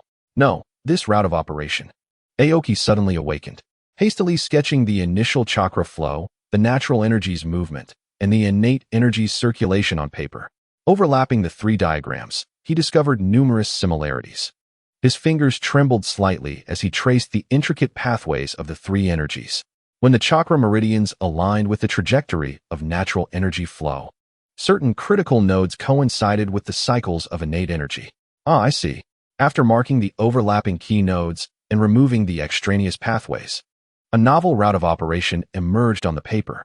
Natural energy served as the roots, chakra represented the branches, while innate energy acted as the trunk, connecting them all. With this newfound understanding, Aoki initiated the new chakra flow. At that moment, the three distinct energies harmoniously blended within him. After completing just one cycle, the quantity of natural energy surged, disrupting the delicate balance among the energies. The uncontrolled energy rampaged through Aoki's body, and he exerted every effort to maintain equilibrium until he lost consciousness. Once Aoki succumbed to unconsciousness, the natural energy within him gradually calmed, nourishing his body autonomously. Slowly, the three forces intricately fused, circulating along the new meridian pathways. As the morning sun bathed his face in warmth, Aoki awakened, gazing at the chaos in his room caused by the earlier energy turmoil. Feeling a bit sheepish, he scratched his head, preparing to tidy up when he heard Yakura's voice from downstairs. "Aoki, are you still asleep?" The voice grew closer, and as it resonated, Yakura appeared at the door. Upon witnessing the disarray, 3 black lines appeared on Yakura's forehead, and just as she was about to express her irritation, she noticed Aoki's transformation. "Aoki, what happened to your eyes?" Aoki, taken aback by the query, instinctively responded, "My eyes? What about them?" He rushed to find a mirror, and upon seeing his reflection in the bathroom, he too was bewildered. Unlike the horizontal pupils of the sage mode, his orange horizontal pupils were surrounded by a ring of blue ripples, with his irises filled with silvery light. What could this mean? At this moment, Aoki became aware of the changes within himself. The chakra within him, a blend of natural energy and innate chi, was autonomously circulating along the new pathway established the previous night, predominantly infused with natural energy. Could this be the reason? As he adjusted the structure of the mixed chakra, focusing on its essence, Aoki's eyes returned to their normal state. Overwhelmed with excitement upon realizing his success, Aoki rushed out of the bathroom and embraced Yetsong, spinning her around twice. Yetsong, bewildered by the sudden turn of events, looked at Aoki with a puzzled expression.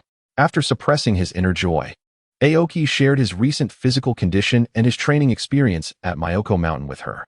Feeling a pang of sympathy upon hearing this, Yetsong hugged Aoki tightly. In that moment, as Aoki gazed into Yetsong's face, he felt an irresistible urge to kiss her. Meanwhile, Hong, who was about to call Aoki and Yetsong down for dinner, descended the stairs and caught sight of the two embracing, her cheeks flushing slightly. Rin and Jinhong, noticing Hong's rosy complexion as she reached the bottom of the stairs, inquired with curiosity about the situation. Stammering, Hong recounted what she had witnessed, prompting Rin and Jinhong to exchange knowing smiles. Rin, Aoki has grown up. When are we going to hold a wedding? They laughed. Well, let us see what Aoki and Yetsong desire, Rin replied. Chapter 65. The incident at Awagakure. Aoki spent the entire day basking in the joy of his success.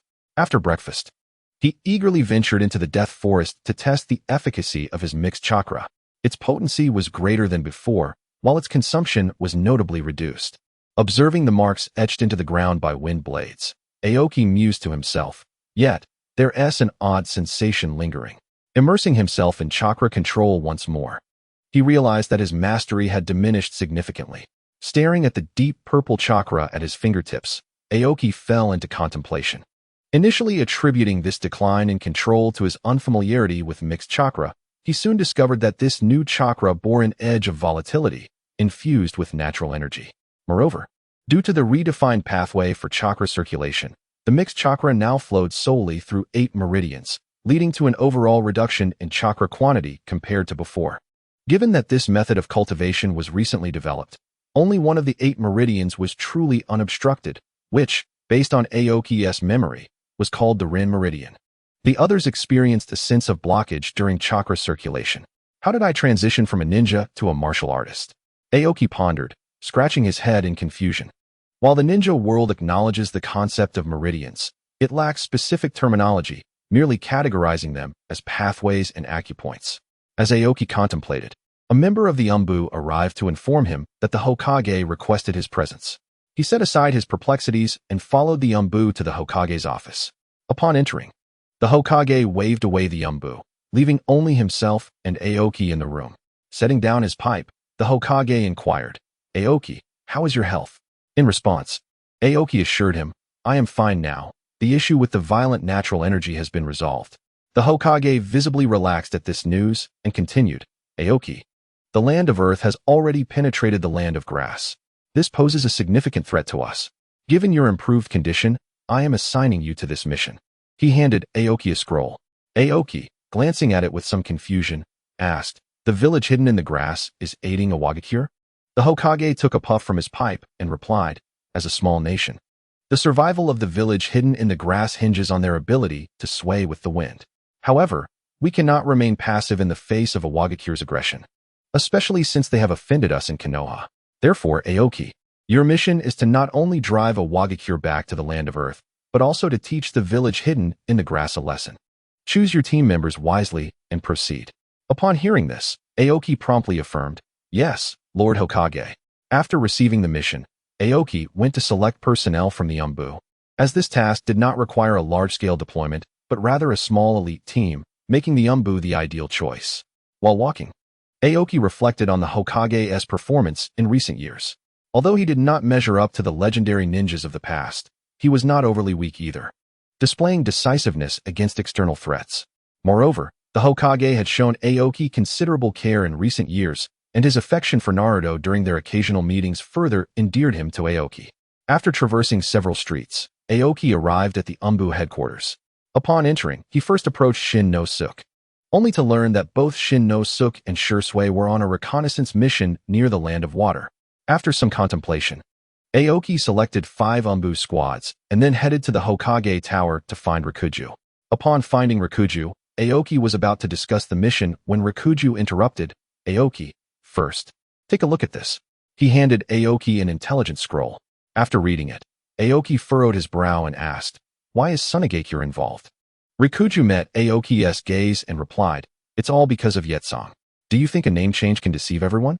After pondering for a moment, Aoki concluded, "We can entrust Sunagakure to Kakashi. With his current capabilities, he should handle it without issue. The primary focus must remain on Awagakure, as long as they retreat. Sunagakure will not pose a significant threat. Rikuju, I need your assistance." With a smile, Rikuju replied, "The moment you arrived, I anticipated your request. Very well. Let us meet at the izakaya tonight.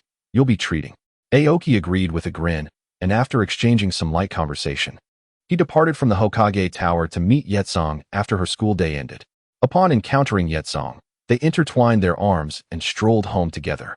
On the way, Aoki mentioned his upcoming mission, although Yetsong expressed concern due to prior events.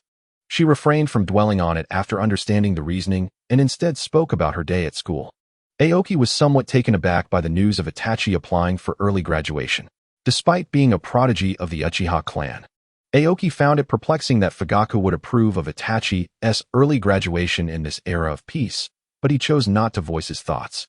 They also discussed Irika, who had already graduated and was reportedly performing excellently. As their conversation continued, they returned home. After dinner, Hong urged Yetsong to help clear the table, while Aoki was pulled aside by Rin and Jinhong. Rin, observing Aoki's puzzled expression, inquired, "When do you plan to marry Yetsong?" Aoki, taken aback, exclaimed, "What marriage?" His voice was a bit too loud, prompting Yetsong to peek from the kitchen and ask, "Aoki, what is going on?" Aoki quickly reassured her, "Nothing, nothing. I'm just chatting with Dad." Satisfied with his response, Yetsong returned to her task. After Aoki's exchange with his father and Jinhong, he contemplated for a moment and replied, "I have thought about it. I'll propose to Yetsong first, and then we can discuss the details. I am preparing for it." Upon receiving this confirmation, Rin and Jinhong nodded in satisfaction, allowing Aoki to leave. He hurried to the kitchen to assist. After tidying up, Jinhong, Hong, and Yetsong departed, while Aoki began gathering the ninja tools necessary for the upcoming mission. Rin sat in the living room, deep in thought. Just as Aoki finished organizing the tools, there was a knock at the door. Upon opening it, he found Rin standing there and asked, "Dad, what is the matter?" Rin handed Aoki an ancient text and said, "Didn't you encounter some issues recently?" Aoki, surprised by the question, responded, "How did you know, Dad? But there is no need to worry. I've resolved it." After listening to Rin, Aoki lightly tapped his head and continued, "I am your father. What could you possibly hide from me? This book has been passed down through the Miyazaki family for countless years." Aoki opened the book, gazing at the unfamiliar characters, and asked in confusion, "What is this writing?"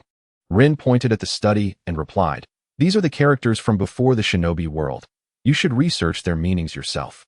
While our Miyazaki family has engaged in commerce for generations without a history of ninjas, we do have ancestors with extraordinary physical abilities. The specifics are documented in the family tree. If you wish to know more, take a look. Now, there is nothing else. You should rest early." With that, Rin left, hands clasped behind his back. Aoki felt a surge of emotion watching his father's slightly hunched figure, recalling how his father once ventured out to find ninjutsu scrolls for him when he first began to learn ninjutsu. This strengthened Aoki's resolve to protect his family. He placed the ancient book on his desk, reminding himself that the pressing matter was the mission tomorrow. He would study the book upon his return. With these thoughts, Aoki retired to bed, preparing for the upcoming task. Chapter 66. The disturbance in Kusagakure in the Land of Grass. Outside Kusagakure, Aoki and his small team, including Shikaku, had been lying in wait for 3 days. Shikaku gradually sensed something amiss and spoke. "When did Kusagakure's medical ninjutsu become so advanced? That penetrating wound healed almost instantly. Even if I have seen it before, it remains astonishing." Aoki and the others remained silent. If Kusagakure truly possessed such medical prowess, it would pose a significant challenge. However, Aoki understood the situation well. It was merely due to the presence of Kinshu and her mother. Aoki had initially planned to bring them back to Konoha during this mission, for only with Konoha's strength could he ensure their safety. Surveying the surroundings, Aoki whispered to Shikaku, "Shall we go in and investigate?" Shikaku's eyes brightened. The three had come to scout Kusagakure precisely because of its seemingly insurmountable medical ninjutsu. Now that they had gathered intelligence on Kusagakure's combat capabilities, returning without further action seemed illogical. Half a month prior, upon their arrival in the Land of Grass, Aoki and his companions encountered a few reconnaissance units from Iwagakure, but the majority faced the unusual offensive from Kusagakure. The change in Kusagakure's demeanor was perplexing to Aoki and his team, especially since heavily injured shinobi would appear the next day. Thus, after deliberation, they devised this reconnaissance operation, using the information gathered over 3 days. The four eliminated a patrol team from Kusagakure and successfully infiltrated the village using transformation techniques. After 2 more days of investigation, they regrouped to discuss their findings. Shikaku spoke first. "There is no hospital in Kusagakure, yet every injured shinobi who enters the wooden house beside the village leader seems to recover. The secret must lie within that house. After verifying their intelligence, they confirmed Shikaku's assessment and devised a plan for the evening's operation.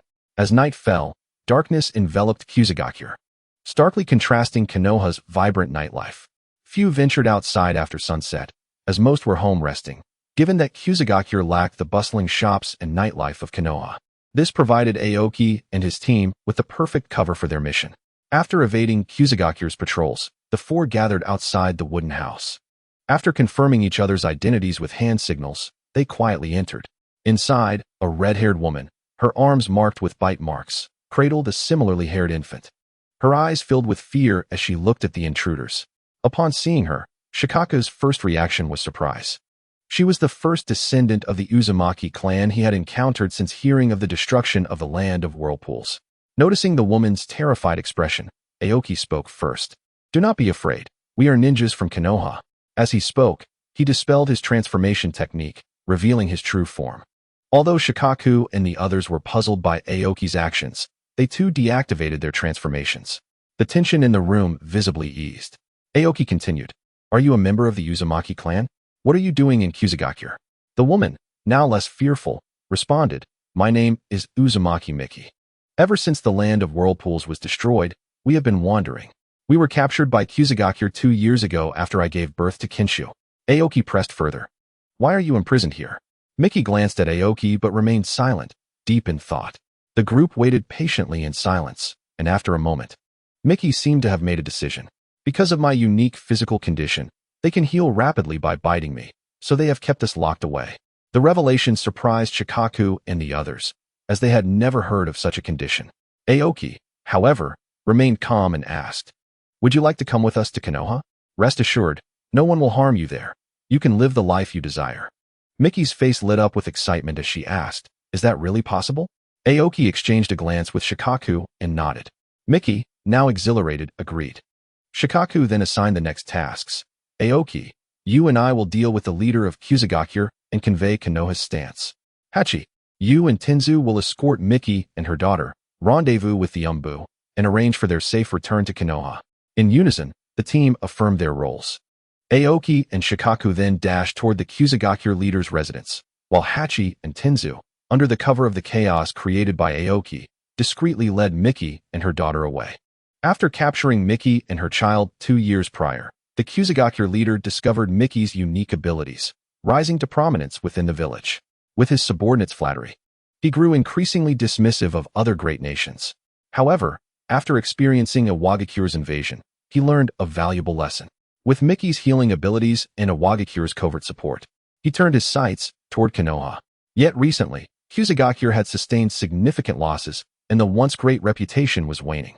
As the leader pondered the village's future, he drifted into sleep, only to be awakened by the sounds of battle outside. Frustrated, he hastily donned his attire and stepped outside, confronting 2 figures. Fire release, great fireball technique. The Kusagakure leader, true to his position, unleashed a ninjutsu attack at Aoki and Shikaku in an instant. Shikaku, recognizing the leader, swiftly retreated, leaving the battlefield to Aoki while he dealt with the pursuing Kusagakure shinobi. Aoki evaded the leader's ninjutsu range, and upon seeing the Konoha headbands on Aoki and Shikaku, the leader attempted to speak, but Aoki silenced him before he could utter a word. Water release, water bullet technique. A massive water sphere sealed the leader's mouth, forcing him to evade without a chance to respond. Recognizing Aoki's technique, the leader realized that only one person in the shinobi world possessed such skills, the nightmarish Aoki Miyazaki of Konoha. Seeing his attack miss, Aoki swiftly formed hand signs, channeling natural energy through a formation to transform it into sparks. With his right hand sign complete, he declared, Senjutsu, fire release, Phoenix fire technique.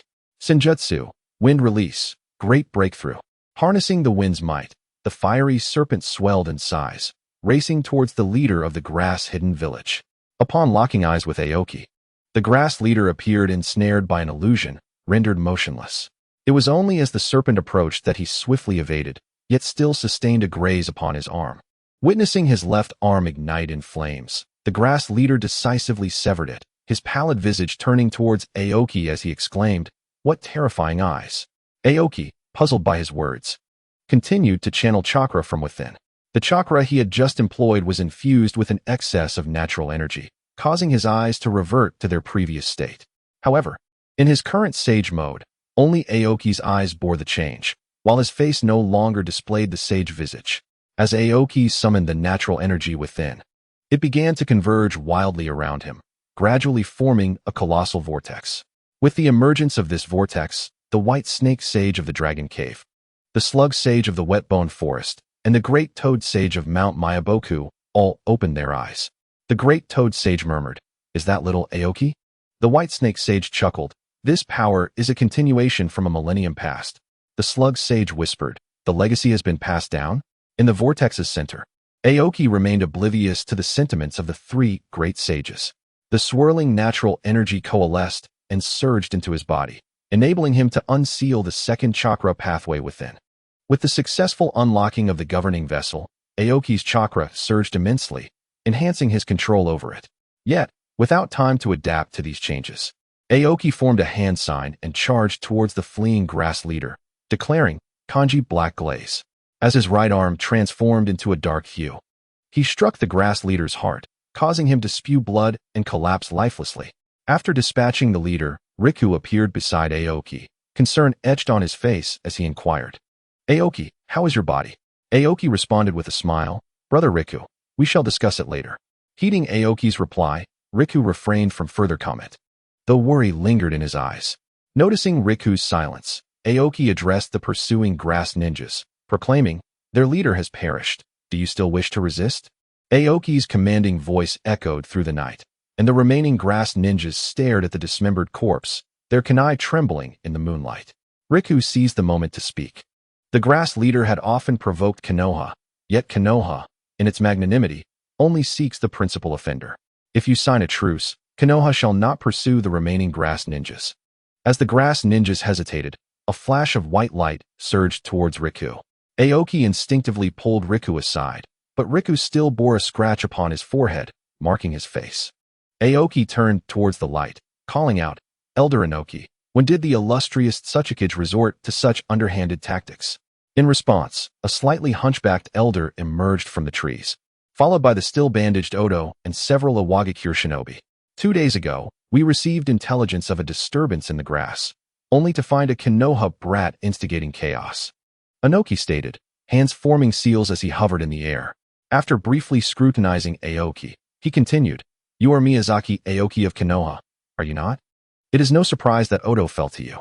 Aoki discreetly shielded Riku behind him as Hachi and Taizai, who had successfully escorted the Miki mother and daughter, led the remaining Konoha Anbu to Riku's side. Riku wiped the blood from his forehead and questioned, "Lord Tsuchikage, do you intend to ignite a war between Konoha and Iwagakure?" Inoki's chakra surged violently, lifting him 3 meters higher. "War? Iwagakure has never feared conflict." As his words faded, the night sky blazed as bright as day. Aoki's pupils constricted as he swiftly formed hand seals, Jin Mountain Formation.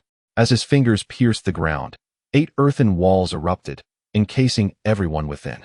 Simultaneously, a dazzling white cube grazed the formation's edge, obliterating 3 ancient trees behind it in a cloud of dust. Did he truly predict the trajectory of my dust release? Inoki's forehead beaded with cold sweat. This distance should have been foolproof.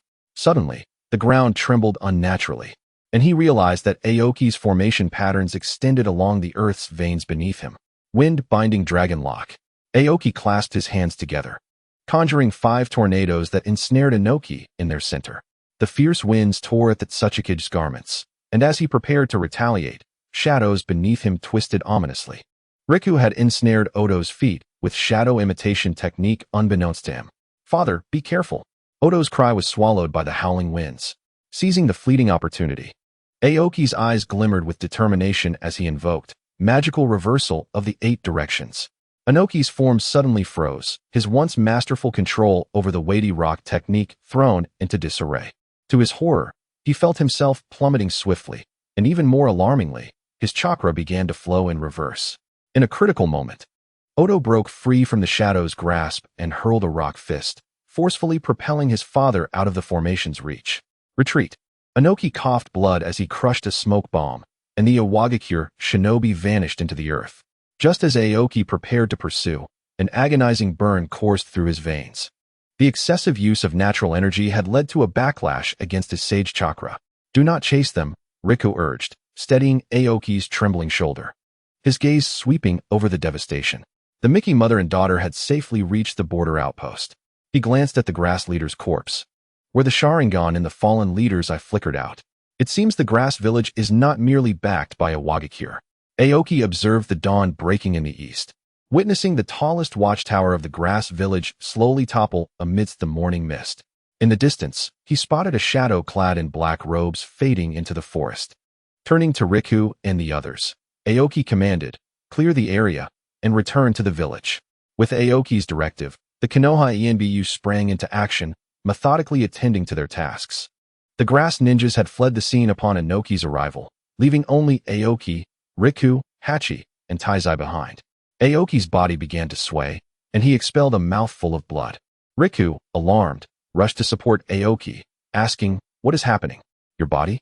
Aoki waved a hand dismissively, replying, "It's merely the backlash from excessive use of natural energy. A few days of recuperation in the village will suffice. I will be fine."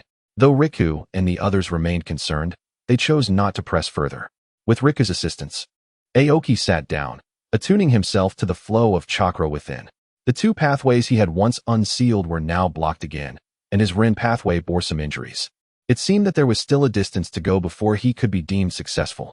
Utilizing the natural energy to nurture his pathways as efficiently as possible, Aoki's injuries healed by the time the Enbu regrouped. He then rose to lead them back to the village.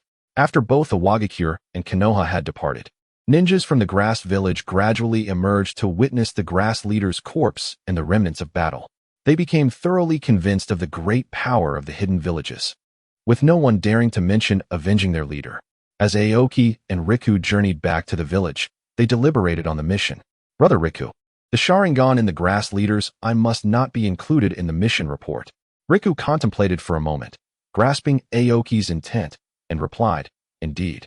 The Uchiha clan must not face turmoil at this juncture. However, Aoki, what about this news?" Aoki nodded firmly. "I shall address it directly when reporting to the Hokage." Lugio listened to Aoki's arrangements, nodding slightly without further comments. The group resumed their journey in silence. As they traveled, Aoki glanced back at the members of the Umbu.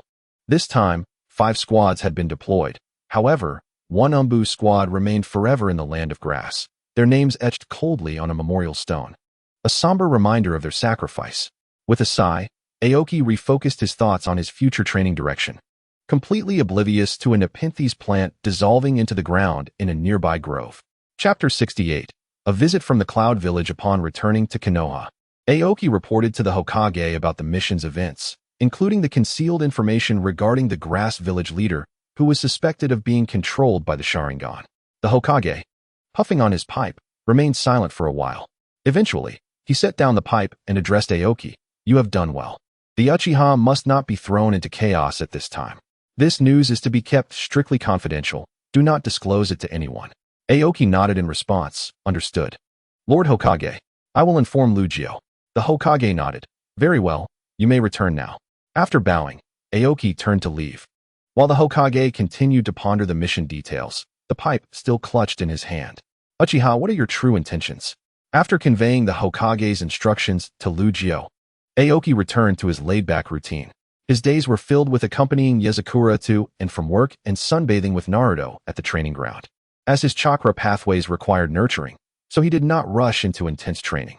Meanwhile, the mother and daughter, Misaki and Miku, successfully integrated into Konoha, with Misaki unexpectedly discovering her remarkable talent for medical ninjutsu, leading her to join Konoha Hospital. Everything progressed toward a promising future. By the year 54 of Konoha, a delegation from the Cloud Village arrived to sign an alliance treaty.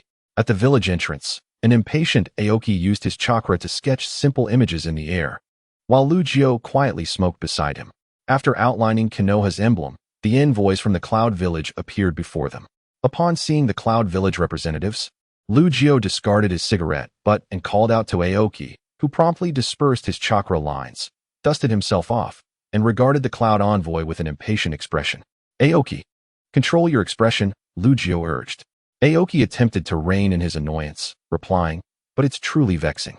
Lugio comforted him as one would a child. It's only for a moment. He continued to soothe Aoki until the Cloud Envoy approached closely enough for Aoki to mask his impatience. The Cloud delegation halted 50 meters from Konoha's main gate. Led by a scarred man wearing a black eye patch and adorned with a lightning cloud tattoo on his left shoulder. After casting a disdainful glance at Aoki, he scoffed. Humph, only a few jonin to receive us. Does Konoha look down on the cloud? Hearing this, Aoki stepped forward, but Lugio discreetly pulled him back, preventing him from speaking his mind. Instead, Lugio addressed the Cloud Envoy, stating, "The Hokage awaits your arrival in the reception hall. Please follow me." He then led the way toward the Hokage's building, with Konoha's ninjas trailing behind. Before departing, Aoki shot a glare at the leader of the Cloud delegation as he followed the other ninjas. Seeing Konoha's silence, the Cloud envoys had no choice but to follow Lugio's lead to the Hokage's building. Once inside, Lugio guided the Cloud envoys to the reception hall. And although Aoki wished to remain behind, he was compelled to follow Lugio. Upon entering the hall, the Hokage and two elders were already seated. As the Cloud delegation took their places, the delegation leader and the elder from Konoha, Mito Minyin, engaged in a heated argument over the specifics of the alliance treaty, each vying for better terms for their respective villages. The first day of discussions concluded amidst their quarrels. That evening, outside the inn where the Cloud delegation was staying, Aoki and Kakashi stood guard at the entrance. Kakashi inquired, "Aoki, is it all right for us to be so openly stationed here?" Aoki, staring intently at the inn's door, replied without turning, "What is wrong with that? We are merely ensuring the delegation's safety. What could they possibly say?" Kakashi pondered for a moment before continuing. "But do you really need to surround them with the entire Umbu?" Aoki turned to Kakashi, saying, "Kakashi, remember, the ambitions of the Cloud are insatiable. Only by inflicting pain will they learn to fear you. When you are weak, they will seize every opportunity to attack." Kakashi pressed on, "What have you discerned?" Aoki continued to fixate on the inn's entrance, stating, "I don't know, but their personnel arrangement seems off. A single chunin is inserted among an entire team of jonin. I cannot fathom their intentions." Aoki now understood the Cloud's true objectives. Surprisingly, despite Konoha's strength having increased significantly, the Cloud still dared to covet the Byakugan as they had in the original storyline. Regardless, Hinata was a friend.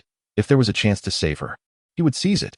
As night fell, the Cloud delegation observed the tightly guarded Umbu from Konoha. One chunin exclaimed, "Captain, the Konoha ninjas are guarding us so rigorously. I cannot get out." The delegation leader replied calmly, "Patience. We are not leaving Konoha in a day." In the following days, the Cloud delegation continued to argue with the Konoha elders over the treaty details in the reception hall. Each night, Aoki led the Umbu to encircle the inn. On the fifth day, the Cloud delegation leader protested to the Hokage, "Lord Hokage, do you treat us Cloud ninjas as prisoners? Why is your Umbu surrounding us at night, preventing us from going out?" After taking a puff from his pipe, the Hokage instructed Lugio to summon Aoki. Upon entering the reception hall, Aoki found the Cloud delegation leader still denouncing his actions. Mito Minyin was the first to question Aoki. "Miyazaki Aoki, why did you surround the Cloud delegation at night?" Aoki, unconcerned, replied, "To protect the Cloud envoys, to prevent them from claiming one of their own perished in Konoha and holding us accountable." The delegation leader was taken aback and retorted, "Nonsense. You do not allow us to leave the inn. Is this how you treat your guests?" Aoki regarded the delegation leader with a penetrating gaze, smiling as he asked, "What would you like to do?" The leader insisted firmly, "Withdraw the Umbu surrounding our inn." Aoki smirked, "Do you think that is feasible? This is not the Cloud village." As tensions threatened to escalate once more, Mito Minyin glanced at the Hokage, who nodded in agreement. Mito then declared, "All right, Aoki, temporarily withdraw the Umbu surrounding the delegation." Aoki responded, "That is acceptable, provided the Cloud signs a disclaimer to prevent them from falsely claiming suicide in Konoha and implicating us." His statement effectively silenced the Cloud leader, for if no incident occurred, how could they exploit the situation? Consequently, the delegation leader began to deflect, ignoring Aoki's demand for a disclaimer.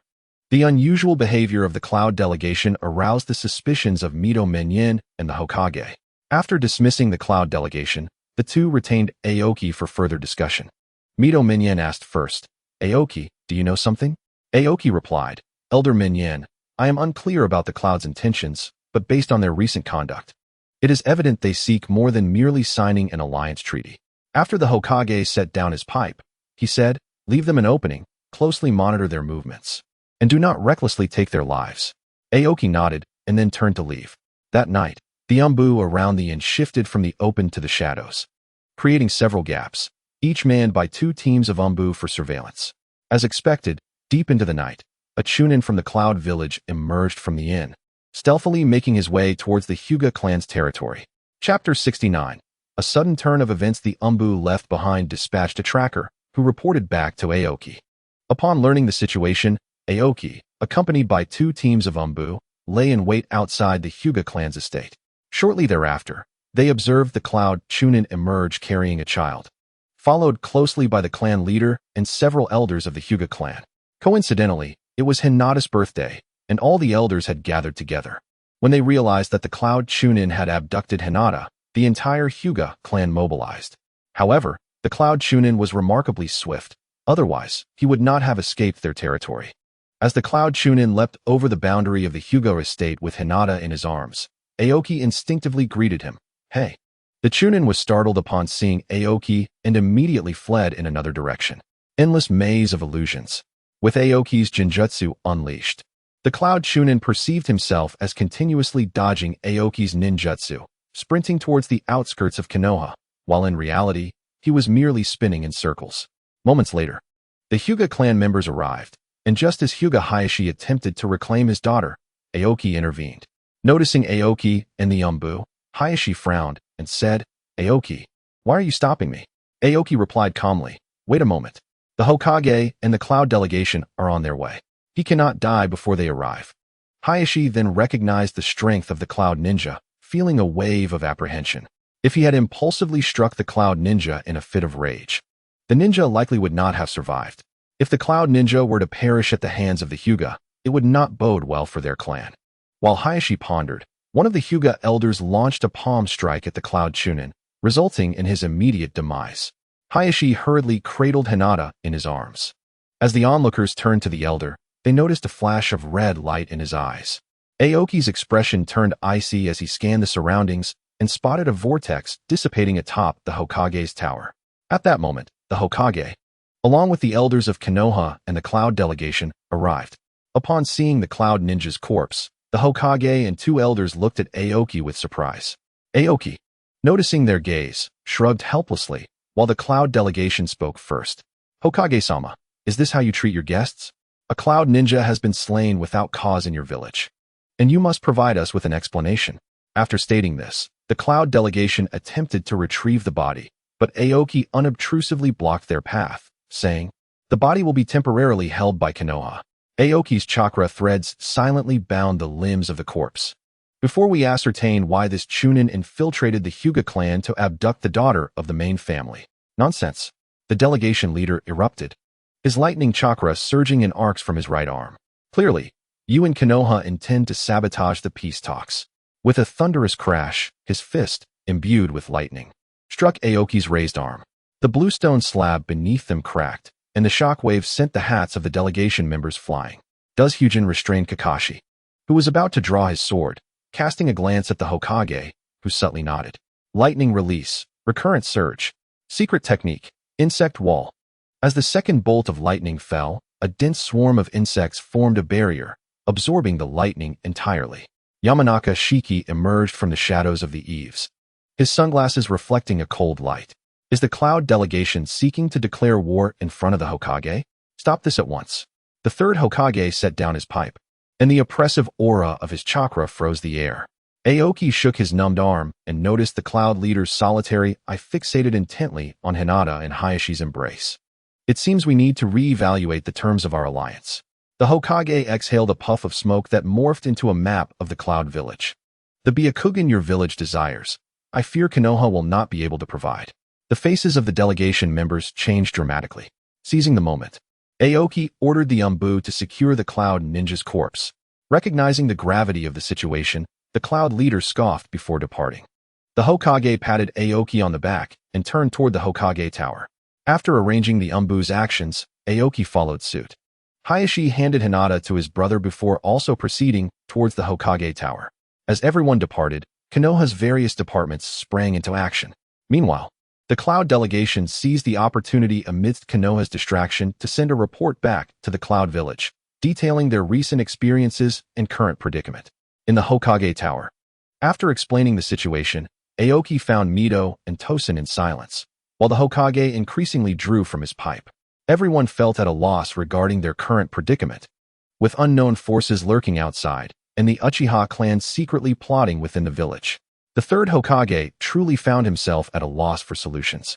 At that moment, the elder who had attacked spoke, "Hokage-sama, if it comes to it, just hand me over." However, the Byakugan of the Hyuga cannot fall into outside hands. Clan leader, I implore you to mark me with the caged bird seal. The resoluteness of the elder astonished everyone.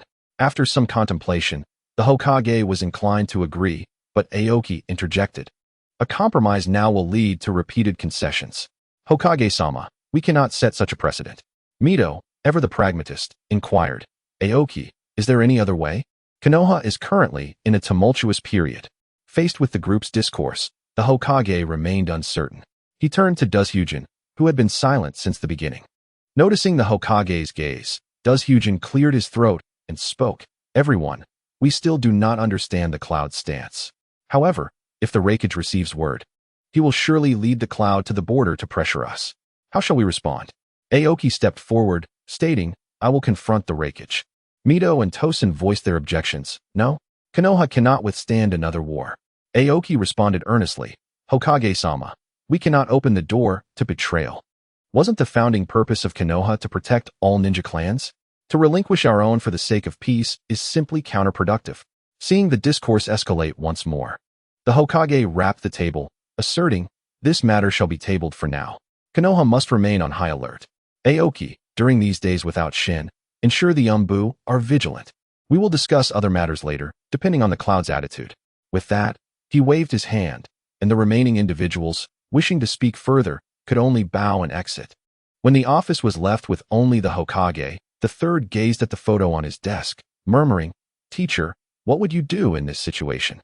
Chapter 70. The battle at the border. The day after the incident with the Cloud, in the Hokage's office, the Hokage passed intelligence to Aoki and the others, stating, this morning's report indicates that the Reikage has stationed hundreds of Cloud ninjas in the land of Rice. Aoki glanced at the information before handing it to Dazhyujin. Addressing the Hokage, Hokage-sama, I am prepared to go. Before Aoki could finish, the office door was suddenly flung open. As Shinizuke gasped, he leaned against the doorframe, beads of sweat glistening on his forehead in the morning light. Old man, allow me to lead a team to fortify the border. The pipe of the third Hokage struck the edge of the table with a crisp sound. He observed his eldest son's rare display of agitation, his gaze sweeping over the loosely tied ninja tool pouch at his waist, its deep purple ribbon still speckled with blades of grass. Clearly a sign that he had just hurried in from outside the village.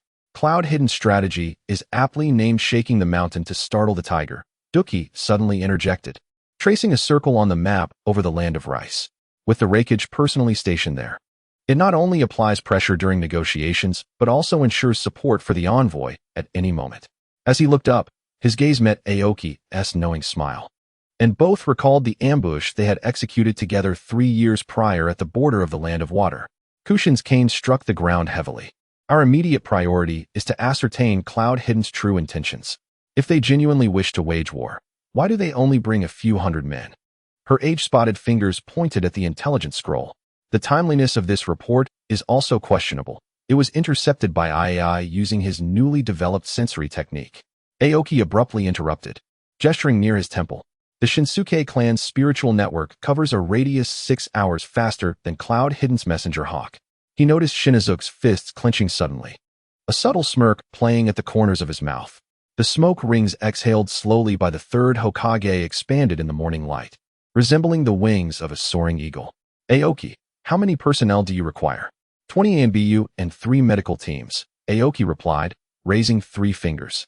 And the Byakugan from the Hyuga clan. He deliberately overlooked the sudden pallor on Shinizuke's face. If this is a show of intimidation, we must ensure the Reikage sees the fangs of Konoha. Suddenly, a flurry of crows cawed outside. Kakashi appeared on the windowsill in a flash, a dew-laden scroll in hand. Urgent report from Senior II. The Reikage has arrived at the borders of the Land of Fire. The Hokage took the scroll and tossed it directly to Aoki.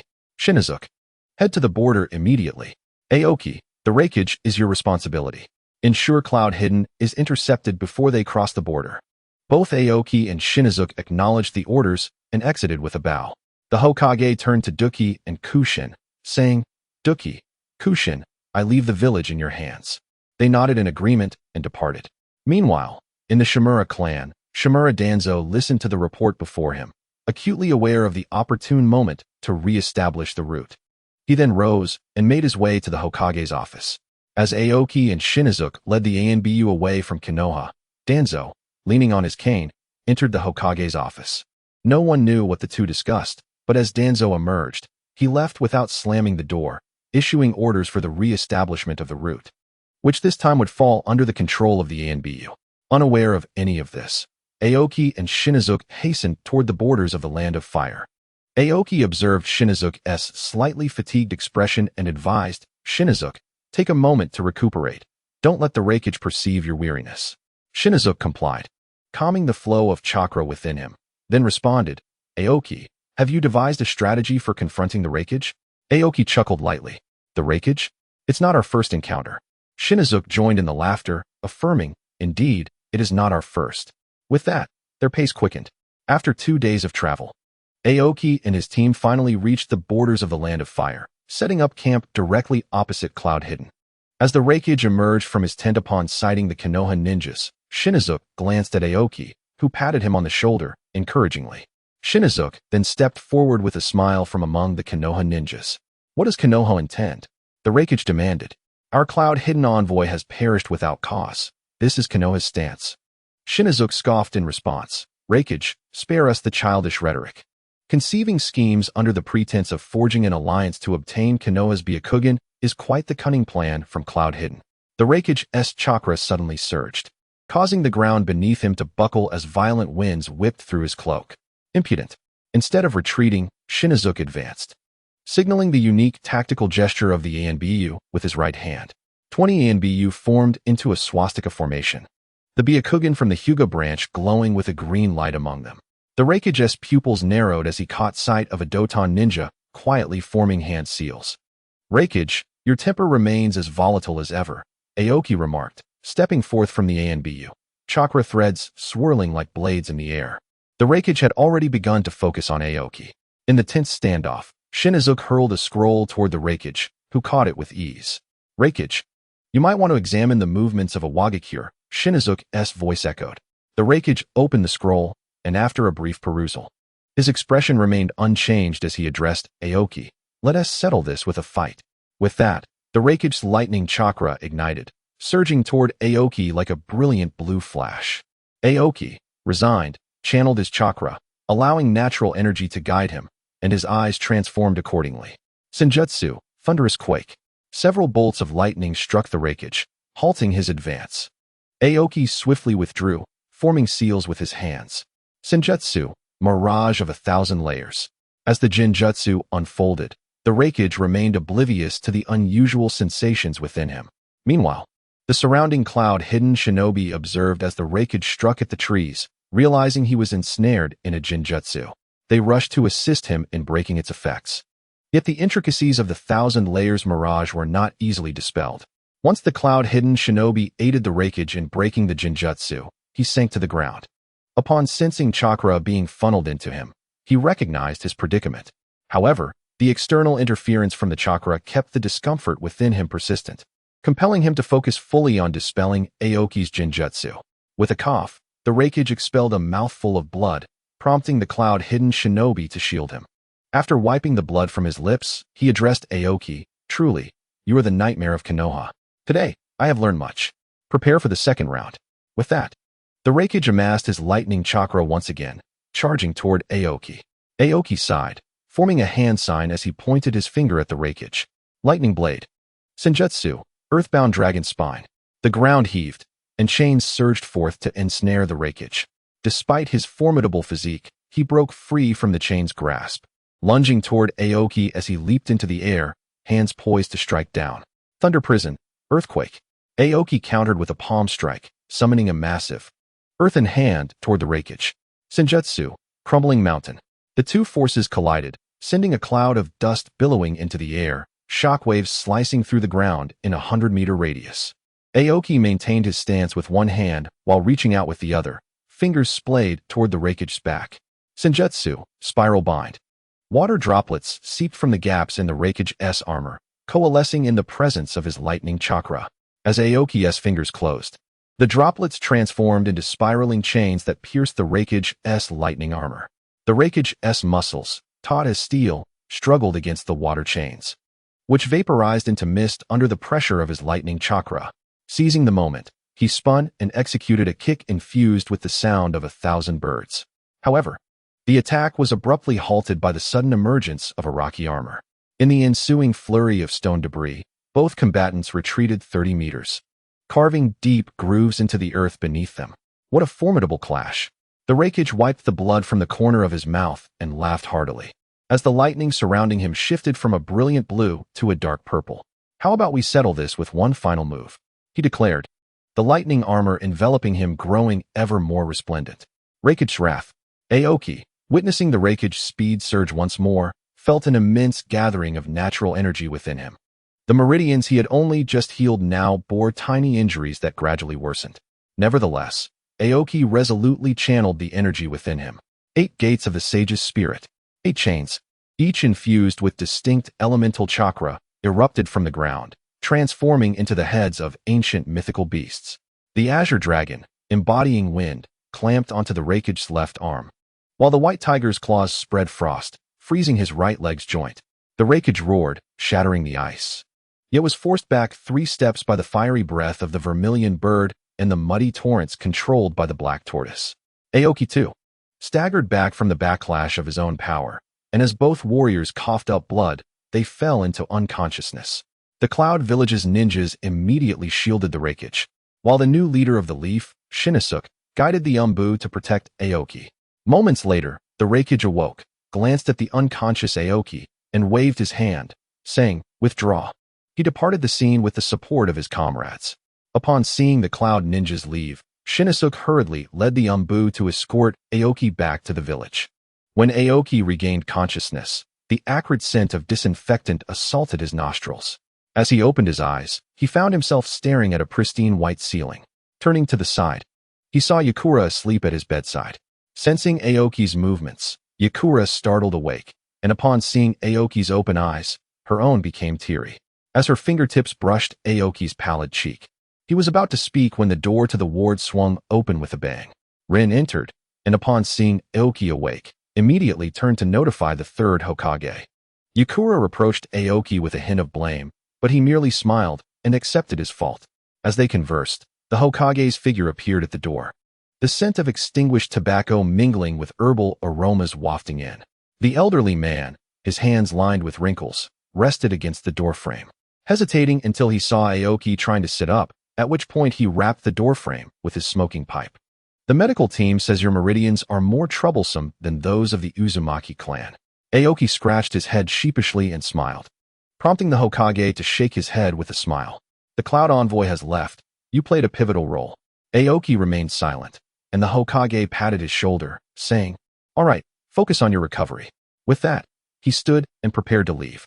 Just as he was about to exit, Aoki spoke up, "Hokage-sama. My injuries." The Hokage waved his hand, cutting Aoki off without looking back. "Just rest well." After leaving, Aoki felt a pang in his heart. He quickly glanced at Yakura, who, though forcing a smile, was shedding tears. Their expressions stirred Aoki's worry, but he donned a smile, assuring her, "It's all right, I will recover." Hearing his words, Yakura wiped her tears and nodded earnestly. Outside the ward, Rin reported Aoki's condition to the Hokage. "Hokage-sama, Aoki's internal meridians are severely damaged.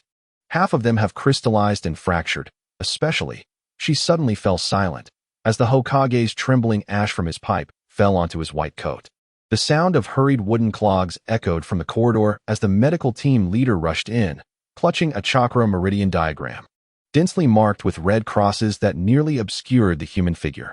Inside the ward, Aoki was acutely aware of his internal condition. The only unobstructed meridian was on the verge of rupture, although it was healing under the nurturing influence of natural energy. Such grave injuries would not fully mend in less than a few years, especially considering the similar plight of his other meridians. After pondering his current predicament, Aoki resolved to calm himself and focus on recovery. 6 months later, at the Miyazaki household, Aoki was now able to move freely. However, due to his damaged meridians, he was still unable to practice his skills. Thus, he devoted himself to studying the ancient tome his father had given him, meticulously translating its contents word by word using comparative study of ancient and modern texts. The tome chronicled the lives of those from the Miyazaki family who could absorb natural energy and detailed their research into it. Reflecting on his own circumstances, Aoki realized that the path he had been pursuing was indeed correct, albeit imperfect. During this half-year, Aoki continuously refined his training regimen based on the tome's teachings. And to his surprise, the improved methods also aided in the healing of his meridians. After this period of nurturing, within another year, Aoki's injuries would be healed. Yet, even with significant recovery, he still found himself unable to extract chakra, and merely using natural energy mixed with innate energy would exacerbate the strain on his meridians. Thus, Aoki remained unable to engage in combat or training. However, this predicament brought about a silver lining. Aoki spent his days not only in quiet meditation to cultivate his innate energy, but also playing with Naruto, who had begun to cling to him as they grew closer. Time passed gently as Aoki focused on his recovery. Meanwhile, the Root organization resumed its activities. Despite being a subordinate unit of the Umbu, Tawanzo's influence and Aoki's prolonged recuperation allowed Root to operate unchecked. Upon hearing this news, the Hokage did not show overt concern, although the threats from various nations had been completely neutralized. Fast forward to the 55th year of Konoha, at the Miyazaki residence, Aoki, now 22, successfully proposed to Yakura at the end of the previous year. With little to occupy his time at the start of the new year, the preparations for their wedding fell entirely on his shoulders. On this day, Aoki strolled through the shopping district with Naruto, still needing to gather candies for the wedding. As they entered a candy shop, the sound of Umbu rushing across the rooftops caught Aoki's attention. Suppressing his inexplicable unease, he took Naruto's hand and stepped into the store. However, Aoki's mind remained unsettled after seeing the Umbu, and after hastily purchasing the necessary items, he returned home with Naruto. Upon arriving, he received a notification from the Umbu about a Hokage meeting for the Jonin. Setting down his purchases, he entrusted Naruto to Rin and exchanged brief words with his father before heading to the Hokage building. Once in the conference hall, Aoki naturally sat beside Kakashi and began discussing the specifics with him, although Kakashi appeared equally perplexed about the reasons behind the meeting. Just as they conversed, the third Hokage entered alongside 2 elders and a consultant. Shimura Danzo had successfully persuaded the third Hokage to re-establish Root, assuming the role of its leader and becoming an advisor to the Hokage. As the Hokage and his entourage entered, the first words that escaped his lips stunned the assembly. The latest intelligence reveals that Shinosuke has encountered a bounty hunter and met with misfortune. Upon hearing this, Aoki sprang to his feet, but the Hokage gestured for him to sit. He continued, "The identity of the assailant is unknown. We only know they are a rogue ninja from Takigakure, cloaked in black." Aoki's heart sank as he began to piece together the identity of the assailant, a rogue ninja from Takigakure, clad in black. Likely the same individual who had attempted to assassinate the first Hokage with a shuriken from 800 miles away. As Aoki was about to rise, he was gently restrained by the nearby Riku. Puzzled, Aoki glanced at Riku, who merely shook his head imperceptibly. At that moment, Danzo spoke up, indicating that the subsequent investigation could be entrusted to the Root. The elderly Sandaime, mourning the loss of his son, said little, merely waving his hand before declaring the meeting adjourned. After the gathering, Riku pulled Aoki aside, prompting Aoki to inquire, "Is something the matter? Why did you stop me earlier?" Riku lit a cigarette and replied slowly, "Have you fully recovered?" Aoki nodded, responding, "I'm almost healed. I'm basically fine now." Riku patted Aoki on the shoulder, saying, "With Shinobu gone, Konoha has lost another top-tier combatant. If anything were to happen to you, it would make things even more challenging for Konoha." Having said that, Riku departed, leaving Aoki standing there, his fists clenched tightly, nails digging into his flesh, the pain momentarily snapping him back to reality as he remained rooted to the spot. Upon returning home, Aoki plunged into his bedroom, emerging only after a considerable time. During dinner, Yakura knocked on Aoki's door.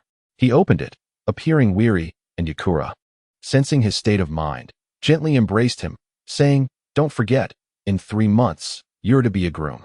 Moonlight streamed through the half-open window, scattering like silver dust across Aoki's trembling shoulders. He inhaled the faint scent of honeysuckle from Yakura's hair. Aoki nodded softly and said, "I understand." Yakura patted Aoki's back, assuring him, "Once you're well, I'll accompany you." Aoki smiled and replied, "All right." Subsequently, they descended together to have dinner. After the meal, Aoki made his way to the Umbu base. Observing Shursui training diligently, Aoki chose to sit quietly for a while before leaving without uttering a word. Wandering aimlessly along the streets of Konoha, Aoki found himself grappling with an ineffable sense of frustration, burdened by the fate of friends akin to that in the original narrative. A wave of helplessness enveloping him. While meandering through the streets, he encountered a figure laden with a travel pack emerging from the Hokage's residence, Asuma, who had just had a fierce argument with the Sandaime. Their paths crossed on the streets of Konoha, and Aoki addressed Asuma. "You're leaving just like that?" Asuma took a drag from his cigarette and replied, "Yeah, Konoha no longer holds my answers." Aoki walked up and playfully tapped Asuma on the head, admonishing, "Don't disgrace Konoha while you're out there." Asuma covered his head, responding, "Don't worry, Aoki." With that, Asuma headed towards the village gate. But suddenly, Aoki called out to him. When Asuma turned back, Aoki tossed a scroll his way. "This is my martial arts insights. Take it with you." Aoki then turned and left, while Asuma bowed to Aoki's retreating figure, their paths diverging. As Aoki strolled past the Sandaime's home, the Hokage stood at the door, puffing on his pipe. Upon noticing Aoki, he softly remarked, "Leaving?" Aoki nodded, but said nothing more. The Hokage gazed towards the village gate, standing there for a moment before turning back home, his voice calling out, "Aoki, come in and sit for a while." Aoki entered the Hokage's house, finding himself seated across from the elder in the living room. After pouring 2 cups of tea, the Hokage began, "Aoki, Konoha cannot withstand any more turmoil. Peace is hard won." Aoki observed the old man slightly hunched back, elongated by the moonlight at the threshold, the flickering ember of his pipe glowing vividly against the darkness. He lifted his teacup, the sound of porcelain clinking against the wooden table breaking the heavy silence that hung in the air. Acknowledging the Hokage's words with a nod, Aoki noted the crackling sound of the pipe in the dark, embers falling onto the tatama mat at his feet. He watched as the ties of the Hokage's hat fluttered gently, noticing the meticulous stitching along the edges, much like the village, striving to maintain its dignity. A silence ensued, and perhaps unable to bear the oppressive atmosphere, Aoki downed the tea in one go. After placing the cup down, he addressed the Sandaime, "Lord Hokage, I must take my leave. My wedding is in 3 months. You must come." The Hokage nodded, offering no further words, and Aoki turned to depart. In that fleeting moment, Aoki perceived a change in the Sandaime, who had transformed from a formidable shinobi into a mere tinker, patching the fragile peace. Shinobu's sacrifice had become the last straw, leaving the Sandaime terrified of any misstep that could jeopardize the tranquility. In the days that followed, Aoki ceased his daily strolls with Naruto, focusing instead on refining his training regimen and hastening his recovery. Meanwhile, Naruto, left to his own devices, roamed the village wildly. Gradually, rumors began to circulate, suggesting that Naruto was the embodiment of the nine-tailed fox. Aoki learned of this through Yakura, prompting him to set aside his training plans and approach Naruto, who was playing at a distance. Naruto watched the frolicking children, feeling the growing distance from his former playmates. As his lonely gaze followed their joyful antics, a warm hand suddenly rested on his golden hair. "Aoki, uncle?" Turning to see the sitting ninja, the boy's blue eyes sparkled with recognition. He rubbed against the calloused palm, his voice brightening. "Aren't we training today?" Aoki looked at the child, who bore the features of Minato and the spirit of Kushina, and smiled. "Take a break for yourself. But what about you? Why not join them?" Naruto clutched the hem of his orange attire, his voice dropping. "Everyone says I'm." Aoki gently smoothed the boy's furrowed brow with his fingers, placing a soda can in his palm. Real strength never lingers over rumors. "But why?" Naruto's grip on the can trembled slightly, the soda fizzing inside. "They hate me for doing nothing." As the sunset stretched their shadows, Aoki remarked, "When your father protected Konoha, there were fools who questioned his flying thunder god technique. Yet in the end, his golden flash became a legend that instilled fear in enemies." The boy's eyes widened, still unaware of the droplets of soda falling from his fingers. "Do I really resemble Dad? Last week, You helped an elderly couple repair their roof. And just the other day, you guided a lost child home. Aoki playfully flicked Naruto's forehead. That passion is exactly what you inherited from the fourth. Wiping his face with his sleeve, Naruto leaped onto the railing, shouting, I will surpass Dad. I'll earn a thumbs up from the entire village. Aoki laughed heartily, pulling the boy close. First, let us grab some Ichiraku ramen. Heroes shouldn't train on empty stomachs. With their orange and blue forms fading into the dusk, the new branches of the training ground unfurled tender shoots in the evening breeze. Chapter 73, Danzo and Uchiha as night fell. Yakura quietly exited Naruto's room after putting him to sleep, carefully closing the door behind her. She made her way to the living room, where Aoki awaited her. Has Naruto fallen asleep? Aoki asked softly. Yakura nodded, sitting beside him, her brow furrowed as she said, Aoki, the rumors about Naruto in the village have been intensifying lately. If this continues, it won't bode well for him. Aoki frowned upon hearing this, contemplating. When did these rumors start circulating? After a moment of thought, Yakura replied. Approximately a week ago. But they spread rapidly. Even ordinary villagers now believe Naruto is the nine-tailed fox. After listening to Yi-sang's words, Aoki's brow furrowed even deeper, as this matter struck him with a sense of familiarity. Suddenly, he raised his head and said to Yi-sang, the rumors are spreading too smoothly. As if someone is orchestrating it.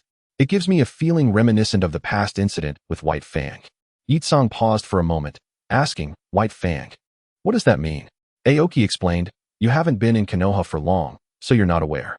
White Fang ultimately took his own life due to the rumors circulating in the village. After briefly recounting the tale of White Fang, Yi-sang, filled with anger, declared, Naruto is someone I watched grow up. I will not allow anyone to harm him. Aoki comforted him, wrapping him in an embrace, rest assured. As long as I am here, Naruto will remain unharmed. Tomorrow, I will first speak with the Hokage to gauge his stance before deciding on our next course of action. Yi-sang nodded gently, choosing to say no more. The following day, Aoki arrived early at the Hokage's office. Upon meeting the third Hokage, he detailed the situation regarding the rumors about Naruto in the village. The third Hokage's expression turned grave as he slowly spoke. I have heard whispers, but I did not expect them to spread so rapidly. Aoki candidly stated, Lord Hokage, there is likely someone behind this, pushing the rumors along. Much like the events surrounding White Fang. Naruto is still young. We cannot allow him to tread the same path.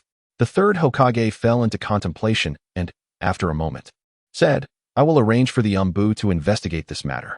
In the meantime, you and Yi-sang should take good care of Naruto. Aoki nodded in agreement. And upon exiting the Hokage's office, he immediately returned to inform Yi-sang of the situation. Yi-sang clenched his fists and said, whoever is behind this, I will not allow them to harm Naruto. In the days that followed, Aoki and Yi-sang kept a close watch on Naruto while awaiting the results of the Umbu's investigation. Meanwhile, the rumors within the village continued to spread insidiously. The situation escalated regarding Naruto, and a week later, Shursui visited to explain the findings of the rumors. Aoki, based on our investigations over the past few days, we have been unable to trace the origin of the rumors, but it is evident that someone is indeed fueling their spread. Upon hearing Shursui's words, Aoki inquired, have you discovered who it is? Shursui appeared hesitant, prompting Aoki to furrow his brow. What? Are you afraid to say? Shursui responded, no, it's just. Observing Shursui's demeanor, Aoki quickly realized and asked, when did you and Danzo become aligned? Shursui looked shocked, bewildered by how Aoki had made the connection. Aoki warned him, Danzo is a venomous snake. You must exercise caution in your dealings with him. Shursui absent-mindedly nodded, and after exchanging a few more words, he took his leave. As Shursui departed, Aoki shook his head and returned home to discuss matters concerning the family's caravan guards with his father. Meanwhile, Shursui found himself engulfed in confusion. He could not fathom how the Danzo he interacted with could be the same as the one Aoki described. Burdened with thoughts, he chose not to visit the Umbu, but returned to his family's training grounds. Sitting at the edge of the training area, he contemplated Aoki's words and his recent encounters with Danzo, gazing at the sun setting beyond the training grounds while unconsciously tracing the Uchiha clan emblem carved into the hilt of his kunai.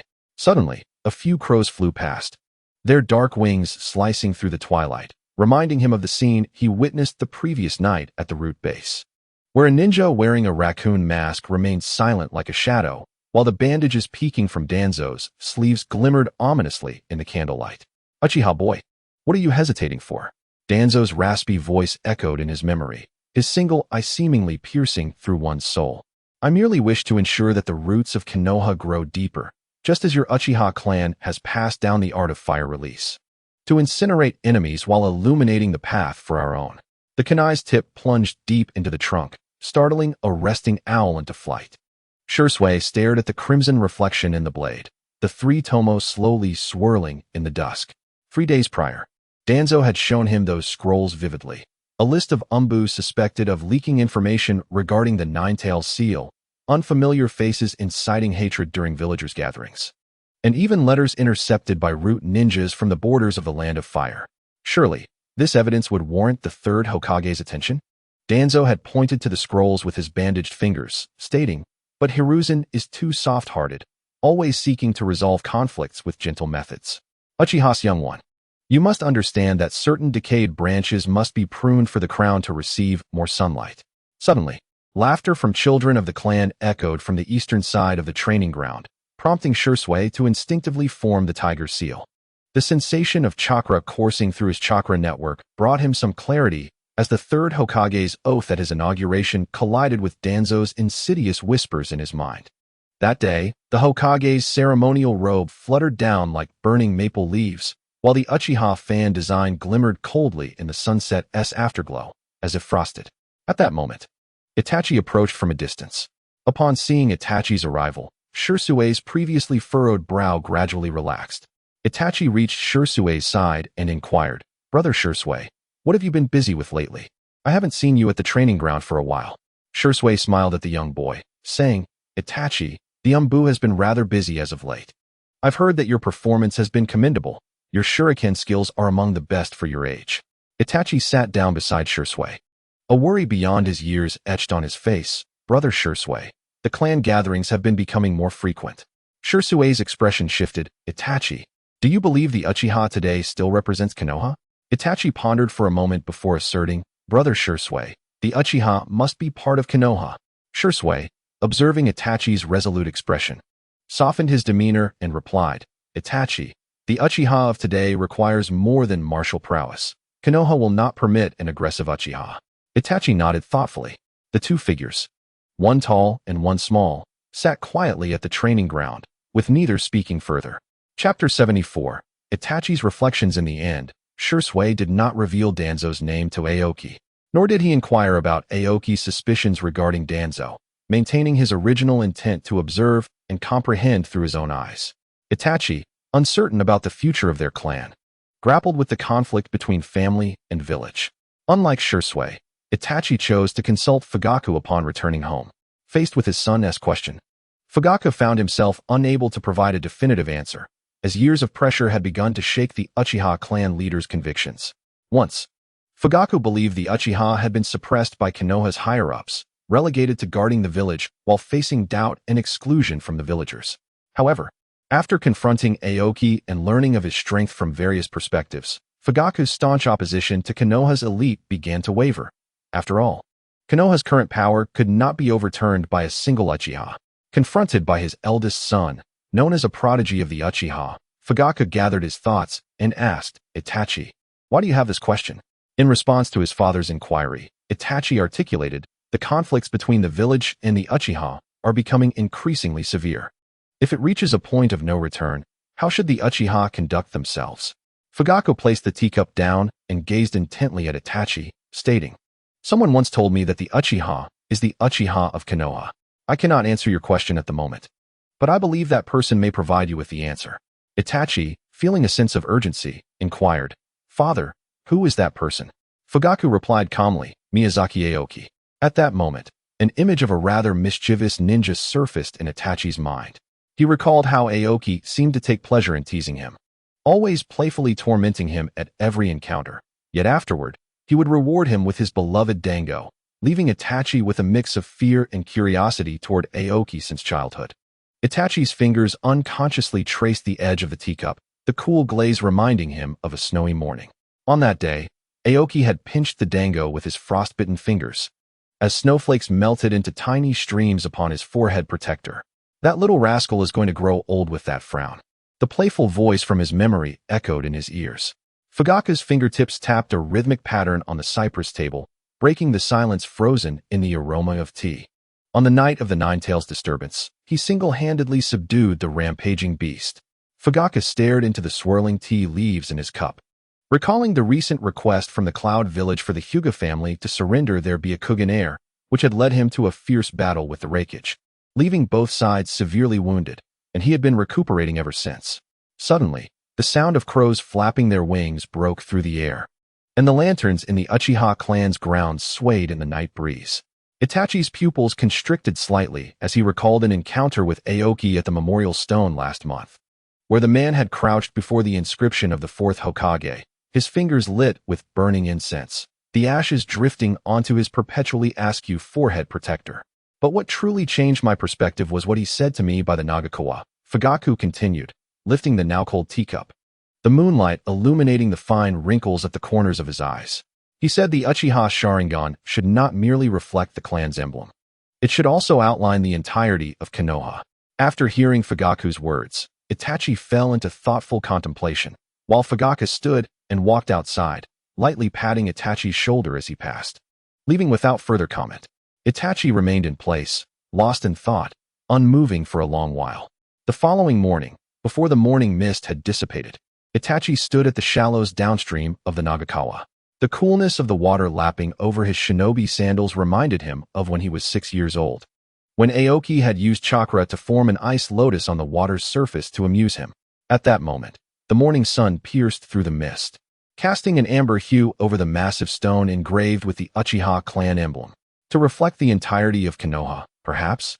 The young boy raised his hand to form the seal of the serpent, and the warmth of chakra coursing through his body suddenly felt different.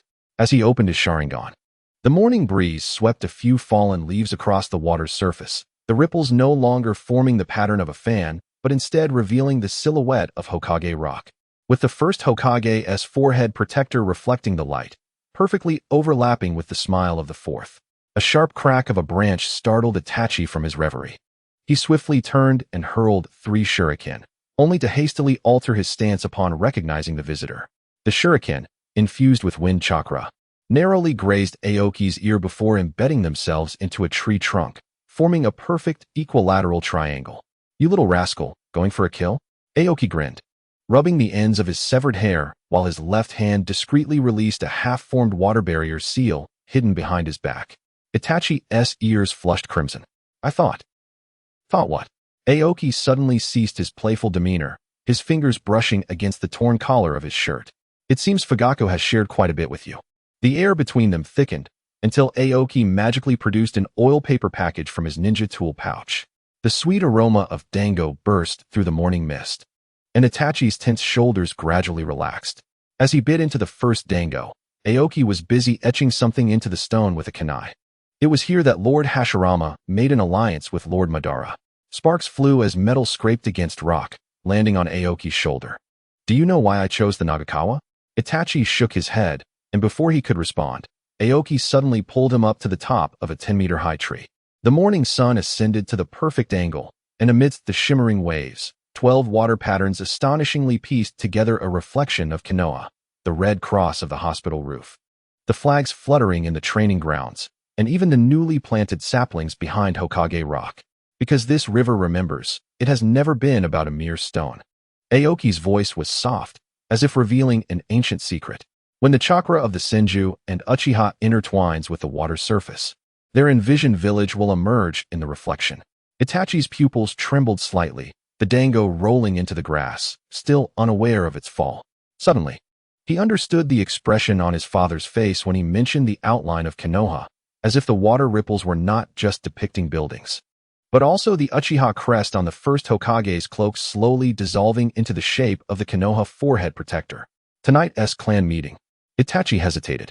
Aoki suddenly pressed a cold can of cola against his face. "How about a bet for a discount coupon for Ichiraku ramen? I bet Fugaku will wear the clan attire embroidered with the Konoha emblem today." As dusk painted the Nagakawa, the Uchiha gathering was unusually devoid of torches. Moonlight streamed through the newly replaced stained glass, casting the history of Konoha's 50 years of change upon every face. the hem of Fugaku's clan robe unfurled, the Konoha symbol gleaming brilliantly above the Uchiha fan. Chapter 75. Aoki's wedding. Aoki held tightly to the Ichiraku ramen discount coupon he had just won from Itachi with his left hand, while his right hand grasped the exuberant Naruto's. Looking at the Uchiha youth beside him, holding his younger brother Sasuke's hand, he smiled and said, "Dig in, it's on me." Naruto shouted, "Uncle, you're the best," as he dashed into the noodle shop, oblivious to the disdainful glances from the surrounding villagers. Itachi released his brother's hand, signaling him to order, while little Sasuke hesitated as he stepped inside, frequently glancing back at his older brother. Aoki nodded toward Naruto's back. "Look at this kid. Even surrounded by such glares, he's still desperately seeking acceptance." Before he could finish, he patted Itachi's shoulder and entered the noodle shop. The Uchiha prodigy stood momentarily stunned, a gentle smile flickering in his eyes as he stepped over the wooden threshold.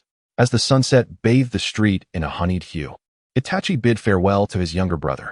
Aoki and the round-bellied Naruto began their journey home, the boy chattering animatedly about the amusing events around him, as if the villagers' cold stares were merely a gentle breeze passing by. Encouraged by Aoki and Leaf, the blonde boy had made several ninja friends. No longer the solitary little fox demon. Time slipped by quietly, and in the blink of an eye, 3 months later, Konoha would host a special wedding. Before dawn, a pale blue light filtered through the window panes. Aoki heard the door being knocked on rhythmically, his father's booming voice penetrating the shoji. "You little rascal. Don't you see what day it is? Still sleeping." The quilt was abruptly flung open, the cold air jolting him awake. As he sat up with his tousled silver hair, he met his father's smiling eyes filled with laughter lines. 6 maids entered in succession, carrying a crimson ceremonial robe and a sandalwood cosmetic box. The clan emblem, embroidered in golden thread, subtly appeared at the collar. Aoki lowered his gaze, allowing them to tie the intricate knots, and when the jade belt was cinched at his waist, he let out a soft gasp. The sound of shinobi sandals crunching over pebbles echoed in the courtyard. Kakashi leaned against a vermilion-painted pillar, reading Ika Paradise, his forehead protector gleaming coldly in the morning mist. Shursui played with a kunai, a crow perched on his shoulder, tilting its head while grooming its feathers. "I say, today is my wedding day." Aoki tugged at his overly stiff collar, catching sight of the explosive tags peeking from the Uchiha brothers' sleeves. A cold sweat trickled down his neck as he opened his mouth to speak, only to be interrupted by Kakashi's next words. "I heard that Leaf specifically ordered 20 types of mechanism locks from the ninja tool shop." The water-stopping technique suddenly began to wipe the forehead protector, and the scroll that slipped from the sleeve rolled to Aoki's feet. The ink-dried inscription 34 Wedding Revelry painfully pierced his pupils. When the sound of the shamisen heralded the arrival of the bride, Aoki was nearly lifted onto the rooftop by the crowd. The 88 bearers of the wedding gifts glided through the streets of Konoha, scattering a myriad of camellia petals in their wake. As they passed the ninja academy, Irika and his students scattered colorful glutinous rice, with red bean dumplings sticking to the ribbons of congratulatory gifts. When the villagers, now raucous for the 7th time, stopped him with bamboo tubes of sake, Aoki finally realized in despair that Riku had mixed Nara's secret medicine into every jar of wine. At the entrance of the house of Yakura, Naruto and his friends cheerfully extended their hands, exclaiming, "If the auspicious hour has not yet arrived, you must give red envelopes to enter." After giving each of the laughing children a red envelope, Aoki continued inside, only to find a triple barrier seal suddenly illuminate the entrance. Red Bean, brandishing an ink-stained brush, leapt from behind the screen, declaring, "To see the bride, you must first pass our test." Rin utilized the chakra threads that Aoki had taught her, weaving Red Bean's ink into 6 whiskers upon Aoki's face. Sunset Red playfully formed a seal, and the tatami beneath Aoki transformed into a swamp. Water release, wave riding technique. Aoki leapt into the air, riding the waves that appeared out of nowhere, while his left hand flung a chakra thread that deftly caught the chandelier. Swinging from the crystal light, he suddenly noticed chakra threads protruding from the crack of Yakura's chamber door, spelling out the words "insufficient sincerity" on the floor. Kakashi unexpectedly pulled out a book from Intimate Paradise, stating, "Page 108 says the groom should," but was swiftly silenced by Ibiki's hand over his mouth. Mike Guy, wiping away tears, gave a thumbs up, exclaiming, "This is youth."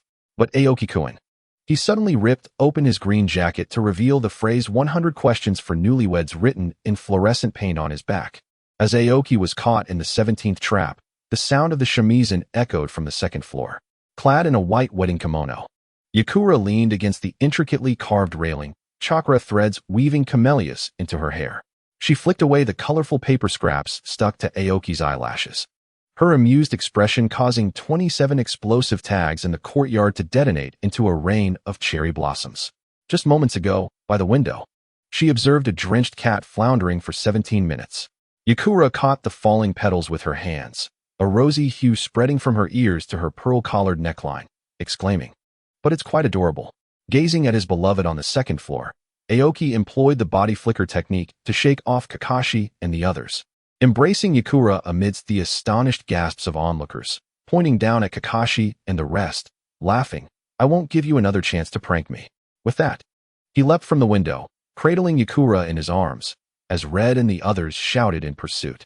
The unique wedding procession saw the groom sprinting ahead with the bride, pursued by the remaining guests, finally arriving at the Miyazaki residence where they halted. Standing at the entrance, Akane coughed twice before Aoki set Yakura down. Blushing, Yakura playfully slapped Aoki, who responded with his characteristic sheepish grin. Akane tapped the gilded door knocker with his pipe, and 27 glass lanterns in the courtyard illuminated instantly. As they passed through the triple torii gates, Yakura's fingers, hidden beneath her wide sleeves, were suddenly caught by Aoki's grasp. The chakra thread formed a love knot around their ring fingers, and as they stepped into the shrine, candlelight cast a translucent golden-red hue over them. "Miyazaki Aoki, do you wish to bind your chakra?" The words of the third Hokage were abruptly interrupted by raucous cheers. Red Bean peeked out from behind the altar, her fingertips still smeared with the frosting of the sweet peony cakes she had pilfered. "You may now kiss the bride," an unknown voice called out, plunging the courtyard into an eerie silence. Aoki's chakra thread remained entwined in Yakura's hairpin, and suddenly, the fifth string of the shamisen snapped. Yakura gazed down at her hem, lifted by the wind, only to discover that Aoki had inscribed a nearly imperceptible confession in the tatami with chakra. Each charred mark formed the words, "Please take care of the rest of my life," a message encoded in the Sand Village's symbols. As a dragonfly perched on the rim of the sake cup at the altar, Aoki unexpectedly reached up to remove Yakura's hood. In the intertwining glow of moonlight and candlelight, 27 shadow clones scattered sand gold in different directions. Amidst the brilliant shower of light, the truest kiss gently fell upon Yakura's trembling eyelashes. The ceremony is complete. Sarutobi Hiruzen cheerfully rang the sacred bell, the paws of startled ninja doves tied with wedding candies. Might Guy barreled through the crowd with a lottery box, his green jumpsuit adorned with a scroll proclaiming happy wedding. Kakashi, having stealthily slipped to a corner of the corridor, had tucked away silver thread tassels cut from Aoki's wedding attire between the pages of Intimate Paradise. As night deepened, just as Aoki was about to use the body flicker technique to escape the revelry, he was suddenly caught by Yakura, who had locked his wrist. Beneath her kimono embroidered with bellflower flowers, a bandage peeked out, remnants of a wound that even medical chakra had failed to heal that morning. Illustrated by Red Bean in ink upon her ankle, a turtle design. Chapter 76. Pursuit of Kakuzu. After the wedding, Aoki's life became increasingly monotonous. Aside from accompanying Naruto and practicing taijutsu, he focused on hastening the healing of his chakra pathways. Through diligent study over the days, Aoki had formulated a more perfected training regimen that not only involved his entire chakra network, but also allowed him to refine his chakra further. Aoki had finally stepped into the realm of human-tailed beasts, no longer needing to face the raikage with the same distress as before. With the improvement of his training route, Aoki's internal injuries had finally healed, and as he recovered, the days of idleness had vanished. Following the sacrifice of Shino, Aoki was reassigned as the captain of the Umbu. Due to his recovery, he had refrained from visiting the Umbu for a while, but now, healed, he inevitably had to return to work. Upon his return to the Umbu after several days, Aoki was struck by the unchanged surroundings, prompting memories of his early days in the Umbu to resurface. Glancing at a photo of himself and several squad leaders on his desk, a smile crept across Aoki's face. "Well, if it isn't the captain. Decided to return to the Umbu?" Kakashi's voice resonated from the doorway. Aoki looked up to see Kakashi leaning against the door frame, and upon catching Aoki's gaze, Kakashi tossed a scroll toward him, stating, "A mission from the Hokage regarding Shino." Aoki's hand trembled as he caught the scroll, calmly unfolding it without lifting his gaze. "Call Shirzue. We are ready to depart." Kakashi nodded and departed. The unspoken understanding between old partners allowed them to comprehend each other's thoughts with mere words. Moments later, Shirzue and Kakashi reappeared at the door to Aoki's office, where Aoki, geared and prepared, ordered them to set off as soon as the two arrived. Without exchanging words, the trio departed. On the path from the Umbu to the village entrance, Aoki succinctly briefed Kakashi and Shirzue on their target's location, the whereabouts of the rogue ninja from Takigakure who had attacked Shino, found in the land of bears to the north of the Fire Country. Upon learning their target's general location, the three sprinted toward the land of bears, compressing what would have taken several days into a day and a half. Upon reaching the land of bears, the trio found a modest inn to rest and began to gather intelligence on the rogue ninja from Takigakure. Through continuous inquiries and Shirzue's meticulous observations with his Sharingan, they finally tracked down the rogue ninja's trail on the 5th day of their arrival in the land of bears. Following the informant who provided the information, they immediately set off in pursuit of the rogue ninja responsible for the attack on Shino. The three followed the rogue ninja to a forest outside the city, where the rogue suddenly halted, turning his back to them and saying, "Three little mice, how much longer do you intend to follow me?" As soon as the words left his mouth, several shurikens flew towards the rogue ninja, yet he made no move to evade them. Instead, countless black tendrils emerged from his body, obstructing the shurikens directed at him. This rogue ninja, Kakuzu of Takigakure, caused a stir among those present at Aoki's words. Kakashi and Shirzue were incredulous that someone from the same era as the first Hokage still lived, while Kakuzu could hardly believe that anyone in the current ninja world could recognize him. Kakuzu turned to Aoki and remarked, "I never imagined there were still those who recognized this old man." Aoki fixed his gaze on Kakuzu and addressed Kakashi and Shirzue. "The technique he employs is called the Earth Grudge Fear. Pay attention to the masks on the tendrils. That is his vulnerability." Kakuzu's eyes sharpened, and he growled, "You're courting death." With that, the black tendrils lunged at Aoki, who deftly rolled back to avoid the attack. Simultaneously, Kakashi and Shirzue charged at Kakuzu from either side. As they moved, two monstrous tendrils sprouted from Kakuzu's body to counter their assault. Wind release, pressure damage. Fire release, ash pile burning. The two elemental techniques erupted from the masks of the tendril monsters, prompting Kakashi and Shirzue to swiftly evade. Aoki seized the moment to shout, "Aim for the masks." Immediately, Kakashi and Shirzue redirected their attacks towards the masks. Just as Kakuzu prepared to act, Aoki utilized the body flicker technique to appear before him. Leaf Rising Wind. Aoki's kick was parried by Kakuzu, but he swiftly channeled natural energy, transforming his eyes and amplifying his strength. Kakuzu found himself unable to withstand the force and was pushed back. Senjutsu, 8 trigrams, Heaven and Earth. Kakuzu felt himself being pulled apart from both sides. Attempting to awaken the illusion within him using another mask, he received no response and instead split off a lightning attribute mask to absorb Aoki's attack. A new tendril monster emerged from Kakuzu's body, and upon its arrival, one of its masks shattered. Kakuzu, now in disarray with tendrils flailing, ominously declared, "Well done. You've broken one of my masks. You will pay with your heart." Earth Release, Earth Spear. Sharp spikes erupted from beneath Aoki's feet, piercing him. However, no blood was shed as his image gradually dissipated. Kakuzu swiftly turned to draw shurikens for defense, just in time to block Aoki's incoming attack. Following that, with a couple of slicing sounds, Kakashi's Chidori and Shirzue's ninja blade severed the masks opposite them.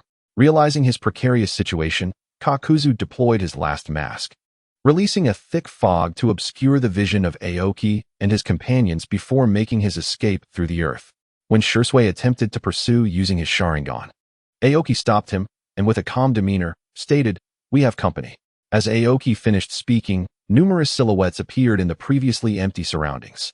At the forefront stood a figure wearing the forehead protector of the hidden mist, wielding a long sword and exuding an aura of greed. Kakashi and Shirzue promptly positioned themselves back-to-back with Aoki, facing the encroaching rogue ninjas. At the leader's command, the rogue ninjas surged towards the trio. Although each individual lacked strength, their overwhelming numbers posed a significant threat, and one careless move could lead to injury. After a grueling half-hour battle, only Aoki, Kakashi, and Shursui remained standing.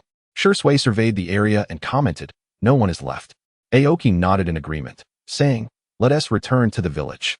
After tending to their wounds, the trio made their way back, while Kakuzu, who had narrowly escaped, encountered a figure with blue wings.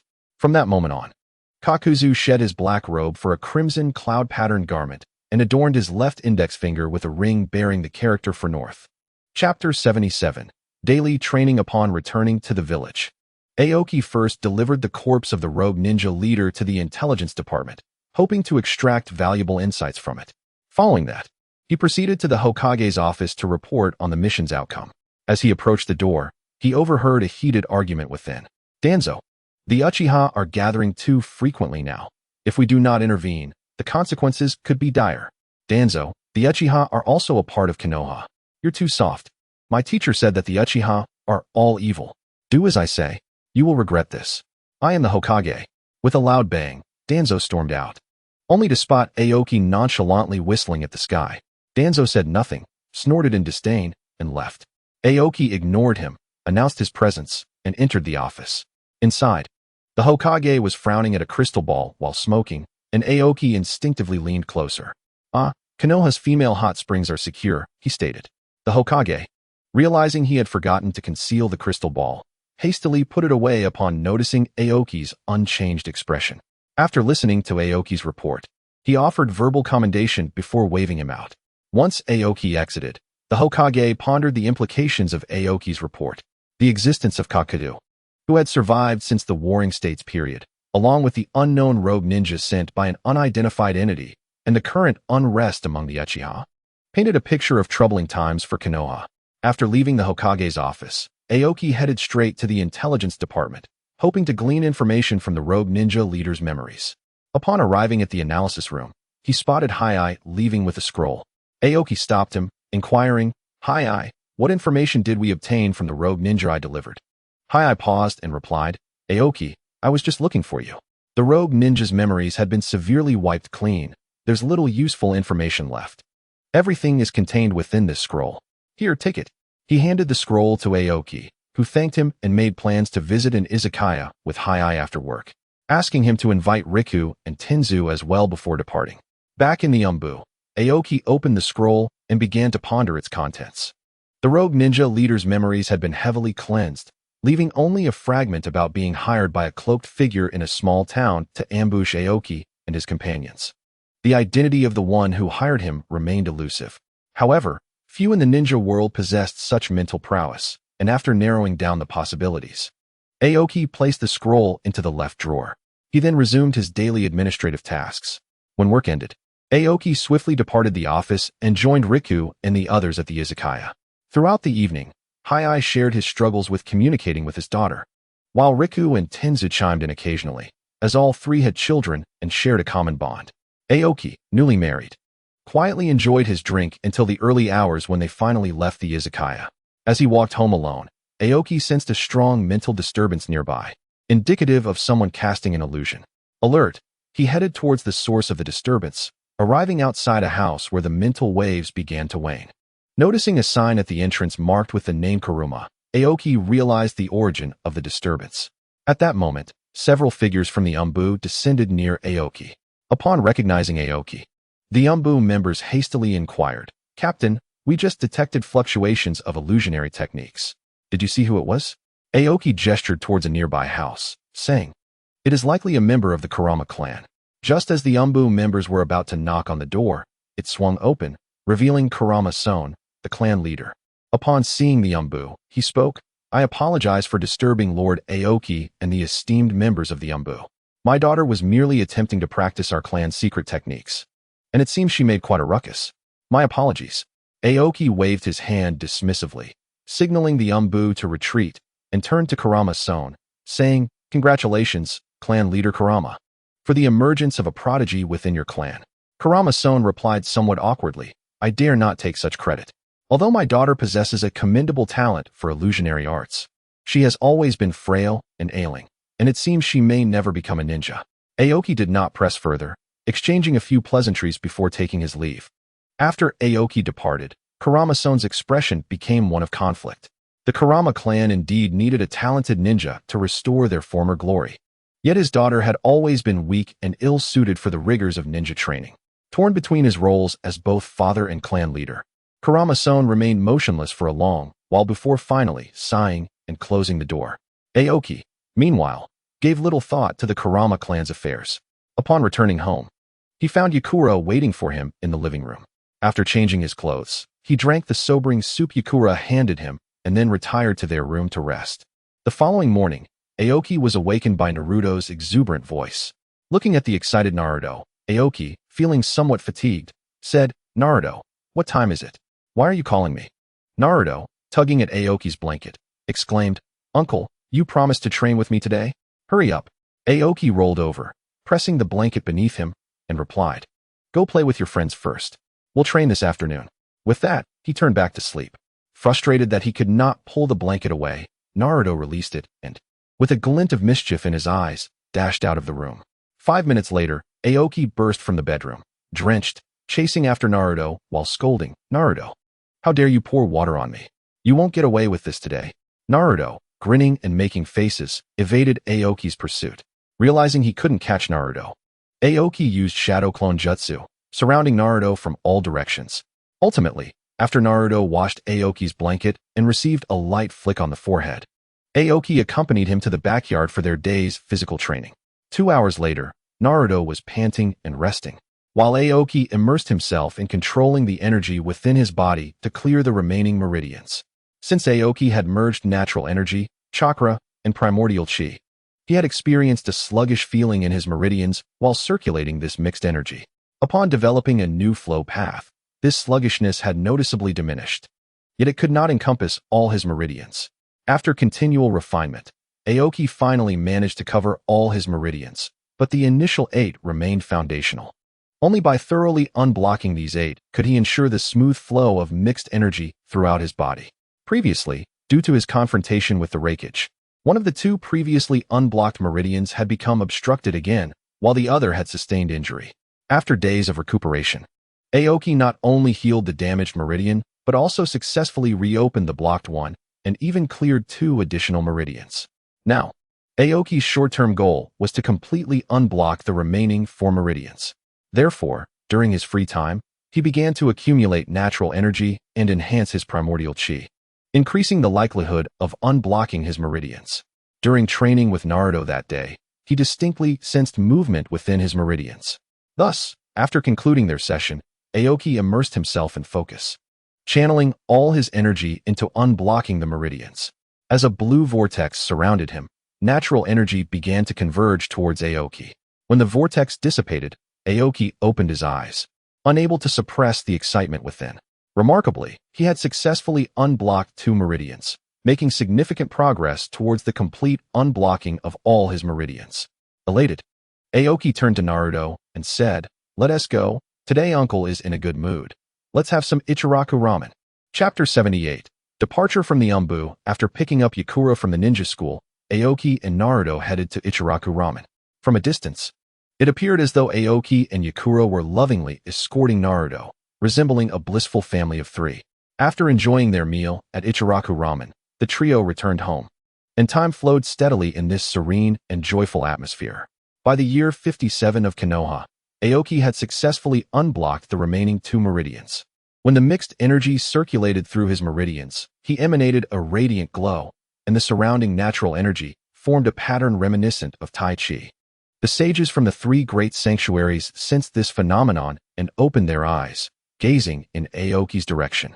In that moment, Aoki shifted his attention inward, where the mixed energy within him separated and, under the influence of primordial chi, remerged, ultimately forming a Tai Chi symbol, each component distinct yet harmoniously intertwined. In the year 58 of Konoha, Aoki accompanied Yakura to send Naruto off to school.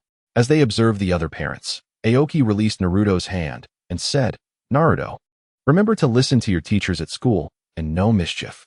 Otherwise, there will be no ramen tonight." Hearing this, Naruto nodded vigorously and, after bidding farewell to Aoki and Yakura, dashed into the school. Meanwhile, Yakura was engaged in conversation with Irika, who was welcoming the students at the entrance.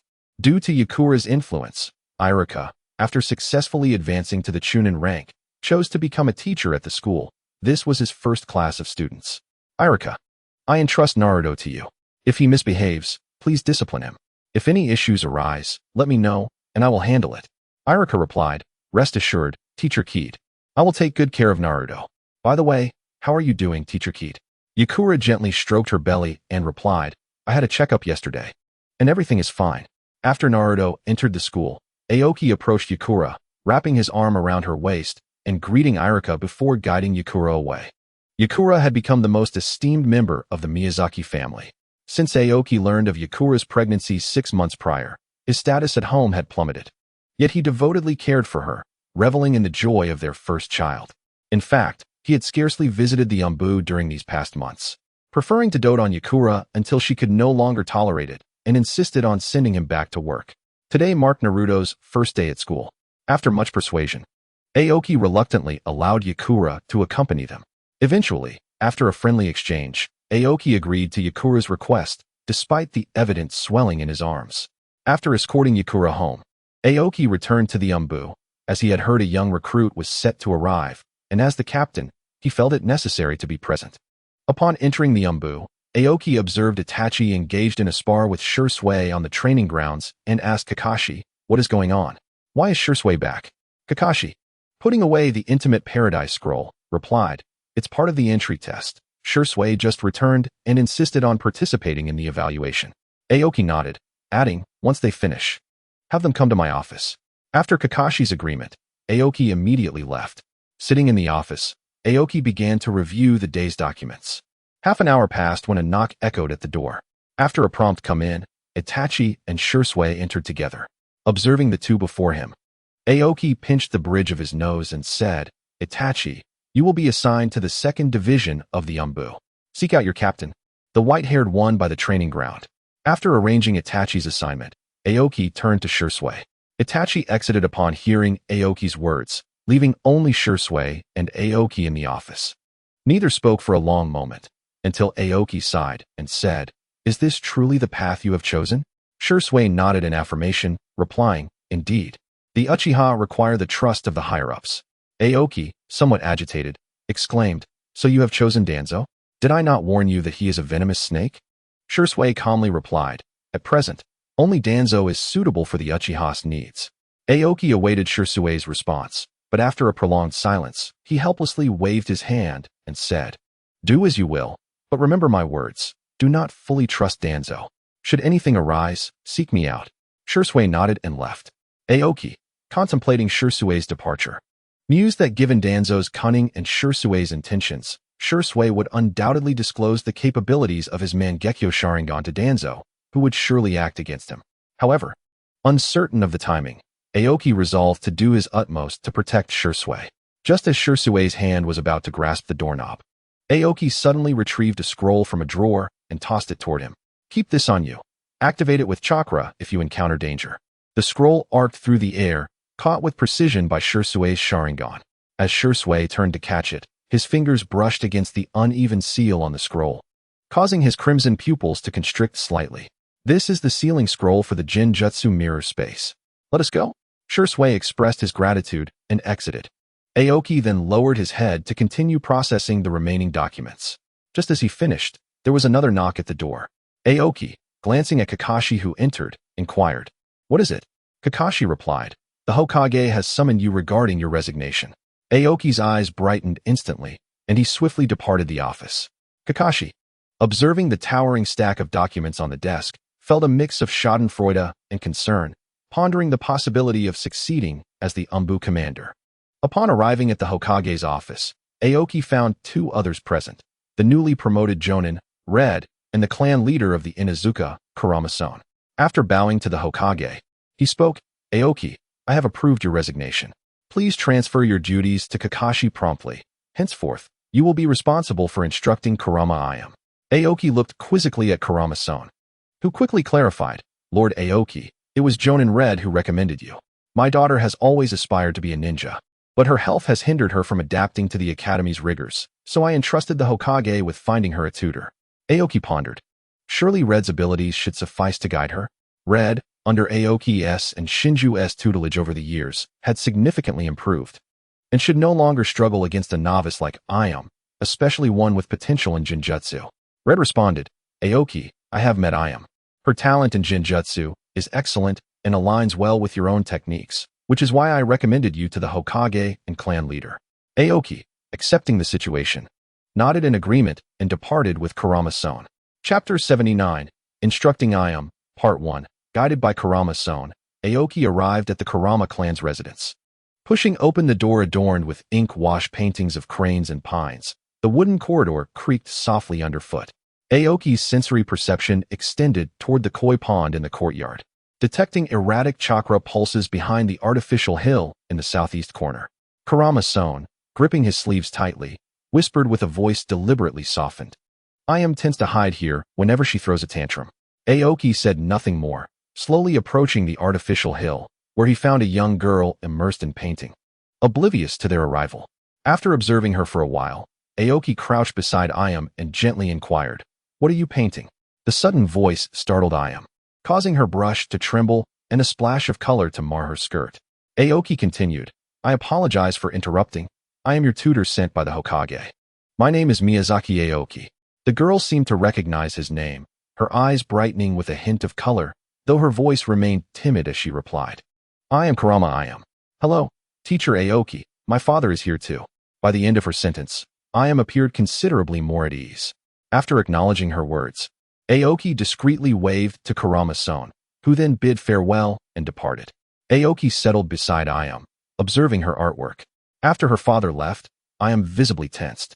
Aoki noticed her painting and asked, Have you heard of me? Ayam nodded, saying, Yes, my father has mentioned you. Aoki stroked his chin and continued, That is good. Your health has not been well. Ayam's expression fell as she replied, Yes, my father said my health is insufficient for ninja training. Aoki engaged Ayam in light conversation, gradually helping her to become more comfortable, shedding her initial timidity. Throughout their dialogue, Aoki remained attentive to his surroundings. From the moment he arrived, he sensed something amiss, and it became clear that Ayam was naturally absorbing natural energy, albeit differently than Aoki. The energy converged toward her head, incrementally enhancing her mental strength. Eventually, Aoki stood and scheduled their next lesson before bidding her farewell. Ayam excitedly waved goodbye. Outside the Kurama residence, Aoki inquired of Kurama-san, clan leader, Has there been a history of such situations in the Kurama family? Kurama-san pondered before responding, Indeed, there have been precedents. Our clan's bloodline limit grants Jinjutsu abilities, and according to family records, those who awakened the bloodline limit often had frail bodies. Aoki nodded, refraining from further discussion, and after parting with Kurama-san, he departed. After Aoki's exit, Kurama-san hurried home to search through family records. Meanwhile, Aoki returned home and immediately delved into his study, reviewing his notes on Jinjutsu and his training experiences over the years. Considering Ayam's current condition, he ultimately determined an appropriate teaching method for her. Later, Aoki emerged from his study to prepare dinner for Izumi, who, noticing his early return, asked, What's the matter? You're home so early today. Aoki, tying on an apron, replied, My resignation has been approved. I will now serve as a tutor for the Kurama family's young lady and will return at this time henceforth, allowing me more time to spend with you. Izumi, leaning against the kitchen doorframe, supported her 5-month pregnancy with her hand, watching as Aoki sliced carrots into even, thin pieces. The setting sun danced through the gauzy window, casting playful shadows upon his silver hair, while the apron strings were tied in a haphazard bow at his waist. Suddenly, she recalled the dark squad captain from 3 years ago, and a chuckle escaped her lips, startling the man at the cutting board. What's so amusing? Aoki shook the droplets off his knife and arranged the marinated ribs in the clay pot. Back then, I specifically sought out teacher Akaharu to learn about nutritional meals for pregnant women. Indeed, the dark squad captain has transformed into a culinary master. Yitsong playfully poked his soft waist, only to be effortlessly pulled into his embrace. The scent of sake and lemongrass enveloped her, and she heard the gentle clinking of the pot lid. So that young lady from the Kurama family possesses remarkable illusionary talents, yet her constitution is too frail. Aoki's chin brushed against her hair as he gazed thoughtfully at the bubbling pot. Yitsong suddenly grasped his hand as he sprinkled goji berries into the soup. Let it be clear, if you dare serve experimental dishes to a pregnant woman. Just then, the sound of heavy footsteps echoed from the entrance. Naruto burst in, covered in mud, clutching a wilting Persian daisy. Uncle, Teacher Irika said I hit the bullseye with all my throwing tools today. Aoki picked up a damp towel and wiped the gold-haired boy's face, catching a glimpse of the dark squad masks swaying in the treetops outside. Since resigning from his position as captain, Naruto had been accompanied by 3 dark squad members. Wash your hands. It's time for dinner. He flicked Naruto's goggles playfully and exchanged a knowing glance with his wife. In the steam rising from the pot, Yitsong was placing back the fried tempura that Naruto had stealthily taken. The twilight line perfectly framed her rounded belly, merging their 3 shadows into a complete circle. The following morning, Aoki arrived early at the Kurama residence. Observing the pale-faced Kurama Yakumo before him, he briefly introduced the method of chakra refining. Kurama Tsongyun left soon after, leaving only Aoki and Yakumo in the room. Aoki gathered a soft azure chakra at his fingertips, tracing a meridian map before Yakumo. Chakra is the balance of mental and physical energy, but your situation is unique. Your constitution is too weak, making chakra refinement a significant burden on your body. Upon hearing Aoki's words, Yakumo lowered her head in disappointment. Seemingly unfazed, Aoki continued, however, your mental strength is surprisingly robust. Here, Aoki locked eyes with Yakumo, who initially stared in surprise before asking, Teacher Aoki, does that mean I can begin my training? Aoki nodded, continuing, next, I will teach you a method to sense mental energy. Master this before proceeding with further training. Yakumo, brimming with excitement, agreed. After a morning of instruction, she successfully grasped Aoki's technique for perceiving mental energy. However, upon sensing her own mental energy, she fell into silence. Aoki observed her quietly until, after a moment, Yakumo asked, Teacher Aoki, is my physical issue related to the energy I've absorbed? Aoki nodded noncommittally, prompting Yakumo to anxiously inquire. Then, do you have a solution, Teacher Aoki? Clearing his throat, Aoki explained, chakra is formed by the combination of physical energy extracted from cells and mental energy. Currently, your body has absorbed an excess of natural energy, which accelerates your mental energy's growth. This explains your notable illusionary talent. However, the natural energy's overwhelming influence on your mental energy, coupled with your inability to extract a corresponding amount of physical energy, has compromised your health. After hearing Aoki's words, Yakumo finally understood the reason behind her frail condition. Her delicate fingers unconsciously twisted the sash of her kimono, the only sound in the room being the faint ripples from the koi pond outside. Suddenly, Yakumo began to cough violently. Aoki gently patted her back, waiting until her breathing steadied before speaking. Your constitution mirrors mine, though the natural energy I absorbed primarily benefited my body and meridians. Thankfully, my exceptional illusionary talent enabled a balance between my mental and physical energies. Yakumo's once dim eyes sparkled anew as she looked at Aoki, asking, Then, Teacher Aoki, what about my issues? Aoki nodded, stating, For now, I can improve your situation. However, you must cease chakra extraction for the time being, as enhancing your physical constitution is your priority. Yakumo, revitalized, responded enthusiastically, and Aoki smiled at the little girl before him. Thus began Aoki's journey as a tutor, conducting physical training with Yakumo every morning. Due to her frail constitution, they had to limit the intensity of their sessions. In the afternoons, Aoki instructed Yakumo in utilizing mental energy.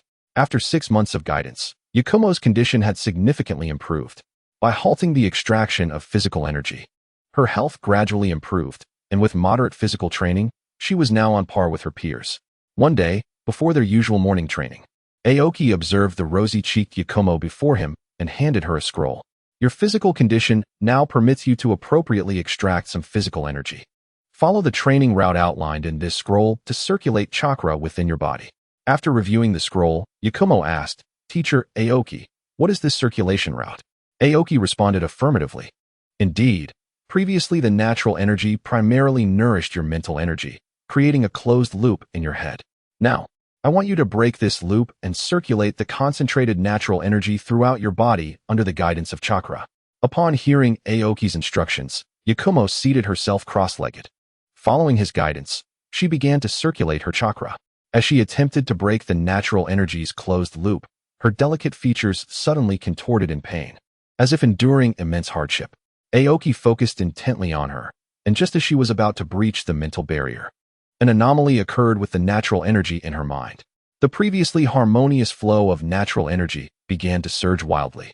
Without hesitation, Aoki infused a strand of innate energy into Yakumo, guiding her natural energy to break through the closed loop and enter her meridians, perfectly merging her chakra with the natural energy, achieving a harmonious yet distinct yin-yang structure. "Teacher, I did it!" Yakumo exclaimed, leaping with joy. The physical issues that had plagued her for years were resolved in that moment. Aoki remained silent, continuing to sense the situation within Yakumo through the thread of innate energy. He had anticipated that this thread would stimulate her internal innate energy, thereby maintaining a continuous balance between chakra and natural energy. However, once Aoki's innate energy entered Yakumo's body, he found that the stirred innate energy within her was surprisingly feeble, insufficient to sustain the subsequent balance between chakra and natural energy. As Aoki remained deep in thought, Yakumo's initial excitement began to fade, replaced by a tinge of panic as she worried that, having just resolved her physical problems, there might be other issues at play.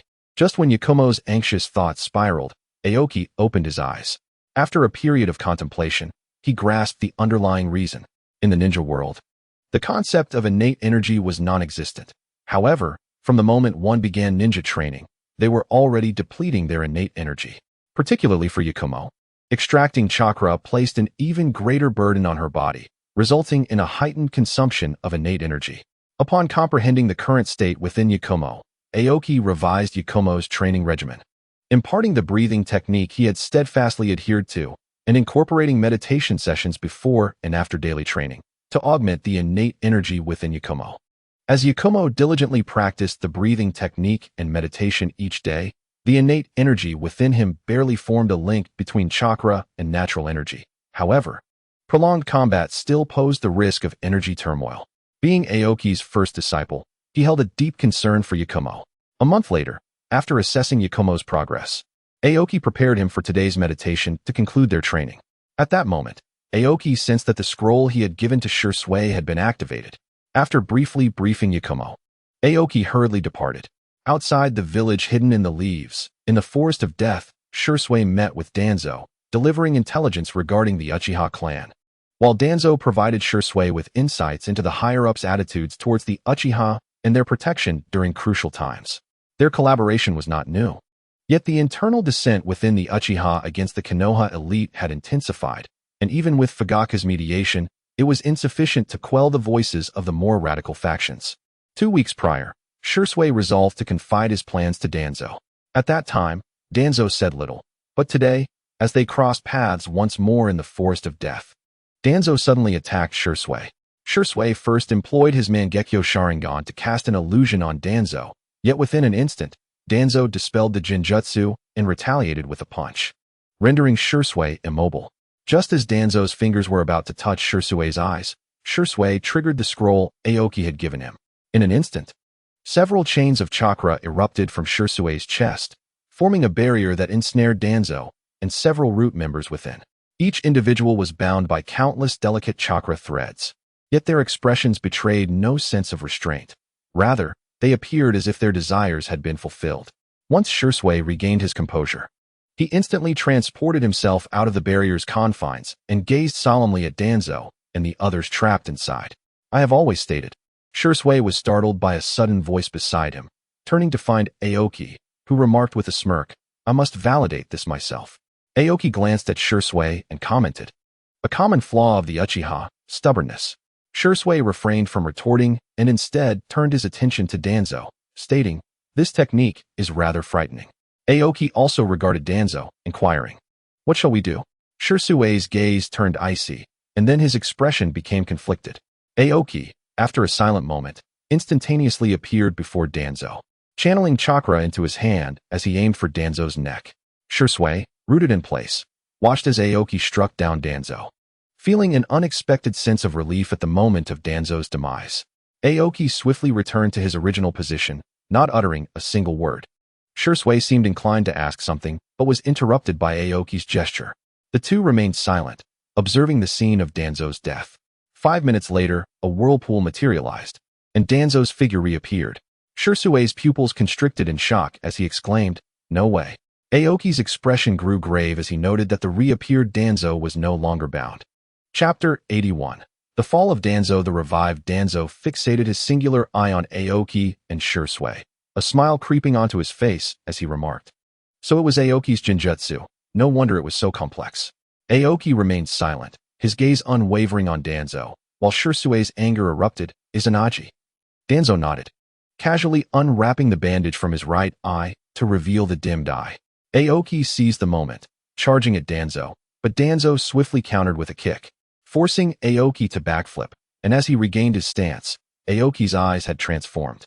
In that instant, Shirsue activated his own Mangekyo Sharingan. Danzo greedily glanced at Shirsue's eyes, only to be astounded by Aoki's dual gaze. "I never expected your eyes to be so unique, Aoki." Aoki answered with a sage technique, sage art, 8 trigrams ceiling. The 8 trigrams beneath Aoki began to expand rapidly, and 8 chains shot forth, forming a barrier that enclosed Danzo.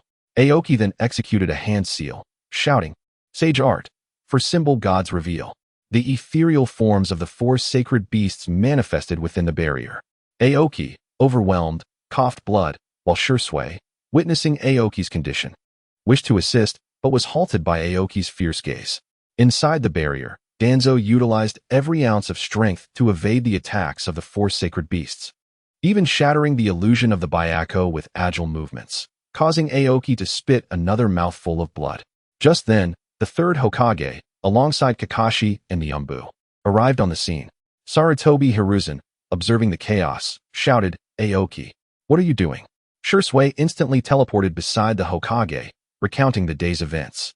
Meanwhile, Danzo, at the cost of his left arm, shattered the Suzaku's illusion, prompting Aoki to expel more blood. Estimating his remaining energy, Aoki summoned his last reserves to detonate the remaining 2 sacred beast illusions. Danzo's eyes widened in shock as he cast a deep glance at Hiruzen, and black lines began to emerge across his body. Inner 4 symbols sealing.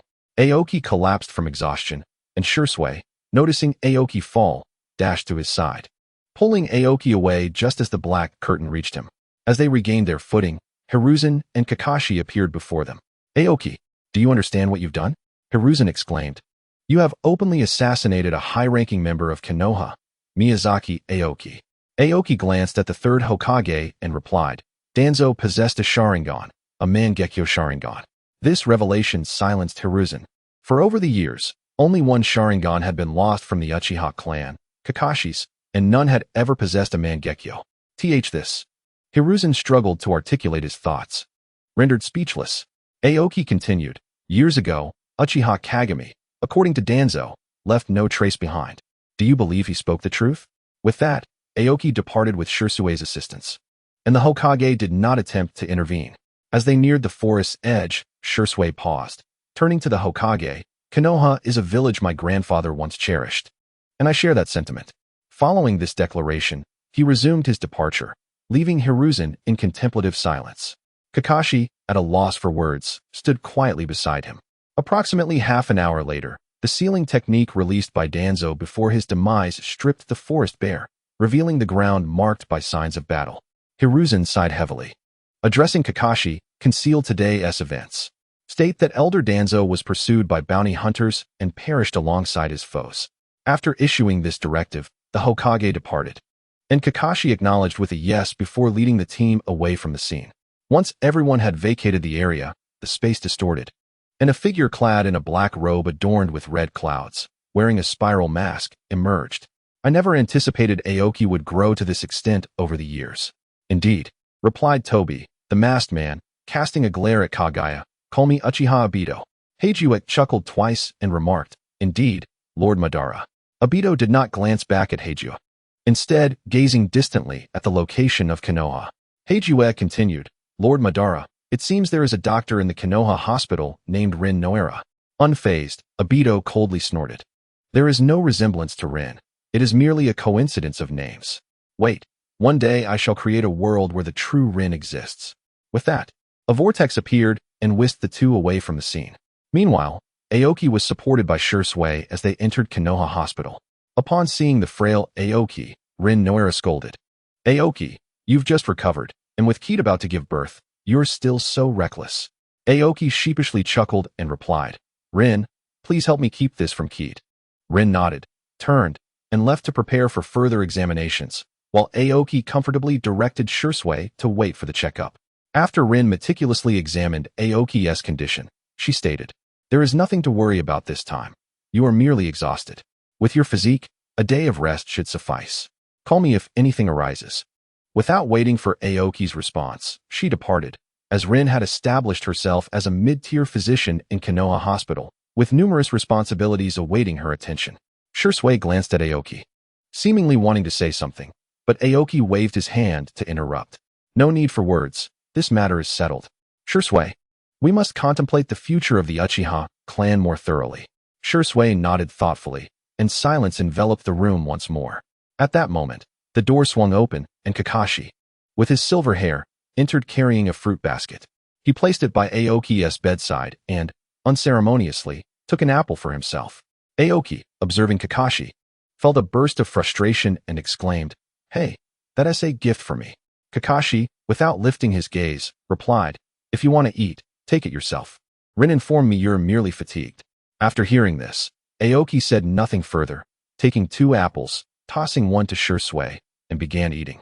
The room fell into a quiet rhythm of crunching apples until Kakashi finished first, clapping his hands together, declaring, All right, if there's nothing else, you can be discharged. This room is practically yours now. Aoki, still chewing, mumbled an indistinct protest. I haven't been here that frequently. Kakashi shot him a disdainful glance before leaving. As he reached the door, he turned to Shursui and said, By the way, the Hokage said to keep an eye on the route. With that, he departed, leaving Shursui, who still had an apple in his mouth, staring blankly at the spot where Kakashi had vanished. Aoki tossed a pillow at Shursui, urging, Hurry and find the Hokage. Isn't this the best opportunity for your Uchiha clan? Shursui snapped back to reality, quickly swallowing the apple and darting out of the room. Aoki retrieved the pillow, leaned back against the headboard, and muttered to himself, At last, I can enjoy a moment of peace. Is that so? Aoki. The familiar voice sent a chill of fear through Aoki as he turned towards the source. Chapter 82. A great change in Konoha. Aoki, I heard you. Before Riku could finish, Yakura twisted Aoki's ear, prompting Aoki to plead for mercy. As Aoki and Yakura looked towards Riku, he simply exited, shutting the door and saying, Sorry, I must have taken a wrong turn. Aoki immediately called out, No, Riku, save me. However, Riku, unfazed, closed the door, extinguishing Aoki's hopes. Outside, Riku patted his chest, muttering, Good thing I reacted quickly. Hey Riku, why not come in? Whimpered Hachi. Riku swiftly covered Hachi's mouth and whispered the happenings within, to which Hachi nodded in understanding. Just then, the door swung open as Yakura emerged, leaning against the frame with a grin. Riku, Hachi, you've come to see Aoki? Come on in. Yes, fine. I'll take my leave now. After casting a sharp glance at Aoki, Yakura departed with a smile. After Yakura left, Riku and Hachi glanced at Aoki, who turned his face away, sulking. They stealthily crept into the room. Hachi, suppressing laughter, poked Aoki's puffed cheeks, teasing. The illustrious #1 ninja in Konoha being scolded by his wife. Imagine if Yagura saw this. Shut up. Aoki shot up, his ears tinged with a suspicious red. If it weren't for her pregnancy and my exhaustion, I'd never. Riku, arms crossed, leaned against the window, sunlight reflecting off his forehead protector. I heard you even summon the 4 symbols? His tone suddenly turned somber as he absent-mindedly traced the new green shoots on the windowsill. What did the Hokage say regarding Danzo? The medical equipment emitted a rhythmic beeping as Aoki lowered his gaze, manipulating the chakra threads in his palm. A silvery blue glow danced between his fingers. What else could be said? He gone. Suddenly, the sound of shattering glass interrupted him, and all 3 sprang into action. As Riku formed a hand seal, 12 shadowy figures darted past outside, their ENBU masks gleaming coldly in the sunlight. Hachi's forehead glistened with sweat. It's Root. No. Aoki squinted at the black feathers drifting onto the bed, his tense shoulders relaxing. It's Shursui with the newly recruited assassination squad. He pointed towards the training grounds outside, where the Uchiha clan emblem and the Konoha symbol intertwined in the air. It seems our newly appointed root leader has finally found his balance. Riku followed Aoki's gaze. commenting, "Are you certain the Uchiha will be satisfied with this?" Aoki's gaze hardened slightly as he replied, "Those who are dissatisfied should keep their mouths shut. Then there will be no objections." Riku and Hachi exchanged glances, and Aoki resumed his signature smile, adding, "What? Isn't that the case? Moreover, I'm merely a tutor at this point." Riku shot Aoki a sideways glance. "Yes, the tutor who single-handedly eliminated Konoha's upper echelons." Aoki retorted, "Not at all. The Hokage stated that Lord Danzo perished alongside the bounty hunters. By the way, how did you find out I was hospitalized?" Hachi pointed towards the door, where a silver-haired masked ninja stood holding a copy of Intimate Paradise. Upon noticing the trio's stares, Kakashi scratched his head awkwardly. "Did I bring the wrong book?" Aoki dashed towards Kakashi, shouting his name, prompting Kakashi to quickly tuck the book away and flee. Just as he exited the room, Rin smacked Aoki on the head, exclaiming, "Aoki, are you aware of your physical condition?" Feeling aggrieved, Aoki returned to bed, collapsing onto it in despair, while Riku and Hachi stifled their laughter. Rin shot Aoki an annoyed glance before leaving. After exchanging a few words, Riku and Hachi departed, leaving Aoki to return home that evening. Of course, upon arriving, Aoki could not escape another round of scolding from Yakura. The stubborn Aoki, unwilling to admit his defeat, maintained a facade of nonchalance. While Yagura looked at Aoki the next day, observing the bruises on his face with a resigned nod. After the demise of Danzo, the news of his assassination by bounty hunters spread throughout the village, resulting in a significant purge of rogue and disloyal ninjas within the Land of Fire. However, none of this pertained to Aoki, who was preoccupied with instructing Yakumo. As time passed, the name Danzo gradually faded from memory.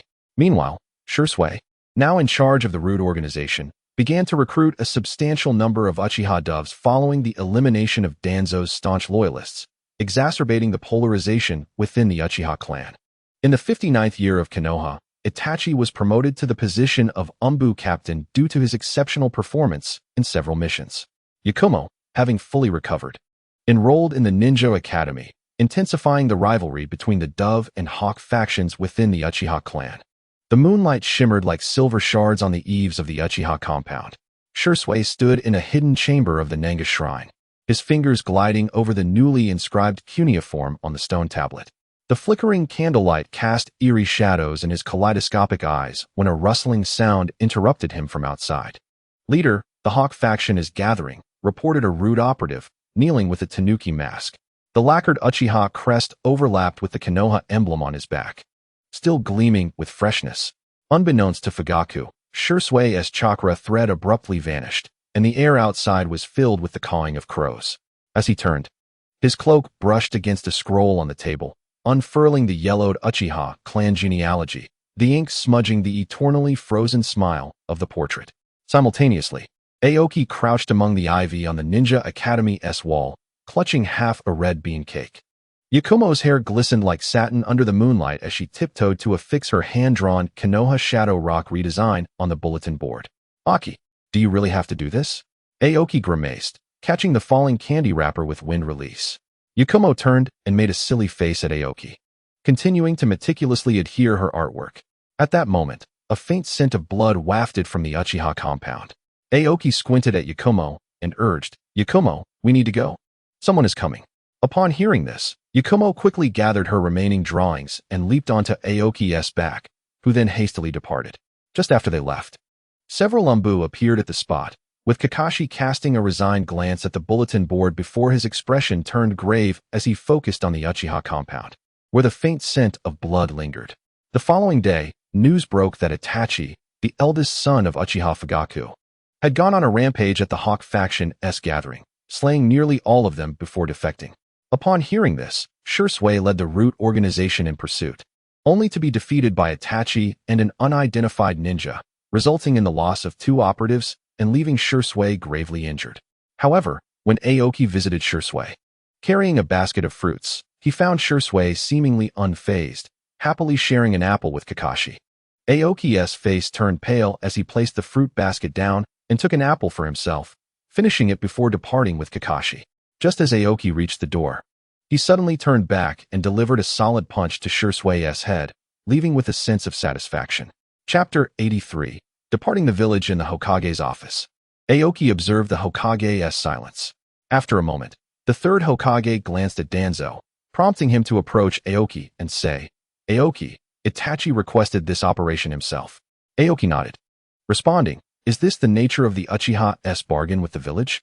Just as Danzo was about to speak, the third Hokage interrupted with a wave of his hand, stating, "Indeed, in exchange for Hawk faction personnel and Itachi going undercover, the village's other positions will gradually open to the Uchiha." Without raising his head, Aoki replied, "The police force cannot consist solely of Uchiha." The third Hokage nodded in agreement but remained silent. Aoki then looked up at him and continued, "Let me handle the task of liaising with Itachi. I have something to discuss with him."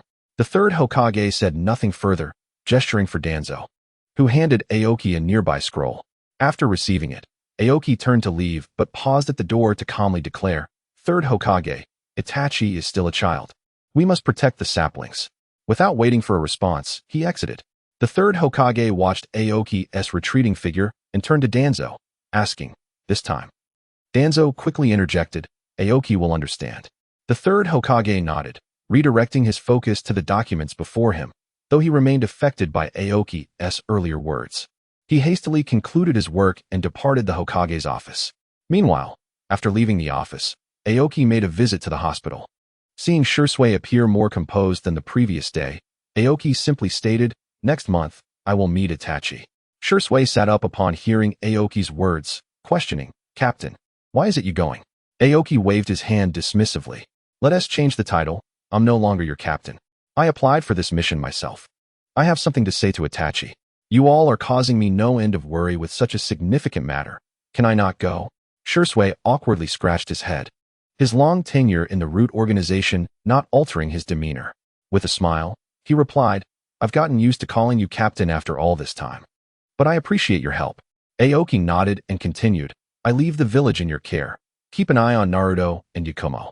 Also, please watch over my family." Shursui nodded in agreement without further comment. Aoki stood up and departed, their long-standing collaboration fostering a deep understanding that required no further words. Shortly after Aoki left Shursui's room, Kakashi entered, holding a copy of Intimate Paradise. Noticing Shursui lost in thought, Kakashi cleared his throat, stowing the book in his ninja pouch, and saying, "You needn't worry about Aoki's strength."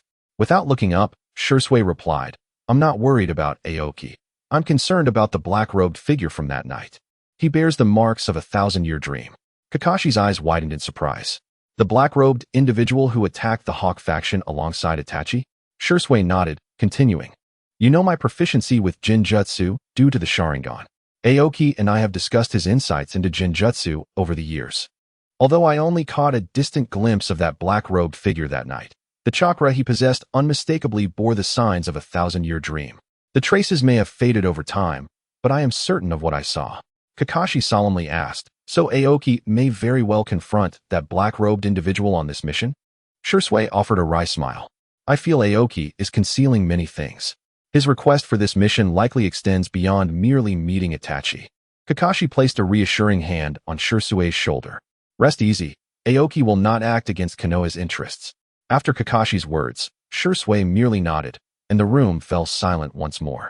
Meanwhile, Aoki had returned home, observing his son, Yakura, resting on the sofa, Rin soothing their grandson to sleep, and Yakumo and Naruto playing in the backyard. As Aoki approached, Yakura awakened and, noticing Aoki's fatigued expression, asked, "Another mission?" Aoki sat beside Yakura, nodding. "This time, I may be gone for a longer period." Yetsong leaned against Aoki's embrace and softly remarked, "Do take care. My son and I shall await your return at home." A week prior, Yetsong had given birth to a boy, and under Rin's decision, the newborn was named Miyazaki Rosai, thereby dismissing Aoki's suggestion of the name Miyazaki Ichiro. Upon hearing Yetsong's words, Aoki enveloped her in his arms and whispered gently into her ear, "Rest assured, I will." Just then, Yakumo and Naruto, who had been playing in the backyard, unexpectedly appeared before them. Yakumo, with her cheeks puffed up in anger, glared at Aoki and exclaimed, "Aoki-sensei, you promised to teach me visual jutsu today." Naruto, peeking from behind Yakumo with grass clippings all over his face, added with a mischievous glint in his azure eyes under the setting sun, "The scroll in your arms." Aoki glanced down and noticed that part of the scroll he had set aside was now partially exposed. adorned with a complex seal. Yetsong, sitting nearby, stood up, gave Aoki an expression of helplessness, and walked towards the kitchen. Aoki, resigned, rubbed the bridge of his nose and said to Yakumo, all right, Yakumo. You and Naruto come with me. He then led the way toward the backyard, with Yakumo and Naruto hurriedly following behind. Upon reaching the backyard, Aoki addressed the two youngsters. Yakumo, Naruto, how has your practice of shuriken throwing been since I instructed you a few days ago? Yakumo's face lit up with enthusiasm at the question, while Naruto lowered his head with a guilty expression. Observing their demeanor, Aoki immediately understood the outcome. He turned to Naruto with a resigned look and said, Naruto, shuriken throwing is fundamental for a ninja. You should focus on training this first. He then turned to Yakumo and continued, since you have practiced well, I shall teach you a basic visual jutsu. Pay close attention. Although Naruto lacked talent in illusion techniques, he still watched intently, while Yakumo eagerly observed Aoki's next actions.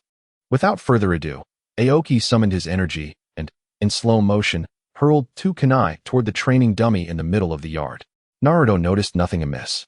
He only saw the two kunai striking the dummy, one above the other, while Yakumo appeared contemplative. Aoki addressed the two children. This is a jutsu I researched with teacher Akane during my time at the Ninja Academy. Called the distance of 1,000 miles, its principle involves utilizing the reflection of light and the chakra attached to the kunai's surface to create a visual disruption, blurring the enemy's perception of distance. Upon hearing Aoki's explanation, Naruto looked utterly bewildered, while Yakumo eagerly took out two kunai to practice. After correcting Yakumo's initial movements and chakra manipulation, Aoki approached Naruto, ruffled his hair, and reassured him, it's all right. Everyone has their strengths. Naruto, your control over chakra is just a bit weaker. Do not be disheartened. Naruto, still looking dejected, replied, Uncle, I understand, but I just... Aoki patted Naruto's shoulder and smiled. All right, since your chakra control is lacking, focus on taijutsu training for now and combine it with the chakra control exercises I've taught you. Off you go. Naruto nodded and walked toward the nearby wooden post to commence his training. Chapter 84. The Village Mission. A month later. Having organized Yakumo and Naruto's training regimen, Aoki arrived at the Hokage's office.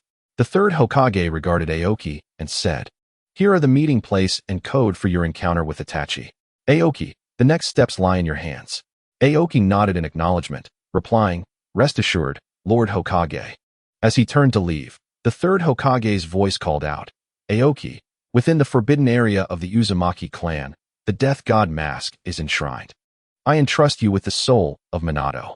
Aoki, taken aback, turned to face the third Hokage, who maintained a gentle smile. Upon meeting Aoki's gaze, he continued, I am aware of your intentions. From the moment you preserved the remains of the fourth and Kushina, I understood your thoughts. Go. Orochimaru possesses the means to liberate Minato's soul. Aoki nodded gratefully at the third Hokage before departing. Once Aoki was gone, the third Hokage returned to his paperwork. Muttering to himself after a while, Aoki, you must bring back the Minato couple. My body cannot withstand such a heavy load of duties. Oblivious to the Hokage's lamentations, Aoki logged his exit from the village and set off towards the land of rice. According to the intel provided by the Hokage, Orochimaru had established several laboratories in the land of rice, and the place for his meeting with Itachi was also situated there. After traveling for a while, Aoki crossed into the land of rice. Following the Hokage's intel, he arrived at Orochimaru's base without hesitation, stepping inside. Orochimaru was engrossed in an experiment when he suddenly sensed something, looking up toward the entrance where Aoki stood, smiling at him. The musty scent of the laboratory mingled with the fragrance of some herbs as Orochimaru paused his work. On the experimental table before him, the Uzumaki clan emblem glimmered with a dark red sheen on the parchment. You've arrived rather swiftly, Aoki-kun, he said, his raspy voice laced with amusement. Does the teacher intend to count this favor against me? Aoki tossed the scroll onto the experimental table, where the metal container clashed with glass vessels, creating a crisp sound. He then stepped back, spreading his palms, as 7 glass vials inscribed with numbers chimed together. Liberating Minato's soul from the death god is no simple task. The laboratory was suddenly enveloped in darkness, the only illumination emanating from the vials, twinkling like stars. As Orochimaru pricked his finger to draw blood and inscribe the barrier formation, Aoki noticed the skin exposed from his cuffs was marred with tree-like fissures. amidst the ethereal blue flames of the incantation. A ring engraved with the characters 34 Akatsuki 34 glimmered coldly in the corner of the experimental table. To liberate a soul, a sacrificial item is required. Orochimaru's kunai suddenly pressed against Aoki's throat. For example, Aoki-kun, laughter echoed eerily within the barrier. Don't be so serious. I was merely jesting. However, he lowered his voice. When you find the death god mask, do remember to examine the inner surface for Uzumaki clan inscriptions. As Aoki departed with the scroll provided by Orochimaru, a cultivation tank labeled with Aoki's name suddenly erupted with bubbles. Orochimaru caught the falling locust flower with a test tube, his serpent-like eyes flickering in the morning light. I truly anticipate how the fourth will react upon seeing the current Konoha. Meanwhile, Aoki made his way directly to the meeting place with Itachi. Upon reaching the border town between the land of rice and the land of hot water, he left behind a special mark in the town and settled in, awaiting Itachi's arrival. A week later, two figures clad in black cloaks embroidered with red clouds appeared in the town. Upon seeing the markings outside the town, Itachi understood that Konoha's ninja had arrived. However, just as they stepped into the town, 4 dark chains rose from beneath their feet. Retreat! Higurashi Juzo shouted as he swiftly fell back, while Itachi transformed into a flurry of crows to evade the chain's assault. Ah, isn't this the former 7 ninja swordsman of the mist and Konoha's Itachi? Aoki emerged from the shadows, casually speaking, yet his gaze bore an unmistakable intent to kill, fixated on the formidable Pipa Shirzong, who wielded a decapitating blade. A flock of crows coalesced beside Pipa Shirzong, taking on the form of Itachi. With unwavering focus, Pipa Shirzong addressed Itachi without turning. You must be quite familiar with this person, Itachi. Itachi, his expression grave, replied, Indeed, he is Aoki Miyazaki, the former captain of Konoha's Umbu, a powerful figure known as the Nightmare. Aoki regarded the two before him, striving to maintain composure, and remarked, Pipa Shirzong, you bear some responsibility for Uncle Dai's demise.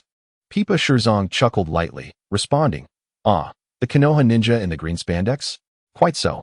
Aoki's lips curved into a subtle smile, replying, Excellent. No sooner had he spoken than Pipa Shirzong and Itachi retreated to either side, creating a space where 2 earthen dragons surged from the ground. Aoki's eyes transformed, exuding an energy vortex around him. Sage art, Kuin character, vast marsh. The ground beneath Itachi and Pipa Shirzong morphed into a swamp, a tremendous pull emanating from below. Instantly, they unleashed a torrent of chakra to evade Aoki's technique while simultaneously charging toward him. Fire style, great fireball technique. Aoki beheld the massive fireball hurtling toward him, quickly forming a hand seal. Sage art, illusionary mirror, celestial rotation. The fireball reversed course, and Itachi swiftly evaded, while Pipa Shirzong closed in on Aoki, bringing his decapitating blade down. Aoki raised his right arm, emanating a dark aura that deflected the strike. Immediately, 4 earthen dragons arose beside him. Sage art, Kuin character, earthen dragon binding. Pipa Shirzong found himself ensnared by the 4 dragons. Meanwhile, Itachi's Sharingan spun rapidly, reshaping into a pinwheel. As Aoki felt himself bound to a cross, he observed Itachi before him, wielding a katana. Aoki smiled at Itachi, calmly stepping down from the cross. Itachi's pupils widened in surprise. The Mangekyo Sharingan failed to restrain Aoki. Aoki then delivered a swift punch to Itachi's head, causing him to cradle it, while Aoki seated himself on the ground. After a moment's hesitation, Itachi joined him. Aoki, gazing at Itachi, expressed a conflicted sentiment. Is this the path you have chosen? Itachi nodded resolutely. Indeed, this is the way for the Uchiha to coexist with Konoha. Aoki sighed. We are still here. This burden should not rest solely upon your shoulders. Yet Itachi remained steadfast. As a member of the Uchiha clan, I bear this responsibility. Aoki, resigned, stated, At this juncture, there is no alternative. Be cautious. I have left a scroll in the woods 10 miles outside the town, containing my strongest illusion. In times of urgency, infuse it with chakra, and I will sense it. With a smile, Itachi nodded. The intelligence I gathered is at the town's entrance. Aoki acknowledged with a nod, then playfully pinched Itachi's cheek, saying with a grin, This time, no one is asking me to apologize to you. With that, Aoki vanished before Itachi. Chapter 85. Mission accomplished. Aoki and Itachi conversed for what felt like an eternity within the realm of Tsukuyomi, though only a fleeting moment passed in the outside world. To Pippa Shirzong, Aoki seemed momentarily frozen as Itachi's eyes transformed into the pinwheel shape, and the sensation of binding lessened. Seizing this opportunity, Pippa Shirzong broke free. Just as he did, Aoki regained clarity, while Itachi knelt, shielding his eyes. "Itachi, are you alright?" Pippa Shirzong instantly appeared beside him, inquiring. Itachi merely waved his hand dismissively. Pippa Shirzong, noticing Aoki approaching, positioned his decapitating blade across his chest, shielding Itachi. Without looking back, he urged, "Itachi, go ahead, I will handle this." Aoki observed the scene before him, halting his advance, intrigued by Pippa Shirzong's actions. Itachi, perplexed, wondered why this fleeting ally would sacrifice himself for him. Pippa Shirzong, noticing Itachi's hesitation, murmured, "If only I could return to my homeland." With that, he charged at Aoki, wielding his blade. After exchanging a meaningful glance with Pippa Shirzong, Itachi departed swiftly. Aoki extended his dark arm to block the incoming decapitating blade, and the ground beneath Pippa Shirzong transformed into a swamp, firmly entrapping him, as two fire dragons encircled him. "Allow me to grant you a single word of advice," Aoki stated calmly. Pippa Shirzong grinned, nothing more to say. As the words left his lips, the fire dragons engulfed Pippa Shirzong's form. Aoki, maintaining his composure, remarked nonchalantly, "After hiding for so long, are you not coming out?" Upon finishing his sentence, a vortex appeared behind Aoki, from which emerged a figure clad in a black robe adorned with swirling patterns, wearing a spiral mask. Indeed, the nightmare is formidable. Even Itachi's Mangekyo cannot contend with you. Turning to face the figure, Aoki discerned the singular eye revealed beneath the mask, a three-tomo Sharingan. Upon seeing it, Aoki recoiled, realizing a black and white figure had taken his previous position. "That was close.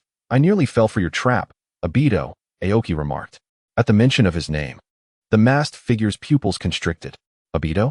I am Uchiha Madara." Aoki shrugged indifferently. "Suit yourself. You were behind the Ninetales incident, weren't you?" The cloaked figure remained silent, instead pointing toward Aoki's location. Reacting swiftly, Aoki evaded, as several wooden spikes erupted from the ground. After dodging the attack, Aoki formed hand seals. Sage art, dry character, empty lock. Chains of energy spiraled around Madara, binding his limbs securely. Underneath the mask, Obito felt a surge of alarm. The power of the Mangekyo could not activate at this moment. Aoki then appeared before Obito, delivering a chakra-infused strike that partially dispelled the illusion placed upon him by Madara. Seeing Aoki close in, Zetsu instantaneously materialized beside him, white Zetsu striking with a wooden appendage, adorned with spikes. Aoki swiftly blocked the attack with his dark arm while forming another hand seal. Sage art, dry quake, purple lightning. A bolt of purple lightning struck precisely at Zetsu, who dove into the earth to evade. Meanwhile, Obito managed to break free from Aoki's bindings, retreating hastily. Just as Zetsu vanished into the ground, the lightning struck, eliciting a chilling scream from below. The charred earth revealed a deep, blackened pit. At its center lay a scorched body. After sealing the remains within a scroll, Aoki proceeded toward Pippa Shirzong's lifeless form, hoisting the decapitating blade over his shoulder and making his way to the location where Itachi had left the intelligence. 10 kilometers away from Aoki's battlefield, a vortex materialized, and Obito emerged, accompanied by the severely injured Black Zetsu, who had suffered grievous harm from the lightning strike. "Obito, are you alright?" Heijua looked at Obito, whose expression was constantly changing, and inquired. He was aware of the reasons behind Obito inheriting Madara's ideals. After all, that illusion was originally crafted by Aoki. If Aoki were to break the illusion, Obito would no longer be under control, and the resurrection of his mother would be delayed once more. "It's nothing. Also call me Madara." Obito, with a blank expression, waved his hand, correcting Heijua's address once again before re-entering the Kemui space. Heijua, left behind, chose not to say much, but doubt began to creep into his mind regarding Obito. Upon entering the Kemui space, Obito's face turned grotesque. "What is happening?" Rin's appearance. After Aoki infused a blend of powers into Obito, his memories of Rin began to distort. The image of Rin sculpted by Madara started to overlap with the original Rin, continually assaulting Obito's mind. "Who is deceiving me?" Obito could not distinguish which illusion was cast by Madara or Aoki, yet at this moment, he began to harbor suspicions towards everyone, including Heijiwa, left behind by Madara. Meanwhile, Aoki had received intelligence from Itachi and was preparing to head to the Uzumaki clan's forbidden area, the Namin Hall, in search of the Shinigami mask. Conveniently, Orochimaru provided a method for the impure world reincarnation and acquired half of White Zetsu's body. However, White Zetsu lacked a soul, rendering him useless for the exchange of Minato's soul. After several days of searching, Aoki finally located the Namin Hall. The dilapidated eaves drooped with faded talismans, and moss crept up the vermilion pillars adorned with the Uzumaki clan's emblem. Aoki's boots crushed the dried locust flowers on the porch, and as his fingers brushed over the cracked torii barrier, 12 talismans suddenly activated without wind. Upon entering the Namin Hall, Aoki gazed at the wall full of masks, each exuding a unique aura, as if every mask represented a distinct deity. Following Orochimaru's guidance, Aoki easily found the Shinigami mask, stowed it away, and turned to leave the Namin Hall. The moment Aoki stepped outside, the hall began to tremble. Massive stones completely concealed the entrance, and having completed this act, Aoki set off on his journey back to the village. As he neared the vicinity of Konoha, several Umbu ninjas appeared around Aoki. The unique patterns on their masks reminded Aoki that they were indeed Umbu directly under the Hokage. As a few ninjas emerged, Aoki halted his steps. He opened the scroll handed to him by the Umbu ninja, and after reading the contents, his expression darkened. At that moment, the leading Umbu ninja spoke. The Hokage has ordered Jonin Aoki to immediately assist Asuma in returning to the village. Aoki-san, you can hand over the items you carry to us. Chapter 86. The internal strife of the Guardian Ninjas. Aoki relinquished the Shinigami mask, Orochimaru's scroll, and Itachi's intelligence scroll to the leading Umbu. The Umbu ninjas swiftly vanished from Aoki's sight, and he followed the clues provided in the intelligence towards the capital of the Fire Country. As the outline of the capital emerged on the horizon, shurikens suddenly shot toward Aoki from the woods, dodging the attack in an instant. Aoki turned to observe several figures standing in the trees, all clad in waistbands adorned with the fire symbol. These individuals were undoubtedly the 12 guardians of the daimyo. After leaving Konoha, Asuma had arrived at the capital of the Fire Country and was selected to become one of the 12 guardians. The intelligence Aoki had received from the Hokage previously pertained to the guardians. The report indicated that the guardians had split due to ideological differences, with a radical faction led by Hamura and a moderate faction led by Asuma on the brink of confrontation. Aoki's task was to assist Asuma in returning to the village, leaving the internal affairs of the guardians to them. However, upon Aoki's arrival, he encountered several members of the guardians, among whom he did not see Asuma. The gray-haired man at the forefront spun a kunai between his fingers as he stepped forward, the fire symbol on his waistband crackling with chakra. Miyazaki Aoki. Does the Hound of Konoha wish to meddle in the affairs of the guardians? Not recognizing the figure before him, Aoki suddenly pivoted and hurled 3 kunai tied with explosive tags. Amid the explosion's smoke, 4 black chains erupted from the ground, only to be halted by a suddenly manifested earthen wall upon reaching the guardians. Senjutsu, Gon character rock pillar forest. The ground erupted with dozens of sharp stone spikes, forcing 3 guardians into midair. Seizing the opportunity, Aoki formed the zodiac sign of the rat and snake, his senjutsu chakra suddenly coalescing as he heard a voice from behind the guardians. Fire release, ash accumulation burning. Aoki continued to unleash his senjutsu. Senjutsu, Gon character earth wall. A massive earthen wall rose before him, blocking the attacks from the guardians, while Asuma's fire release interrupted the remaining assaults. As the earth wall dissipated, Aoki saw Asuma standing atop a tree, confrontationally facing the others. It seems you're unharmed, Asuma. Upon hearing Aoki's words, Asuma awkwardly scratched his head, replying, Aoki and I, please leave this to us. After all, this concerns the guardians. Aoki waved his hand in response, saying, as you wish. Afterward, he stepped aside, leaning against a tree as Hamura, still skeptical of the Konoha ninja, kept part of his attention on Aoki while focusing primarily on Asuma and Jiro. Addressing the two, Hamura stated, Asuma, Jiro, the Fire Country does not require uncontrolled military power. Asuma retorted, Hamura, your ideas are too radical and detrimental to the current state of the Fire Country. Aoki leaned against the tree, his fingertips unconsciously tracing the grooves of his kunai's handle. He could clearly sense two guardians lurking 30 meters away among the treetops, their chakra vibrating like taut bowstrings. Moonlight filtered through the gaps in the trees, casting a flickering light on the cigarette but held by Asuma. Naive, Hamura suddenly flung 4 kunai inscribed with lightning symbols, pinning them into the ground at the 4 cardinal points. You do not understand the festering wounds of the fire country. He formed hand seals, and the air filled with the scent of rust. Asuma's pupils constricted, and the cigarette but traced a crimson arc in the night.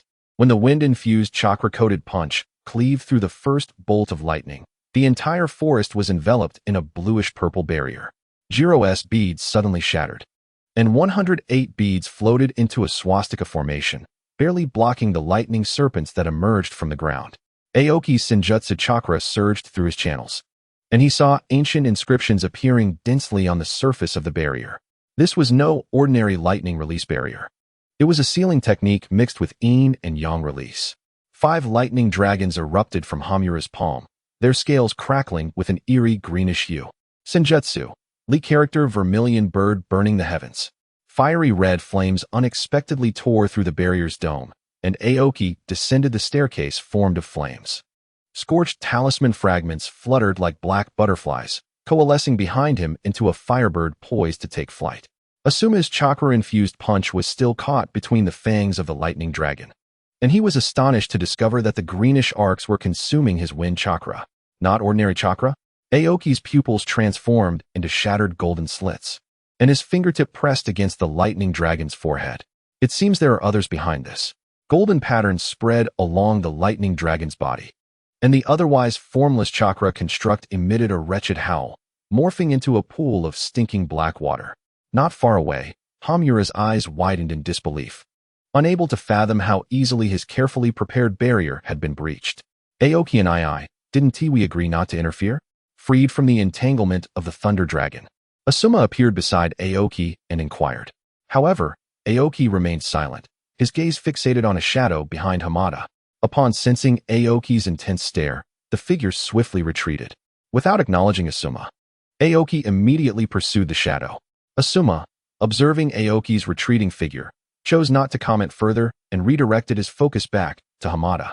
Once Aoki departed, Hamada regained his composure, relieved that Aoki had chosen to chase after the cloaked figure, leaving him to contend solely with Asuma and his companions. Following a brief standoff, a fierce battle loomed on the horizon.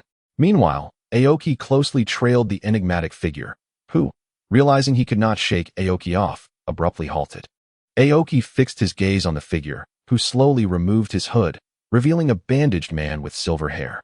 By Ruho? Aoki uttered, recognizing him. The man looked surprised. You know me? Aoki nodded and replied, Orochimaru and Jiraiya once remarked upon your potential, though they believed you had strayed from the righteous path. Bairuho's expression shifted to one of fury as he retorted, what do those prodigies understand? They are oblivious to the suffering of us, ordinary people. Unfazed, Aoki responded, it matters not. I am uninterested in your grandiloquent discourse. Was that barrier your creation? With a renewed smile, Bairuho confirmed, indeed, not bad, right? It is a simple application of my research into the Kagearo technique. Aoki scoffed, a laughable ninjutsu. Before Bairuho could react, Aoki appeared before him, thrusting a kunai towards him, while 4 fire dragons completely sealed Bairuho's escape route. After deflecting Aoki's kunai, Bairuho lunged at him. As their battle commenced, beneath an inconspicuous tree some 50 meters away, a small white snake quietly observed the conflict.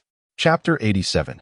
The conclusion of battle. The moment Aoki's kunai pierced Bairuho's left shoulder, sparks erupted from the wound, akin to the sound of metal grinding. Within the encirclement formed by the fire dragons, Bairuho's skin revealed dark red scales, and the parts scorched by sage fire began to slough off like shedding skin. Did you see that? Bairuho's right eye transformed into a grayish vertical pupil, and his fingers elongated into sharp bone spikes. This is the perfect form that merges steel release and swift release. The shriek of the bone spikes slicing through the air barely missed Aoki, who leaned back just in time. The clash of dark arms and bone blades unleashed a chaotic flow of chakra, reducing the surrounding underbrush to mere dust. The small white snake, observing from a distance, suddenly raised its upper body, its tongue flickering as it detected a unique chakra in the air. Wind release, Gale Scythe. Aoki's hand signs were interrupted by Baruho's knee strike, yet the dissipating chakra coalesced behind him into 12 azure wind blades. Just as Baruho prepared to pursue, the wind blades accurately severed the chakra nodes connected to a transparent thread behind him. "You can see through the chakra network of Kagiaro?" Baruho exclaimed in a mix of shock and anger, retreating 3 steps. Placing his left hand on the ground, his palm cracked open, revealing a gaping maw. "Then taste the essence of the underworld." The ground suddenly caved in, forming a 5-meter-wide black hole, from which countless pale arms emerged. At that moment, as Aoki prepared to leap, he realized his shadow was firmly ensnared by the black hole. The arms, adorned with dense sealing inscriptions, reached for him, and as their fingertips brushed against his pant leg, sage chakra gushed forth uncontrollably. 50 meters away, the small white snake writhed in agony, violet mist seeping from its scales. Yet at the center of the battlefield, Aoki smirked, allowing the arms to drag him toward the abyss. "It seems you've misunderstood something." Just as the black hole was about to close, Baruho heard a crisp sound of hand signs above him. Looking up, he saw Aoki, who should have been consumed. Hanging upside down among the treetops, his right hand's index and middle fingers pressed together on a black sealing mark on his left wrist. Sage art, water mirror, illusory reflection. Dozens of water mirrors materialized out of thin air, each reflecting Aoki's hand signs. Baruho's underworld black hole trembled violently as the pale arms reversed direction, grasping at the caster himself. In his frantic retreat, he shattered a water mirror, each reflection of Aoki simultaneously wielding kunai, laced with lightning. "Impossible. My underworld technique should absorb all chakra." Baruho's scream was drowned out by thunder, as the hardened skin of his right arm cracked and peeled away under the sage lightning. Just as he managed to raise a bone shield to block, the real Aoki appeared behind him. As Aoki's dark hand pierced through Baruho's back, he suddenly frowned. The sensation felt less like flesh and more akin to penetrating a viscous gel. The Baruho he had impaled melted into a silver liquid, creeping up Aoki's arm. 100 meters away, the real Baruho coughed up blood mixed with metal fragments. Through the shared vision of the Kagiaro technique, he beheld the liquid clone gradually enveloping Aoki's right arm. "This is a secret silver clone infused with storm release. Even sage chakra will." His words were abruptly cut off as Aoki, who should have been ensnared by the silver liquid metal, appeared beside Baruho, casually toying with a silver metallic sphere. "Impossible. How can you be unharmed?" Aoki glanced mockingly at Baruho and, stowing the metallic sphere away, remarked, "Your talent is indeed commendable, but it is a pity you have strayed from the right path. And Orochimaru, are you not going to make your presence known?" Upon hearing Aoki's words, Baruho warily scanned his surroundings, only to suddenly notice an inconspicuous small white snake slithering out from the nearby foliage. As the white snake emerged, it opened its mouth wide, and 2 hands reached out, gradually revealing Orochimaru's figure. "Orochimaru, I didn't expect you to be here as well." Upon hearing Baruho's words, Orochimaru calmly replied, "Baruho, I never imagined you would achieve this level." Aoki quietly listened to their exchange, remaining silent. After Orochimaru and Baruho exchanged pleasantries, Aoki stepped between them and spoke. "Orochimaru, I need to take Baruho's head back." Orochimaru replied with calm detachment, "As you wish, my data has already been collected." Baruho, overhearing their conversation, felt a surge of indignation at their dismissive attitudes. "Do not underestimate me," he bellowed, his enraged cry echoing through the forest as chakra erupted around him, pulverizing the leaves within a 10-meter radius. His mangled right arm suddenly swelled into a 3-meter-long silver blade, its edge adorned with underworld symbols that warped the moonlight into a vortex. Orochimaru's golden vertical pupils narrowed slightly, and as his Kusanagi sword sprang forth from his sleeve to clash with the giant blade, a blinding spark erupted. The metallic clash startled the night crows, while Aoki's sage chakra wove an intricate 8 trigrams formation into the ground. 12 stone pillars erupted, forming a barrier. However, Baruho's giant blade suddenly softened like a whip, sweeping through with dual attributes of lightning and fire chakra. Amidst the rain of shattered stones, 3 summoning snakes shot forth from Orochimaru's sleeve, their venomous fangs aimed precisely at Baruho's chakra points at the nape of his neck. "You prodigies! By Ruho's left eye turned blood red as boiling silver liquid surged beneath the skin, pierced by the fangs. You have no understanding of what true evolution entails. The liquid metal instantaneously engulfed the spirit snake, infiltrating the arm of Orochimaru along the serpent's body. Aoki's pupils abruptly constricted as he witnessed the metal penetrating the cellular structure of Orochimaru's skin. This was no ordinary bloodline limit. Senjutsu, water-style rampaging tide. At that moment, as Aoki clapped his hands to the ground, a tremendous surge of seawater erupted, swiftly severing the connection between the silver metal and Orochimaru, who retreated accordingly. Aoki then darted towards Baru, his dark arm piercing once more through Baru's body. The exhausted Baru coughed not blood, but a gel-like substance shimmering with metallic luster.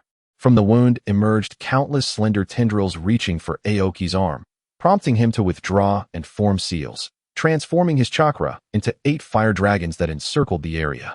Demonic technique, Feast of the Abyss. Bairuhu's shattered vocal cords emitted inhuman howls as devouring miasma crystallized into dark green formations within his body.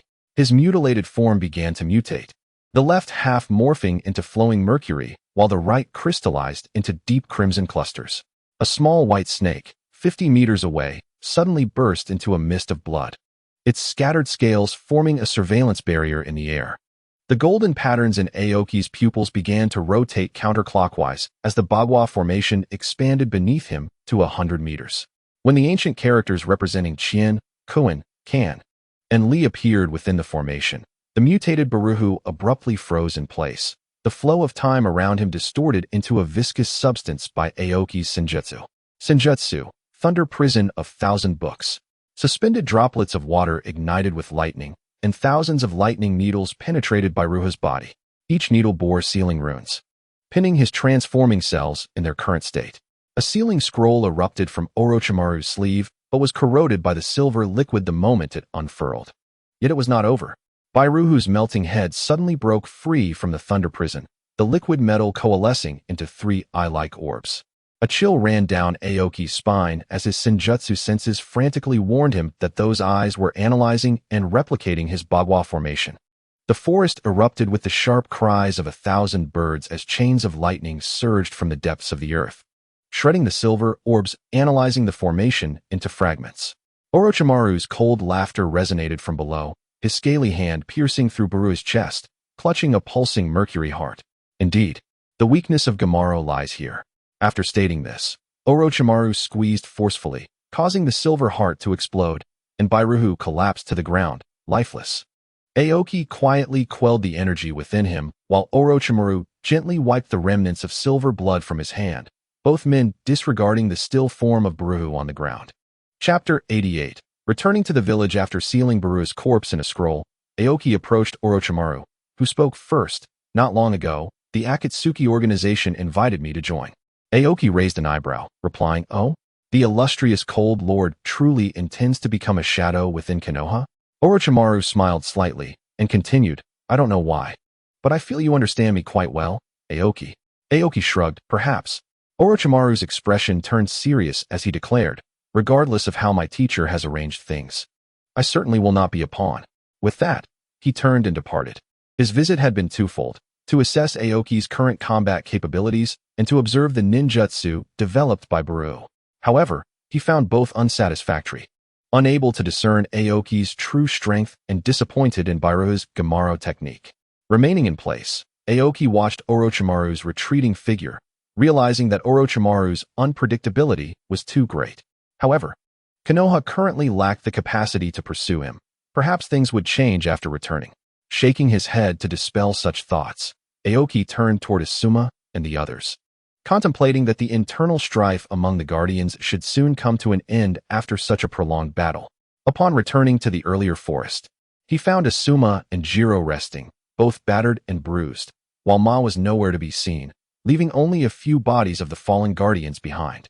Asuma, noticing Aoki's arrival, inquired, "Brother Aoki, that person?" Aoki waved the scroll in his hand, saying, "Resolved. We'll discuss the details upon returning to the village." Jiro, now standing, added, "Asuma, since Konoha's ninja have arrived, I shall return to the Temple of Fire." Asuma nodded, not wishing to say more. The internal conflict among the Guardians left him deeply conflicted. He had originally left the village seeking the meaning of being a ninja, and through joining the Guardians, he had begun to understand their existence, only to be met with this internal strife. Ultimately, Asuma decided to follow Aoki back to the village. After speaking, Jiro bowed to Aoki, who observed the monk's robes fluttering in the night breeze, the moonlight casting a gentle glow upon his bald head. Just as Jiro turned to leave, dark red blood seeped from the hem of his robe, the wound previously torn by the thunder dragon reopening. Aoki flicked a strand of emerald green chakra from his fingertips, the healing light enveloping Jiro's back. The talent of the Senjutsu clan of the Temple of Fire. Aoki's mixed energy swiftly healed the damaged meridians within Jiro. Chakra control still requires enhancement. After Aoki withdrew his chakra, Jiro bowed once more. Aoki waved him off, saying nothing further. After bidding farewell to Asuma, Jiro departed. Asuma absently reached for his empty cigarette case, his fingers unconsciously tracing the fire emblem on his belt. Memories of his previous life as a guardian flooded back, training, battling, exchanging ninjutsu. Yet all of that had changed the moment Ma drove a kunai inscribed with the character Jade into the conference table. Aoki lightly tapped Asuma's shoulder, his chakra infused with natural energy, seeping into Asuma's pathways. To Asuma's astonishment, he noticed his right hand, scorched by residual lightning, visibly healing at an astonishing rate, with patterns resembling senjutsu seals faintly appearing beneath his skin. Stay still, Aoki instructed as Asuma attempted to rise. These hidden injuries need to be treated promptly, otherwise. Before he could finish, a mass of silver liquid metal was forcibly extracted from Asuma's body. Aoki promptly sealed it within a scroll, casting his gaze toward the trees behind them, where he spotted two cloaked figures observing them. Upon sensing Aoki's gaze, they vanished in an instant. Upon returning to the village, immediately hand the scroll to the sealing team. Aoki passed the scroll containing the silver liquid and Bairu's corpse to Asuma. Informed the third Hokage that the Guardians will likely need to re-evaluate their members. Moonlight pierced through the mist in the forest, casting dappled shadows across the chaotic battlefield. Asuma gazed at Aoki's profile, illuminated by the moonlight, suddenly realizing that this senior, who always wore a lazy smile, bore a weight of responsibility that had never diminished since the fourth Hokage's sacrifice. After several days of travel, Aoki and Asuma finally reached the gates of Konoha. After exchanging greetings with the guards, they made their way directly to the Hokage's office. Upon recounting the details of their journey to the third Hokage, the elder remained silent, his pipe held tightly in hand. Meanwhile, Shikaku took the scrolls from Asuma and departed for the analysis team. After handing over the scrolls, Asuma followed Shikaku out of the office. Once the office was left with only Aoki and the Hokage, the third finally spoke, Orochimaru. Aoki shook his head, stating, Orochimaru's unpredictability is far too great. His desire for immortality has now surpassed everything. After listening to Aoki's words, the third Hokage let out a heavy sigh and continued. Very well, let us temporarily set aside the matter of Orochimaru and focus on the couple, Minato and Kushina.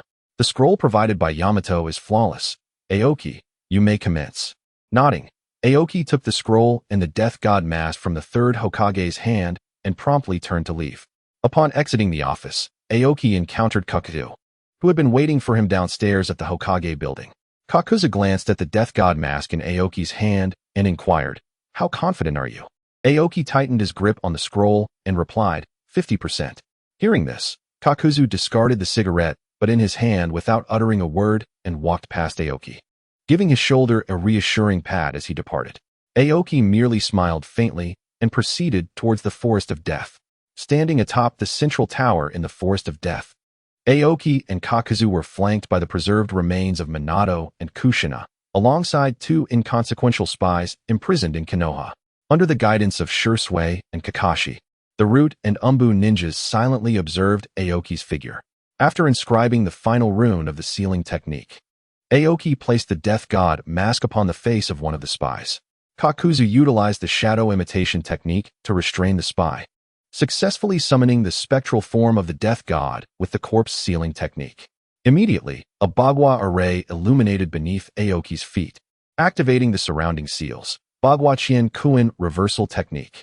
A bolt of lightning cleaved through the death god's abdomen, and Aoki swiftly extracted a soul from within. The death god, struck by the attack, wielded its blade erratically, but Aoki and Kakuzu had already retreated in an instant, leaving only the three spies behind. After reaping the souls of the three spies, the death god gradually dissipated, casting a cold glance at Aoki before vanishing completely. Kakuzu, observing the spectral soul in Aoki's grasp, excitedly asked, "Did it succeed?" Aoki, his complexion pale, nodded and proceeded to infuse the soul into Minato's body, channeling all his natural energy to stabilize the connection between Minato's soul and corporeal form. As Minato's fingers twitched slightly, Aoki withdrew the natural energy. Just as he was about to utter a word, he coughed up blood and collapsed onto the ground. Chapter 89. Successful casting. Upon witnessing Aoki's fainting, Kakuzu's expression shifted drastically, prompting Shursui and Kakashi to rush over. Kakuzu instructed them, "Keep an eye on Minato. I will take Aoki to the hospital." Without waiting for a response, he hoisted Aoki and vanished. Kakashi and Shursui redirected their focus to Minato, as the medical ninjas on standby quickly surrounded him. Moments later, Minato slowly opened his eyes, gazing around in confusion. Noticing Kakashi and the others nearby, he hoarsely asked, "Kakashi, what is happening? I thought I was already dead. What about Kushina and Naruto?" With reddened eyes, Kakashi replied, "Sensei, it was Aoki who saved you." After a brief recovery, Minato struggled to sit up, incredulously surveying his surroundings. Aoki? Has he truly reached such a level? What has transpired during this time? Kakashi then recounted the events of the past few years to Minato, while Aoki, upon arrival at the hospital, was immediately taken into surgery. The third Hokage arrived approximately half an hour later. Observing Kakuzu outside the operating room, he inquired, "What happened? What is Aoki's condition? Was the technique successful?" Kakuzu nodded and responded, "Aoki claims it was successful, but he fell unconscious afterward. I did not monitor the subsequent developments. But Kakashi and Shursui are still with him." After another hour passed, Lin Yuhara exited the operating room. Kakuzu hurriedly approached her to inquire about Aoki's condition.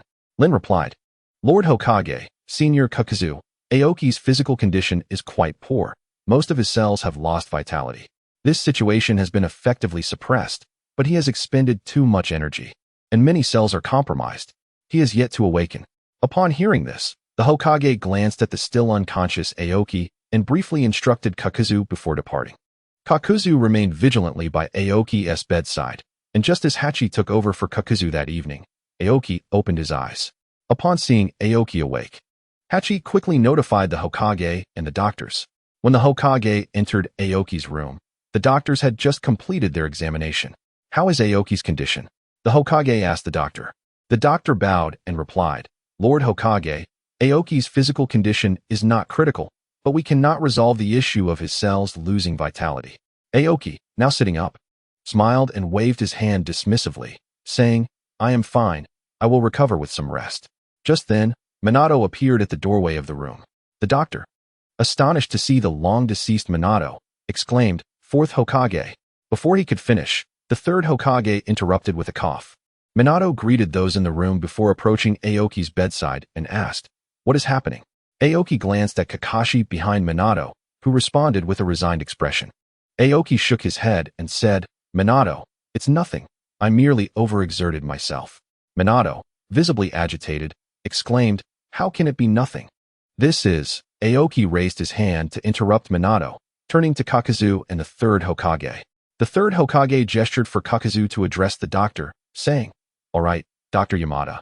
We understand Aoki's condition. You should rest now."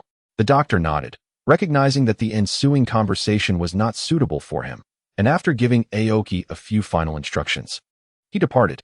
Once the doctor exited, Aoki addressed Minato. "Minato, ever since the day you and Kushina fell, I have been devising a way to resurrect you. After extensive research, I finally conceived this method. Konoha cannot afford to lose your support, and while resurrection requires a small cost, the outcome is ultimately favorable." Minato immediately asked, "What cost?" "The loss of cell vitality is merely a minor consequence." Aoki helplessly waved his hand and continued, "Allow me to finish, Minato. My constitution is unique. The loss of cell vitality poses little issue for me. Under the nourishment of natural energy, I will recover within a year at most. However, the cost I refer to pertains to the power of the resurrected. Their strength will never increase." Minato remained agitated. "Aoki, You are toying with the souls of the deceased. Have you considered the implications if this method falls into the wrong hands? Aoki smiled reassuringly. Do not worry. The primary prerequisite for this technique is the manipulation of natural energy, which will deter many from attempting it. Furthermore, the technique requires the resurrected's physical form to be intact, and lastly, it must follow a specific chakra flow, which I devised myself, aside from Yakumo and myself. No one else would be capable. Upon hearing Aoki's explanation, Minato gradually relaxed his clenched fists and hoarsely asked, So, Aoki, you still intend to resurrect Kushina? Aoki nodded in response, reassuring Minato, rest assured, Watergate.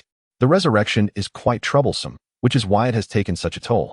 Once I have fully recuperated, reviving Sister Kushina will not be this taxing. Minato's golden hair fell before his eyes. His already weakened body from the recent resurrection seemed to lose strength, and he began to topple backward. Fortunately, Kakashi was quick to support Minato, helping him to sit in a chair. At that moment, the third Hokage spoke up. The 8 trigrams reversal technique is classified as a forbidden jutsu. Aoki, you and Minato should focus on recuperating. Kakashi, I leave this to you. Kakashi, still supporting Minato, nodded, and the third Hokage took his leave. Just as he reached the doorway of the hospital room, he turned back and said, Minato, once you're well, I believe the Hokage position should be entrusted to you. After all, I am growing old. Without waiting for Minato to protest, the third Hokage departed. Minato, who had been seated, immediately attempted to rise upon hearing the third's words, but was halted by Kakashi. He could only cast a forlorn glance at Aoki, who scratched his head and offered an awkward smile. In truth, Aoki had not revealed the entire truth to Minato. The 8 trigrams reversal technique demanded more than just a depletion of cellular vitality. All ninjutsu must adhere to the laws of nature, and resurrection techniques severely contravene these principles. Thus, the true cost of the 8 trigrams reversal technique was the practitioner's innate life force. The loss of cellular vitality was merely a manifestation of the severe depletion of this innate energy. Aoki possessed a method to cultivate this innate life force. Otherwise, he would not have been so confident in his ability to restore himself post-application of this technique. Chapter 90. The application of jutsu. Again, Minato was hospitalized in Konoha that day, sharing a room with Aoki. The following morning, as Aoki and Minato discussed events of the past few years, the door to their room suddenly swung open. Both turned to see Lin Yahara standing in the doorway with red-rimmed eyes. As Minato turned to look at Lin, she could no longer contain herself and rushed to his side, exclaiming, Minato-sensei, you really, truly have come back to life. Minato was initially taken aback, but then comfortingly patted Lin's back. Under his soothing gestures, Lin gradually ceased her tears, though she continued to sob intermittently. Aoki and Minato consoled her for quite some time before she reluctantly departed the room. As Lin exited, Aoki's expression turned serious as he addressed Minato. Minato, seeing Lin just now reminded me of something. Observing Aoki's demeanor, Minato responded earnestly, What is it? Aoki pondered for a moment before continuing. On the day of the Nine Tails incident, do you remember mentioning that the man in black felt familiar to you? Minato nodded, looking at Aoki, uncertain of what he was implying. I have encountered that man in black a few times since then. If we are indeed speaking of the same individual, it is very likely that he is a Beto. However, he was under the influence of a Jinjutsu, one that I created, called a Dream of 1,000 Years. Minato, astonished, inquired, Is there anyone else in the ninja world besides you who can perform this technique? Aoki nodded in affirmation, Indeed. Do you recall the days following our retreat from the Mist Ninja battlefield? My insights into Jinjutsu were lost during that time. However, there is no need for excessive concern. I managed to alleviate part of the Jinjutsu affecting the man in black. As long as he harbors doubts about the scenery created by the practitioner, the technique can certainly be broken. Minato, upon hearing this, regained his composure and pondered for a moment before saying with a conflicted expression, Then Aoki, if it truly is a Beto, I ask you to keep this a secret. Aoki was momentarily taken aback, but then resignedly nodded in agreement to Minato's request. After their conversation concluded, the room fell into silence once more. 10 minutes later, Minato broke the silence. Aoki, I heard that Naruto is living with you. Aoki replied, Indeed. Although Naruto has never explicitly stated it, he misses his parents quite a lot. This is part of the reason I revived you and Sister Kushina. The companionship during a child's formative years is immensely important. Minato nodded in gratitude, choosing not to elaborate further, and silence enveloped the room again. Thanks to Aoki's request, news of his own hospitalization did not spread, yet the announcement of the fourth Hokage's resurrection inexplicably circulated. Almost every villager was aware of the fourth's return, prompting the Hokage building to issue a statement claiming that the fourth and his wife had merely been gravely injured and had been recuperating over the years. Furthermore, at Kushina's insistence, the couple had been training outside and had only just returned to the village yesterday. Villagers, familiar with Kushina's character, accepted this explanation without further inquiry and began to discuss the fourth's return. In the hospital room, Aoki frequently teased Minato about the reason concocted by the third Hokage. Initially, Minato would merely blush and remain silent, but one day, when Aoki broached the topic again, Minato calmly remarked, "Aoki, do you think that if Kushina learns of this news, who will she seek to settle the score with?" Aoki contemplated, realizing that should Kushina discover this information, she would likely not confront the third Hokage. Given their long separation, she would not blame Minato either. Thus, it was probable she would come after him. At this thought, Aoki shuddered and refrained from mentioning the news again. A month passed, and both Aoki and Minato were discharged from the hospital. Minato was merely somewhat weakened, while Aoki, possessing an exceptionally robust constitution, recovered swiftly. After their discharge, they returned to the central tower of the Forest of Death, where the same formation awaited them, and the same individuals were present, albeit with the addition of Minato and an increase in the number of spies to 4. In the days leading up to this, Aoki's research had revealed that a ninja's innate life force would deplete as their strength increased. The 4 spies present were of little value and possessed relatively low power. Initially, Minato believed that he needed to absorb the life force of others to complete this ninjutsu and attempted to intervene. But after Aoki clarified that they were merely extracting chakra from the 4 individuals for reserve, he relented. This was also why Aoki had not disclosed the specific strength of these 4, as it would be difficult to explain to Minato, given his intelligence. As the formation was activated, Kushina's soul was summoned from the Pure Land by Aoki using the Impure World reincarnation. The white Zetsu, which Aoki had previously captured, gradually transformed into Kushina's likeness. Aoki then exerted his full effort to activate the 8 trigrams diagram beneath him, as Kushina's soul was guided back into her corporeal form. This time, due to Aoki's prior experience and the presence of the 4 spies to extract innate life force from, the process was not as arduous as before. Within approximately 5 minutes, Kushina's fingers began to twitch. The 4 spies, having had their innate life force drained, appeared exceedingly weak.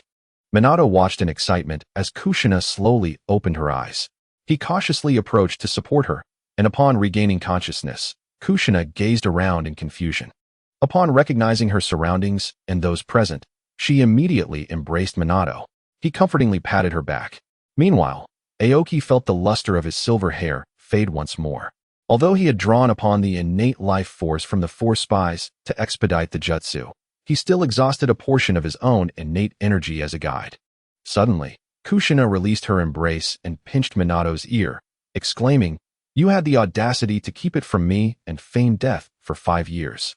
Minato winced in pain, but she abruptly turned her gaze to Aoki, her crimson hair billowing without wind. "And you? How dare you keep me confined for so long?" Aoki stumbled back, colliding with the edge of the 8 trigrams formation, while Kakashi discreetly shifted behind him. Chakra erupted from Kushina as the adamantine chains extended around her, only to retract back into her being moments later. Minato appeared beside Kushina at the instant the chains vanished, his expression tinged with urgency. Aoki cleared his throat and reassured him, "Minato, you need not worry too much. Kushina is merely awakening. A few days of rest will suffice." Kushina immediately inquired, "What are the 9 tails? I sense it is no longer within me." Aoki, with a hint of exasperation, replied, "Sister, have you forgotten? The 9 tails has been sealed within Naruto, and half resides within Minato." Realization dawned upon Kushina as she remarked, "Ah, that explains it. It appears Minato and I have truly passed." Minato then gently recounted the events that had transpired, while Aoki meditated to restore his strength. Only when Kushina ceased her ire did Jikyu allow Kakashi to escort the 4 spies away, before he approached Aoki with a concerned gaze. Chapter 91. Family Reunion. Minato continued to share the happenings of the past few years with Kushina, while Jikyu helped Aoki to his feet, observing Aoki's pale complexion. "Are you truly all right?" Jikyu inquired. Aoki nodded, assuring him, "Do not fret, I am fine." At that moment, Kushina began to comprehend all that Minato had conveyed. She joined him by Aoki's side, assessing Aoki's condition, and furrowed her brow, asking, "Aoki, what is the state of your health? You appear exceedingly weak, yet vibrantly alive." Aoki smiled and responded, "Sister Kushina, rest assured, I am well. Congratulations on your revival. You can now care for Naruto, and without the nine tails within you, you are free to undertake missions." It was only upon hearing Aoki's words that Kushina remembered, "Ah yes, Naruto and the nine tails." Minato gazed at Kushina with affection. Despite having half a nine tails within him, the joy of family reunion surpassed all else. In the Death Forest, a serene atmosphere enveloped the surroundings. While outside the village of Konoha, at the mountain graveyard, Obito began to doubt his memories. Kurozetsu, fixated on Obito, sensed his unease while simultaneously searching for new candidates to advance the Eye of the Moon plan throughout the shinobi world. As Obito and Kurozetsu remained in silence, a white Zetsu entered, and upon observing Obito's lack of reaction, Kurozetsu followed the white Zetsu into another cave. Noticing Kurozetsu's departure, Obito cast a fierce glance in their direction, channeling his chakra to dispel the illusion he had fallen under. Within the other cave, learning from the white Zetsu that Orochimaru had commenced his research on the Sharingan, Kurozetsu devised a new candidate. As Kurozetsu tirelessly refined his plans, a powerful surge of chakra erupted from the previous cave. Sensing this disturbance, Kurozetsu hurried to investigate, only to find the cave, once intact, now in ruins, with Obito's figure vanished. Realizing something was amiss, Kurozetsu attempted to locate Obito through the white Zetsu's tracking, but to no avail. Meanwhile, having dispelled his illusion, Obito recognized the urgency of his situation. The overwhelming chakra surge compelled him to seek refuge in the Kimui space, directing his path toward Konoha. In that moment of clarity, Obito understood the absurdity of his past actions and felt profound guilt for what he had done. Yet these emotions were overshadowed by his longing for Rin. Upon realizing that Rin was still alive, Obito's sole desire was to glimpse her from afar in Konoha, even if it meant being captured, a testament to the intensity of his infatuation. Within Konoha, despite Aoki's insistence that he was unharmed, Jikyu took him to the hospital for an examination. Following a thorough assessment by Rin, it was confirmed that Aoki exhibited no abnormalities, and he was finally permitted to return home. Accompanying Aoki were Minato and Kushina, whose resurrection had already become village gossip, so Yukura was not overly surprised upon seeing them. However, Naruto, practicing in the backyard, stared at the unfamiliar duo, rendered speechless. Minato and Kushina, upon encountering Naruto, found themselves at a loss for words, and a heavy silence enveloped the scene. Naruto's knuckles turned white around his kunai, and the hem of his orange tracksuit trembled slightly with the earth's grime. The May breeze carried cherry blossoms through the courtyard, pink and white petals settling upon Kushina's crimson locks. She stepped forward, then abruptly halted, her nails digging into her palm. "Naruto." Minato's voice was rough, as he knelt on the cobbled ground, his blue eyes reflecting the faint whisker marks on his son's face. "That night, your mother sealed the nine tails within you," he began, but Naruto interrupted, his azure eyes glistening with unshed tears. "Uncle Aoki said you were heroes, but..." His goggles slipped, clattering against the stones. "Why did you return only now?" Kushina's adamantine chains erupted uncontrollably, 3 chakra chains shattering the stone lanterns in the courtyard. Yukura instinctively began to form hand seals, but was halted by Aoki's raised hand. Amidst the debris and dust, the red-haired woman embraced Naruto, weeping uncontrollably. "I am so sorry. Truly sorry." Minato stood beside Naruto, and as his warm hand rested on the boy's neck, Naruto inhaled the faint scent of antiseptic, reminiscent of the hospital corridors and Aoki's lingering presence. "Because your mother and I were foolish," Minato murmured, enveloping his trembling son in a tight embrace, while Kushina's chains coiled behind them, quivering. "Foolish enough to take so long to piece together your shattered soul. Foolish enough to forget how to hold you." His voice faltered as Naruto's sweat-soaked golden hair brushed against his chin, and hot tears soaked the collar of the 4th Hokage's vest. Nearby, Aoki gently led the tearful Yukura away, leaving the long-separated family to themselves, while the courtyard remained a haven for the reunited Minato family. After Aoki and Yakura exited the backyard and returned to the living room, Rin was upstairs soothing her grandson, Ronzai, while Aoki and Yakura were alone. Observing Aoki's withered hair roots, Yakura inquired, "How's your health?" Aoki grasped Yakura's hand, responding, "Do not worry. I shall recover in a few days, but I will not engage in such endeavors again." Yakura rested her head on Aoki's shoulder, calmly stating, "My son and I await your return home." Aoki nodded firmly, and as the sun dipped through the floor-to-ceiling window, casting long shadows on the floor, he was about to speak when he sensed a subtle disturbance in the village's barrier. The sound of Kakashi's arrival at the entrance shattered the tranquility. His mask dusted with grass. A chakra anomaly was detected 5 kilometers northwest. The third Hokage has summoned an emergency meeting. As Yakura straightened, her hair brushed against Aoki's nose, the familiar scent of citrus mingling with herbal notes. She turned, retrieving a special food pill from her ninja pouch and placing it in his palm, her fingertips lingering on his calloused hand. "Be careful." At that moment, the Minato family emerged from the backyard into the living room, and without a word exchanged, they departed. As Aoki and the Minato couple followed Kakashi onto the rooftop, they witnessed a flock of birds startled into flight from the direction of the Death Forest. The smoke from the third generation's pipe flickered beneath Hokage Rock, while atop a beech tree outside the village, a man clad in a spiral mask gazed through the Kemui space, his single eye reflecting the figure of Noera Rin organizing medical records at the Konoha hospital.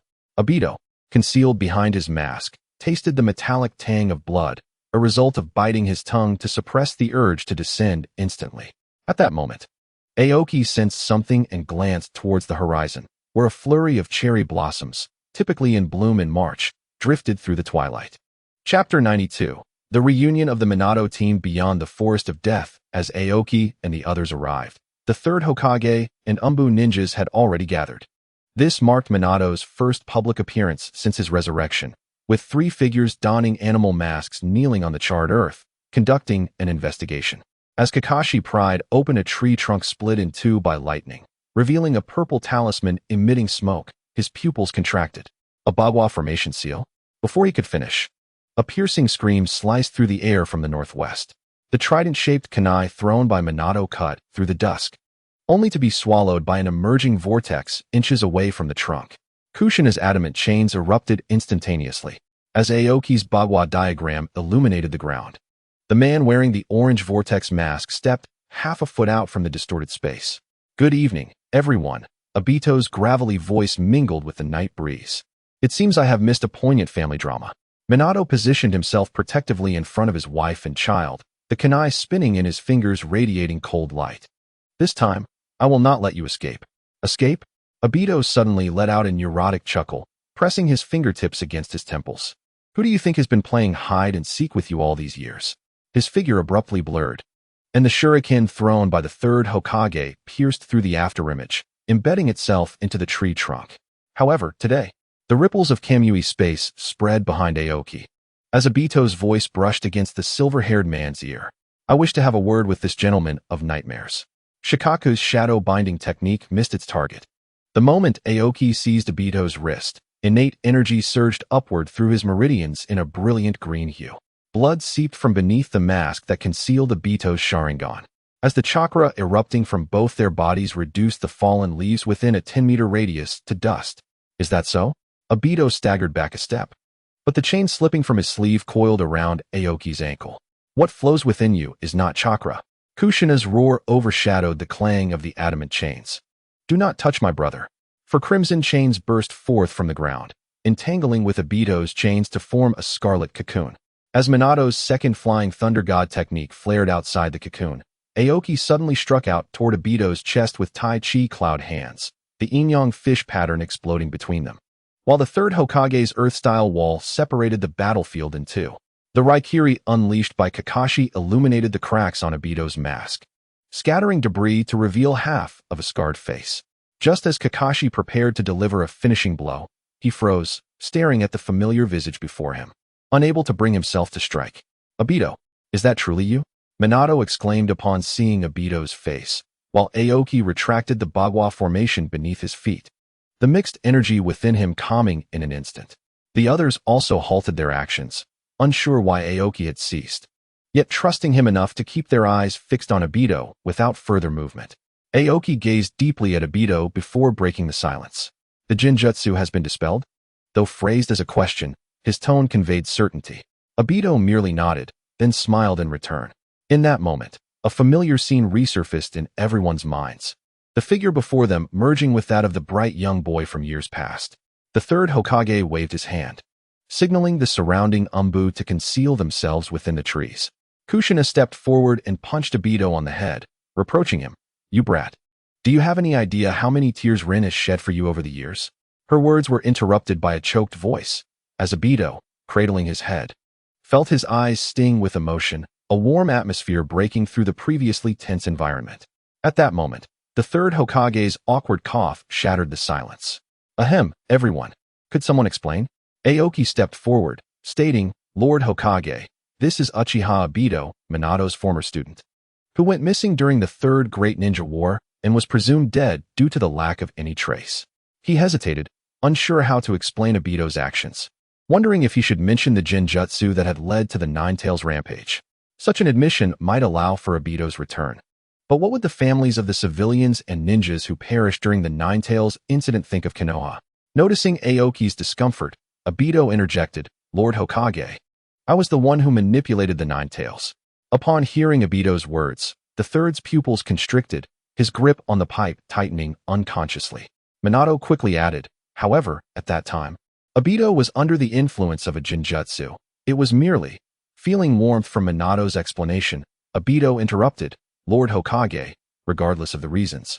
The Nine-Tails incident was orchestrated by me alone. I do not expect forgiveness from anyone. I only wish to return to the village to see Rin. After that, I will accept any punishment. Minato and Kakashi were about to respond when Aoki raised a hand to stop them. The third Hokage, upon hearing Obito's words, began to smoke his pipe more frequently, and after a moment of silence, he spoke. Minato, you shall resume your position as Hokage in a week. I will speak with the daimyo. Obito's return brings significant clues regarding the Nine-Tails incident. You may discuss the subsequent matters amongst yourselves. Submit the mission report to my desk first thing tomorrow. With that, the third Hokage departed with the Umbu, the sound of his pipe clinking against the tree resonating as the elder vanished into the twilight. The forest, now bathed in amber light from the setting sun, fell into a brief silence. Obito looked down at the Konoha forehead protector in his palm, the scars etched by time still carrying the scent of the shinobi bridge. Kakashi suddenly tore off his forehead protector, revealing the scar over his eye. You, of all people. His voice was like a shuriken caught in his throat, ultimately transforming into a violent tremor of his shoulder. Minato placed a hand on the shoulders of both his disciples, the flying thunder god mark glowing faintly where they touched. Kushina suddenly tugged Obito's ear upward. You little brat. Do you even know how many tears Rin has shed for you these years? The medical team duty roster is posted on the third bulletin board. The sealing technique glowing at her fingertips burned a triangular mark into Obito's right shoulder. If you dare use space ninjutsu to escape, I will blow you up. As their banter continued, they arrived outside the Konoha hospital, where Obito saw Rin standing at the entrance, clutching medical records. The young medical ninja's pupils constricted to the size of a needle in the twilight. Disinfecting gauze slipping from her trembling fingers, the bandages whipped by the wind wrapping around Obito's outstretched fingers. This time, you shall not flee into darkness. Rin's voice was as delicate as a scalpel slicing through gauze. As she reached to touch the edge of Obito's mask, the setting sun pierced through the spiral patterns, illuminating the torrent of tears beneath the mask. In the distance, the newly carved statue of the fourth Hokage atop Hokage Rock appeared to smile in the afterglow. While deep within the forest of death, a half-broken white Zetsu face slowly began to regenerate, entwined in mycelium. Chapter 93. Energy surge upon seeing Rin, Aoki prepared to leave. Catching a glimpse of Rin taking Obito's hand, a smile gracing his lips as he turned back. Upon returning to his home, Aoki leaned against the entrance, beads of sweat on his forehead signaling his deteriorating condition. Initially, he believed that the Bagua Qian reverse destiny technique merely consumed innate energy, but it now appeared to be depleting his vitality to a considerable extent. Each cell in the human body has a limited capacity for division. Previously, Aoki had accelerated his own cellular division to mitigate an excess of natural energy. The two subsequent uses of the ninjutsu to resurrect the Minato couple had further hastened this process. Although the natural energy within him continuously worked to restore his cells, it was ultimately futile. Hearing a commotion at the door, Yetsong approached the entrance and found Aoki leaning against the door, drenched in sweat. He promptly inquired, "Aoki, what has happened?"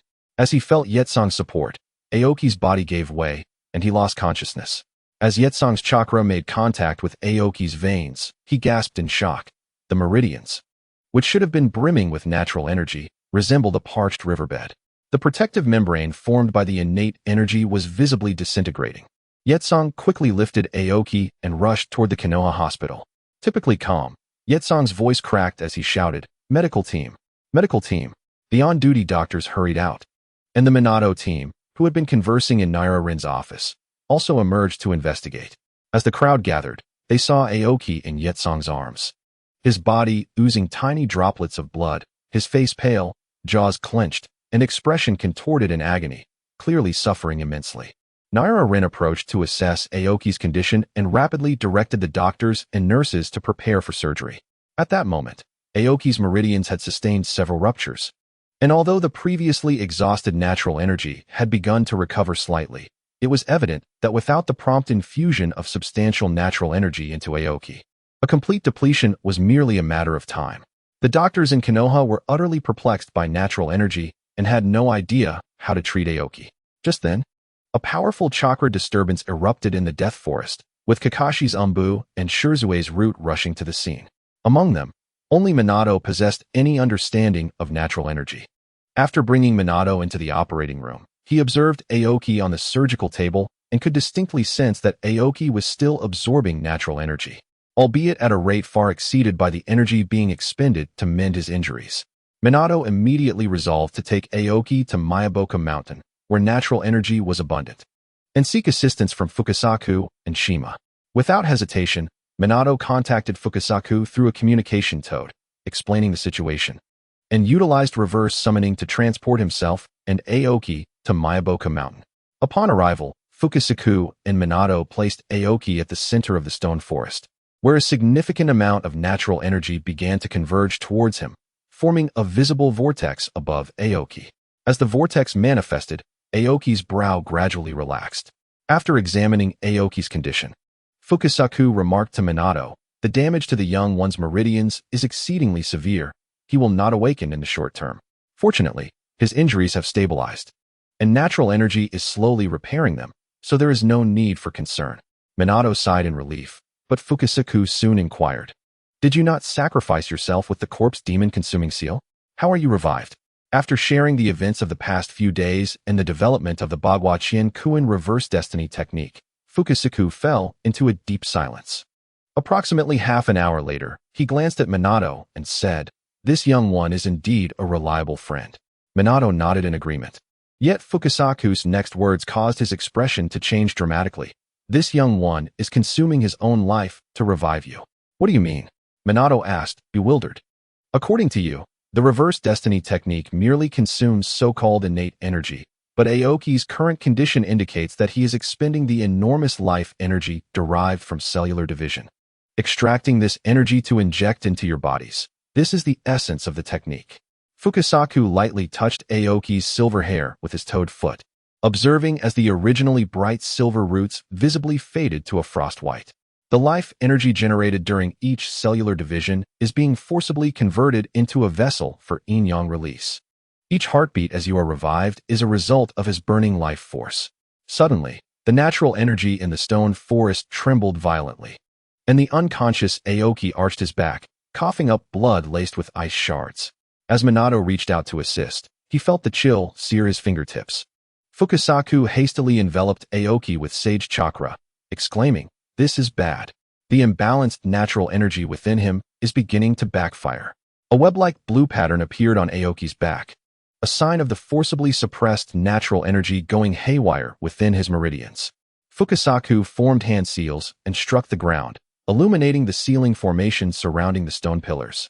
"Quickly bring the young girl from the Vortex clan. Only her King Kong lock can bind the rampaging natural energy." In an instant, as Minato vanished, Aoki's pupils abruptly transformed to green. He mechanically turned his neck to gaze at Fukasaku, his throat uttering an inhuman voice with a triple echo. Why do you impede my return to the heavens and the earth? The spirit of young Aoki was being assimilated by the natural energy. Fukasaku's hands trembled as he released the binding spell. The stone frog statues in the forest shattered in succession, and countless fragments coalesced in the air to form 8 rotating orbs of truth. As Aoki floated into the air, his white hair cascaded to his ankles, his skin adorned with bark-like patterns.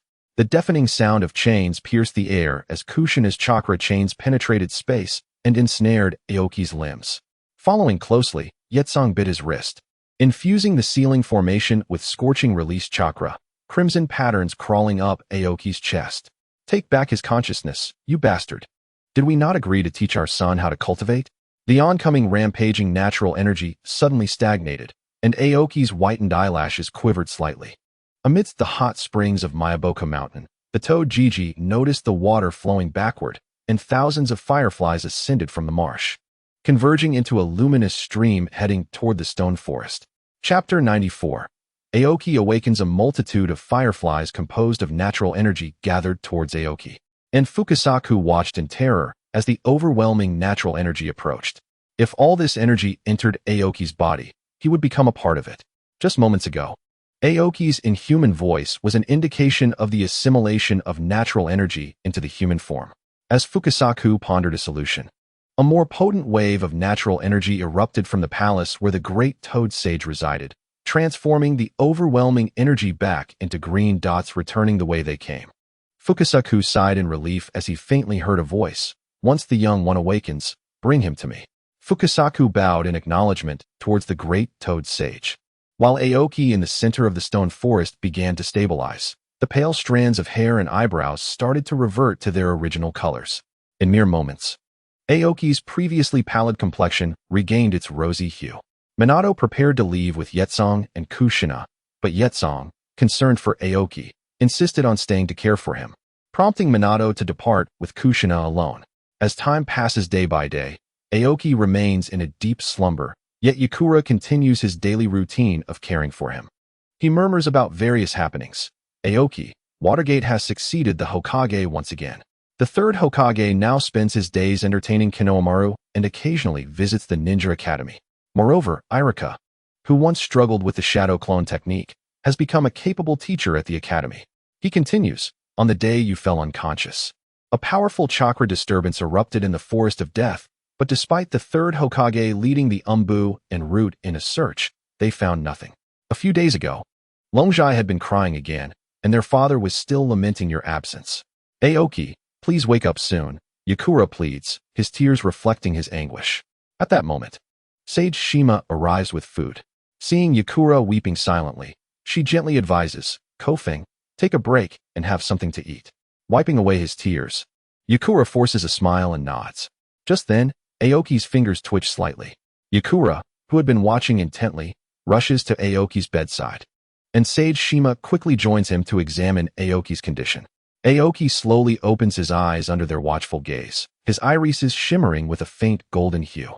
As he attempts to prop himself up, he notices his arms are wrapped in bandages. Yakura, ready to speak, is suddenly taken aback by the black markings spreading across Aoki's neck, which visibly recede into his skin. Don't touch him, Sage Shima exclaims, binding Yakura's wrist with chakra threads. His energy is rebalancing. Aoki opens his mouth, producing a hoarse sound reminiscent of sandpaper. Longjai, he manages to utter, tracing trembling arcs on the bedsheet with his blood-stained fingertips. Did he cough or wheeze while crying? Yakura's tears fall onto Aoki's cold hand as she clutches his fingers.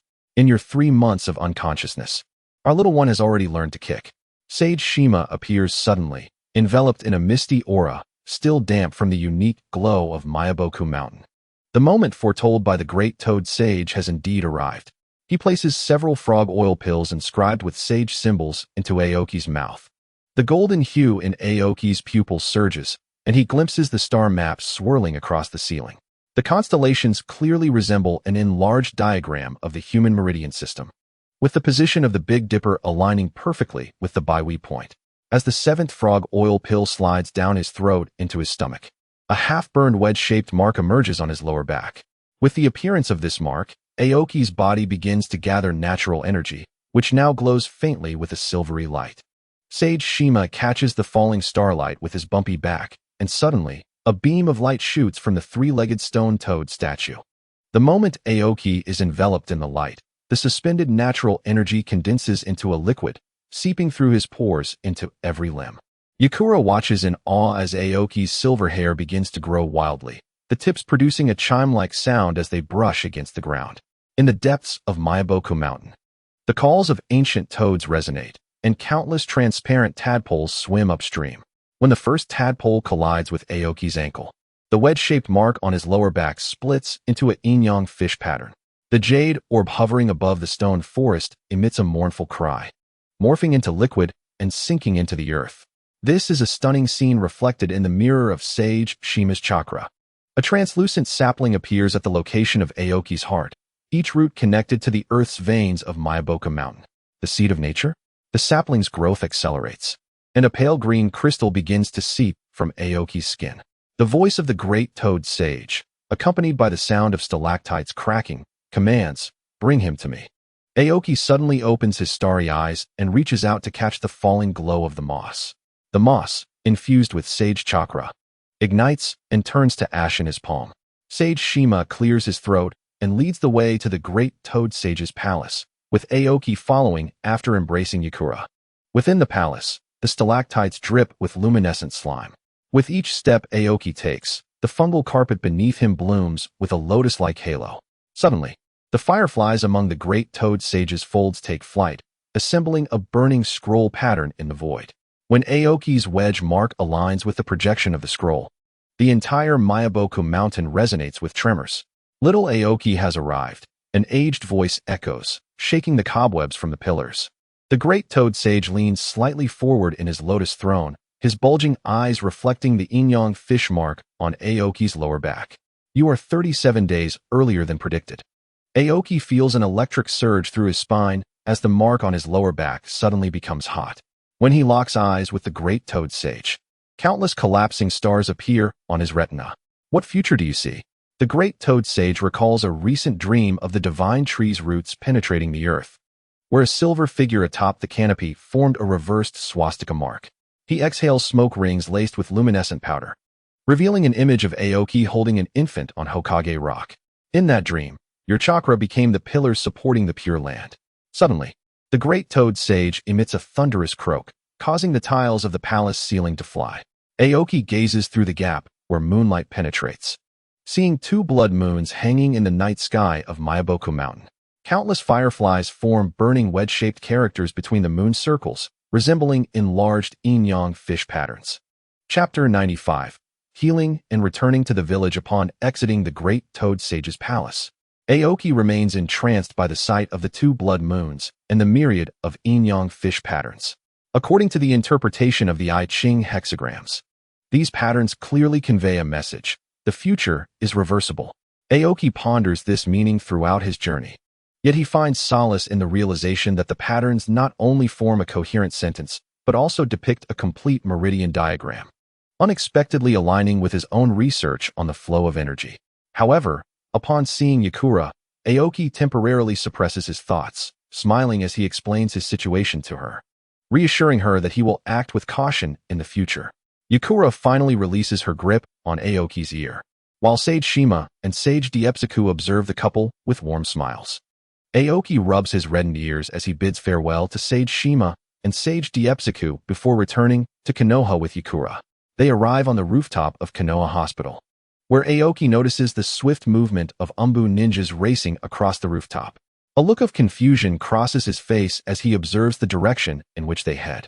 After exchanging a few brief words with Yakura, Aoki dashes toward the Forest of Death where the Umbu ninjas are gathering. As he navigates through the treetops, he notices that the vegetation in the Forest of Death is covered in blood vessel-like patterns that pulsate rhythmically. Upon reaching the peak of the central tower, several specially designed iron chains shoot toward him from all directions. "Retract!" Kakashi's voice calls out, and the chains suddenly pull back just inches from Aoki. Shirzue appears beside him, the four-pointed windmill pattern in his eyes spinning continuously. "Are you healed?" Aoki nods and inquires about Shirzue's current situation. Shirzue responds that the Forest of Death seems to have developed these patterns overnight, and they actively attack any living being that approaches. Upon hearing the introduction of Jishue, Aoki's brow gradually furrowed. Having just utilized natural energy for perception, he astonishingly discovered a striking resemblance between these patterns and the natural energy itself. After a moment of contemplation, the Bagua formation beneath Aoki's feet began to expand continuously until it enveloped the entire Forest of Death, finally coming to a halt. Subsequently, Aoki formed hand seals, and the Bagua formation commenced its rotation, Bagua Qianzi, sealing heaven and earth. Following this, 8 chakra chains surged forth from each point of the formation, completely sealing off the Forest of Death. Aoki then pointed his sword-like fingers towards a large tree 300 meters away. Bagua Zhenzi Thunder. A bolt of thunder struck the tree, and upon impact, an inhuman scream echoed, causing all the ninjas present to gaze in terror towards that direction. Moments later, as the dust raised by the thunder dissipated, the tree was charred to a crisp, flames still licking at its trunk, where a humanoid creature was also consumed by the fire. "What is that?" Jishue inquired, his brow knitted in concern. "It's the one I struck down in the mist battlefield," Aoki explained succinctly before turning to leave. As the white absolute burned, the patterns on the various plants within the Forest of Death began to wither gradually. With Aoki's figure fading from sight, the Umbu and Root ninjas conducted a meticulous search, ultimately departing with a section of the withered pattern. After everyone vanished, a carnivorous plant appeared near the charred tree, and the white absolute remarked, "To think it could even perceive the ephemeral technique." The other half, the black absolute, added, "Time is of the essence." "What of Uchiha?" "The embryo has formed." The white absolute replied, "That's good. Mother S resurrection must not be disturbed by anyone. Upon finishing this proclamation, the withered patterns began to rot rapidly, ultimately transforming into nourishment for the Forest of Death, while the carnivorous plant melded once more into the earth. At this moment, Aoki had arrived at the Hokage's office. Observing Minato as he diligently reviewed documents on his desk, Aoki poured himself a cup of tea and leisurely settled onto the sofa. Minato noticed Aoki's entrance but remained engrossed in his tasks. After approximately half an hour, he lifted his head, massaging his stiff neck, and addressed Aoki. "Aoki, I appreciate your help. I've just recovered and still require your assistance." "Not a problem," Aoki replied comfortably from his reclined position. "However, Minato, the matters within the Forest of Death are far from simple." Minato raised an eyebrow, urging him to elaborate. Aoki proceeded to relay his analysis in its entirety. After listening intently, Minato fell into deep thought before asking, "According to your analysis, what is the objective of this hidden individual?" Aoki pondered for a moment before meeting Minato's gaze with a serious expression. "I do not know." He then casually rested his hands behind his head, adding, "Isn't this something you should be asking Kakashi? His mind is quite sharp." Minato waved his hand in resignation, and Aoki stood to depart. As he reached the door, Minato's voice called out, "Aoki, refrain from using that technique in the future. Sage Daisaku has advised me against it." Aoki turned to face Minato, smiling and waving his hand in acknowledgement. "All right, I understand." Minato smiled in return, returning to his papers. Stepping out of the office, Aoki resumed his leisurely demeanor, ambling back home. At this hour, Kushina was entertaining guests. Yakura and Kushina were in the living room playing with Longjai. Kushina was playfully teasing Longjai with her red hair when his tiny legs unexpectedly kicked her chin. Yakura hurriedly reached out to embrace their giggling son, but was preempted by her husband, who scooped up the chuckling child first. "Something feels off," Kushina remarked, rubbing her chin as she looked at Longjai in Aoki's arms. "That strength doesn't seem characteristic of such a small infant." Aoki lifted Longjai high, prompting the child to laugh joyously, and replied, "It's merely the nourishment of natural energy." He lifted Longjai again, affectionately saying, "Isn't that right, little Longjai?" Longjai, not fully comprehending Aoki's words, delighted in the interaction, giggling incessantly. As the child's laughter resonated, a warm atmosphere enveloped the room, the distant sunset capturing this beautiful moment. Time flowed unceasingly, and before long, it was the 61st year of Konoha, with 2-year-old Longjai now capable of speech. However, compared to Aoki and Yakura, Longjai exhibited a rather mature demeanor. He particularly enjoyed playing shogi with Rin, and when she was absent, he would nestle in his room, studying Aoki's training manuals and ninjutsu scrolls. In these past few years, aside from instructing Yakumo, Aoki had mainly spent his time at home. Minato had invited him several times to assume the role of Hokage advisor, but Aoki consistently declined with various excuses. One day, after finishing a session with Yakumo, Aoki relaxed on a lounge chair in the backyard, while Yakumo practiced nearby, and Yakura busied herself in the kitchen preparing dinner. In the living room, Rin and Longjai were engrossed in their shogi game.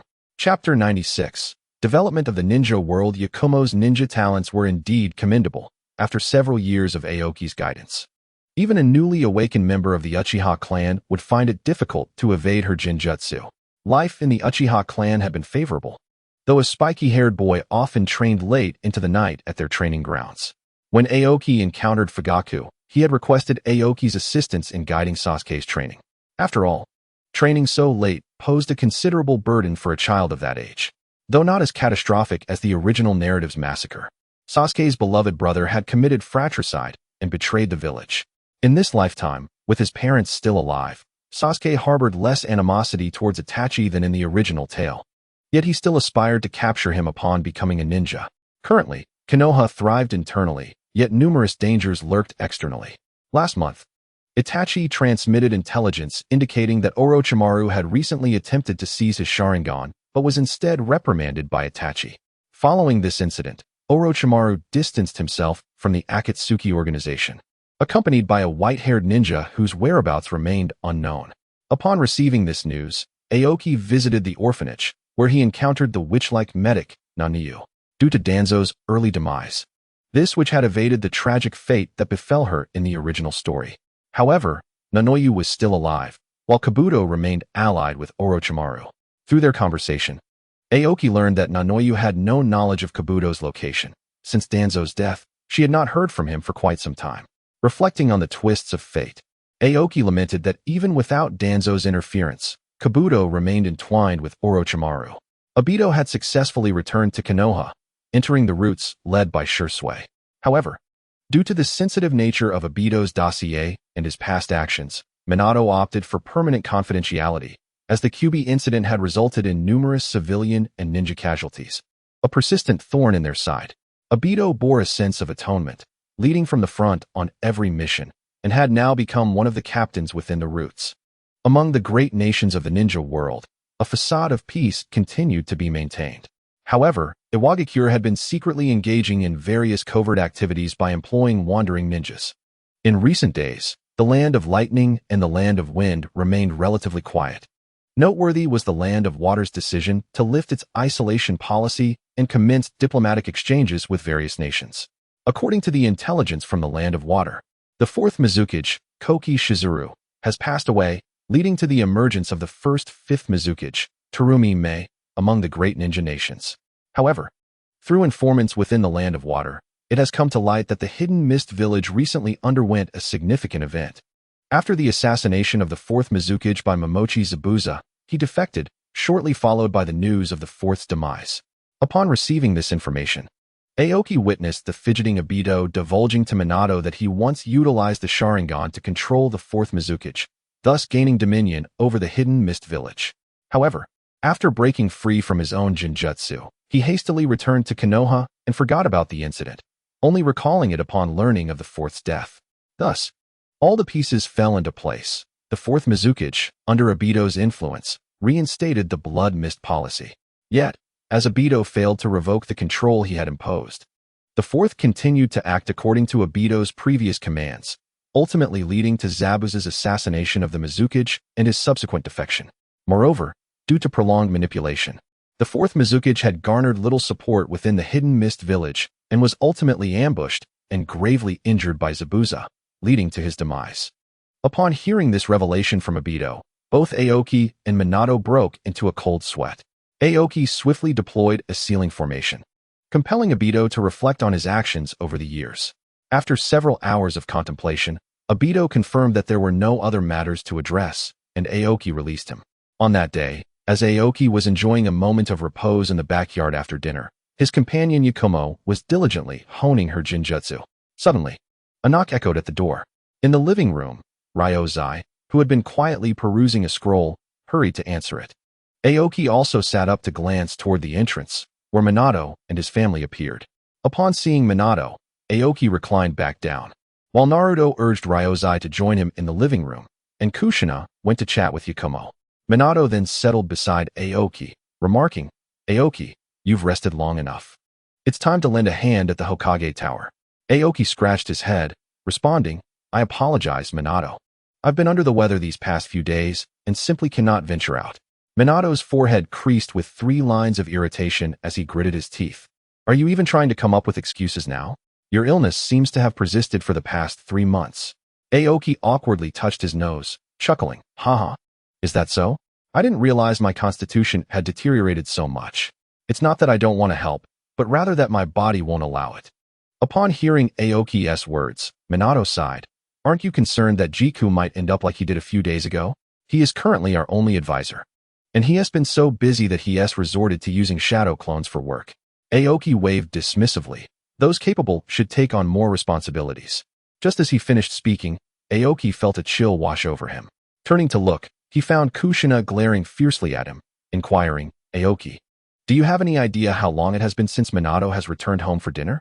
As she spoke, her crimson hair seemed to stir without wind. Aoki promptly straightened up and replied, "I'll go, if that's what you want." Kushina's fiery locks settled as she patted Aoki's shoulder, saying, "Now that's my good little brother." She then resumed her conversation with Yakumo, who cast Aoki a sympathetic glance before being whisked away. Subsequently, Aoki slumped despondently into a lounge chair, casting a resentful look at Minato, who was quietly laughing, stating, "Just so you know, I'm not accepting any overtime. I still have to train Yakumo." Minato eagerly agreed, thinking it prudent to secure Aoki's assistance first, leaving the matter of overtime for later discussion once Aoki started working. Following this, Minato and Aoki engaged in casual conversation, but suddenly, a powerful surge emanated from Yakumo's direction, enveloping the backyard in a strange pattern. Aoki and Minato quickly teleported to Yakumo's side, where they found her surrounded by natural energy, a yin-yang symbol gradually materializing at the nape of her neck. Minato glanced at Aoki, questioning, "What is happening with Yakumo?"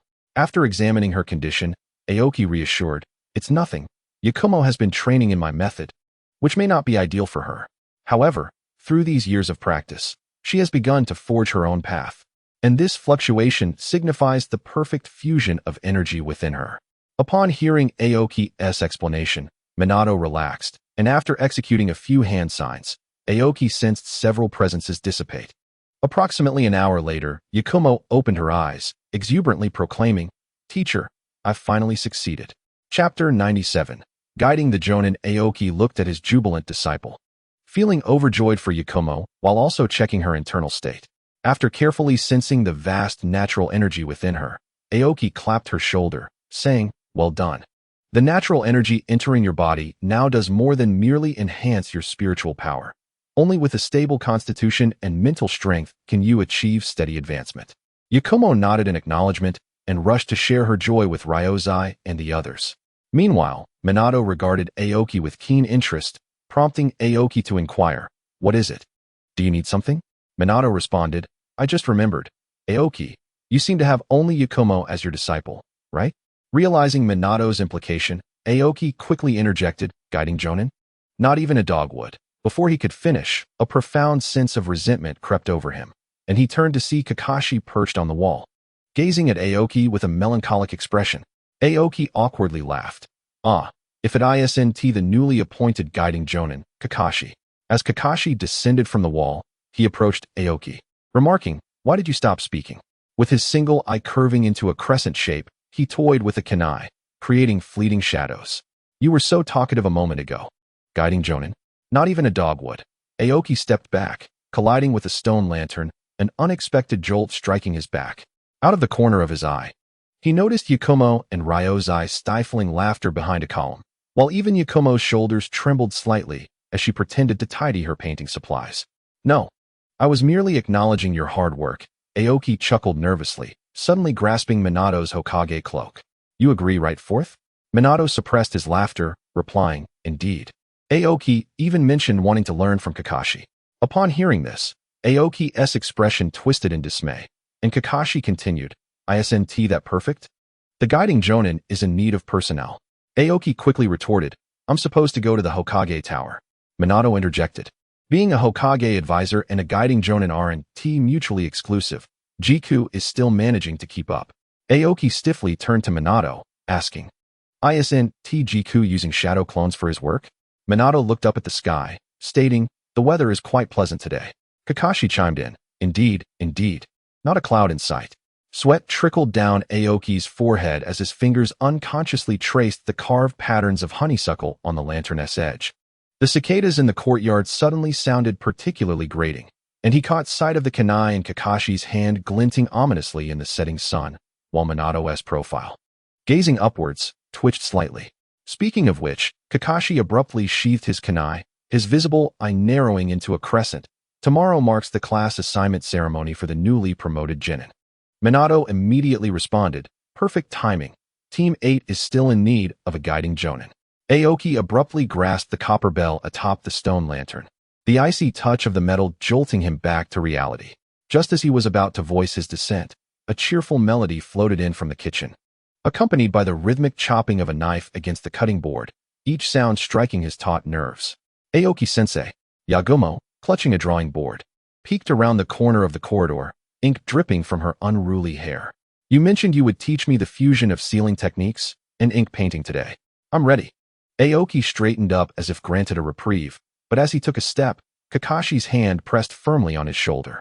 The chakra from the silver-haired shinobi's palm sent a slight tingling sensation through him, rendering half of his body immobile. All right, I will go. Aoki conceded reluctantly to Kakashi and Minato's proposal, sighing deeply. Realizing that such leisurely days would soon be a thing of the past, the joy had vanished in an instant. Upon Aoki's agreement, Kakashi released his grip, and Aoki trudged towards Yagumo with a resigned air. Watching Aoki's retreating figure, Kakashi exchanged a knowing smile with Minato. Indeed, witnessing Aoki's languid lifestyle in recent days had stirred envy in them. Yagumo tiptoed to wipe the ink smudge from her forehead, the talisman paper along the edge of the drawing board fluttering as if stirred by an unseen breeze. Observing her teacher's dejected demeanor, she unconsciously let her brush bleed half a lotus in ink on the rice paper. Suddenly, a whistling sound sliced through the air, and 3 scrolls tied with ribbons landed precisely atop the stone lantern, startling the copper bell into a resonant chime. A gift for your initiation, Kakashi remarked, lifting his right hand, just retrieved from his ninja tool pouch, a muffled chuckle escaping beneath his mask. This is footage from the lower ninja examinations. Starting from the year Orochimaru was an examiner, Aoki stared at the towering stack of scrolls, higher than the storied Longjai, and suddenly yanked at the silver-haired jonin who attempted to slip away. I remember when you just became a jonin, it was the same for you.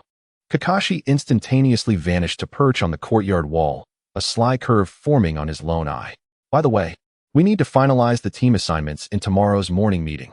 As his words faded, he transformed into a substitute wooden figure, while his true voice floated from the kitchen window. Sensei, Aoki-senpai said he would treat everyone to dango. Vortex's red-haired figure, busy crafting rice balls with Yakura, perked up at the mention, a colander dusted with bean flour appearing above Aoki's head. Aoki raised his hand to catch the falling glutinous rice flour, glancing to see Yagumo discreetly sketching a droopy-headed ninja turtle in the corner of her drawing board. As the sunset bathed the courtyard in honeyed hues, Naruto held up Longjai to reach for the wind chimes at the eaves, the crisp sounds mingling with the chakra fluctuations from Minato as he sent a covert message to Riku. The following morning, Aoki walked into the Hokage's office with a heavy heart. All the jonin leading teams had already gathered, making him the last to arrive. Once Minato confirmed everyone was present, he began to outline the class assignments and important notes. After 10 minutes, he inquired, Is everyone clear on the requirements and assignments? The jonin responded affirmatively, and Minato nodded. Continuing, very well, guiding jonin, proceed to the schools. Aoki, please stay behind.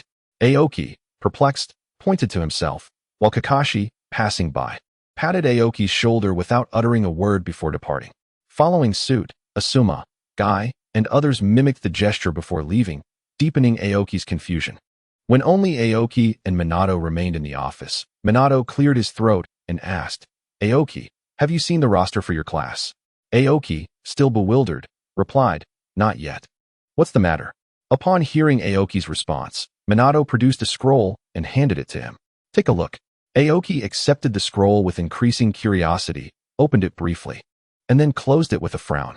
Yagumo shouldn't be of graduation age yet. Minato coughed awkwardly. A week ago, Yagumo submitted an application for early graduation. The examiner was Hong, and they ended up in a tie.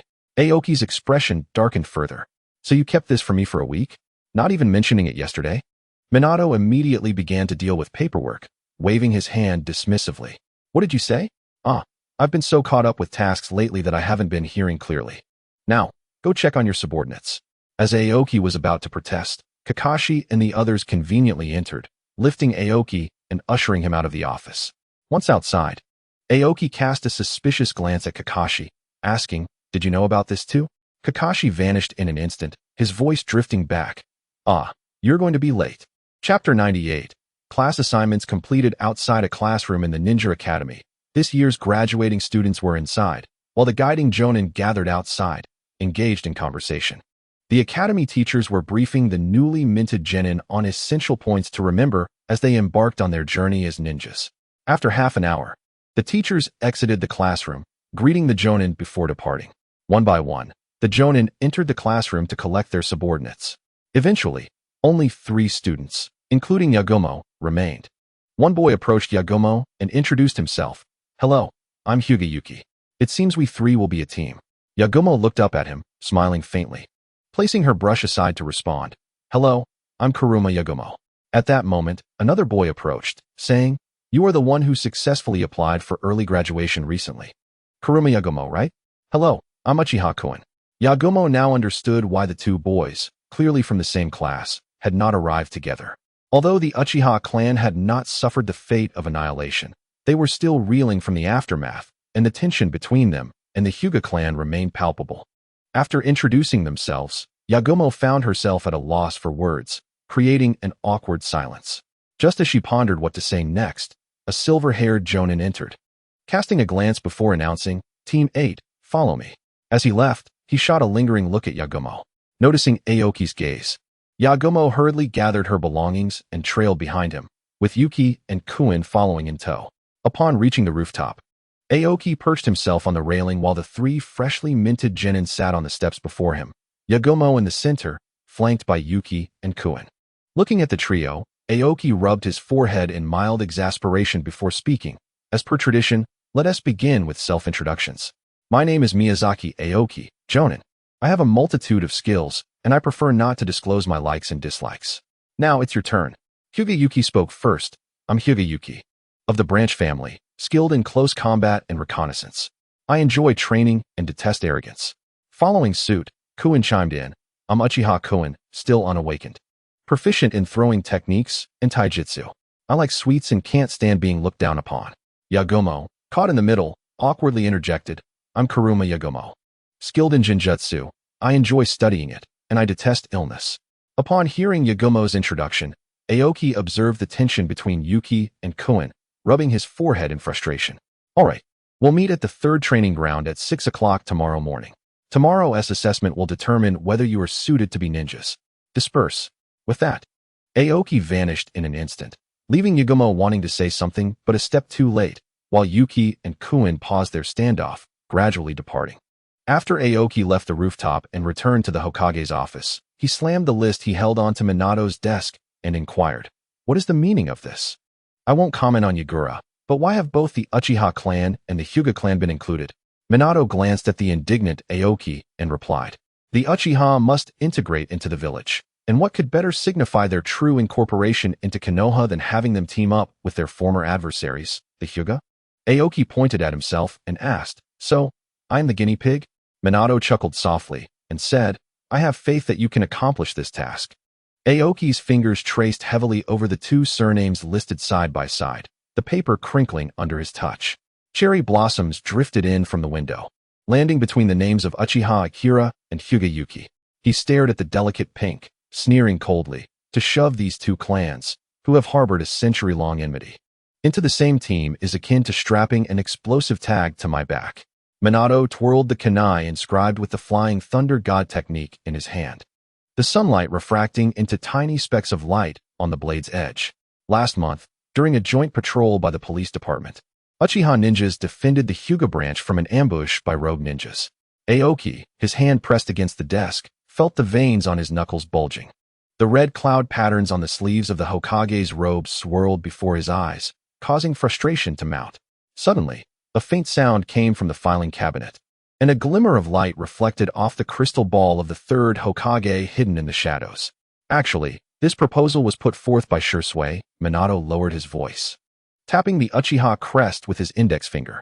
He claimed that Akira's chakra nature is highly compatible with Yagura's genjutsu, while Yuki's Byakugan can unveil the visual blind spots of Yagura's bloodline limit. Aoki stared in astonishment at the encrypted runes that abruptly appeared beside the list. The crow-shaped chakra seal was unmistakably Shursui's handiwork. He recalled the scene from the previous week when he had stumbled upon Shursui exiting the Umbu archive late at night, the moonlight glinting off his crimson Sharingan, resembling a cat that had caught a mouse. Aoki scratched his head in irritation and replied, "Fine, I'll do my best." Without waiting for Minato's response, he turned and left the office. Minato could only smile wryly, lowering his head to resume his work. As soon as Aoki exited the office, he encountered Kakashi approaching. Kakashi's eyes were sunken, and he looked utterly exhausted. Upon seeing Aoki, he seized him and exclaimed, "Aren't you supposed to report to the advisors today? Do you have any idea what kind of days we have been enduring lately? How can you be so leisurely roaming around?" Aoki struggled desperately, retorting, "Why are you grabbing me? I am still a guiding jonin, and isn't today the day for class assignments?" Kakashi hesitated for a moment, still holding on to Aoki's hand, and asked, "Have the assignments been completed?" Aoki instinctively nodded, and Kakashi immediately brightened, saying, "That's great. Quickly, come with me. There are still a ton of things to do." Aoki suddenly regretted his quick response, struggling to escape Kakashi's grip while shouting for Minato until he was dragged into the advisor's office. The door to the Hokage's office remained shut. The door to the advisor's office slammed shut, taking with it Aoki's longing to return home.